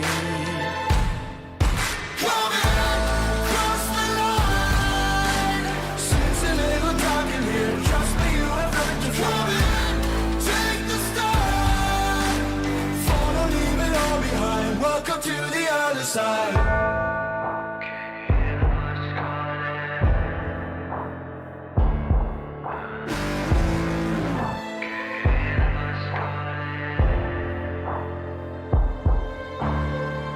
Do you feel how they are dragging? Do you feel them? Can you hear them say? Do you feel how they are dragging? Can you hear them say?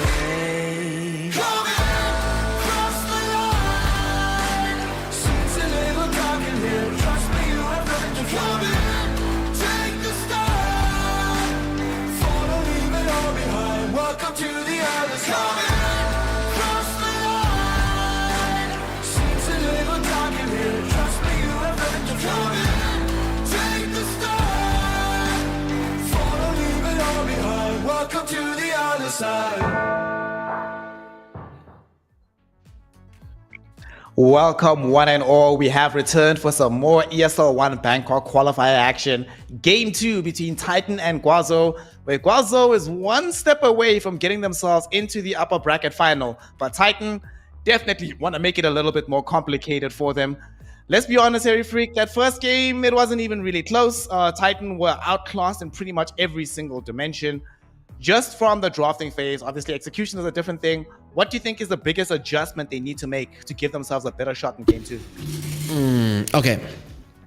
So I'd say make sure that one of the lanes is 100% going to go your way. Don't allow all of the lanes to be, let's say, the side lanes to be 50-50 in terms of how you execute, right? Try to get a favorable matchup in one of them so that you have a lane to play from, because they didn't have a lane to play from in the previous game. I'd say that might be the only thing. I generally like their draft, but when it's very likely that you're gonna get out executed and then you put everything up to chance or up to execution, this is how it's gonna end when you're up against better team.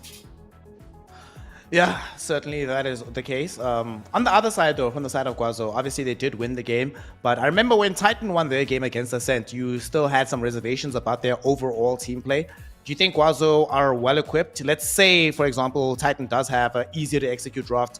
On the execution front, are Guazo equipped to be able to deal with that? Yeah, for sure.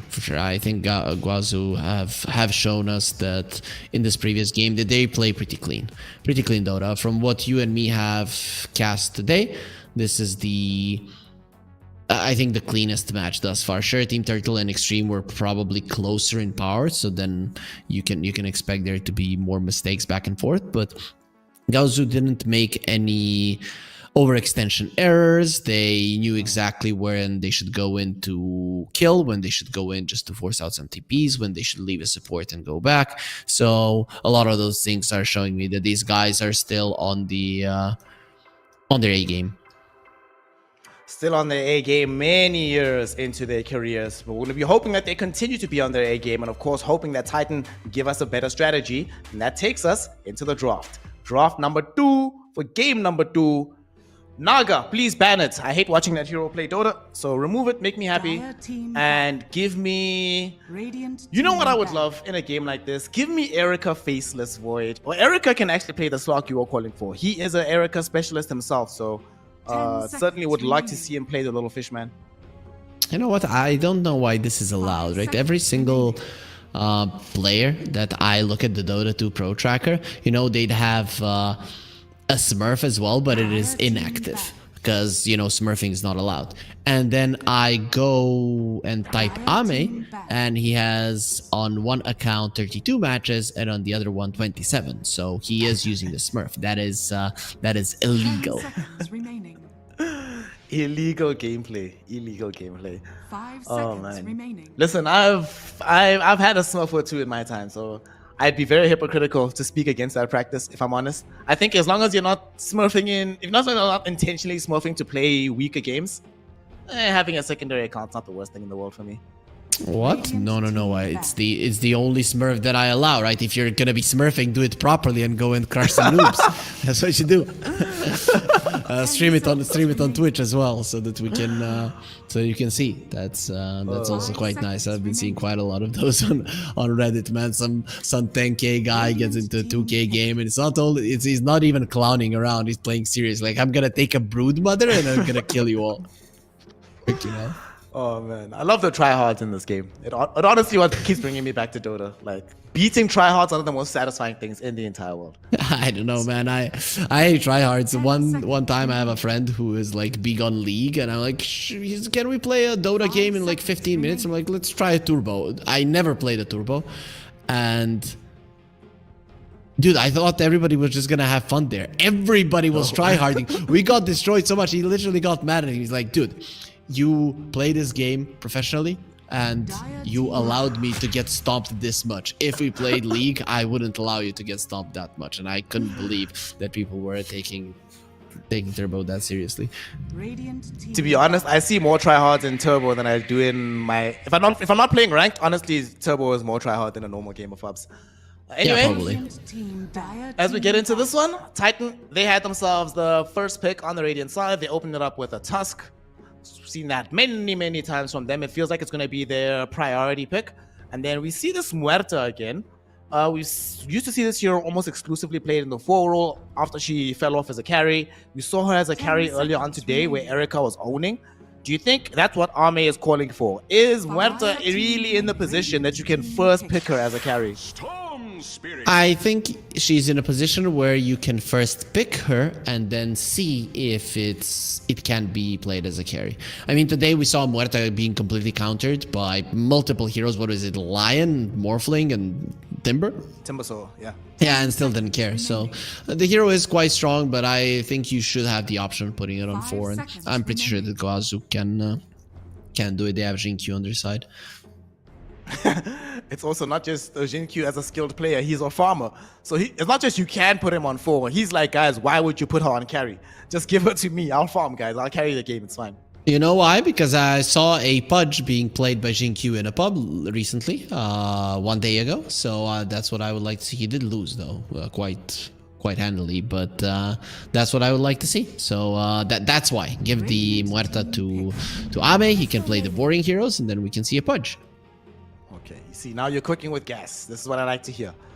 We get the Crystal Maiden, the most standard support hero in all of Dota history. You just pick her, you'll be fine. We don't know if Medusa is still... No, it's actually banned. It was first overall banned. Because we often would see Crystal Maiden picked up in tandem with Storm Spirit, in tandem with Medusa. And this game is just a raw Crystal Maiden. Are there any other heroes that require that much mana, say in the mid or safe lane, that could make use of the CM? No, I think the idea now when you pick a CM, it's not that much about mana. It's about the early mid-game to mid-game snowball. The thing is that you have such low cooldowns that if you get one hero down, that you can just continue going forward. And all 3 of these heroes from Titan, they have this approach that they can go forward. Plus, they're going to benefit from the mana as well, right? Sometimes you might need to go to pace with either of these heroes. Have mana issues. Well, with the Crystal Maiden in the vicinity, that might not be the case. All 3 heroes have some kind of disable. There's a lot of magic damage actually available from Titan right now. So whoever they put in the off lane for Guazo, I would definitely like to see JT play somebody that can buy a pipe. Obviously, it worked out fantastically in the previous game on the Dawnbreaker. She's already been banned out. What else can we go for as pipe buyers from his team? So... I mean, there's a couple. You have the Sand King Centaurs, anybody, Enigmas, even.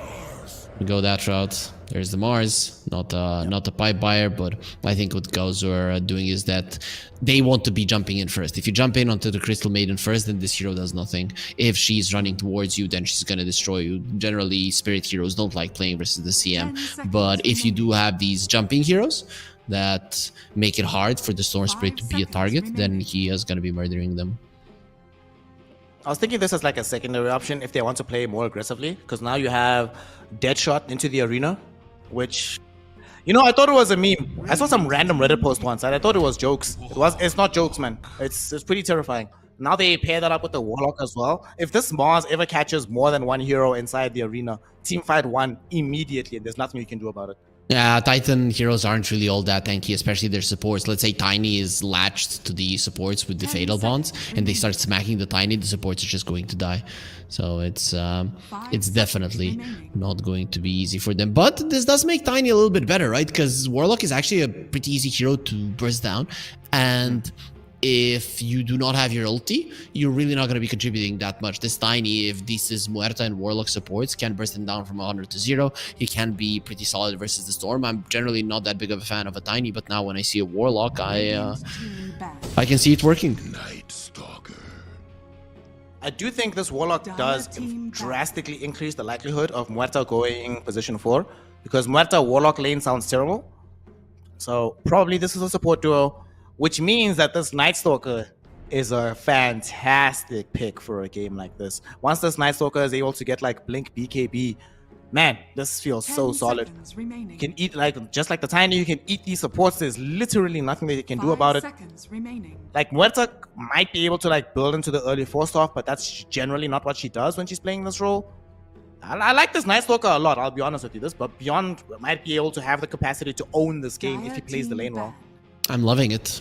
To be honest, I'm loving the Night Stalker overall, because one thing that the Tiny does need in his arsenal sometimes is a vision hero, and Night Stalker does provide that quite nicely. Tusk gives some vision with the shards, Crystal Maiden with the Nova, but that's not really what you want to see, right? Night Stalker, if he sees the enemies and the Tiny is able to engage onto the right target, burst it down, that is perfect. Plus, go in, go out, go in, go out. This is what the title lineup is good at, and having a hero like a Night Stalker, who is probably like the best vision hero in Dota, this is the type of lineup that you want with him. So yeah, I'm loving what they're drafting. Plus, this could be a solid Slark game for Gaozu, but now when there's a Night Stalker, it might not be that much. Yeah, I'm not playing Slark into Night Stalker. Actually, not I'm hoping for. I've only seen this like a few times in games when Tiny tosses the Night Stalker forward with the silence. It's really funny to see. I hope it happens in this game.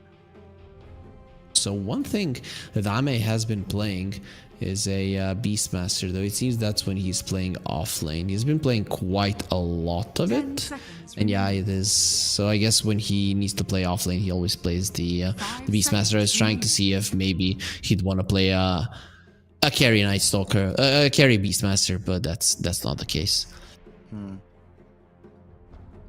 Well, there's carries that are left for both lineups here. TA has been banned, Luna's been removed. They're just taking out the Monkey King. I guess Ursa as well.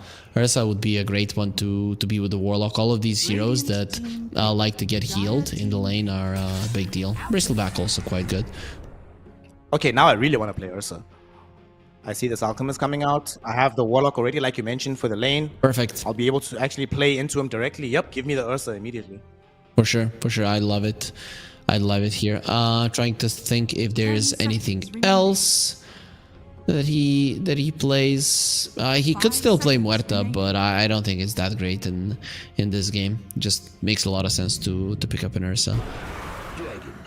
Okay. Ame DK. Okay. This is a hero that we've been obviously seeing come up more and more in the carry department. We saw him for quite a while last year, then he just fell off a cliff for a while. He's returned. I don't know why. He's so strong, man. I don't know why you would stop picking him. Maybe people just got a little bit annoyed by him because they were first picking it, and then with the first pick it started losing. But people stopped banning it a long time ago, and teams have only lately started bringing it back a bit. I still think this hero is busted. I'm fully with you. I've been playing DK a lot more lately, especially this Fire Dragon talent. This Fire Dragon facet is pretty dumb. It's pretty nutty. Yeah, I think this hero is great, scaled with damage. It's so hard to lose a laning phase with DK. You have to be actually trying your best to out of your way to lose a lane. And even then, you hit level 6, you press R, you kill 2 heroes, you're right back in the mix of things. In this game, he's got some heal behind him. If they're able to get like multiple heroes, like I'm just thinking of this team fight. Arena, Fatal Bonds inside the arena, Fire Dragon splashing onto everybody. That's a lot of damage that I don't think Titan will necessarily be geared towards dealing with, especially because they got Night Stalker. This is not the guy that builds the Crimson Guard, builds the Pipe of Insight. They will not have that aura protection necessary against this overwhelming damage. You will have AC though. You have an Alchemist on your side, so at some point the AC will be coming out. Once again, I really like what Titan have, but how are their lanes gonna be? I would assume that they need to win their safe lane. I would be very surprised if Titan loses their safe lane. If they lose their safe lane, they're probably gonna be losing this game as well, because Crystal Maiden and an Alchemist, that is a scary lane to play into. And they should be able to handedly win that lane. I am a bit concerned about Beyond and his lane, but you don't necessarily pick Night Stalker for the laning phase anyway. So as long as he gets his levels, gets some protection from the Tusk, he should be fine. But it is double melee versus Warlock DK. It's not the easiest. He went for Night Train, so he should be fine, right? Starting off with the Bracer, I don't think it's going to be that big of a deal. Usually, Warlock is very good versus Harassy type offlaners. A hero with a lot of armor, movement speed, damage, and good animation isn't something that the Warlock is generally good against, because you're not going to stop him from farming. 30 seconds to battle. In your opinion, who has the best animation for last setting in the game? I love the Tiny, man. I actually think he's quite nice, even though, you know, his attack speed isn't the greatest. It's actually quite easy to last it with this hero. Okay. But For me, my favorite of all time has been Lifestealer. he has too low damage, and then I don't feel it. Right? That's just the that's just how We're it just goes. talking about the animation, bro. Just the Yeah, animation. yeah, sure, but you know, I always look at the animation plus damage because that's how it's gonna be good. The sniper has awesome animation, but still kind of sucks at last hitting because he has low damage, so that's why he's not on the list. Okay, how about we reject the question? Let's assume that every hero in the game has 100 base damage. Exactly 100. Who has the best animation under those conditions? Io. I like that shout. That I like. Io's animation is quite nice. Yeah, I'd say sniper or gyro in that situation. Right. Gyro is very fun. Sadly, no gyrocopter in this game, but we still do have a lot of exciting heroes. Chief among them being this Night Stalker in the top lane, who certainly is going to have to deal with a lot of harass coming from the DK and the Warlock. But nonetheless, I don't think they'll be able to kill him, especially with Mercy being nearby. So he should be able to find his levels to have a game. Yeah, especially there's gonna be some lane shenanigans happening from the Tusk. So the Night Stalker is gonna be fine. The second he gets his level 2, it is gonna be quite easy for him with the extra movement speed. What do you make of this, of Ame going for the Dragon Tail level 1? I'm fine with it. You go in, you stun somebody, you deny the range creep. That's completely okay. I really don't see why not. It is a low mana spell, and the Breathe Fire. I guess your idea was to shove out the wave with the Fatal Bonds anyway, so you might not have needed the Breathe Fire. But any of the 2 spells I would have been fine with. Okay. Down bottom, we do see some damage coming in towards Erica. He actually gets pinned to a tree here, but he'll be fine overall. However, definitely taking a lot more harass than he initially anticipated. But this is what happens, right? With Mars and the Muerta, they try to do these harassing shenanigans as much as humanly possible. That's what you do. You are playing versus an Alchemist CM. If you play passively, once the CM is level 2, you're in trouble. But you keep the Alch relatively low, and you are going to be safe. Ame and the gang farming underneath the tier 1 tower. Beyond will be collecting most of this CS. He actually got all of them. Well done from him. Didn't end up messing up there. As he has good animation. For no reason. It's that animation. Imagine if he was a Visage, right? Or it wouldn't have gone that well. He's actually going to use this animation to go onto the Warlock in the top lane. They're putting some aggression in, but they do end up losing the Tusk first. Mercy dies, and they haven't even lost DY. He's juking. It's fine. Outplaying Beyond right now. The turnaround might be on. Beyond just picked up an Urn of Shadows. Nothing that this item can help him with. But First Blood, surprisingly, going the way of Guaozu. DY taking out Mercy. Yeah, especially because he used the heal on his Dragon Knight unnecessarily for sure, and then he didn't have it for himself. But just standing in within the shards, it is a big deal. And you might have a lot of damage, but that just means that Breathe Fire takes away quite a lot of it. So quite a huge deal, and nice call to just stand your ground rather than to try and run. So we haven't taken a look at this mid lane. Let's see how it's going. Right now, Echo is behind Paparazzi. Should this be happening reliably in this mid lane matchup? Yeah, pretty much. Pretty much, because you are a 0 armor hero versus a 0 armor melee hero versus a Storm Spirit. Doesn't get much worse than that. The amount of harass that he's gonna be dishing out is kind of insane. I'm still surprised that Echoes didn't get at least a couple of denies with this tree. Usually, the way that you play versus a Tiny, you force him to attack you with the tree, but versus a Storm, it makes no sense to do so because he has so much armor. So just save it for denies. Ooh, bottom lane, Erica almost died here. Able to back away beyond the tier 1 tower safely. He's okay. This is a disaster. There's only 17 CS on the Alchemist. They turned this into a brawling lane on the side of Gaozu. Erica was also very lucky. That dead shot, had it connected, he definitely would have died there.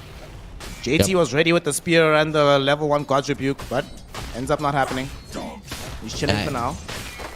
He had mana for both of those, so definitely would have been nice. Ame is trying to stand his ground versus a full creep wave and then Ice Stalker. That's not something that you can fight into, but knowing that you always have the heals from the Warlock, you're gonna generally be fine. Be fine. You got the Dragon's Blood innate. You got that Shadow Word coming in. In fact, he should be playing more aggressively, Ame. Why are you being a coward, bro? Let him know who you are, fam. Push up into Radiant's him. bottom tower is under attack. Well, you know, man, the vampires are quite scary even when you have strong armor. But it is not going to be nighttime for long. In 10 seconds, we're going to be going back. For people who don't know, Night Rain gives you that extra 15 seconds of night. Paparazzi gets Shin-Q to refill his bottle in the mid lane. Can keep his farm up. Also, he's doing something that every single time that we've seen Tiny together, you've said the same thing. Why is the enemy mid laner not buying raindrops? Paparazzi has been watching, he's been listening, he's got the raindrops ready at the moment. That's why he's not been taking that much harass in this lane. Paparazzi never makes a mistake. If I see something that Paparazzi is doing that I don't like, that means that I don't know what's going on. Everybody else, I'm just gonna be talking crap about. Not this guy. No, I don't dare. Papa still commands respect years on from his heyday. Doing well in the mid lane. Where is this power rune spawning? It is going to end up being an AD rune for Echoes down bottom. Radiant's top tower is under attack. Yep, so he doesn't really... Okay, he does have mana for a TP, wand, and then use the AD rune to kill somebody. So you now have to be very, very careful. The Storm is not gonna die unless there are some rotations. Bottom. Might Speaking need of the dying. rotation here because Erica is in danger. Storm Spirit has now shown up. Can they drag him back in? They don't Tiny, even stop. need to. They have the damage, but they don't manage to catch him. In the meantime, Tiny was in the top lane, showing up to bring down DUI. And what happened? He ran out of mana on the side of Paparazzi, could not get off the Vortex, and that allows the Alchemist to live. Got scary there for a second. They didn't really have tabs on where the Tiny was. He started moving towards the top lane, and then he was unsure of what he should do. Then when they saw the Tiny on the top lane, it was already too late. The Alchemist was far enough away. And there we see it. The difference in who gets the runes. If it was Storm with the AD rune, the Alchemist dies. Probably even the Night Stalker dies on the top lane, because the only reason that he did survive is because Tiny came in there, saved his life, and then got the Warlock kill as well. Dota 2, a game of margins. This particular margin favorable for the side of Titan. It's going to lead them into their next round of items. Seems like Tiny, after the Soul Ring, probably going to be going for the heads-up Blink Dagger, the way he's itemizing right now. The real question I have for you is, what are we doing for the Night Stalker? Where are we going first? Is it a straight-up Blink game? Are we going BKB Armlet Rush? What's the plan? I'm not sure. I saw this earn, and I'm not really sure what he's trying to do, especially because they didn't get a single kill in the lane. I think it was an idea to snowball a bit, but let me think. Oh man, it's so hard with the Night Stalker. I'd go a little bit greedier. You have the Tiny that's going to be buying the blink, so maybe you can get away with like an Echo Saber. Okay. That's one of the things I love about Night Stalker, is it has so much variability in his builds. It's not just like one size fits all. As right now, Titan are trying to make these camps fit their net worth budget, stealing away some of the hard work from Shin-Q. The best part about this is, you know, in other teams, you're like, well, the support was stacking for his offlaner, so now the offlaner has lost money. No. Shin-Q was stacking for himself. So he lost money himself, directly being affected in the wallet by that movement. I'm thinking, is he... Oh, he's going for a Spirit Vessel. Okay. We'll see how that works out. They're trying to kill Ame. Yes. You are playing against a DK that has Shadow Word behind him, so there's worse things in the world than Spirit Vessel. And now do they have the damage to bring down this dragon? Not just yet. He's somehow still alive. Deadshot coming out. But finally, Ame will fall. However, with these Fatal Bonds, these heroes need to be careful of the damage that they're taking. Fatal Bonds will expire in a second. Nobody dies, and now perhaps Beyond wants to re-engage. Needs to be careful though. Deadshot back online. One of them will kill him. So this engagement might just end, unless Echo can find a toss back towards his team. He cannot, not just yet. So it's only going to be the DK that takes a tumble.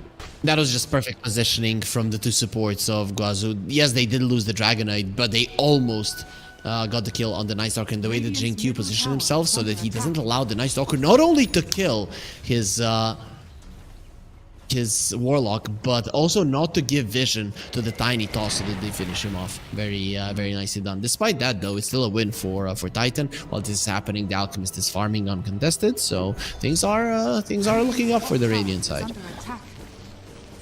Do you not find it deeply ironic that if Muerta drops the calling, Night Stalker can't jump in for fear of being silenced? Has fallen. Yeah, that is the case. Though I think he's not afraid of some ghosts. He's gonna be fine. Oh, he's a Ghostbuster. I ain't afraid of no ghosts. I see. See though, what's gonna be next that's gonna be happening on this map? They still lost the top tier 1, which is kind of annoying, but for a hero like a Night Stalker, not the worst thing in the world, especially because now it's nighttime, so you can stay in this lane quite safely. You still want to open up the map. Once the Tiny gets his blink, if the map isn't open, you're not really gonna be able to utilize it to full effect. Dire's bottom tower is under attack. It's Alchemist about to finish off his Radiance. Dire are scanning. Pretty much about to be completed and flying out to him in a moment. And Guazo, they're trying to gank him. Paparazzi has come to the south side of the map with Shin-Q. Are scanning. They're certainly going to dive him for this one. The pings are coming out. Titan know that something is awry. And they're even pincering him in with DY. They will get this kill come hell or high water. The smoke will break. They know something's going on. Finally, they see him. The root will be there, but unfortunately, the calling came first. Dead shot to send him back. They even dropped the chaotic offering, but it will be well worth it. They get the kill. Can they get out is the question. Root out onto Paparazzi. Does have the zip away if needed. Echo is here with the avalanche toss, enabling them to kill off Shin-Q, and they're falling very low on this Paparazzi storm. Still alive for now. JT has shown up, drops down the arena. Now they're going back onto Beyond. He was pinned to the wall. Do they have the damage to kill him? One more Vortex, one more hit with the Overload. That is enough, but it does cost the life of the Storm Spirit. Who else will die? 5 heroes have taken a tumble so far, and it's not over yet. Mercy pinned to the tree. One more rebuke from JT kills him off as well. Radiant's bottom As we have a 6-hero bloodbath at the 11-minute mark of this game. Guazu feels like they will walk away victorious on this one because they did manage to kill the Alchemist as well. They killed 4 heroes, they got a tower, everything went well for them. Sure, the Tiny does survive and he gets his Blink Dagger, but the map hasn't been open. You haven't taken down a single tower, let alone that mid lane one. That would be the main one for you to open up the map. And now, your Crystal Maiden is looking very much dead as well. Let's see, unless Echoes can do something special here. Freezing Field did put in some work, but now Echo, he just blinked in. Yo, if they knew that he was actually all alone here, they might have decided to make a bit more of aggressive play. I suppose Paparazzi didn't have that much mana, but that was a very aggressive play from Echoes. He jumped into the calling. That's the thing. I think with the Avatar's combo, maybe he would have been able to kill the storm. But Crystal Maiden dies, the calling expands, and he lands right on top of the silence. It's very unfortunate for Echoes. Now the game state has fundamentally changed. Blink Dagger available for the Mars. Storm Spirit very close towards having the Aghanim Shard. And because of some of the space that's opened up on the map, DK very free to farm on his side. I'm sure they lose this Warlock top, but on the mid lane, excuse me, but whatever, who cares. This tower was dead to rights regardless. It's just a Warlock. He already has level 6, and his spells are on cooldown anyway, so it doesn't really matter that much. The Fatal Bonds is a big thing though. If the Warlock didn't die there, this tower might have been defendable with a arena into Fatal Bonds, but because he lost his life, the tower will go down, and we talked about it. You need to open up the map, you need to open up the towers, especially the mid lane one, so that the Tiny Blink can do its job. And now it is going to be much easier for them to do so. We'll see just how much Gozu can spread around here on the side lanes and not get caught. Radiant are They're scanning. smoked up, and Echo seems to have a very decent idea of where Paparazzi is at. Papa, though, has a ton of mana, so as soon as the smoke breaks, he should be able to get away. Doesn't even need the smoke to break. Just great game sense from Papa. A smoke entirely wasted from the side of Titan. And now Guazo, they're actually smoking themselves. Dire are scanning. Unfortunately, they also run into the same problem that Titan just did. They don't have positive vision on their enemies on the map, so the smoke is unlikely to yield that many dividends. Paparazzi's just a genius, man. The second he saw that it is going to be the 14-minute mark and nobody showing on the map, he's like, yeah, they're going to be around here somewhere. He has his ward to play around, and he stays safe. Now he's continuing to farm these ancients while the kobold is just farming some gold for him as well. It is beautiful. They get a kill on Tusk middle, but it did cost them 2 ultimates for this one. They're probably fine with it. If we can get 2 ults and maybe even mount this defense. They don't have Arena, they don't have Pierce the Veil. This is not the easiest fight in the world. And now we're going to get a toss towards the tier 1 tower on the Muerta. She is dead. Darkness activated by Beyond. He wants to chase for more. And it looks like this Warlock is going to be the one that gets caught. A double kill for this Night Stalker. Can he find anything else? They don't have any positive vision. Mercy is just respawning, so no snowball forward. Guazo will escape with their course. We can have net worth on the screen or observer. Put it back on last hits. There it is. So Alchemist is not that far ahead, and this is a problem, right? Sure, Dragonite does farm fast, but Alchemist should be having a bigger difference between him and the Dragonite. The thing is, he needs his BKB done, then Blink, and only then can he focus on going for the AC. At that point, the Dragonite's damage output is already going to be super high. Radiant's middle tower is under attack. 16 minutes into this game. Net worth pretty much dead even. Win probability though drastically favoring the side of Guazo. 69%. Nice. For a good reason. It is the Alchemist on the other side, and the game is even. And not only that, but dealing with the Storm Spirit later on is not easy for a lineup. The Crystal Maiden does fall off heavily in this game in terms of map control, in terms of towers being taken. Guazo, they're stronger there as well, and they're getting an Alchemist might kill Erica. Very easy kill. They find the stun onto ZZQ. They pick up some interest in this one. 2 heroes killed, and they did this before the Alchemist would clear out the camps completely. So not only do you get the kill, you stymie his progression of net worth. Massive play there, and I'm actually kind of interested about Ame's build. He went for the Mask of Madness. Isn't this a little bit peculiar given that you already saw the Spirit Vessel available on Beyond?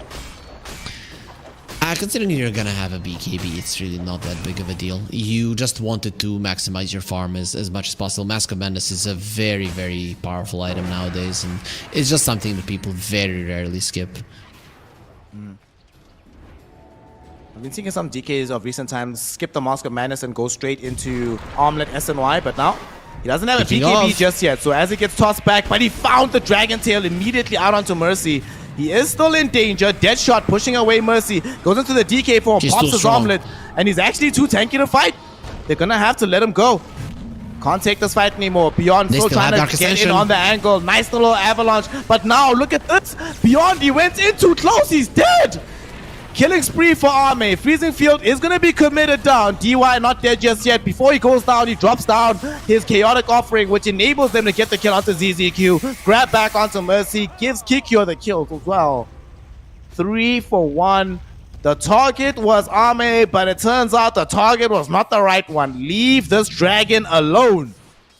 He armlet toggled like 3-4 times in that fight, and the last one was with the Spirit Vessel on top of him. Of course, you just have to take a go for it as well. They didn't commit. When the Avalanche was used, there was no toss, so they couldn't finish him off. And then he was able to armlet toggle through the Void of the Night Stalker, armlet toggle towards the toss of the Tiny, and then towards the tree toss as well. At that point, you know that the fight has been lost. It is pretty much a disaster. Sure, the Alchemist has been farming all this time, but the Dragonite participating in kills and then just getting so many creeps around in the triangle and in the graveyard area right after it, it now puts you in a very uncomfortable position if you're Titan. The worst part about that was before BKB. Like you mentioned, they had Spirit Vessel out. They had these small instances of damage, but now with BKB, you almost killed him last time, failed. How on earth do you actually kill him this time around? I still think it was a mistake to go for him either way, right? And okay, And I'm not talking, you know, in a sense, oh, it's easy to be a general after the battle. No, it's your lineup. Your lineup is reliant on bursting a hero and then going for more. If you're chasing down the Dragon Knight and he has no help, you are going to be able to kill him. So just focus on getting the supports first, getting somebody that is squishier than him. And everybody is squishier than the Dragon Knight. Even a Mars in that situation would have died. And then it's a completely different story because you can just continue moving forward. You know, I told something. I was playing a game the other day, and I had this idea of how we should treat Dragon Knight. And I was like, guys, pretend the DK is a Medusa. Hold on, we'll talk about it in a second. There's Warlock getting jumped on the back lines.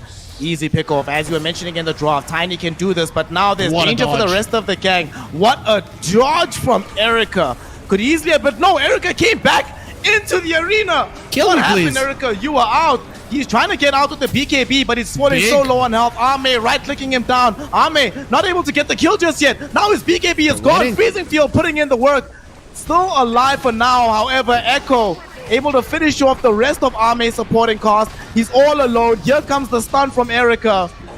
We thought Erica was crazy, but he is just seeing 5 steps into the future. They completely outplay Guazhou and earn themselves a team wipe. He is crazy good, that's what he is. First he dodges the Dragon Tail with his ulti, and then he goes in, he forces out the BKB of the Dragon Knight, uses the BKB of his own, stands his ground, fights, and creates the situation where the Tiny finds a huge Avatos combo into 3 heroes. And that is what we've been talking about. When 1 or 2 heroes of Guazhou dies, the amount of spells and cooldowns, like small cooldowns that Titan has, is insane. You're not going to be able to escape them, no way. So you lose 1 hero, you're probably going to be losing all of them. And that is exactly what happened in that fight. This is a perfect showing of what their lineup is supposed to do. Plus, that is just before the nighttime comes. So this is now just going to continue because of the extra vision that they have. I just hope that they don't get greedy once again and try to kill the tankiest hero of them all. Just kill this small fry first, and then the other ones will die. Why are they all dying to the Tormentor now?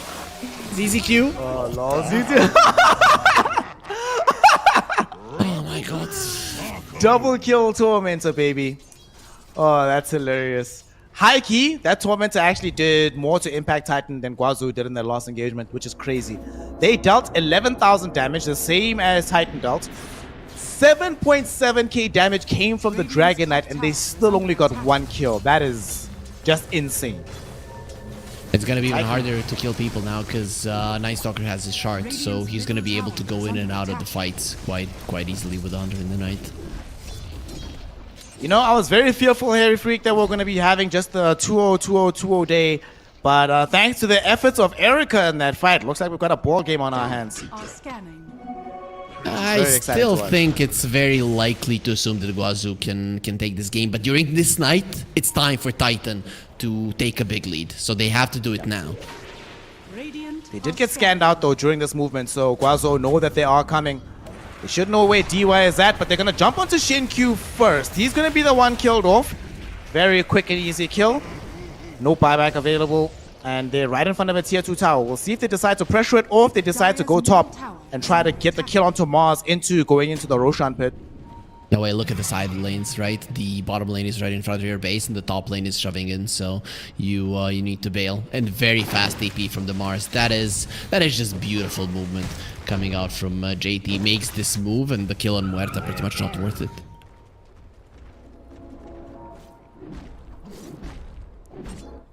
Still though, most of the gold lead that Guazhou was enjoying for the earlier portion of the game has been completely eroded.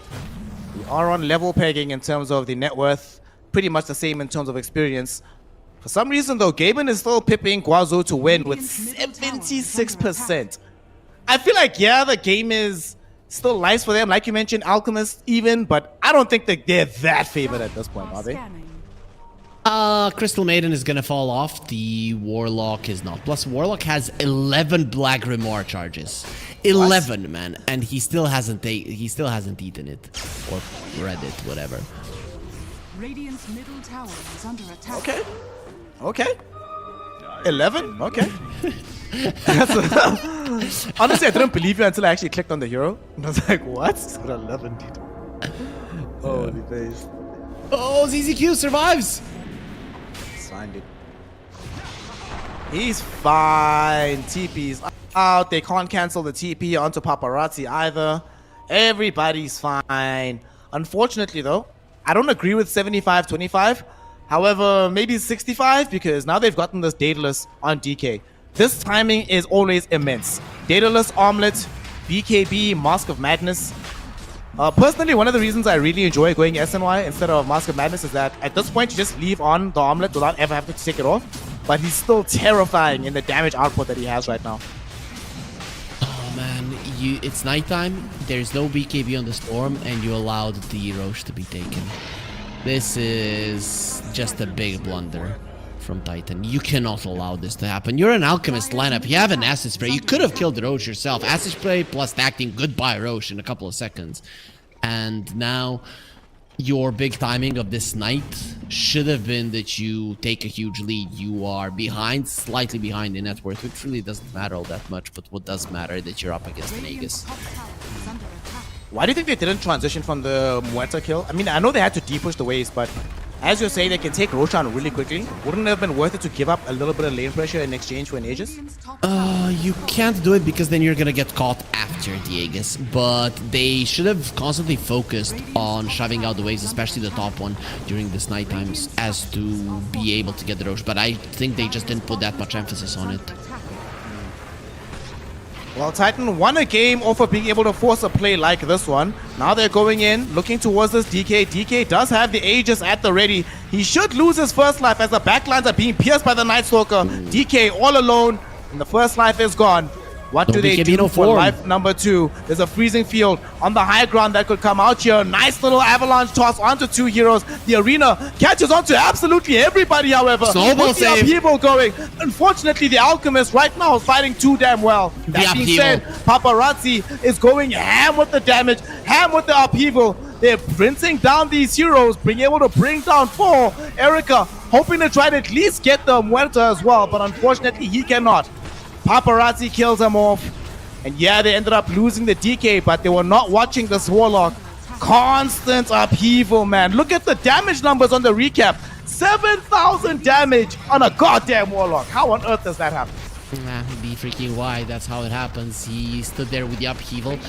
He waited for the silence of the Night Stalker to expire. He used the void on him as well, and then he goes for the upheaval during that arena. So even once you cancel it, it still lingers for like 2-3 more seconds. And during that time, a lot of those little imps are just coming out and doing the AoE damage. Sure, the snowball save was there, but this is what happens when you have to kill the Dragon Knight twice. So you got to a point in this game where you can kill the Dragon Knight once, but going for him twice is gonna be a problem because the other heroes start doing quite a lot of damage. If you look at the side of Guazzo, it's not only the Dragon Knight. Every single one of their heroes does an immense amount of damage, especially with the Fatal Bonds present. And this was the end result of that fight, where you are killing one hero for 30 seconds. The rest of them will murder you. The terrifying thing about that fight is that DUI did that without the Aghanim Shard. Once he gets that, oh my god. Woo! Yeah, that's very scary. There's a Tormentor right in front of him. He's calling his gang over. He's like, bros, you saw what I did in that fight. Come kill this Tormy, give me the damage. Trust me, I will carry the game. Ame and JT oblige him. Shinkyu, like the jackass he is, steals the shard away. What can you do?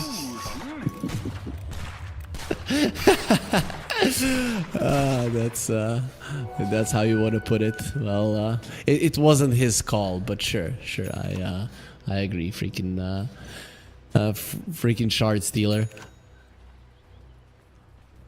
Actually, I'm surprised that Ame is still so happy to play with Shinkyu. Over the years, I've seen Shinkyu steal so many rampages away from Ame. How are you still okay with this guy, man? Yeah, I don't know. That I do not. That I do condone. The stealing of the shard. He is a support. It should be his anyways. But everything else, the rampage steal. That's really not cool. What's not cool as well is that JT now has an Aghanim's... Oh, not the Aghanim, excuse me, the Refresher. So, double Arena available, double BK... Well, just barely double BKB. He doesn't have that much mana to play with overall. Double Soul Ring, my friend. That's what you are counting for that extra 340 mana. So you pop the Soul Ring, and then you pop the Refresher, then you pop the Soul Ring again. They're going in for this high ground push. They do not have access to an Aegis, but they don't feel like they need one. These heroes are very, very strong. Jump in, coming in from the Storm Spirit. They find Beyond, they kill him. There is buyback available on this Night Stalker. Certainly be loath to have to use it, but might not have an option. It's a tier 3 tower getting desecrated in this mid lane. It's already gone. Guys, you gotta do something about this. They're gonna come for more. Avalanche in onto 3 heroes with the Tusk. However, Chaotic offering onto Echo. Now they drag back in the Tusk. Tusk is gone. And that's a BKB from Echo, so sooner will expire. And then what? Buybacks all around on the side of Titan as we're losing HP onto Erica. He needs to watch himself. Does have assistance from Mercy, who's right in front of him. They're going in onto Ame. DK falling lower and lower and lower. Freezing Field will be able to tick him over. Ame is gone. Beyond does die for this one. It's a dieback, but hashtag worth. But maybe it's not. What a bait. Paparazzi now has so much mana. Comes back in. They've killed off 2 heroes. Echo, though, finds 3 heroes in the Avalanche toss, but not enough damage. They cannot bring these Guazo heroes down. Alchemist unable to follow up with the Blink unstable concoction. So they will escape everybody on the side of Guazo. And yet again, it's the same situation, Harry Freak. You kill Ame, you expend all your resources onto him, but nonetheless still end up losing the team fight. Yeah, look at who did the most damage in that fight. It was the Muerta, right? Everybody packs a punch. This time around, it wasn't the Warlock. It was Jinkyu. So, you know, that shard paying off. It really wasn't the reason that he did all that much damage. But still, overall, though, this is a really cool play coming out from the Mars. So JT, what he did, use the second arena. BKB starts TPing away, and the enemies think, oh, they're running away. They cannot fight us, which wasn't the case. And now Echoes is dead as well. He's not dead, Harry Freak. We need some positivity in those broadcasts. He is just going to take a quick bath. He was feeling a little bit dirty, walking around, getting some moss on all over his stones. But now he's in the fountain. He's going to get nice and cleaned up, and he'll be ready for the next one. Yeah, but he didn't turn off the heater, so he got kind of zapped in that bath. So that's that's a problem. Oh, man. 14k net worth lead for the side of Guazo. And I was thinking that Titan hopefully might have had some plays, but Guazo is just owning them right now. And like you mentioned, because everybody packs a punch, look at the distribution of these net worths. The Muerta is ahead of the Night Stalker and catching up to the Tiny and crucially dealing more damage than either of them. That is a big, big problem for Titan. He's dealing more damage than everybody. Jumping forward with this Alchemist, BKB flowing, but this BKB is only 6 seconds, already gone. And you've done literally nothing. Literally no damage has been taken. Yep, and there it is, Mega Creeps. Your heroes aren't the greatest at dealing with them. Plus, you're an Alchemist lineup. You are supposed to be snowballing, not losing every single structure 30 minutes into the game. Tiny's back. Tiny tossing forward. That's the wrong direction, brother. Now there's an arena on the 2. They quickly kill off the toss. Tiny held in position, trying to escape, but the right-click damage of Ame and Paparazzi is way too much. Wicked 6 streak for the Storm Spirit. All the racks are taken, and there's no more options in the game. GG, well played is called. Titan throw in the towel, give up to the superiority of Guazo, and we get our second finalist for the upper bracket. An incredible performance from this Dire lineup. It wasn't from start to finish, but when they finished hella strong.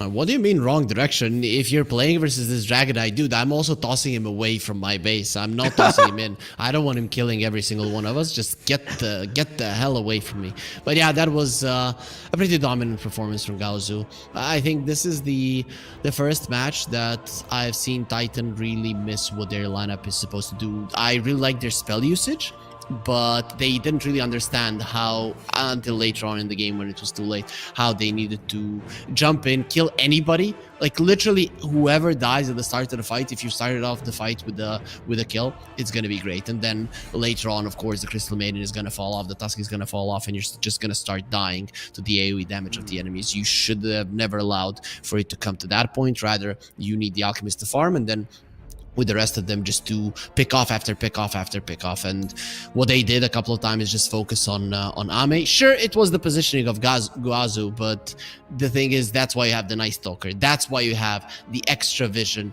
to dodge him, to go around him and kill the people behind. And they just haven't been doing it until a point where it was too late, where even if you get a kill, it's just too much damage on the other side. Funny enough about that refresher that we just saw, we never got to see it being utilized twice in a fight. Ame played fine, you know, but it's the hero that they focused on earlier on. It has to be Paparazzi, your boy, your main man. Yes, we do have to definitely shout out this Warlock performance was in freaking sane. How do you end a game on Warlock having dealt 20,000 damage, most of it not coming from Fatal Bonds with Chaotic Offering, coming from Fatal Bonds Upheaval combination?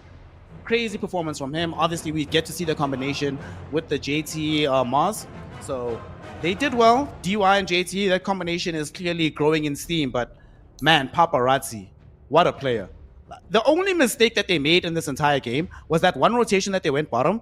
Paparazzi tried to get that kill onto the Alchemist. They didn't know where the Tiny was, so they didn't full commit. Alchemist escaped. But every other fight from then on afterwards, Papa, yo, what a performance. MVP for him, do you agree? You find it? Of course.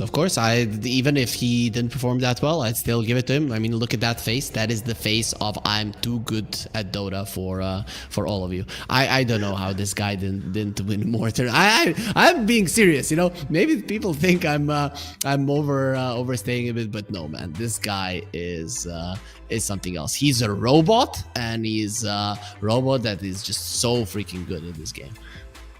For all of you old heads in chat, I just want you to reflect on the moment that we're in right now.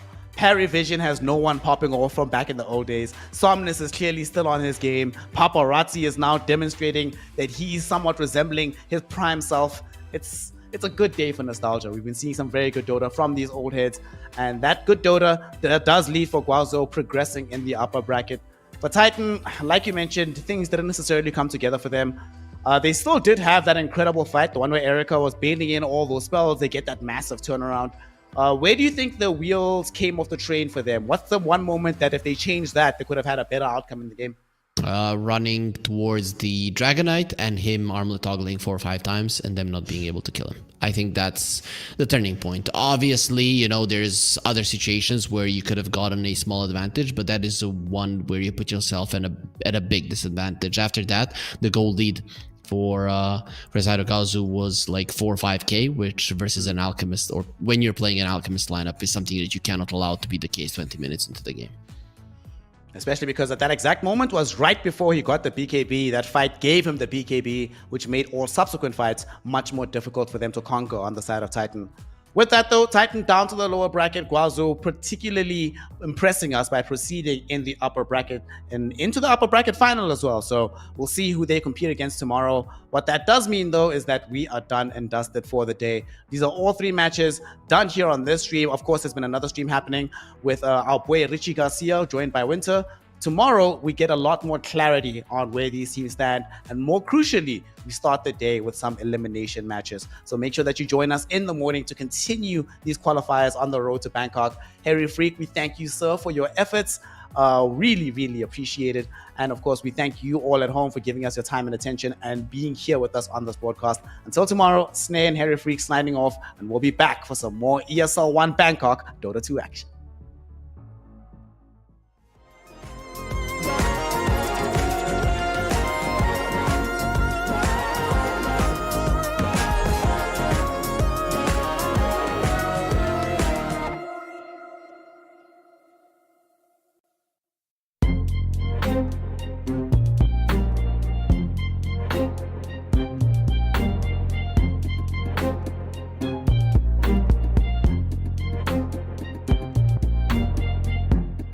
Too long for me to feel, yeah. Tell me why you on your knees, yeah. Never thought I had a dream, yeah. Kicking off the covers, I'm too hot for this bed. Give me space, I need to breathe, yeah. Give a face, giving it beautifully, yeah. Yeah, it's just me and my clique, yeah. We might be the hottest, but we let you in. Angel energy, let you sit with me. Angel energy, angel energy, angel energy. We got sympathy. Angel energy, angel energy.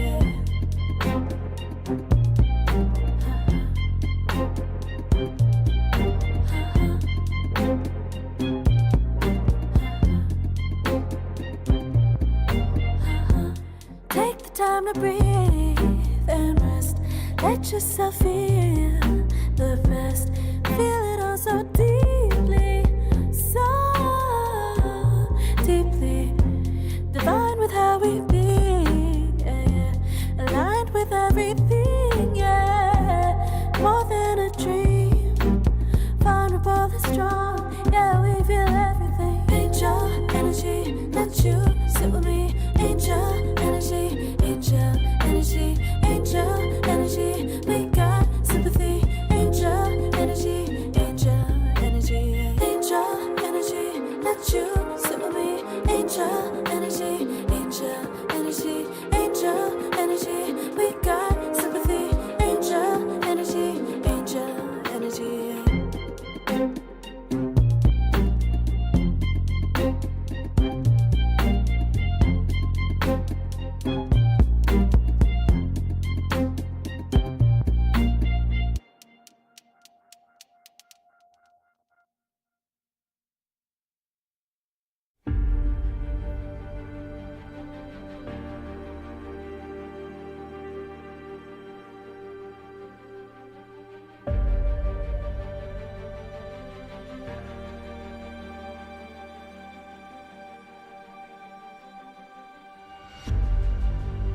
Earth is suffering,